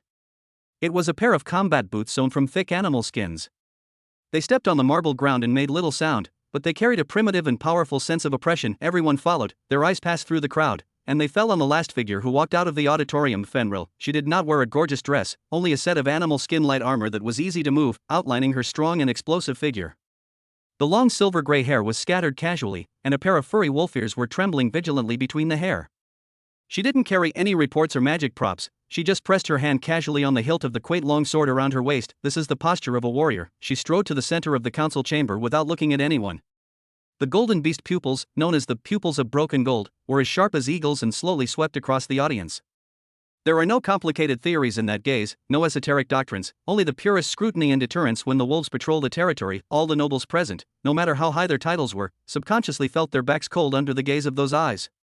They seemed to be facing not a girl, but a wolf from the Bayfoam Mountains who was about to cull their prey. Leo Aslia's heart shrank abruptly when that gaze swept across him. He remembered these eyes, not long ago, in the Bayfoam Mountains. These eyes were still full of passionate admiration for his heroic posture. She once praised him from the bottom of her heart, regarded him as a true strong man, and despised Kyle's methods of not getting on the stage. At this moment, he could no longer see half of the reverence in those eyes, only the cold one was left, which made him feel strangely calm. Fenrir's gaze did not stay on anyone too much. She stood still in the field, the loud and hoarse voice with a trace of wildness resounded throughout the hall. She did not have complicated opening remarks, nor did she have any honorifics. I represent all the orc tribes in the Bayfoam Mountains. Her first sentence, like a siege hammer, slammed into the foundation of the council hall. We only listen to Lord Kyle's command. This sentence is simple, crude, and makes no sense. It is not support, it is not seconded, it is not a suggestion, this is an open declaration of allegiance. The entire council hall instantly fell into a more terrifying silence than any time before. If the speeches of the first three women shook the arguments of the decisive battle faction, then Fenrir's words directly put a sharp long sword on everyone's neck. The king's hand holding the scepter tightened abruptly. He looked at the orc girl in shock, with horror in his eyes. Leon Eisenberg's face instantly became livid. As a military general, he knows what this means better than anyone else, and Elliot Eisenberg, whose face is always smiling calmly, has cracks. The perfect trap he designed to completely isolate Kyle seemed so ridiculous at this moment. Instead of isolating Kyle, he forced Kyle to put all the hidden forces behind him on the table in a dignified manner, forming an indestructible political alliance that he couldn't even think of. Leo's face had completely lost its blood color. He looked at Fenrir blankly, the girl who had once obeyed him, and her eyes were full of stars. He didn't understand why things had become like this. Fenrir ignored the horrified expressions of everyone at all. She continued to use her simple and direct language to state the simplest truth. Her gaze fell on Leo's body. There was no mockery in that gaze, only a calmness of stating the facts. Your Excellency, Leo's sword is fast, we have seen it before. These words made Leo's heart sink faster. He remembered that in the Bayfoam Mountains, he defeated Grom, the champion knight bonebreaker sent by Count Barav, with one sword in front of Fenrir. It was his most spirited moment, the moment when he showed Fenrir his true power. However, Fenrir's next sentence belittled his proud power as worthless, but Fenrir's tone did not fluctuate at all. She slowly moved her gaze away from Leo and turned to the black-haired young man who had remained calm from beginning to end. In those golden beast pupils, she instantly became infected with a kind of mixed awe and fanaticism called trust. The light, Master Kyle, it can keep our people full and warm. This sentence, like a heavy punch, hit all the nobles present hard in the face. Are you full and warm? How vulgar, how incomprehensible vocabulary die in the ears of big people like them who are keen to discuss glory, loyalty, and merits. This word is simply full of earthy fishy smell, but it was the simplest word, uttered from Fenrir's mouth, with an irrefutable, heavy weight. He can also use methods that we can't understand to defeat enemies that we can't beat. Fenrir remembered Count Barav's conspiracy, Leo's helplessness, and Kyle's desperate methods of destroying everything without blood. Her understanding of powerful has long been completely subverted by that man. She slowly retracted her gaze and glanced at the audience again. In those beast pupils, a decisive light belonging to the leader of a tribe and defending the interests of the ethnic group burst out. My people, her voice suddenly raised, every word was thrown to the ground, like stones on the ice. I will only fight for the leader who can lead us to live. She paused, and the last words mercilessly pierced Leo's heart, which was already riddled with holes, called hero. Instead of going to death for someone's glory, Chapter 142 The Divergence of Destiny. Go to death. This word, vulgar and direct, but like a handful of salt, was sprinkled fiercely on Leo Estrella's long-torn wound called hero. In the hall, there was no sound. The previous fanaticism seconded, and the tsunami-like cry of decisive battle sounded like a lifetime at this moment. The generals with blushing faces and the nobles with straight chests couldn't pronounce a syllable at this moment. Their gaze wandered back and forth in a hurry between the two distinct camps in the field time, as if stretched into a viscous amber at this moment. Everyone's gaze was involuntarily focused on the weird and impactful picture in the center of the council chamber that was enough to go down in the annals of the kingdom. On one side, it's Kyle Eisenberg, the abandoned son who was exiled by the family, the waste who was ridiculed by the king, the supporting role who should be completely nailed to the pillar of shame today in everyone's script. He was still standing there, no taller than anyone else, and there was no ecstasy of victory on his face. He just stood calmly, as if everything before had nothing to do with him, but behind him, there were four magnificent women standing. Serafina Valois, dressed in a dress representing the glory of the Valois family, with silver hair like moonlight and a cold expression, stood behind Kyle's right. That posture was not like a fiancé, but more like an irreplaceable political ally. Using reason, Jianbing built the strongest wall for him. She represents the economic lifeblood of the kingdom and is the golden blood necessary for the operation of all war machines. Arya Dawn, dressed in a holy white robe, her moonwhite eyes twinkled with compassion and perseverance. She stood behind Kyle's left, her hands clasped on her chest, and a soft holy light radiated all over her body, as if announcing that the light she represented had chosen a new guardian. She represents the heart of the Holy See to the back, and is an unshakable moral monument in the spiritual world of the kingdom. Elise Cromwell, her fiery red ponytail tilted proudly, she held her arms and stood impatiently a little further away, her ruby-like eyes full of contempt for the idiots around her, but she was like a young dragon protecting food, watching her treasure vigilantly.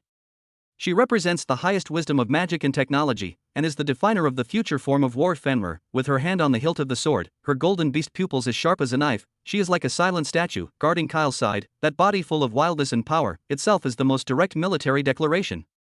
She represents a nascent armed force that is not fully controlled by the kingship and spans races, economy, faith, technology, force. These four women, like the four pillars of Optimus Prime, behind Kyle, have established a system that no one can ignore. And the other side of the picture. It's Leo Estrella. Not so long ago, he was the only son in this hall, the much anticipated son of destiny, and the only hope of the kingdom. The cheers of the people seemed to be still echoing in their ears, and the fanatical seconded opinions of the nobles seemed to have not yet dissipated. At this moment, he was standing alone on the empty marble floor. The generals who had looked at him with admiration lowered their heads at this moment. The nobles who chanted to follow him to the battlefield of glory avoided his sight at this moment. Everything he depended on, everything he was proud of, was shattered at this moment. The cheers of the people? Serafina told him with cold numbers that cheers could not be turned into food, and could not fill the stomachs of hundreds of thousands of troops. The support of the nobles? Arya used sacred cross-examination to tell him that support cannot replace life and cannot explain to thousands of broken families the glory of tradition? Elise used the theory of crushing sex to tell him that glory could not penetrate the position of monsters and could not change the efficiency of energy conversion. What about the dignified sword of the strong that he is most proud of? Fenrir told him in the most simple way that no matter how good the sword front was, it would not be exchanged for the survival and prosperity of an ethnic group. Reality, what these four women represent, is the coldest and most unquestionable reality, and he, Leo Estrella, and his heroic epic decisive battle plan, in the face of reality, are as fragile as a punctured soap bubble. His face faded from the blood a little bit, and became pale. Why, this thought, like a poisonous snake, was frantically gnawing at his sanity in his mind. Why is this happening? His gaze swept across the four women one by one uncontrollably. He looked at Serafina. It was the most proud iceberg rose in Wangdu, and it was the perfect embodiment of the aristocratic spirit. Shouldn't she best understand the meaning of glory to a family and a kingdom? Why would she support a coward plan that even the land has to give up, to calculate those copper-smelling income and expenditure? He looked at Arya. It was his partner who fought side by side, a symbol of light and compassion. He remembered her appearance when she prayed for the wounded on the battlefield, and the compassion in her eyes that she couldn't bear to see any life pass away. But because of this, shouldn't she support her plan to crush the darkness once and for all? Why did she instead call Kyle's cold, space-for-time calculation the greatest salvation? Can't she see that the so-called giving up is behind the wailing of how many border people are displaced? He looked at Elise. That is the most dazzling genius of the Academy of Magic and the darling of the flame. He had seen her pride and magnificence when she released her magic, and the power to destroy the sky and the earth was enough to make any enemy shudder. Shouldn't she most desire a grand battlefield that allows her to use her talents to the fullest? Why would she admire those vulgar and unattractive iron orangutans, and even use those perverted heresies that he couldn't understand to belittle the greatness of magic? Finally, his gaze fell on Fenrir. This glance, like a dagger, pierced the deepest. He remembered her, in the Beifo Mountains. The way she looked at herself was so pure and so hot. She admired his strength, praised his character, and regarded him as a true hero.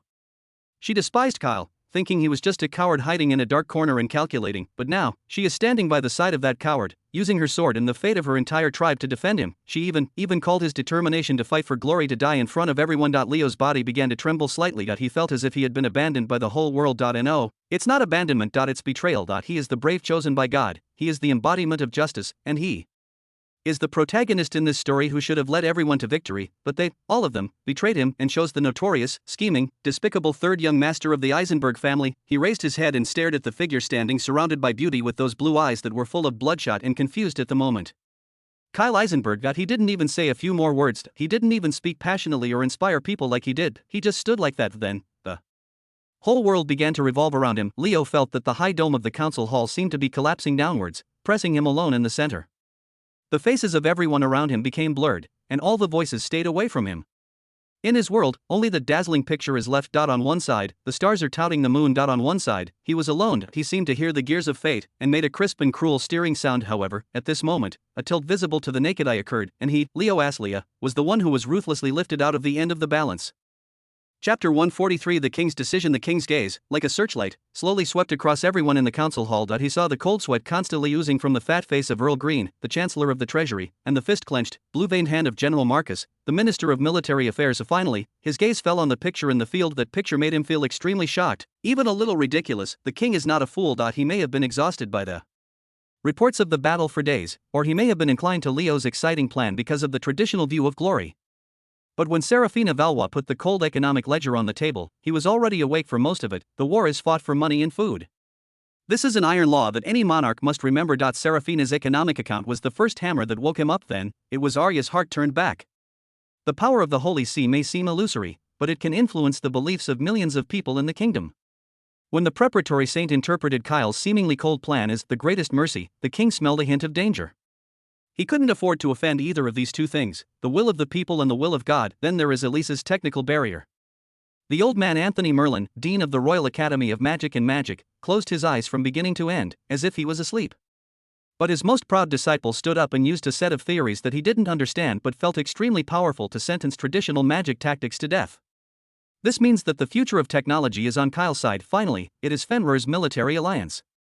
Now, these wolves, publicly swearing, obey only one person: economy, people's hearts, technology, military. These four are superimposed together, and it is no longer a simple suggestion or support. This is a force that is enough to shake the country, and even the kingship must be treated solemnly. The king's gaze finally moved away from the four dazzling women and fell back on the black-haired young man who had remained calm from beginning to end. His eyes changed. It is no longer the initial contempt, nor the disappointment in the middle, but an unprecedented dignity and scrutiny. He looked at Kyle, the stain of the Eisenberg family that he had heard of before, the abandoned son who had been exiled to the most barren land. The king suddenly understood that this young man, where no one noticed, in the corner where everyone thought he was fending for himself, had quietly established a powerful and intertwined one of his own kingdom. An independent kingdom that does not depend on the traditional aristocratic system, is not bound by the politics of the royal capital, and has its own economic cycle, spiritual beliefs, technological core, and armed forces. The Blackwood collar is no longer a barren fiefdom. It is a heart that is pumping blood for this nascent kingdom, and today, here, in the highest council hall of this kingdom, this young man just put the power he already has on the table in a dignified manner. He is not asking for permission, he is announcing the facts. He looked at the pale and crumbling brave Leo again, and the last hesitation in his heart disappeared. The trend has gone. The so-called general trend has never been determined by passion and shouting. It is made of food, money, swords, and people's hearts, and now, all of this is not on Leo's side. Leon Eisenberg could no longer remain silent. He took a step forward, his face distorted by anger flushed. Your Majesty! You can't, enough. The king's voice was not loud, but there was an unquestionable exhaustion and determination. He slowly raised the golden scepter in his hand. At the top of the scepter, a huge sapphire was inlaid. At this moment, in the light from the dome, there was a cold light flashing. Lion's words were choked back abruptly. He looked at the king in disbelief, and then at his father, who had always been silent, the Duke of Iron Blood. The Duke was still expressionless, as if all this had nothing to do with him, but in those deep eyes, a complicated light that no one could understand flashed. The smile on Elliot's face completely disappeared. The perfect trap he designed not only did not trap the prey, but instead allowed the prey to break free from all shackles and become a behemoth he could not imagine. Boom! The bottom end of the scepter struck heavily on the marble desktop, making a loud, crisp, and dull noise. The sound, like a thunder, exploded in everyone's ears, completely ending the farce that had lasted for a long time. The entire conference hall was silent. Everyone held their breath, Waiting for the final verdict, the king looked around the audience, his gaze swept across everyone, and finally, he took a deep look at the lonely brave man standing in the center of the field. A trace of mercy flashed in his eyes, and then was replaced by the king's coldness. Replaced, I announce. The king's voice echoed in the silent hall. Every word was extremely clear: adopt Kyle Eisenberg's scorched earth defense plan. These words, like a heavy hammer, hit Leo's heart hard. He staggered for a moment, almost unsteady on his feet. Kyle's brothers, on the other hand, seemed to have been drained of all their strength, and their faces instantly turned gray. The king did not pause. He turned his gaze to Kyle, and his eyes were full of unprecedented solemnity. And here, he was awarded the temporary title of Commander-in-Chief of the Eastern Theater.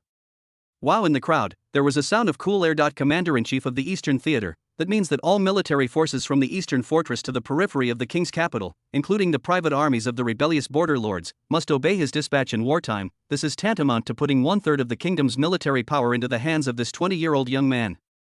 The king's voice continued, and every word was constantly stepping up, pushing Kyle's power to a jaw-dropping height, fully responsible for all matters of the eastern defense line, including but not limited to. The king paused, as if considering the words, and finally, in an almost decentralized tone, he said word by word: military dispatching, material requisition, and the right to dispose of on the spot. The right to dispose of it on the spot. These 6 words, like lightning, split the minds of all the nobles. This means that on the front line, Kyle has the power to do it first, from a waste that was despised by the family, an outcast who was assigned to the frontier, to the commander-in-chief of the war zone who held 1/3 of the kingdom's military power and had the power to cut first and then play. This huge leap in status took only half a day. This is no longer a victory, this is a complete and subversive transfer of power. The king's voice fell. As if he had exhausted all his strength, he leaned wearily on the back of his chair, and the entire council hall fell into a more weird silence. Everyone's gaze subconsciously shifted from the king to the new center of power. They looked at Kyle Eisenberg. Look at this young man who has done a miracle. However, to everyone's surprise, when he heard this appointment that was enough to make any nobleman ecstatic, Kyle's face did not show half a bit of joy. He even frowned slightly. On that handsome face, there was a complicated emotion that no one could understand. That emotion seems to be troubled. Yes, it's just trouble. Chapter 140. For the Commander-in-Chief's troubles. Kyle felt his temples twitching. Commander-in-Chief of the Eastern Theater, the right to dispose of it on the spot. Is His Majesty the King crazy? He raised his head and met the meaningful gaze of the king. What surged in his heart was not flattered, but bursts of bitterness. I really just want to go back and farm with peace of mind. My 3rd-generation hydraulic forging hammer is still in the drawing stage. The experiment on the compressive formula of cement is only halfway through, and there is also a rotation plan for new crops. That is my main business. This kind of thing, which costs money and kills people, is simply the most loss-making business in the world. He, the commander-in-chief, was completely forced to the top of the mountain. If it weren't for the second brother's clever trap, if it weren't for Leo's hot-blooded plan that was too outrageous, he wouldn't stand up and say so much. His original plan was to listen quietly in the corner, and then find an opportunity to apply to the king for a batch of military material indicators, and by the way, incorporate the defense system of the Blackwood Collar into the supply sequence of the kingdom's regular army, so that he can get some real benefits and slip away. But now, he looked at the complex expressions of jealousy, awe, and fear mixed on the faces of the nobles around him, and felt like a fat sheep roasted on the fire. The king played cleverly with this hand. Instead of simply adopting his own plan, he directly tied himself to the entire eastern defense line. If he wins, it is his credit to Kyle Eisenberg, and it is also the king's wisdom. If he loses, then he is the sinner of the kingdom. At that time, the king does not need to do anything.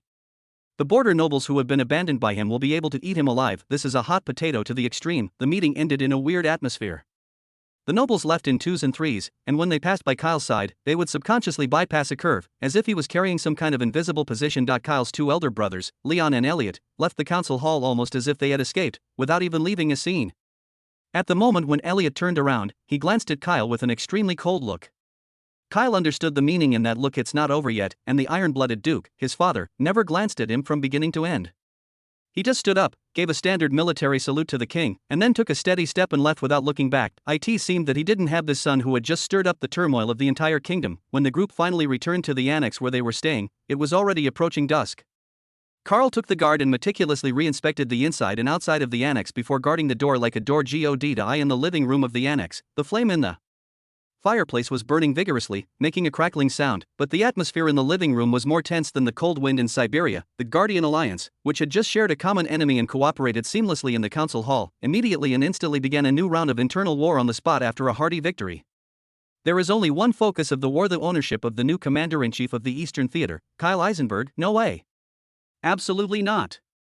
Serafina was the first to speak. She was sitting on the sofa, her posture still elegant, but in her amethyst eyes, there was a cold light that could not be ignored. She put a document that had just been sorted out on the coffee table and made a soft noise. Kyle, you are now the Commander-in-Chief of the Eastern Territory. The political game involved in this title is far more complicated than you think. Material deployment, noble coordination, logistics supplies, and the knife that your family may stab from behind at any time. You can't handle these things alone. You must stay in Wangdu, sit in the center of the city, and I will assist you in handling all this. Her words are clearly organized and logical, and every word is full of rational power. A fart. An extremely indecent word popped out of Elisa's mouth. The red lotus, which was holding her arms and leaning against the window impatiently, her fiery red ponytail trembling slightly with excitement. Stay in Wangdu? Wrangling with these idiots who are full of conspiracy theories? It's a waste of genius. She glanced at Serafina contemptuously with the remaining light from the corner of her eyes. His theory is the core of this war. Half of the design drawings of those iron orangutans are still unfinished in my mind.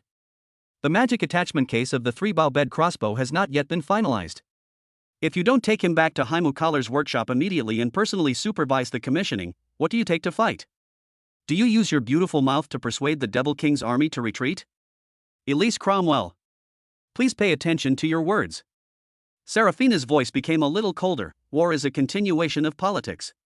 Without a stable rear and sufficient supplies, the front line is an empty word. Politics is for the service of war, and there is no weapon that can be won. Your so-called stable rear is just an after-dinner dessert from the monster's mouth. Ely retorted without showing weakness. The air between the two seemed to crackle with electric sparks. That, a soft voice timidly tried to insert into the argument. Arya sat closest to the fireplace, holding a cup of hot tea in both hands, her moon-white eyes full of worry. Mr. Kyle, he must be very tired today. Moreover, the responsibility of the Commander-in-Chief is so heavy. His body. She looked at Kyle with concern in her eyes. I think, whether it is in Wangdu or back to Kuroki Collar, he should be given a good rest first. Moreover, the front line is so dangerous, his safety. Before she finished speaking, she was interrupted by another voice. Wherever the leader is, I will be there. Fenrir's voice was concise and clear, and he was loud. She stood behind Kyle from beginning to end, her hand on the hilt of the sword, like a most loyal guard wolf. It's good for the king, it's good for the Blackwood Collar, and it's good for the battlefield. My sword will cut off all dangers for the leader. Her golden beast pupils glanced at Serafina and Elise, who were quarreling, with a bit of orc-specific forthrightness in her tone. You guys are arguing around. Don't you just want to decide where the leader should go? What's so noisy about this? Just ask the leader directly. Swish, for an instant, 3 distinct glances, like searchlights, focused on the initiator, who had been silent since he entered the door, trying to reduce his sense of existence. Kyle felt his headache looking at the scene in front of him. He felt that the so-called Commander-in-Chief, the first thing he had to command, was probably his own backyard. Serafina's eyes were cold and sharp, as if she were saying, do you dare to say the word no? Elisa's eyes were full of threats and warnings, and the meaning was obvious. If you dare not follow me back to the workshop, I will burn all your precious drawings. Arya's eyes were full of pleading and worry, like a small animal afraid of being abandoned. Mr. Kyle, please take care of yourself. Even Fenrir behind him looked at him with a look full of expectation, his big furry tail shaking slightly behind him. Kyle took a deep breath, feeling that the choice he faced was more difficult than fighting against the Confucians at the Imperial Council. He rubbed his swollen temples, and finally spoke slowly under the gaze of Sanja. He only said one word and was interrupted. Wait. Serafina raised her hand and turned to Elise. I have a compromise proposal. Say. Elise held her arms, with an expression of I'd like to see what tricks you can tell. Kyle doesn't have to stay in Wangdu completely, nor does he have to return to Kuroki Collar immediately. Serafina's speed of speech is not fast, but every word has been carefully thought out. He can sit in a transit city with a moderate distance from Wangdu and the eastern line of defense, such as Iron Furnace Fort. In this way, it can not only receive the government affairs information of the Wangdu at any time, but also reach the front line in the shortest possible time. And you, Elise, can transfer some of the core debugging equipment and personnel to Iron Furnace Fort. Elise frowned her good-looking brows, as if quickly evaluating the feasibility of this plan. What about personnel allocation? She asked. Obviously she had already begun to seriously consider the proposal. I stay in Wangdu. Serafina said without hesitation. I must be here, staring at the Ministry of Finance and the Ministry of Military Affairs, to make sure that every penny and every grain of food can be delivered to your Commander-in-Chief accurately. At the same time, I have to help you deal with the guns and arrows of those nobles. After she finished speaking, she looked at Arya. Miss Arya, you have a special identity. The attitude of the Holy See is crucial. I hope you can stay in Wangdu. On the one hand, you can appease the emotions of the people. On the other hand, you can also become our most reliable eyes and ears in the church. Arya held the teacup and nodded. I understand. I will do my best to protect the hearts of the people in the rear. In the end, everyone's eyes fell on Fenrir. Elise was the first to speak. "Hey, Wolf Girl, of course you are going to Iron Furnace Castle with me. Those field tests of iron orangutans need you and your people to help." Fenrir looked at Elise, then at Kyle, and finally nodded heavily. "Good."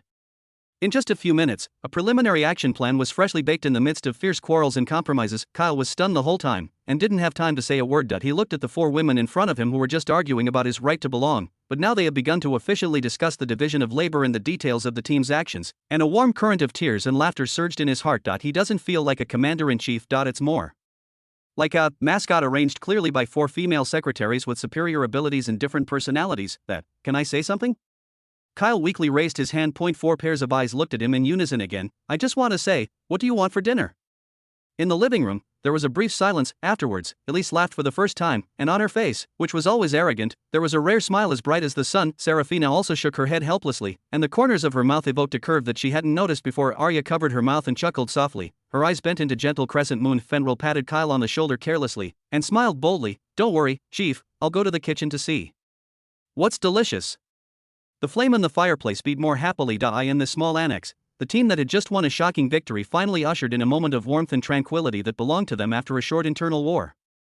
Chapter 145. The end of the hero. Leo Aslia didn't know how he got out of that magnificent council hall. His body was moving, his legs alternately forward, one step after another, stepping on the smooth marble floor like a mirror, but he didn't make any sound, as if he was just a ghost. When he passed through the heavy palace gate, and the dazzling sunlight pierced into his eyes like a red-hot iron spear, he stopped abruptly and raised his hand in front of him. The eyeballs tingled and tears gushed out of control. In his vision, the world turned into a blurred halo and distorted color blocks. He couldn't hear anything. I know, he can hear it. He could hear his heartbeat, a sound, as dull as a drum from the depths of a dungeon.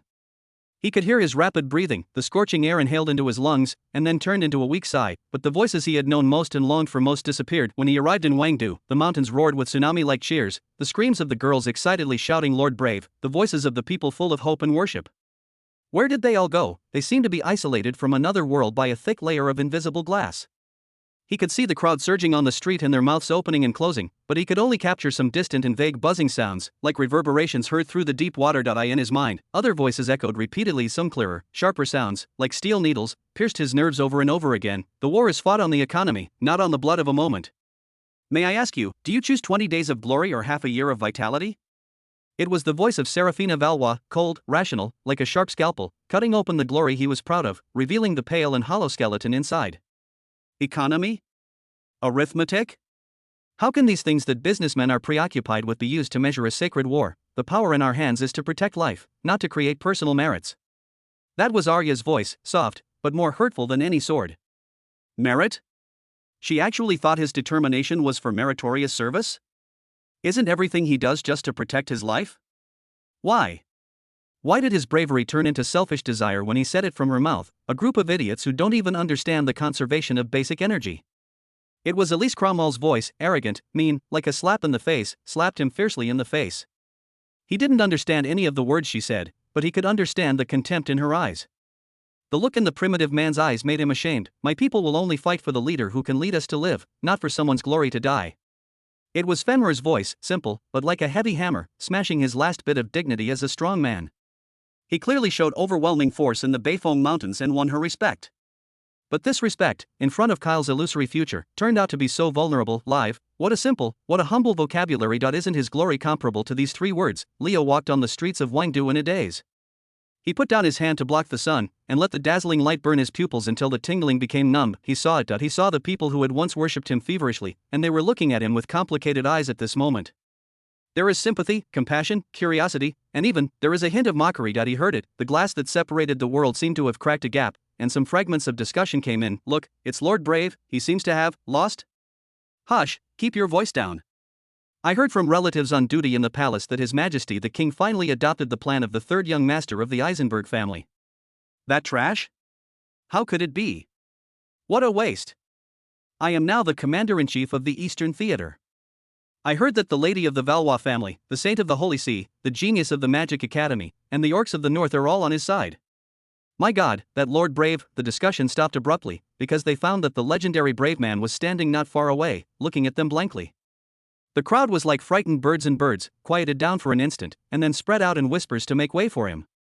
An empty road. Leo stood in the middle of the road, like an abandoned statue. Why, this thought, like a madly growing poison ivy, entangled his heart, tighter and tighter, making him almost unable to breathe. Why, he is the one who was chosen by the God of light, he is the brave who was canonized by the Holy See, and he is the hero who was destined to save the world from the darkness. Everything he did was for justice, for light, and for the millions of people of the kingdom. His plan, full of courage and glory, is the most glorious chapter in the heroic epic. Where's Kyle Eisenberg, a notorious waste, an outcast abandoned by the family, a coward who can only use some machinations? His plan was full of retreat and calculation. It was the trick of merchants and politicians, and it was the most ruthless trampling on the spirit of chivalry. Why are they, in Leo's mind? The scene in the council hall appeared uncontrollably. Kyle, who was spurned by everyone, stood there calmly, and behind him stood those four magnificent women. Serafina looked at Kyle's eyes with admiration in her cold eyes, which was a kind of intellectual resonance.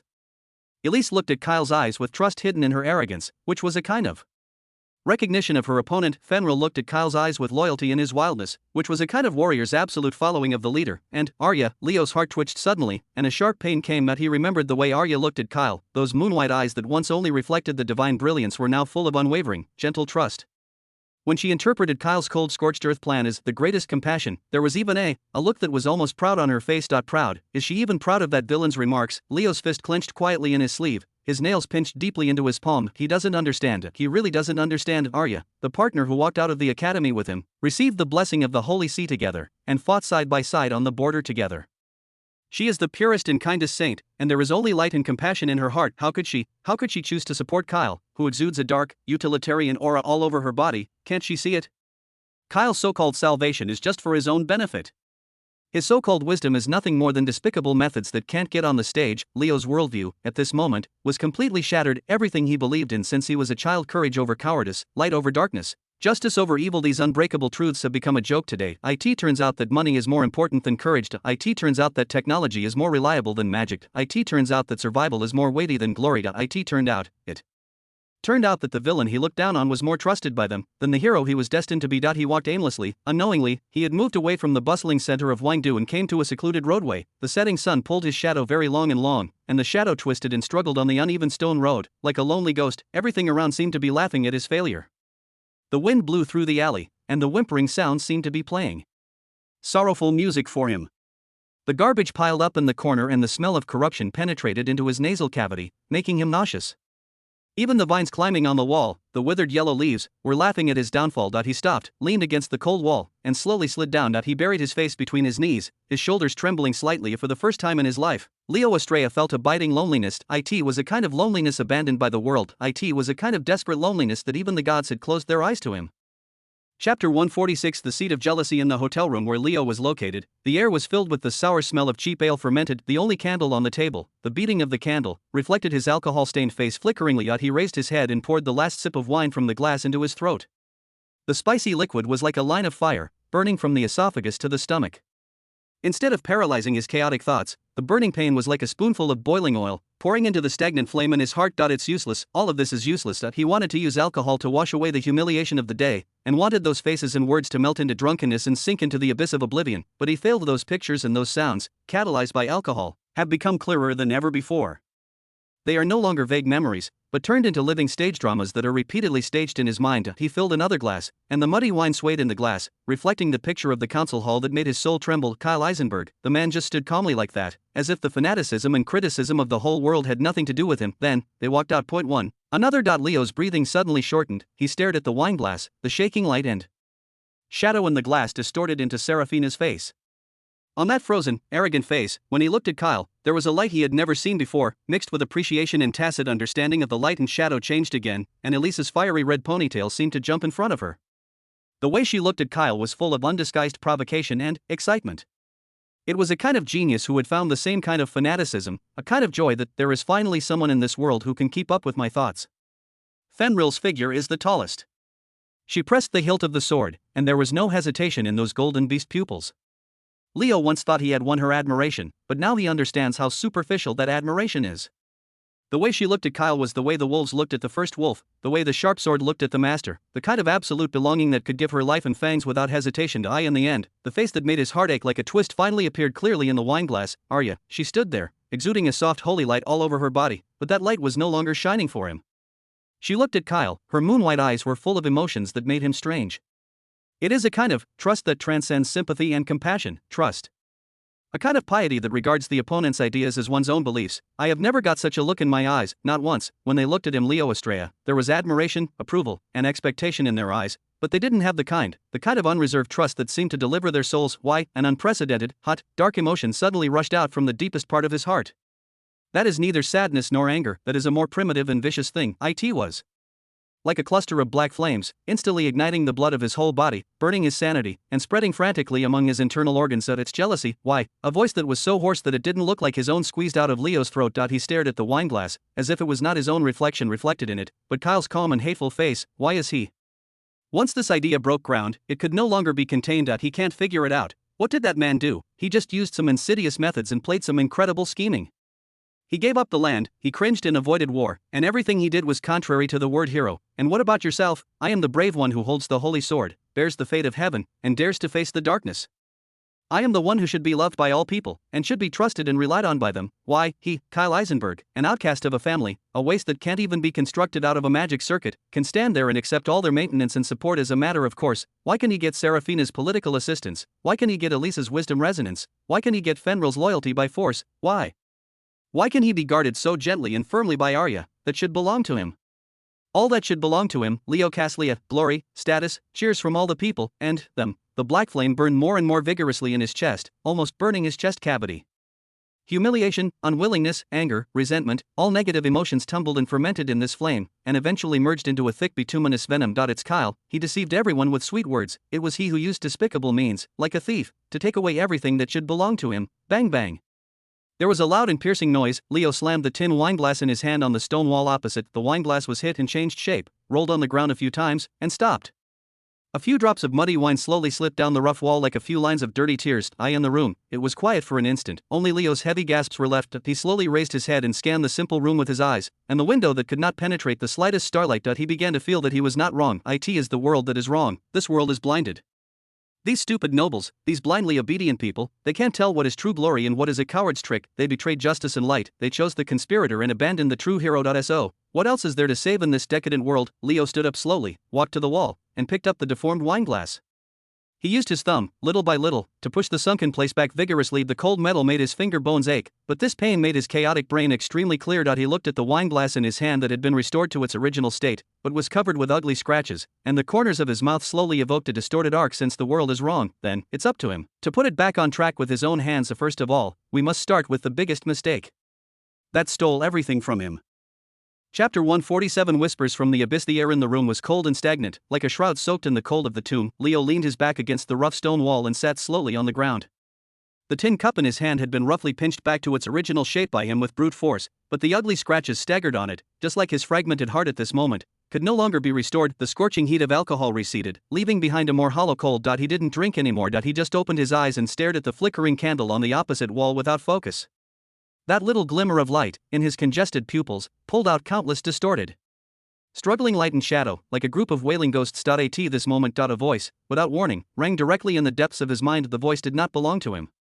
It did not pass through his ears, but like a drop of ink, it dripped into a glass of water silently, and it was instantly smudged. The voice was very light, very soft, and it was impossible to distinguish between men and women.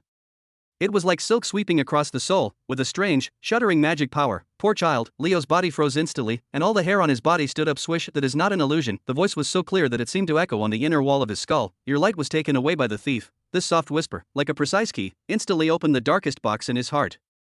The idea that he was still roaring frantically just now was clearly stated by a strange existence in an extremely gentle tone of voice. Who? Leo bounced from the ground abruptly, his back tightly against the cold wall, like a frightened beast. He looked around the small room vigilantly. Table, chair, a simple bed, and the closed wooden door. There is no one there, except for his own rapid heartbeat and heavy breathing. There was no other sound in the room. At the auditory hallucinations caused by alcohol. They don't understand how powerful you are. The voice rang again, with a sigh and a trace of regret. It seemed to see through all his unwillingness and pain, stroking the deepest wound in his heart in the gentlest way. This decadent world is not worthy of your salvation. This time, Leo was sure, this is not an illusion. He held the hilt of the sword around his waist, and the familiar cold touch on the hilt of the sword of judgment made his chaotic mind a little calmer. Who are you? Come out! He yelled, his voice hoarse from nervousness. The bright golden vindictiveness burst out of him uncontrollably, blowing the dim candle violently and almost extinguishing it. The whole room was golden with the light emanating from him, but the light couldn't penetrate the corner of his mind. That voice, with a faint smile, continued to whisper, completely ignoring his questions and threats, "I can feel the unwillingness in your heart. That unwillingness is as hot as a flame, as cold as a deep sea. What a pure, what a powerful soul, shut up." Leo roared. He felt that his brain was being violated, and an unprecedented fear grabbed him. This is more terrifying than any sword. The enemy is not in front of him, but in his mind the voice paused for a moment, as if savoring his anger. Then, in a tone full of extreme temptation, it slowly uttered the proposal that made Leo's soul stagnant. "Accept my gift." A gift? Leo's mind was blank. "You will gain absolute power enough to crush all lies and conspiracies." The voice was like a poisonous snake, spitting out the letter, sending every word precisely into the place he longed for. Most absolute power? Leo muttered to himself subconsciously. Isn't what he has now the most powerful power? He is a brave man canonized by the Holy See, and his swordsmanship and magic are unmatched by any one of his AGEs. If he had heard his heart, that voice chuckled softly. The laughter was full of pity. "The light in your hand is too weak. It can only illuminate the stage, but it cannot penetrate the heart. It can win cheers, but it can't win their true following. Do you think that is power?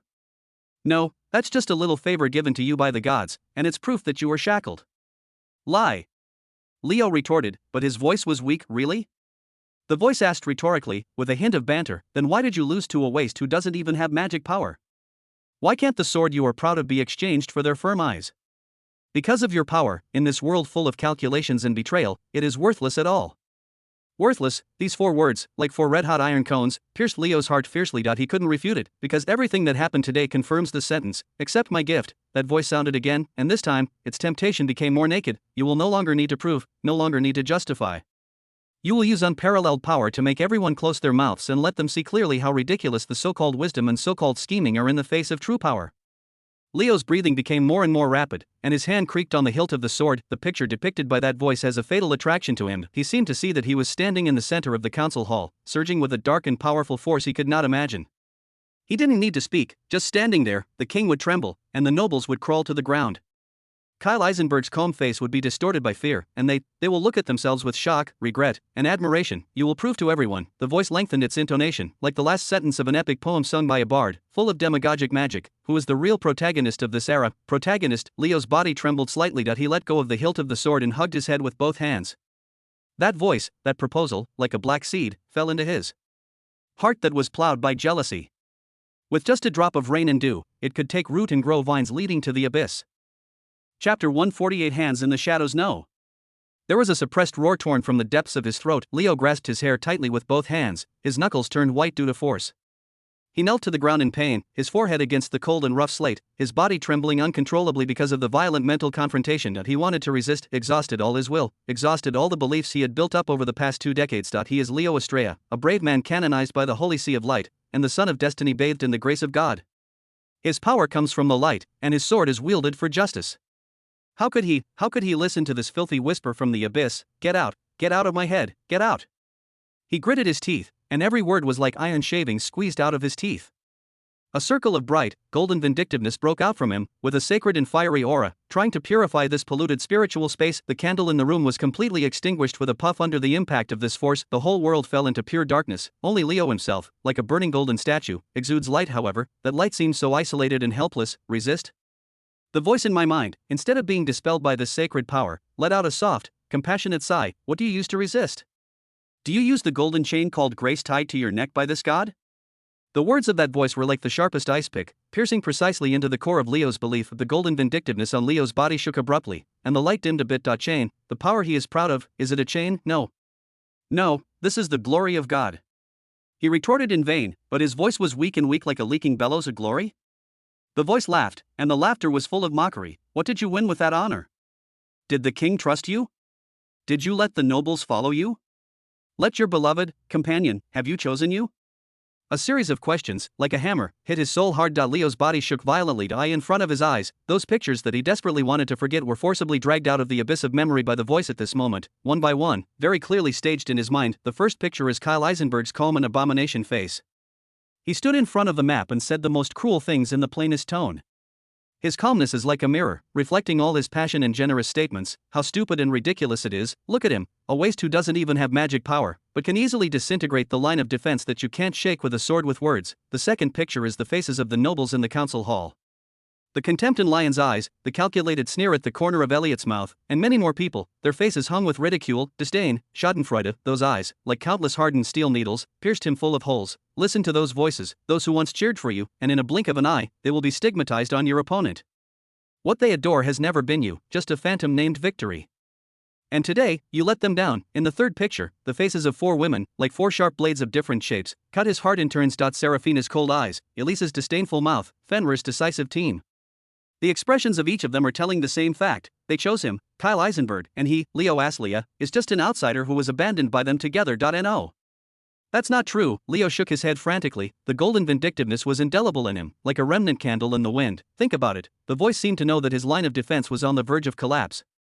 It stopped attacking, and instead used a magical tone depicting the future, and began to weave a huge web of desire and revenge. Think about it, when you have unparalleled power, you can take back everything that belongs to you. A picture full of temptation slowly unfolded in Leo's mind as he stood in the council hall of the palace again. This time, he did not speak.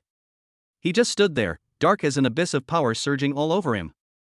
He just raised his eyelids, and the king who had been disappointed in him slipped from the throne, his face full of fear. Lion, that extraordinary rising star in the military, would throw away the sword in his hand and kneel in front of him, trembling for the arrogance of the past. Elliot, that face with a hypocritical smile forever, will be distorted by fear, and he will never be able to say a complete conspiracy. All those who have laughed at him and despised him will crawl under his feet, like the most humble ants, repenting for today's stupidity. This picture made Leo's trembling body slowly calm down. He no longer struggled, no longer resisted. He was just immersed in the pleasure of revenge, letting the voice continue to weave his beautiful dreams, and the tone of that voice became softer and more precise, like a feather, scratching the softest and most painful place in his heart. They will recognize your value again. Serafina's reason will collapse because she cannot calculate your strength. Elisa's arrogance will be crushed to pieces in the face of absolute power. Fenrir's loyalty will find the owner to whom it really belongs. Finally, the voice paused, as if the ultimate and deadliest poison was brewing. It spit out the name in a tone of almost sighing, with endless pity, and she, Arya's holy, compassionate face clearly appeared in Leo's mind. She will come back to you again. She will understand how pale and weak those so-called compassion and wisdom are in the face of absolute power that can rewrite everything. She will see who is the God who can truly protect her and who can realize all her ideals. She will follow you again, with admiration and trust, as she did at first. This sentence is like a red-hot key. There was a click, accurately inserted into the keyhole of the last shackle in Leo's heart, and then, without hesitation, turned the strings named reason and faith, and his heart broke in response. Leo slowly raised his head. The indelible golden vindictiveness on his body was completely extinguished at this moment. The room returned to absolute darkness and dead silence. In the darkness, a pair of eyes slowly opened, those eyes that no longer belonged to the brave, as blue as the clear sky. It was a pair of eyes that reflected madness and the abyss, flashing ominous red light. The pain and struggle on his face all faded away, replaced by a distorted calm mixed with longing and resentment. He didn't see eye in his empty spiritual world, behind his soul that has given up resistance. An endless nothingness deeper than the night slowly cracked a gap that is not a crack in space. It is the entrance to the abyss of fundamental darkness. A hand slowly stretched out from the crack. Chapter 149. A new storm. Back to Kyle's perspective, the aroma of dinner dispelled the last smell of gunpowder in the living room. The simple barbecue, vegetable soup, and freshly baked black bread are not sumptuous, but they are particularly delicious because of the tranquility of the rest of the life. The atmosphere on the dining table is much more harmonious than before. But a new storm is quietly brewing on another invisible battlefield. Regarding the preparations, Serafina wiped the corners of her mouth gracefully with a napkin, as if what had just ended was not a dinner, but a state banquet. I have made a list. If you set off, Kyle, your bag must include 3 sets of commander's dresses to deal with possible formal diplomatic occasions, 5 sets of easy-to-move casual clothes, and enough to support 20 days of emergency dry food and water purification medicine. All materials will be encapsulated by the emblem of the Valois family to ensure priority right-of-way on the way. She pushed a densely written piece of parchment paper to the center of the table, and every word revealed a rigor that could not be ignored. Diplomatic occasion? Elise raised her eyebrows and poked the last piece of potato on the plate with a fork. He is going to the front line to command the war, not to attend the afternoon tea party of the noble ladies. What's the use of those cumbersome dresses you prepared besides increasing the weight of the carriage? Do you want him to change into a dress in front of the formation and ask the monsters to watch the battle in a civilized manner? She snorted and took out a glimmering metal badge from her space ring. I have attached a constant temperature, dustproof, and miniature deflection force field to his cloak, which is more useful than your 10 dresses. As for the food, this is my special full nutrition high energy biscuit. If you eat 1 piece, it can last for 3 days. It tastes, at least it's stronger than your dried meat that is air-dried like a stone. What Mr. Kyle's body needs is balanced nutrition, not simple energy filling. Arya retorted softly. She took out a delicate white porcelain bottle from her small bag and handed it to Kyle. This is the concentrated honey that I purify with the holy light. Drinking a small spoonful every morning can boost your spirit and strengthen your resistance to miasma. Compared to those, magic products, the burden on the body will be much smaller. The leader is in good health. Fenrir gnawed on a huge barbecue leg and said vaguely, just bring my bow and arrow. I'll fight whatever I want to eat on the road. The fresh ones are much better than the things in your bottles and cans. They quarreled again. From strategic deployment to luggage packing, Kyle drank the vegetable soup silently, feeling that his existence was more like a humanoid self-propelled strategic weapon that needed to be carefully maintained. Each of them wants to use their best way to install what they think is the top accessories for this weapon. Serafina wants to install him with political armor. Elise wants to replace him with a magic guide engine. Arya wants to paint him with holy light anti-rust paint, and Fenrir insists on equipping him with the sharpest external claws. This heavy, even suffocating concern is the only temperature he can feel in this cold wine dew. All right. Kyle finally put down the soup bowl and made a sound that was not big enough to stop the quarrel. He looked at them and smiled helplessly. Serafina, it's enough for me to bring a set of dresses in case of a rainy day. Your list is very comprehensive, and I will let Carl prepare it. The corners of Serafina's mouth evoked an imperceptible arc of victory. Elise, he turned to the red-haired genius who had already begun to pout, your badge is very useful. I will also bring the biscuits. It can save lives at critical moments. Elise raised her head abruptly, snorted, but turned her head to one side, but the slightly upturned corners of her mouth exposed her mood at the moment. Arya, I took your honey, thank you. He looked at the saint gently, if you stay in Wangdu, you must also take care of yourself. Arya's eyes glowed with water, and she nodded vigorously. Finally, his gaze fell on Fenrir. Fenrir, when you get to the Iron Furnace Fort, your hunting skills will come in handy. Fenrir grinned, showing his white teeth, and forcefully tore off a large piece of barbecue to show his approval. The road ahead is full of the soldiers of the Demon King's army, the intrigues of the family, and the burden of the entire kingdom. This pressure is enough to crush any hero, but when he looked at the four gleaming girls who had broken his heart for him in front of him, an unprecedented force surged in his heart. He is not fighting alone, he didn't know. At this moment, in another corner of Wangdu, in the cheap hotel room shrouded in darkness and despair, the brave man who was pushed down the altar by his own hands was kneeling on the ground, offering his broken soul to the invisible abyss. A storm that was far more dangerous, more distorted, and more personal than the Demon King's army was quietly brewing in the shadow that no one noticed. Chapter 150. Both ends of the scale. In the living room of the annex, the lights are brightly lit. The flames in the fireplace jumped happily, dyeing the entire room with a warm orange color. The air was filled with the mellow fragrance of black tea and the faint smell of firewood, dispelling the chill of Wangdu's night. Kyle was surrounded by four women who had broken his heart for him. Although they were arguing endlessly about the details of his itinerary for tomorrow, from the number of dresses in the bag to the specific formula of dry food, everyone looked at him with trust and concern in their eyes. The whole picture is full of warmth and vitality like sweet hell. At the same time, another corner of Wangdu, in a dark and cold cheap hotel room, there is no fireplace and no lights. The only light source was the pale moon obscured by dark clouds outside the window. The moonlight passed through the stained panes, casting several distorted spots of light on the dirty floor. The air was filled with the sour smell of inferior ale, mixed with the smell of dust and despair. Everything here is like the negative of that warm oil painting, cold, distorted, and losing all its color. Leo Estrella, kneeling in the center of this darkness. The remains of broken wine glasses and wooden wine bottles were scattered around him, like a mess after a small battle. He didn't roar anymore, nor did he struggle anymore. He just knelt there, slowly, raising his head. The face that was once as handsome as the sun, full of confidence and glory, now looks distorted and terrifying in the pale moonlight.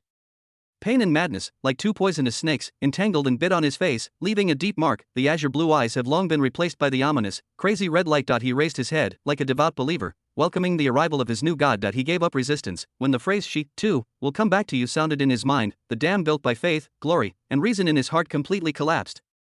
The flood flooded everything. He no longer thinks about right and wrong, no longer distinguishes between light and darkness. He just wants strength. An absolute power that is enough to crush all ridicule and enough to regain all lost things. He could even feel that force was responding to him. In his invisible spiritual world, above the scorched earth of his soul that has been reduced to ruins, the abyss crack leading to the root darkness has expanded to its limit. The hand of the king, distorted by hundreds of millions of screaming souls and composed of the purest shadows, had already crossed the boundaries of nothingness and hovered above his head. It didn't emit any breath, but it made the entire spiritual space tremble and collapse silently. Leo raised his head, with a distorted smile mixed with pain and ecstasy on his face. He opened his arms wide, as if embracing his destiny. Come on, take away my light, take away my glory, take away everything about me, just give her back to me. The next moment, the huge, indescribable hand of the black shadow slowly and heavily covered it. There is no sound, no light effect, and no earth-shattering vision. That hand just gently covered the top of his head, and then the pure darkness instantly swallowed him, completely. Leo's figure disappeared into the shadow of the room. As if he never existed, in the depths of the will of this continent, or rather, in some kind of higher dimensional conceptual space. An ancient and huge balance is quietly suspended in the void. At both ends, it carries the destiny of this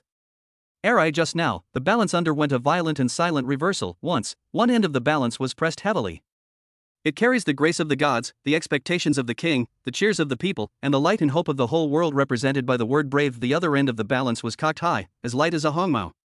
There is only one surname abandoned by the family, a notoriety of waste, and a lonely plan that is not understood by anyone. And now, everything turned upside down. The end that carried the brave, after the glory was shattered, the faith was corroded, and the soul was swallowed by the abyss. All the heavy weights turned into flying ashes of nothingness.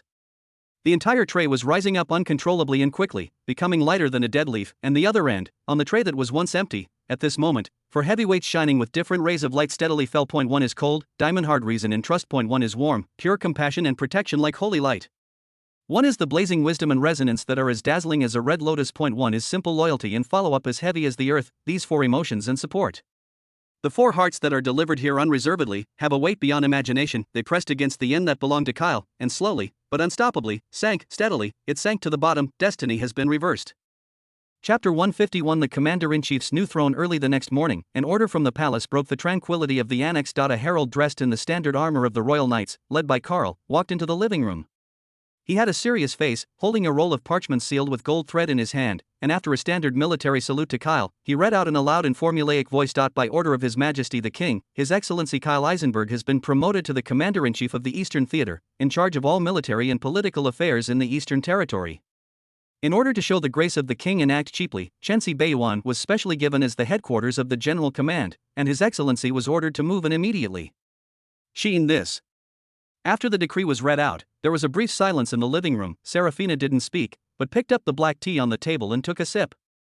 Her amethyst-like eyes drooped slightly, and her long eyelashes concealed the thoughts in them, but the arc of the corners of her mouth was as if there was nothing, but there was a trace of coldness. Kyle calmly accepted the order and said thank you to the messenger. An hour later, in front of the annex, the team was divided into 2 teams according to the plan negotiated last night, but due to His Majesty's order, Kyle finally stayed in Wangdu. Elise had already put on a strong outfit that was easy to travel, and her fiery red ponytail was tied high, looking heroic and brave.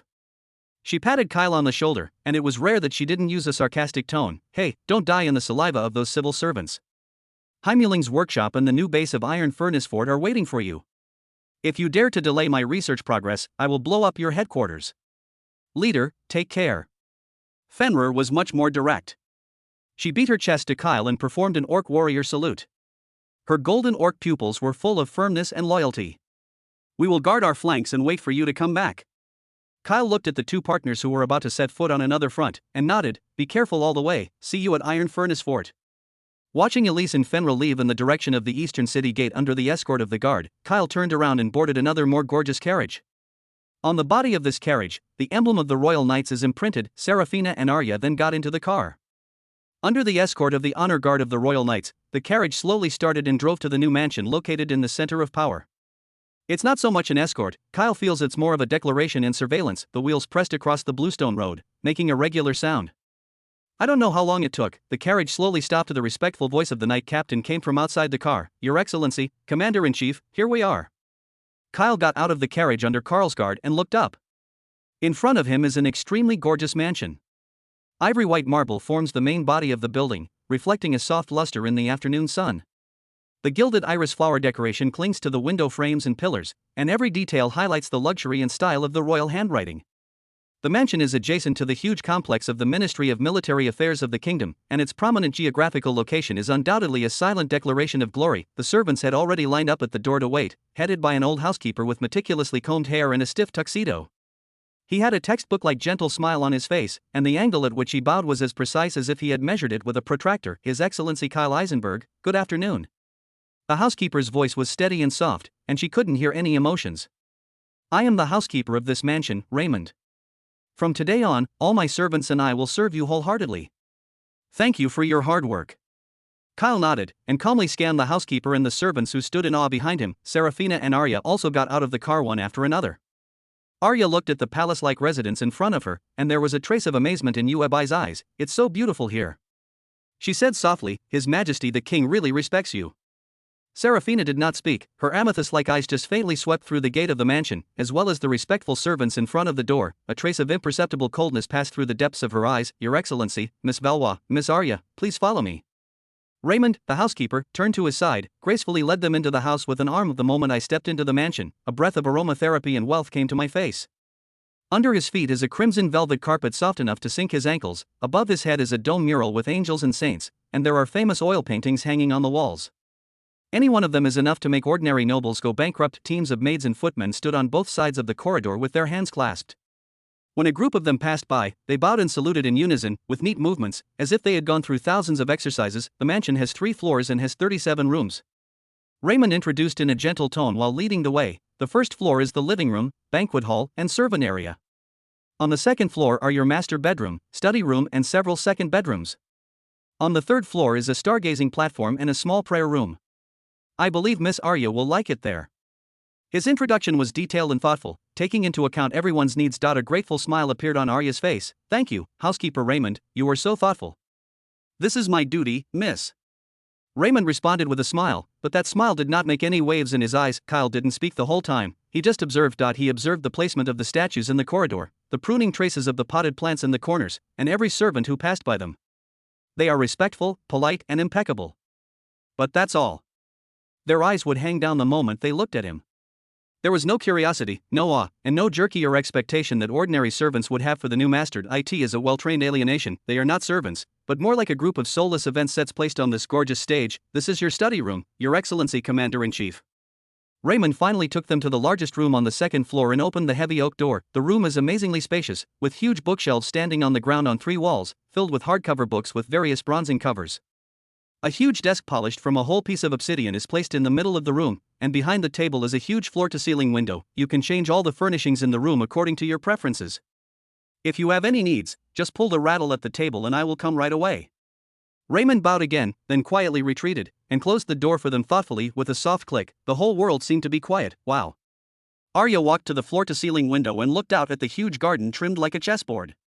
She couldn't help but admire again. Mr. Kyle, you will work here in the future. The environment here is better than the Holy See's library. Kyle did not respond to her. He walked slowly to the huge obsidian desk, and gently brushed his fingers across the cold and smooth desktop. Then, he turned around and looked out through the spotless floor-to-ceiling window. From this perspective, the view is excellent. In front of the left, is the spire of the kingdom's Ministry of Military Affairs, symbolizing the power he now holds in his hands. In front of the right, a more magnificent, larger, black castle like a dormant behemoth occupies most of the field of vision. At the highest point of the castle, the golden 2-headed griffin family emblem reflected the icy light in the sun. Duke Eisenberg's mansion, his home. This is not your headquarters, Kyle. A cold and clear voice sounded in the quiet study room. Kyle didn't look back. He knew it was Serafina. Hearing this, Arya turned around in confusion and looked at the young lady of Valois who had been silent. Serafina walked to Kyle's side and also looked at the huge duke's mansion outside the window. In her purple eyes, there was no Arya's amazement, only a clearness that saw through the essence. This is a gilded cage. Cage? Arya's eyes widened in confusion. Miss Serafina, why do you say that? Isn't His Majesty the King already? His Majesty the King has granted Kyle power, but how power is exercised is determined by the rules of the King's capital. Serafina's voice didn't fluctuate, as if she was stating a fact. Didn't you find out, Arya? In this mansion, from the housekeeper to the gardener, no one was brought by Kyle. Are they the King's people, or some other people's people? She paused, stretched out her slender fingers wearing white silk gloves, and pointed out the window. The location here is well chosen. It is next to the Ministry of Military Affairs, which is convenient for the Commander-in-Chief to handle official duties, and no one can pick out any problems. But at the same time, it also happens to be under the overlook of my father's ducal mansion. From the highest tower of the castle, you can even use binoculars to see how many people are drinking tea in this study. Arya looked in the direction she was pointing, her face paled slightly. I'm afraid your every move will reach some people's ears graphically in the first place. Serafina retracted her hand, with a hint of sarcasm in her tone. The supreme honor, the thoughtful service, and the convenient transportation. All this is to allow you to stay here comfortably, in a place where everyone can see. They gave you the title of Commander-in-Chief, but took away what you need most as a commander's secrets. There was silence in the study. Arya looked at Kyle's back. A burst of worry surged in her heart. Kyle still stood quietly, staring at the familiar but extremely strange castle in the distance. It took a long time before he spoke slowly, his voice calm, but with a weight that had been suppressed for a long time. Serafina, you are half right. He turned around, there was no frustration or anger in his black eyes, only a bottomless calmness. This is not a cage. He walked to the desk, reached out and picked up a quill pen inserted in the pen holder, turning it gently at his fingertips. This is the throne. Both Serafina and Arya showed puzzled expressions. Kyle looked at them with a meaningful arc at the corner of his mouth. A new throne that is placed in front of everyone and stared at by countless pairs of eyes. They want to see me sitting in this seat, how I am bound by their rules, how I am exhausted by the red tape, and eventually become a nominal puppet. He inserted the quill pen back into the pen holder and made a crisp sound. They want to watch a good show. Kyle's gaze turned to the Duke's mansion outside the window again, his eyes as sharp as a knife. Chapter 152. The Sharp Blade from the family. A few days later, with the full implementation of Kyle's scorched earth defense and in-depth enemy trapping strategy, the previous rout in almost one-sided war finally stabilized the decline, and the two armies officially fell into a stalemate. State of confrontation. According to aristocratic etiquette, if you take up an official position, your father must conduct a debriefing. That night, Kyle's carriage stopped in front of the Eisenberg mansion. My lord, do you need me to accompany you in? Carl's voice was as calm as ever, but the hand holding the hilt of the sword was harder than usual. Kyle glanced up at the familiar oak gate, which was heavier than any city gate at the moment, and shook his head. No need, Carl. This is a family banquet. When he said the word family banquet, there was no temperature in his tone. Carl didn't ask any more questions, just took a step back and guarded the carriage like a statue. Kyle walked up the steps alone, the door slid silently to both sides, and he was greeted by a row of servants standing in awe, as well as the old housekeeper who was always expressionless. The third young master, the Duke, and the two young masters are already waiting for you in the restaurant. Thank you for your hard work. Kyle nodded and stepped in familiar corridors, familiar paintings, familiar obsidian floors that reflect human figures. Everything here is exactly the same as he remembered, but it feels extremely strange. The air was filled with a smell mixed with the fragrance of old wood and the rust of power, which was so depressing that people couldn't breathe. When the servants in the corridor saw him, they just bowed and saluted, their eyes more hollow than those of his servants in the dawn garden. The door of the dining room was concealed, and there was bright candlelight inside, but there was no sound of conversation. Kyle opened the door. On the long dining table, the candlelight was swaying, and the silver tableware reflected the cold light. His father, the iron-blooded Duke Gabriel, sat upright in the Lord's seat. He didn't look at Kyle, he just used a piece of white linen intently, wiping a small dinner knife in his hand over and over again, moving slowly and full of oppression. On his left-hand side is the eldest brother Lion. A military uniform has not yet been replaced, and the flaming general's dress is like his undisguised hostility at the moment. He is holding a wineglass and looking at Kyle, who walked in with a kind of critical look. On the right-hand side is the second brother Elliot. He was wearing a well-cut black formal suit, with gold wire glasses on the bridge of his nose, and he was looking at Kyle with a smile. The smile was gentle and polite, but his eyes behind the lenses were like a poisoned dagger. The table was full of hearty dishes, but it had already lost its temperature. This is indeed a family banquet, a grand banquet prepared for him. Sit down. The Duke finally spoke and spit out a word. His gaze still did not leave the knife in his hand. Kyle walked to his usual position and sat down, at the end of the long table, farthest from his father. There were no greetings. The servant began to arrange vegetables for him, moving softly, but not making the slightest sound. In the entire restaurant, there was only the crisp sound of metal tableware occasionally colliding. The atmosphere is colder than the ice cellar. Big Brother Lion first broke this suffocating silence. He drank the red wine in his glass, let out a loud smack, and then spoke in a deliberately amplified, mocking tone. My Lord Commander-in-Chief. He deliberately aggravated the word my lord. It's been a long journey and a hard work. Kyle wiped the corner of his mouth with a napkin and responded calmly, it's okay. Okay? Lion seemed to have heard some big joke. He leaned forward with his elbows on the table. The face that resembled the Duke was full of undisguised ridicule.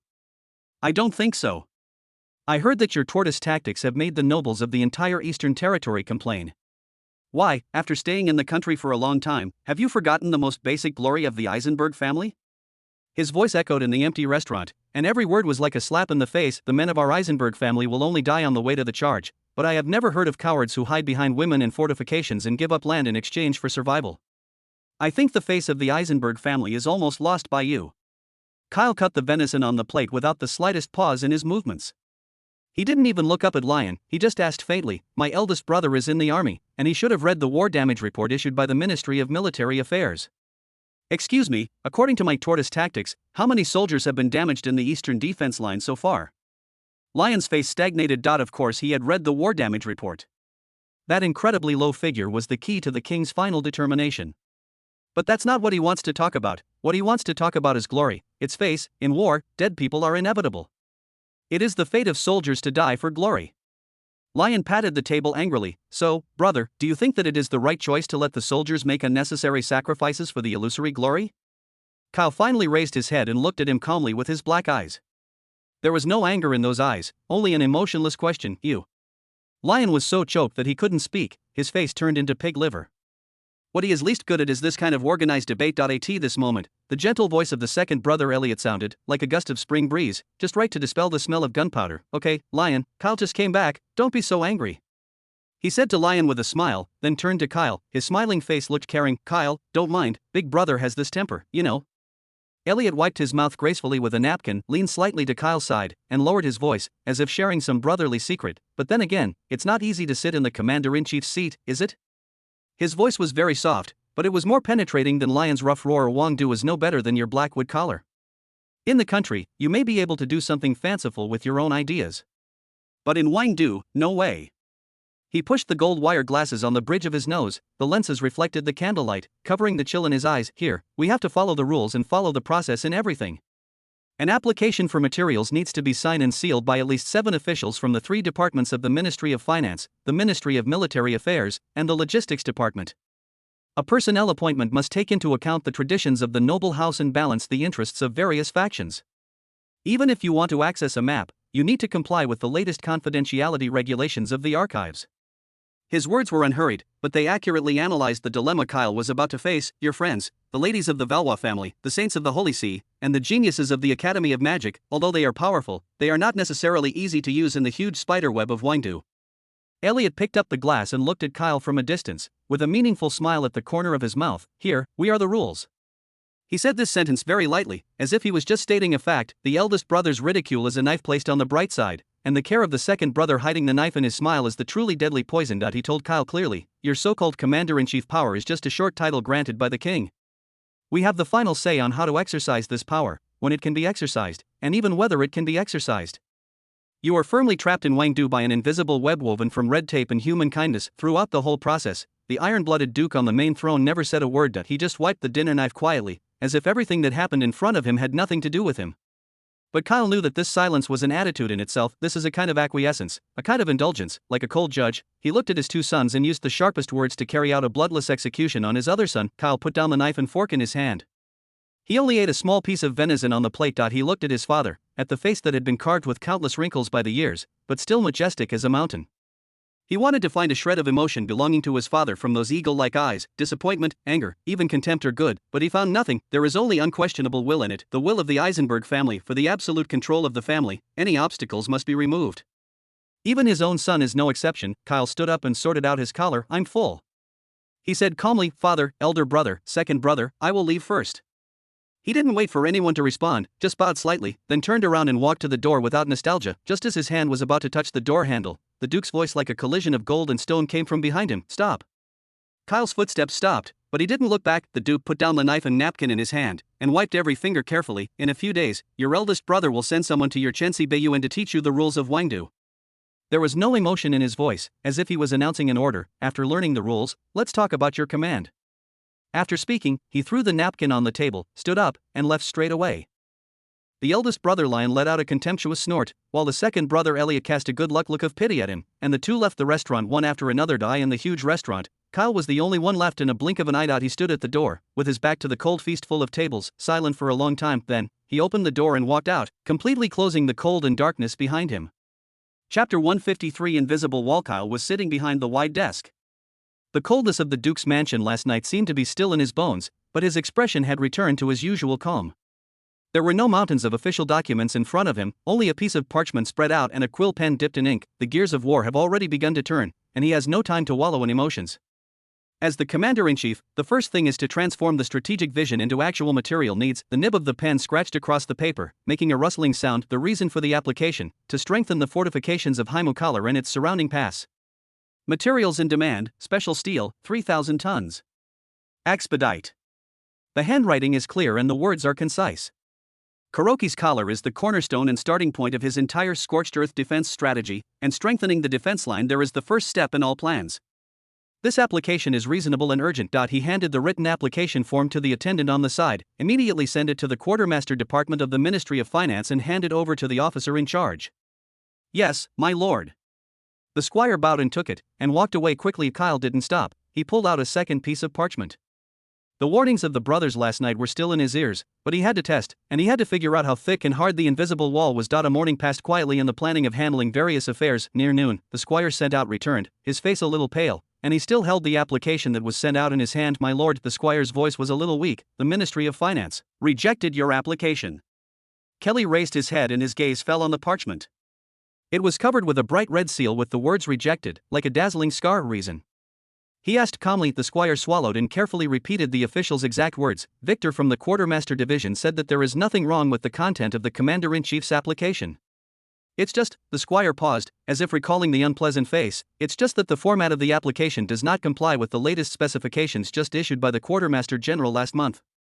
According to the new regulations, all applications for strategic materials must use the number 7 parchment paper uniformly distributed by the Ministry of Finance, and the 3-level code of the applicant unit must be additionally indicated on the head. Victorian said that rules are rules, especially in times of war. Everything must be done in accordance with the rules. He asked you to modify it before resubmitting it. The study was quiet. Kyle picked up the rejected application and gently rubbed the edge of the paper with his fingers. He used standard parchment paper uniformly distributed by the Ministry of Military Affairs, with impeccable specifications and textures. As for the so-called number 7 parchment and level 3 coating, he had never heard of it. This wall came faster and more exquisite than he thought. The gentle smiling face of the second brother Elliot flashed across his mind. This is indeed his style, quietly, but deadly. He will not leave you any handle on the content, he will only set up an obstacle that you simply cannot overcome on the most unexpected program. Do you want to follow the rules? Okay. When you figure out what number 7 parchment is, go to the Ministry of Finance to pick it up, fill it out again, and go through the process again. 3 days will pass. The front line is changing rapidly, but the red tape of this king's capital can trap thousands of troops and horses with a piece of paper. He got it. Kyle put the application aside. You can go down first. The squire retreated silently as if he had been pardoned. Kyle didn't process the application immediately. This was just the beginning. He picked up another document that had already been prepared. It was a promotion recommendation letter he wrote for a civilian centurion who had performed well in the Kuroki-led defense. The man named Thorin, at the most critical moment of the monster siege, led his men to block the gap in the city wall with flesh and blood, buying precious time for Elisa's magic chant. He is brave and scheming, and he has won the trust of the soldiers more. Promoting him to the commander of the 1,000 is not only a reward, but also a great encouragement to the army. Kyle called another squire and asked him to send this letter of recommendation to the noble house, which is responsible for the appointment of nobles and military officers. This time, he didn't wait too long. Just after the time for afternoon tea, a middle-aged man wearing the costume of a civil official of the aristocratic court came to Cheng Sabayuan in person. He has a professional smile on his face and his behavior is impeccable. His Excellency the Commander-in-Chief. The civil servant gave Kyle a standard salute. Your letter of recommendation, several adults in the council have already read it. How was the result? Kyle asked. The heroic deeds of Centurion Thorin are indeed admirable. The civilian's tone was full of appreciation, but the conversation turned immediately. It's just that adults still have some concerns about his promotion. Concern? Yes. The civilian smiled. That smile was like a delicate mask. You know, the officer system of our kingdom has always had its traditions. Commander, this is a very important position. According to practice, it is usually held by a subordinate nobleman with the title of knight. This centurion Thorin was born into a commoner and was suddenly promoted to such a high position. I am afraid it is against tradition and difficult to convince the public. Kyle looked at him with calm eyes. In times of war, shouldn't it be meritocracy? His exploits are enough to explain everything. Of course you have a point. The civilian smile remains the same, but his tone is a bit more sincere. For your sake, but we also have to consider stability, Your Excellency the Commander-in-Chief. You have just taken office and your foundation is not stable. If you offend those knight families who are rooted in the wrong section in the army for the sake of a civilian, I am afraid it will cause unnecessary obstacles to your future work. Do you think so? Seeing that Kyle didn't speak, he retrieved the letter of recommendation from his arms and returned it with both hands. Therefore, after consultation, the adults decided to put the matter on hold first. After your command is completely stable, we will discuss this issue again. What do you think? This is also for your own good, Your Excellency. Put aside, what a wonderful word. It is not as blunt as rejection, full of flexibility and room for maneuver, but it is more vicious than rejection. It keeps your hope hanging in the air forever, visible, untouchable, and eventually exhausted in endless waiting. Kyle took the letter of recommendation. Thank you for your hard work. He said lightly. You dare not, it is our honor to share the worries of the Commander-in-Chief.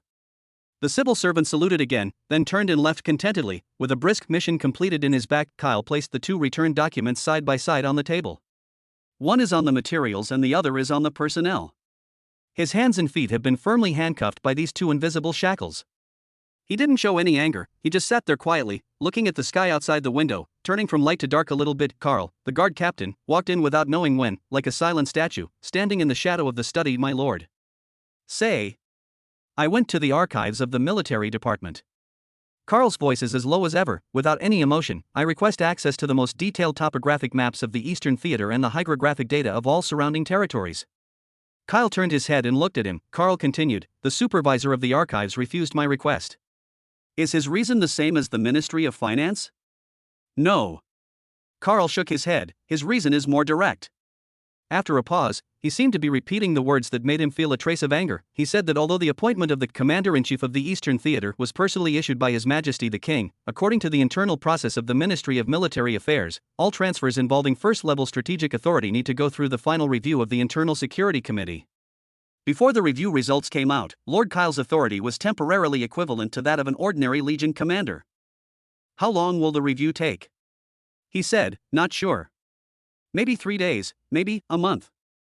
Carl's fist clenched imperceptibly on his side. A commander-in-chief, but does not have the authority to access the war zone map. This is no longer a hardship, but a humiliation. Materials, personnel, intelligence. In just one day, the three legs on which he relied for his survival as the commander-in-chief were cut off by his brothers with a saw called rules. They don't even need to show up, they just need to flick a few inconspicuous silk threads in the huge power network of Wangdu, so that he, the commander-in-chief who holds 1/3 of the kingdom's military power, can become a person trapped in the gorgeous palace and can't even get a map. Prisoner. Kyle stood up and walked to the huge floor-to-ceiling window. In the distance, the outline of Duke Eisenberg's mansion looked like a dormant behemoth in the night, and the lights from the few windows looked cold and distant. He seemed to be able to see that his second brother Elliot was sitting in the warm study room, holding a glass of red wine, smiling and listening to his subordinates' reports on everything today. The eldest brother Lion may be on the martial arts field, venting excess energy, with a contemptuous sneer on his face, and his father, the iron-blooded Duke, may be sitting on the main seat, wiping his saber in silence. Ignoring all this silence is the greatest acquiescence. A weak sense of exhaustion surged into Kyle's heart. But here, your enemies are smiling faces, reasonable regulations, and an invisible, untouchable, but indestructible wall made of tradition and procedure. Every punch you throw hits the cotton, and in the end it will only make you exhausted. He can't move every step of the way.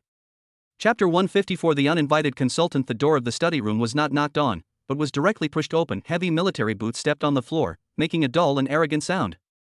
3 figures, with a breath of smoke mixed with spirits, walked in. The leader was an old man with gray hair and a face like air-dried leather. His suit of general uniform, which should have been straight, was a bit loose, and his eyes were muddy, but he revealed a haughty arrogance of having been in a high position for a long time. He was followed by 2 people. A middle-aged school official with a slightly fat figure and a genial smile on his face, his eyes turned dripping, like a shrewd businessman. The other is much younger, with a straight posture, sharp eyes, a high chin, almost looking at people with his nostrils, and his eyebrows are somewhat similar to Kyle's eldest brother Lion, His Excellency the Commander-in-Chief. The leader of the old army lengthened his tone, his voice like a rusty piece of iron rubbing. We are here to assist you in your work by order of General Lion. He threw a transfer order stamped with the seal of the 3rd Knights on Kyle's table at random.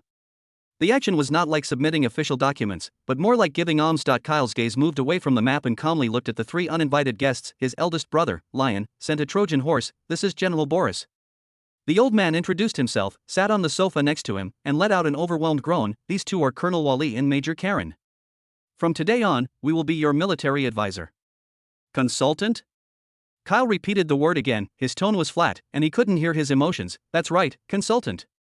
The young major named Karen hurriedly spoke, his voice loud and full of provocation. We are really admired by Your Excellency the Commander-in-Chief's scorched earth defense strategy, and we have come to learn a lot. As soon as his voice fell, Colonel Wally on the side took it in his smiling tone. Major Karen, pay attention to your words. His Excellency the Commander-in-Chief is forethought. How can I wait for ordinary people to guess? It's just, he turned his words and looked at Kyle, with undisguised sarcasm hidden in his smile. It's just that the nobles and lords of the East have been complaining recently. They said that the strategy of the Commander-in-Chief was not to burn the forage of monsters, but their family background. This person's heart is unstable, and the battle will not be easy to fight. There were also several of Kyle's junior officers in the study who were sorting out documents. Hearing this conversation, they stopped their work and looked here anxiously. Kyle ignored the singing and harmony of the 2 of them, and his gaze fell on Boris. the old soldier who had seemed the most stable and dangerous from beginning to end. Boris felt Kyle's gaze, he tapped the armrest of the sofa with his fingers, and spoke. His voice is no longer as frivolous as it was just now, but reveals a kind of coercion belonging to the veteran, Kyle. He called it by his first name, not his military rank. I watched your eldest brother Lion grow up. The men of the Eisenberg family have the blood of a griffin in their bones. They are used to attack and tear apart the enemy, not as shrunken turtles. He stood up, walked to the huge map, and poked his thick fingers heavily on the location of the Okron plain. Your style of play that only defends and does not attack will wipe out the bloody nature of the knights of our kingdom. Will rust the swords of our soldiers. War depends on courage and glory, not hiding behind women and fortifications, doing those budget-conscious deals. His voice got louder and louder, and finally it almost turned into a roar, and spitting stars sprayed on the map. We should take the initiative. The young Major Karen immediately jumped out like chicken blood. He rushed to the map and pointed to the country with vigor. Show the Devil's Army some color. I suggest that an elite cavalry be assembled immediately to raid their flank supply line Shadow Canyon, hitting them by surprise so that the nobles in the east can feel at ease. The atmosphere of the entire study room became hot and dry because of these impassioned remarks. There was even a trace of confusion and vacillation in the eyes of the junior officers. After all, taking the initiative to attack and building feats is far more attractive to young soldiers than boring defense. Kyle always listened quietly as he looked at the 3 thorns in the flesh that his brother had put in. One relies on the old to sell the old, using family tradition and chivalry for moral kidnapping. One hides a knife with a smile, using political pressure in the direction of public opinion to shake the military's heart, and the other, acting as a reckless pioneer, throws out one military suggestion after another that seems to be boiling with blood, but is actually extremely stupid. They have a clear division of labor and a tacit understanding of cooperation, trying to drown reason with noise and replace command with fanaticism. What they have to do is not only to overhead him, but also to completely disrupt his command system, so that every soldier who hears their remarks will begin to question the decision-making of the commander-in-chief. What a perfect combination. Kyle finally spoke. His voice was not loud, but like a cold wind, it dissipated the heat in the room. General Boris, he looked at the old man. I respect your merits in serving the kingdom for many years. But times are changing, and the enemy is also changing. Using past experience to fight a brand new war is not called glory, it is called stupidity. Boris's face instantly turned into pig liver color. Kyle didn't stop. His gaze turned to the smiling Colonel Wally. Colonel Wally, I will send someone to deal with the complaints of the nobles. But in my command, the discussion is about how to win the war, not how to please a group of moths who only care about their own pockets. If you care so much about their emotions, maybe the Ministry of Finance is more suitable for you. The smile on Wally's face froze. Finally, Kyle's gaze fell on the youngest and most arrogant Major Karen. Major Karen, Kyle's tone was full of cold mockery. You propose to raid Shadow Canyon. Courage is commendable. So excuse me, did you know that the mountain walls on both sides of the canyon are more than 300 feet high, making it easy to defend and difficult to attack? Did you know that according to the latest information, the Demon King's army has arranged at least 2 brigades of gargoyles there? You sent cavalry to raid a death trap where the air control is completely controlled by the enemy. Do you want them to collectively show how to be stoned into meat sauce? Karen's face turned from red to white in an instant, her mouth open, she couldn't say a word. He hadn't read any information at all. The place name was just what he saw from a certain night novel. In the study room, there was silence. Kyle stood up from the chair and walked in front of the 3 of them. He tidied up his collar, and his tone returned to its original flatness. I have heard all 3 suggestions. I will give it serious consideration. He looked at the wonderful faces of the 3 of them and said lightly, and now, if the 3 of you have nothing else to do, you can go and rest first. My guard, Carl, will arrange accommodation for you.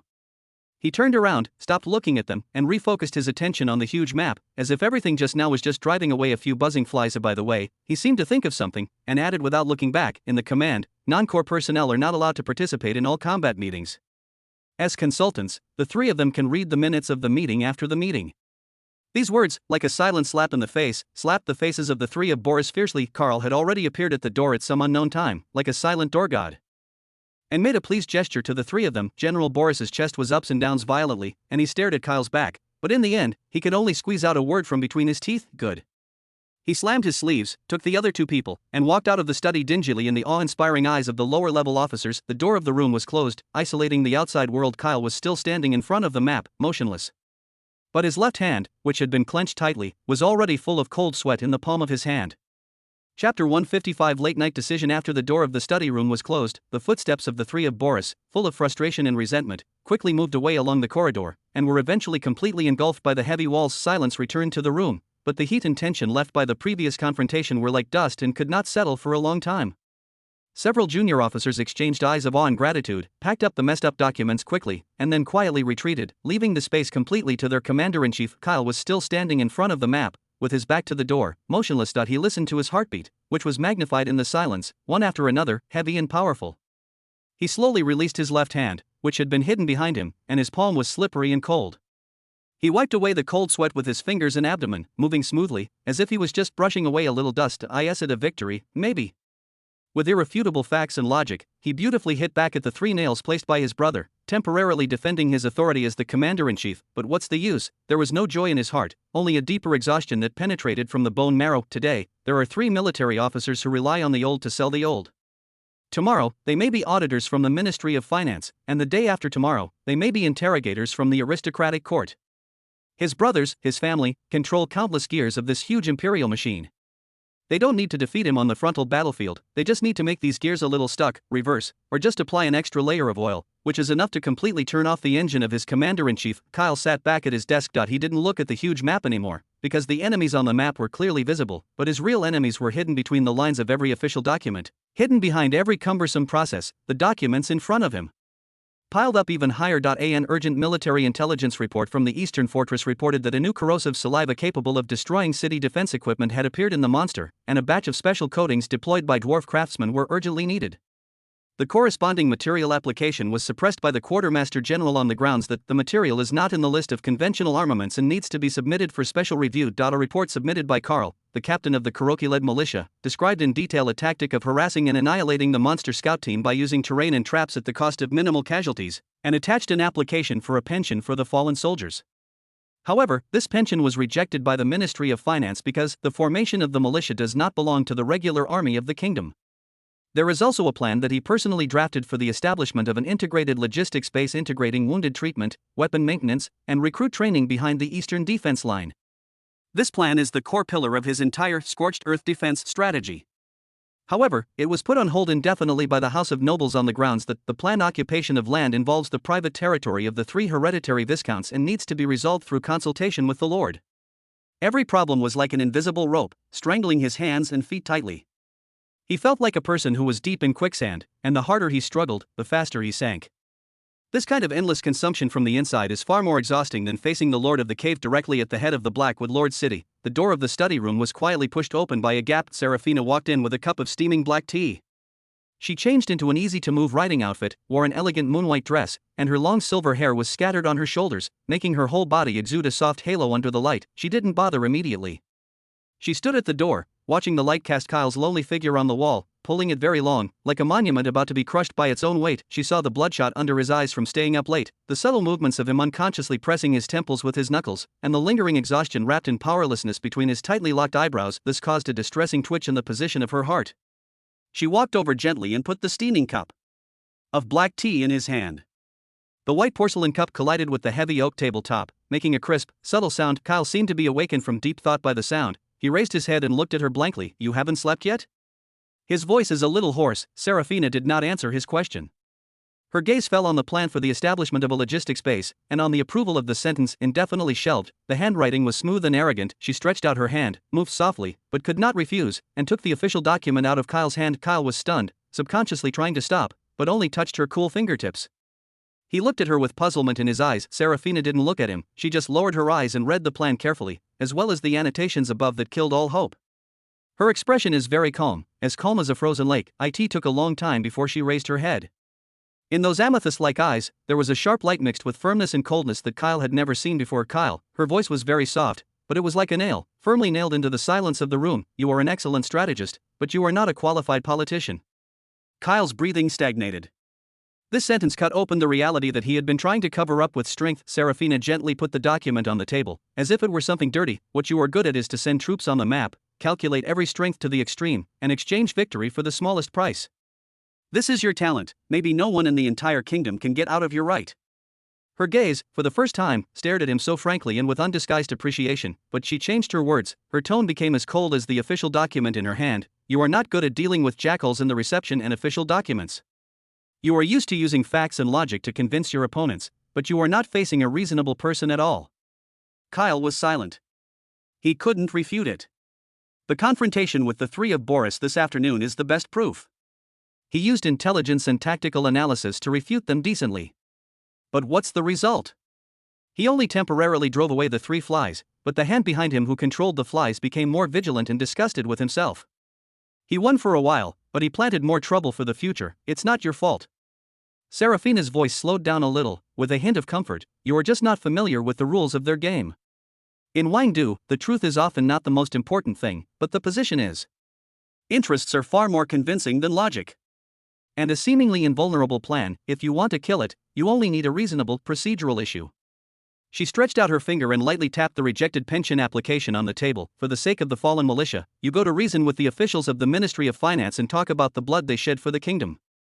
But in the eyes of that bureaucratic, he could only see his thick code, and what he saw was the word compilation. You broke his rules and you were challenging his authority. How could he let you pass?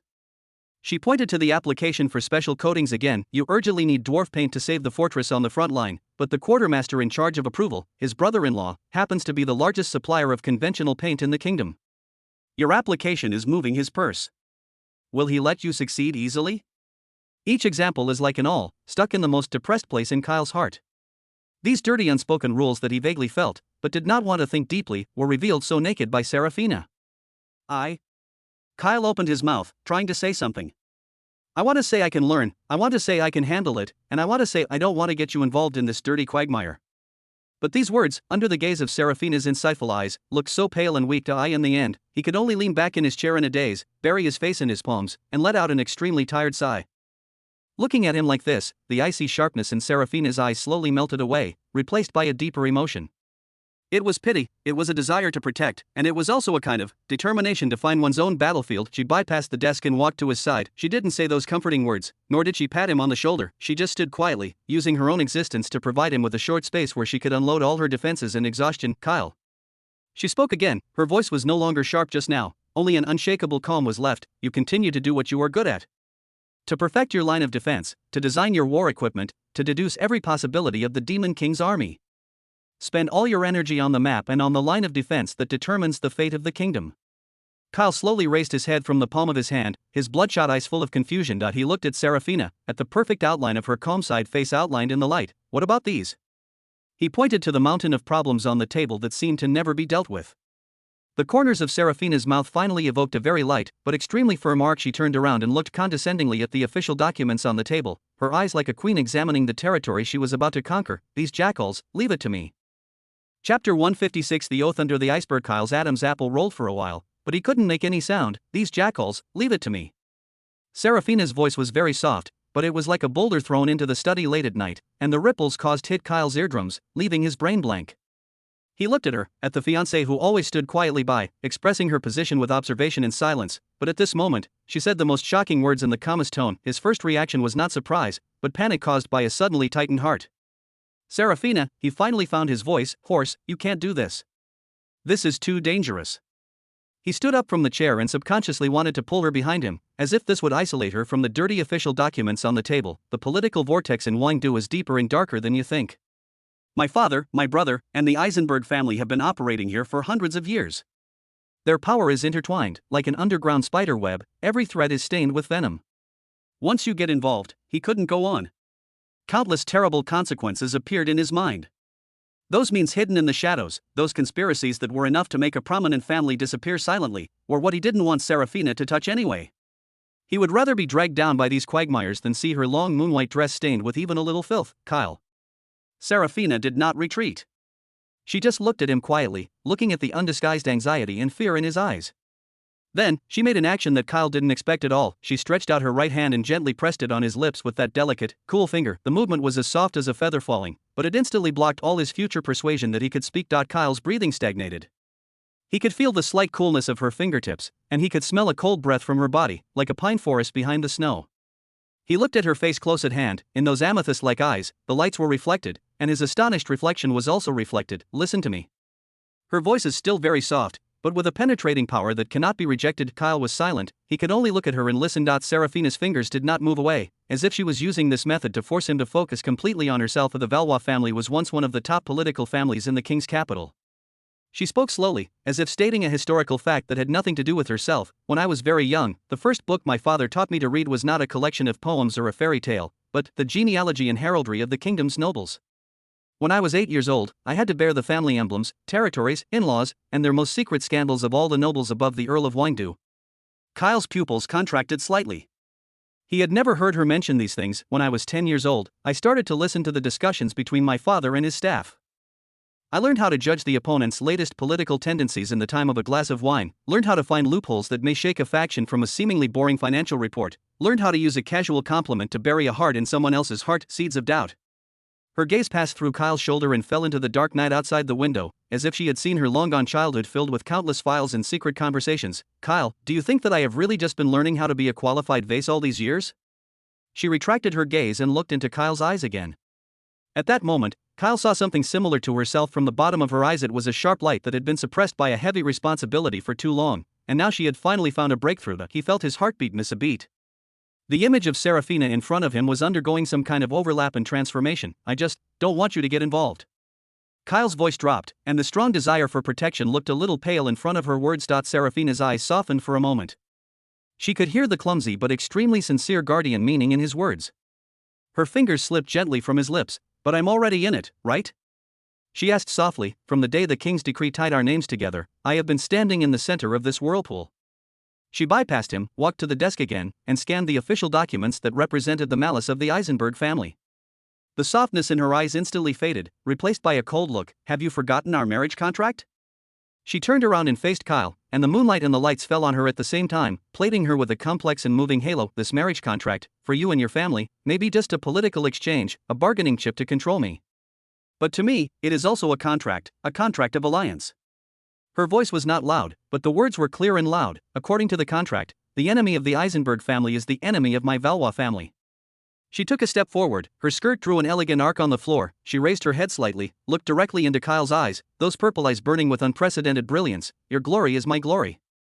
These words, like a thunder, exploded in Kyle's mind. He stared at her in a daze, looking at the look on her face mixed with pride, confidence, and determination. He suddenly understood that he had been thinking wrong all the time. He always thought about how to protect her and how to put her in a safe place, but he never really and equally looked at her, to understand what she was carrying deep in her heart, and the sharp fangs she had sharpened for this, enough to pierce the darkness. Serafina took a step back and opened the distance between the two. Just when Kyle thought she was going to say something to end the conversation, she made a move that he would never forget in his life. She lifted both sides of her skirt, her body slowly sank, and she gave him an impeccable curtsy that belonged to the highest standards of the court. Her movements are standard and elegant, as if she has been practiced thousands of times. Her back is straight, her long silver hair is falling like a waterfall, and only those eyes are still looking up at him persistently. His Excellency the Commander-in-Chief.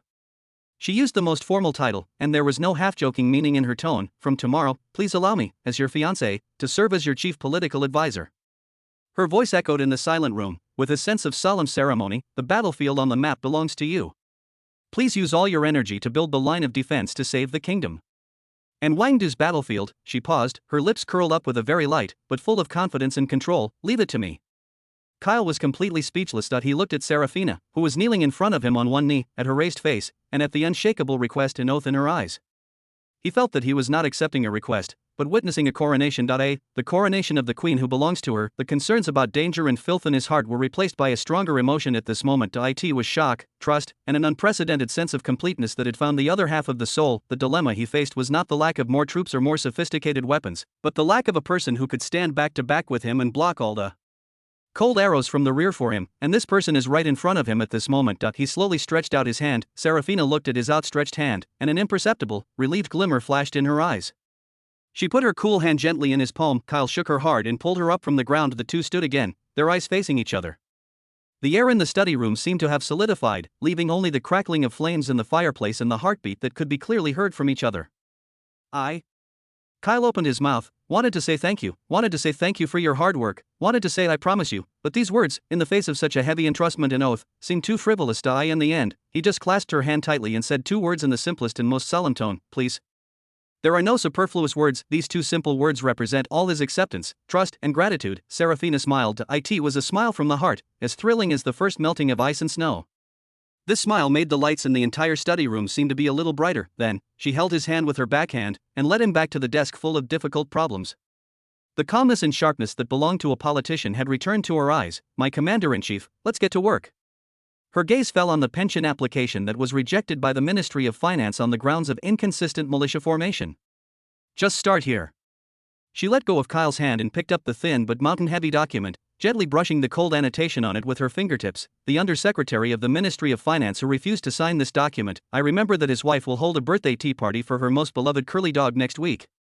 Serafina's voice was as flat as water, as if she was talking about a trivial matter that couldn't be more ordinary. "I think I should prepare a suitable gift for that puppy." Chapter 157. The Countess's tea party invitation. The sun in the early morning of the next day passed through the heavy velvet curtains of the study room, casting a few mottled light marks on the floor.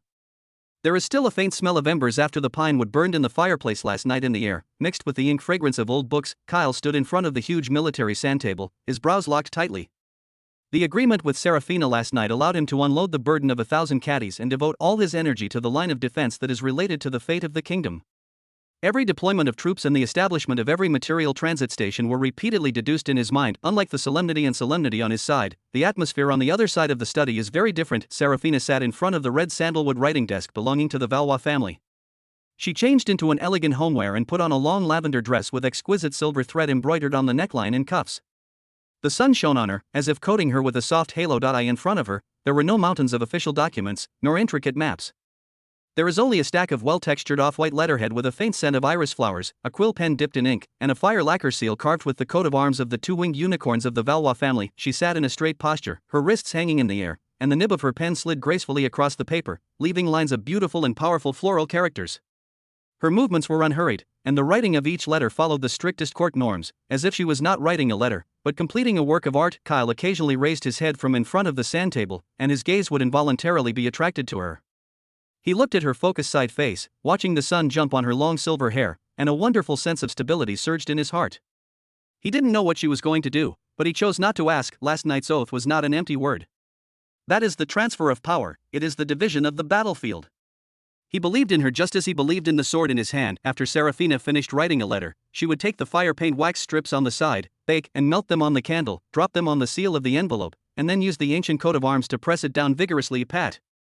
The crisp sound is particularly clear in the quiet study room. That is not an ordinary seal, it is a declaration of an ancient political family. When the last invitation was completed, she called her personal maid Anna. "Personally deliver these to every lady on the list." Serafina handed her the stack of letters of considerable thickness. In a calm tone, "Be sure to deliver them yourself, and don't go through any housekeepers or servants to change hands." In order to serve the lady, Anna also returned to Wangdu from Kuroki Collar.at. This moment, Anna took the letter, felt the aftertaste of the fire paint seal on it that had not yet completely dissipated, and bowed and retreated. Throughout the morning, the aristocratic circles of Wangdu, especially those in the deep courtyard of the high walls, wrapped in countless jewels, lace and afternoon tea, began to have unspeakable ripples. Carriages with the coat of arms of two-winged unicorns hung low-key through the most luxurious districts of Wangdu. They did not visit the powerful marquis or earl himself, but stopped at the side doors of these mansions. Afterwards, a maid with impeccable manners would request a short meeting with the hostess of the mansion through a channel that only the ladies understood, and personally present a letter that exudes the fragrance of iris flowers. The residence of Earl Green, the Chancellor of the Exchequer, the Countess, a plump middle-aged woman who loves to collect precious stones, is fanning the wind with a small ivory fan a little impatiently. She just lost a wonderful game of quint and was in a bad mood. The lady of the Valois family? She pinched the exquisite invitation letter, her eyebrows raised high. Didn't she follow the waste of the Eisenberg family and be driven to the country a long time ago? Why do you still have time to have a tea party? The card friend next to her, a young lady, covered her mouth and chuckled. Who said it's not? I heard that the third son had a big accident at the Imperial Council, and he became the commander-in-chief. This Miss Valois, I'm afraid she feels that her worth is back, and she can't wait to show it off. Show off? Countess Green curled her lips disdainfully, and she scraped the exquisite fire paint mark on the envelope with her nails. A young lady from a declining family, a notorious dude, what can they show off when they get together? It's just that I want to use this name to come out and cling to the relationship. Having said that, she opened the invitation. When she saw that there were several marquises on the invitation list, and even the name of a duchess who had a relationship with the queen, her eyes changed slightly. The scene is quite big. She threw the invitation on the table and said to the card friends, anyway, if you are idle, you are idle. I want to go and see which play these troubled mandarin ducks want to sing. Similar dialogues are staged in luxurious living rooms in all corners of Wangdu. Some are curious, some are watching, some are disdainful, and some are a bit thoughtful. The surname Valois has been silent for too long. It's been so long that many people have almost forgotten how this family used to call the wind and the rain on the political stage of Wangdu. And now, this silent iris seems to want to bloom again through the east wind of the name Eisenberg. People are speculating whether this is an uncontrollable burlesque or the beginning of a well-planned political show. In any case, the small invitation successfully attracted everyone's attention to the almost forgotten courtyard of the Valois family. The news naturally also reached the Duke of Eisenberg's mansion. Elliot, Kyle's second brother, was sitting in his study, which was neater than the king's study. Each book is neatly arranged according to color and thickness, and the quill pens and ink bottles on the table are placed at an angle as if they have been measured with a ruler. Aid was reporting to him in a low voice the information collected from various places today. When he heard the words Miss Valois and Tea Party, the corners of Elliot's mouth raised an almost imperceptible arc of contempt. He waved his staff to stand down, then picked up the black tea on the table, got up and walked out of the study. He walked through the long corridor and came to the door of the Duke's study. Father. He knocked lightly on the door. Come in. The low voice of the Iron Duke came from inside. Elliot pushed the door in, and the Duke was sitting behind a huge desk, wiping an ancient tomahawk. There were still dark red traces left on the blade of the tomahawk, as if it had just drunk blood. What's the matter? The Duke didn't look up, but focused on wiping the lines on the axe surface with a piece of deerskin. An anecdote, father. Elliot walked to the table and put the cup of black tea in his father's hand, in a relaxed tone as if talking about the weather. The fiancée of our commander-in-chief seems unwilling to be lonely. The Duke paused as he wiped his hands. In the name of the Valois family, she sent invitations to all the ladies with heads and faces in the royal capital to hold an afternoon tea party the day after tomorrow. Elliot's voice was full of undisguised mockery. It is said that it is to share some social pressure for our overwhelmed commander-in-chief. The Duke raised his head, and a trace of inquiry flashed in his eagle-like eyes. Elliot smiled. He pushed the gold wire glasses on the bridge of his nose, the lenses reflecting the light of the candle. Father, you don't have to care. This is just a little girl's playhouse. His tone was full of a sense of superiority and IQ. What can a woman do? Especially a woman from a declining family who has nothing but beauty. Does she think that relying on a tea party, relying on the gossip between those ladies, can change anything? He shook his head, as if reading a naive joke. Politics is an arena for men. Here, power comes from military power, money, and intertwined networks of interests. Instead of relying on a few exquisite refreshments and a few beautiful compliments. He looked at his father, his tone becoming more confident. Let her go, she can't afford any waves. Letting her toss, on the contrary, can make other people in Wangdu see clearly how ridiculous and fragile Kyle's alliance is. When he needs help, all he can rely on is a vase that can hold a tea party. This will only make him look more like a joke. The iron-blooded Duke listened to the words of his second son in silence. His eyes fell back on the tomahawk. On the face of the axe, his face of indistinguishable joy and anger was reflected. He did not agree or refute. For a long time, he just picked up the deerskin again and continued to wipe the cold axe blade, his voice sounding low. You can handle your own affairs. Don't let me down. This is tacit approval. The smile on Elliot's face deepened. He knew that his father, like him, looked down on this kind of trick that couldn't get on the stage from the bottom of his bones. He bowed and said respectfully, Don't worry, father. I have already set up the net, and soon, Kyle will understand who was in charge of the rules of Wangdu. After speaking, he turned and withdrew from the study with the untouched cup of black tea. In his opinion, Serafina's move was extremely stupid. This not only exposed the embarrassment of the Kyle camp, but also demonstrated their helplessness. A tea party, it's simply the funniest political joke of the year. Chapter 158 Invisible Swords and Shadows. The tea party is scheduled in the afternoon. The courtyard of the Valois family, the courtyard that had been silent for a long time in the king's capital, has come back to life today. The gardeners trimmed every holly in advance and took care of the lawn like green velvet. The irises and white roses cultivated in the greenhouse that did not belong to this season were carefully picked and dotted on every path leading to the garden. In the air, the floral fragrances mixed with the freshness of the newly turned soil, fermented in the warm afternoon sun, brewing a lazy and elegant atmosphere. The long table was covered with a well-washed linen tablecloth, and a full set of silver tea sets collected by the Valois family were placed on it, each of which was wiped to reflect a human figure. The porcelain plate is filled with exquisite refreshments, from raspberry tart sprinkled with icing sugar to small salty sandwiches, all of which show the owner's intentions. However, the protagonists of this tea party are not these carefully prepared meals, but the distinguished guests who have arrived one after another. Carriages line up in a long line at the entrance of the courtyard, each with a family coat of arms representing the power of the king. The ladies got out of the carriage with the help of the maids. They were dressed in the most fashionable Chinese clothes, wearing bright jewelry, and social smiles on their faces. They greeted each other and exchanged views on the weather and the latest lace, as if this was really just an ordinary gathering of ladies. Serafina stood at the entrance of the garden to greet guests. Today, she wore a simple but well-cut lake blue dress. Her long silver hair was tied up with a hairband of the same color. She did not wear any exaggerated jewelry, only 2 small pearls were dotted on her earlobes. Pearl. Her whole person looks fresh and elegant, like an iris in the first sunny day after the rain, which is in stark contrast to the ladies around her who are fighting for beauty. She smiled, saluted every lady who came, greeted their families, and praised their clothes. Her behavior is impeccable, her voice is gentle and pleasant, and she is like a spring breeze. No one can read the shadow of the half-point sword lightsaber from her calm purple eyes. Oh, my dear Seraphina, you were so beautiful here. The wife of Earl Green, the Chancellor of the Treasury, the plump middle-aged woman who loves to show off her victory at the card table, spoke in an exaggerated aria. She wore a string of ruby necklaces the size of pigeon eggs today. With her movements, there was a dazzling light in the sun, and there was a condescending look in her eyes. You are flattered, Mrs. Green. Seraphina led her to the long table with a humble gesture. It's just a little old thing left by my father. It's an honor for them to enter your eyes. Old things are good, and they have a foundation. Mrs. Green squeezed a piece of macaron, put it in her mouth, and said vaguely, with a hidden edge in her words, unlike some young people, who suddenly ascend to a high position, they forget the rules of the king's capital, thinking that they can do whatever they want with the king's momentary grace. Do whatever you want. In the end, it's not about to be bloodied by reality. Several ladies around who had befriended Mrs. Green chuckled knowingly. These remarks were obviously alluding to Kyle, and they were also beating Seraphina.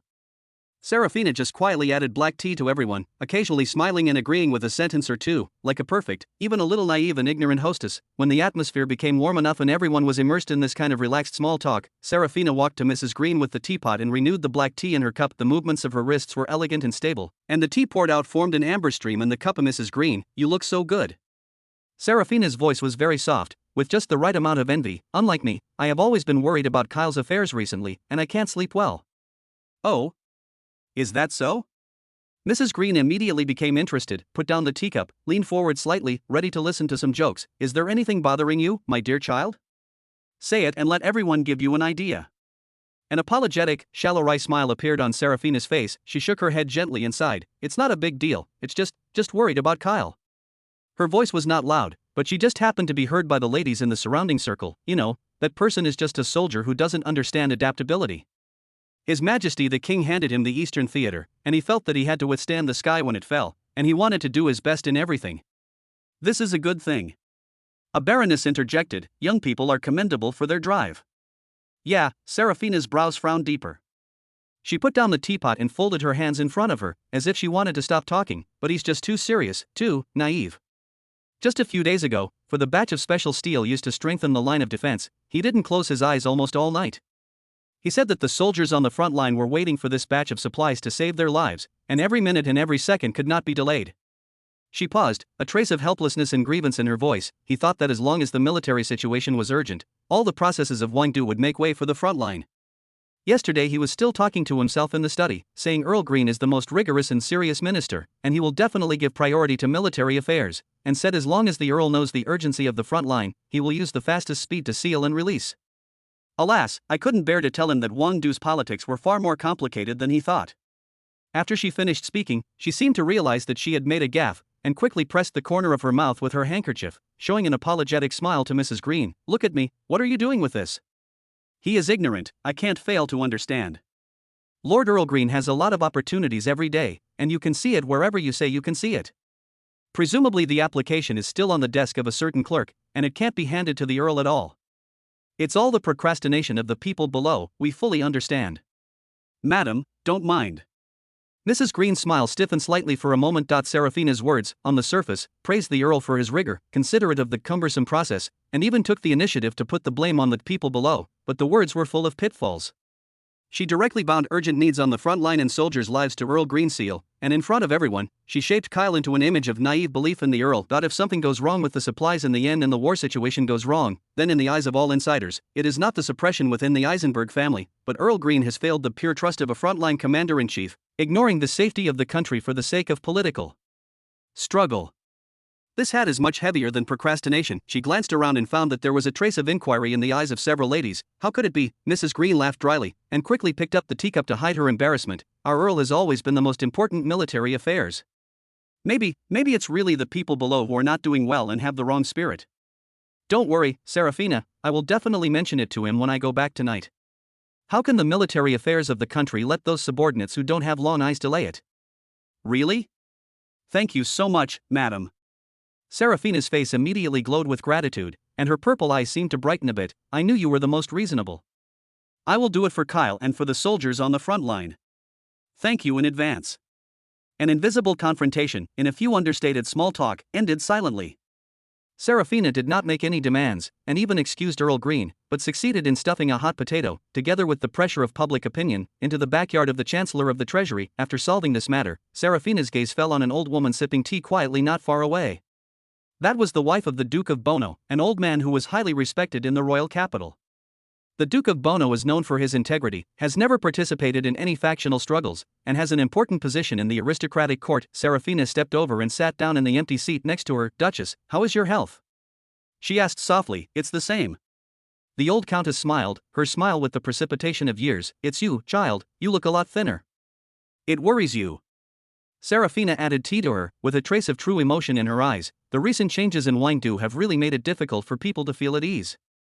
Every time I think of the soldiers in the east who defend us against monsters in the ice and snow, I feel that we can drink afternoon tea comfortably here at this moment. What a luxurious happiness." The old countess nodded and looked at her approvingly. "It's rare for you to have this kind of heart." Serafina's gaze looked into the distance, as if through the garden wall. She saw the distant battlefield. "Yeah," she said softly, "especially when you know that someone has blocked the gap in the city wall with flesh and blood to buy time for our army. This mood is even more complicated." "Oh? The old lady is interested, is there such a thing?" A trace of fear appeared on Serafina's face, and a trace of gratitude. A man named Thorin, at the most critical moment of the monster siege, led his men to block the gap in the city wall with flesh and blood, buying precious time for Elisa's magic chant. He is brave and scheming, and he has won the trust of the soldiers more. Promoting him to the commander of the 1,000 is not only a reward, but also a great encouragement to the army.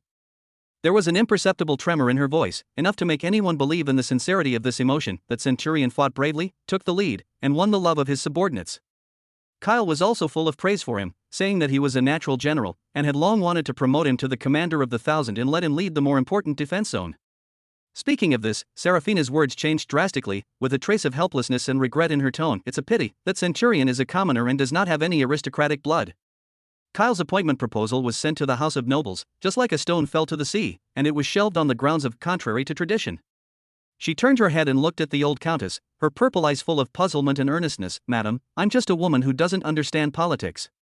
I just don't understand, is a person's origin on the battlefield really more important than his ability to save lives and defend the country? I often think, if that hero is disheartened because he can't get the promotion he deserves, what a loss it would be for our kingdom." The smile on the face of the old prince and his wife had converged for some time. Her fingers rubbed gently on the wall of the warm teacup. Serafina didn't say a word more. She just sat quietly, like a younger generation who was really confused and distressed by the matter, waiting for the teachings of the elders. It took a long time before the old countess spoke slowly, her voice steady but powerful. "Child, you are right. In the face of life and death, blood should not be the only measure." She didn't make any promises, but Serafina knew that this seed had already been planted. In the second half of the tea party, Serafina inadvertently walked into the circle of several small and medium-sized aristocratic ladies. The strength of these families is far inferior to that of the Eisenberg family. They have survived in the cracks of the Wangdu and have been more or less suppressed by the Iron Duke faction. Serafina did not use those roundabout techniques anymore. As the heir of the same declining Valois family, she just talked to them about the hardships of family management and the difficulty of gaining a foothold in the king's capital. Over the years, the Valois family has indeed struggled. Presumably several ladies can also be considerate. In Wangdu, some surnames always make people breathless. A simple emotion immediately brought the distance between each other closer, causing countless sighs of resonance. They began to complain to Serafina about how her husband was squeezed out of the court, and how their business routes were cleverly taken by the vassal forces of the Eisenberg family. Serafina listened carefully to everyone's complaints and gave comfort and understanding in a timely manner. She didn't promise anything, nor did she incite any opposition, but she succeeded in letting these ladies who had been fighting for each other on weekdays find an outlet to vent their dissatisfaction together for the first time, and virtually linked their dissatisfaction with the predicament Kyle faced. Together, when the afterglow of the setting sun dyed the entire garden into a warm golden color, the tea party was nearing its end. The ladies left contentedly, and they got a pleasant afternoon, the latest gossip, and some anecdotes that were enough to tell their husbands while chatting on the pillow tonight. Serafina sent away the last guest and stood alone on the lawn sprinkled with the afterglow of the setting sun. Anna walked forward and put a shawl on her. "Miss, you have worked hard." Serafina shook her head. She watched the carriages disappear at the end of the street. There was no joy of victory on her face, only a deep calm eye in this tea party. There was no sword light or sword shadow, the weapon is just the right sigh, a well-packed story, and an empathetic empathy. This is a war that belongs only to her. Chapter 159. The Power of Pillow Words. The mansion of Earl Green, the Chancellor of the Exchequer, was lit with soothing incense in the bedroom, and the warmth was melting. Earl Green took a superheated bath, changed into a loose silk nightgown, and was leaning comfortably on the soft pillow at the head of the bed, flipping through a report on wine tariffs in the West. His fat body was almost trapped in the soft mattress, and the fleshy folds on his neck were squeezed into a ball. Mrs. Green sat in front of the dressing table, and the maid unloaded the heavy jewelry for her. The string of ruby necklaces the size of pigeon eggs was carefully put back into the goose down-lined box. Ugh. A slight sigh came from in front of the dressing table. Earl Green's gaze moved away from the file and looked at his wife in the mirror. "What's the matter, my dear? Lost again at the card table today?" "That's not true." Mrs. Green turned around, with a bit of the aftertaste of today's tea party on her face, mixed with just the right amount of sorrow. "I just think, are we a little too obedient to Master Elliot's words?" Earl Green put down the report and became a little interested. "How do you say that?" "He is the Duke's think tank, and we can't be wrong if we follow him." "That's right. But at the tea party today, I heard the little girl from the Novelois family say a few words, and I always felt at ease in my heart."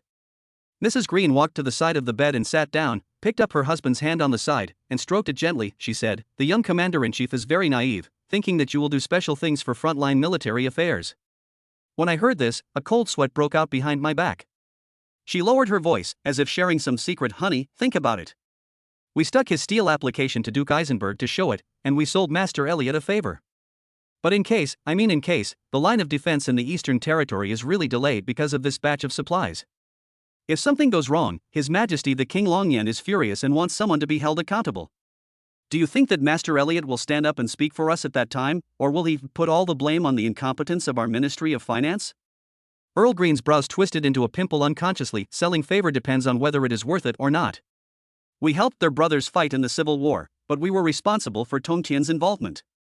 Of course, Master Elliot didn't promise a little bit, but this risk is all on ourselves." There were many ladies present today. With a few words, the little girl spread the words, "The safety of the front line is tied to the Earl's thoughts. If this continues, people outside will think that we are deliberately playing with the lives of soldiers." "Nonsense." Earl Grim sat up straight suddenly, and the mattress groaned. "When did I Grim ever do such a thing? Military affairs, how can it be delayed?"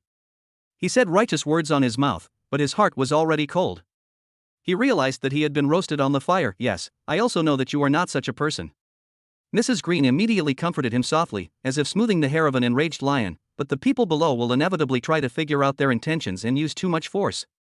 I think it's better to approve that application. This can not only block Yu's mouth, but also be regarded as a good sale in front of the king. As for Master Elliot, let's just say that the people below made their own initiative, and we corrected it immediately after we found out. In this way, neither side can be guilty, don't you think?" Earl Green's face was uncertain, and his fat fingers scratched on the silk nightgown. "This step is simply tailored for him, a bunch of idiots." He cursed in a low voice, and he didn't know who he was cursing. "I see. Early tomorrow morning, I will go to see the application in person. I would like to see which guy with long eyes dares to delay military affairs under my nose." Upon seeing this, Mrs. Green showed an imperceptible smile on her face. She lay down again, leaned meekly in her husband's arms, and said softly, "I knew you were the most sensible. Go to bed quickly, don't get angry about these little things." Under the same night sky, in the study of Duke Bono, it was quiet. The old prince had just finished reading a book on ancient runes, and was holding a glass of hot milk, looking at the moonlight outside the window. His wife, the old woman who didn't speak much at the tea party, walked in and put on a woolen shawl for him. "It's late at night, it's time to rest." "Not sleepy yet?"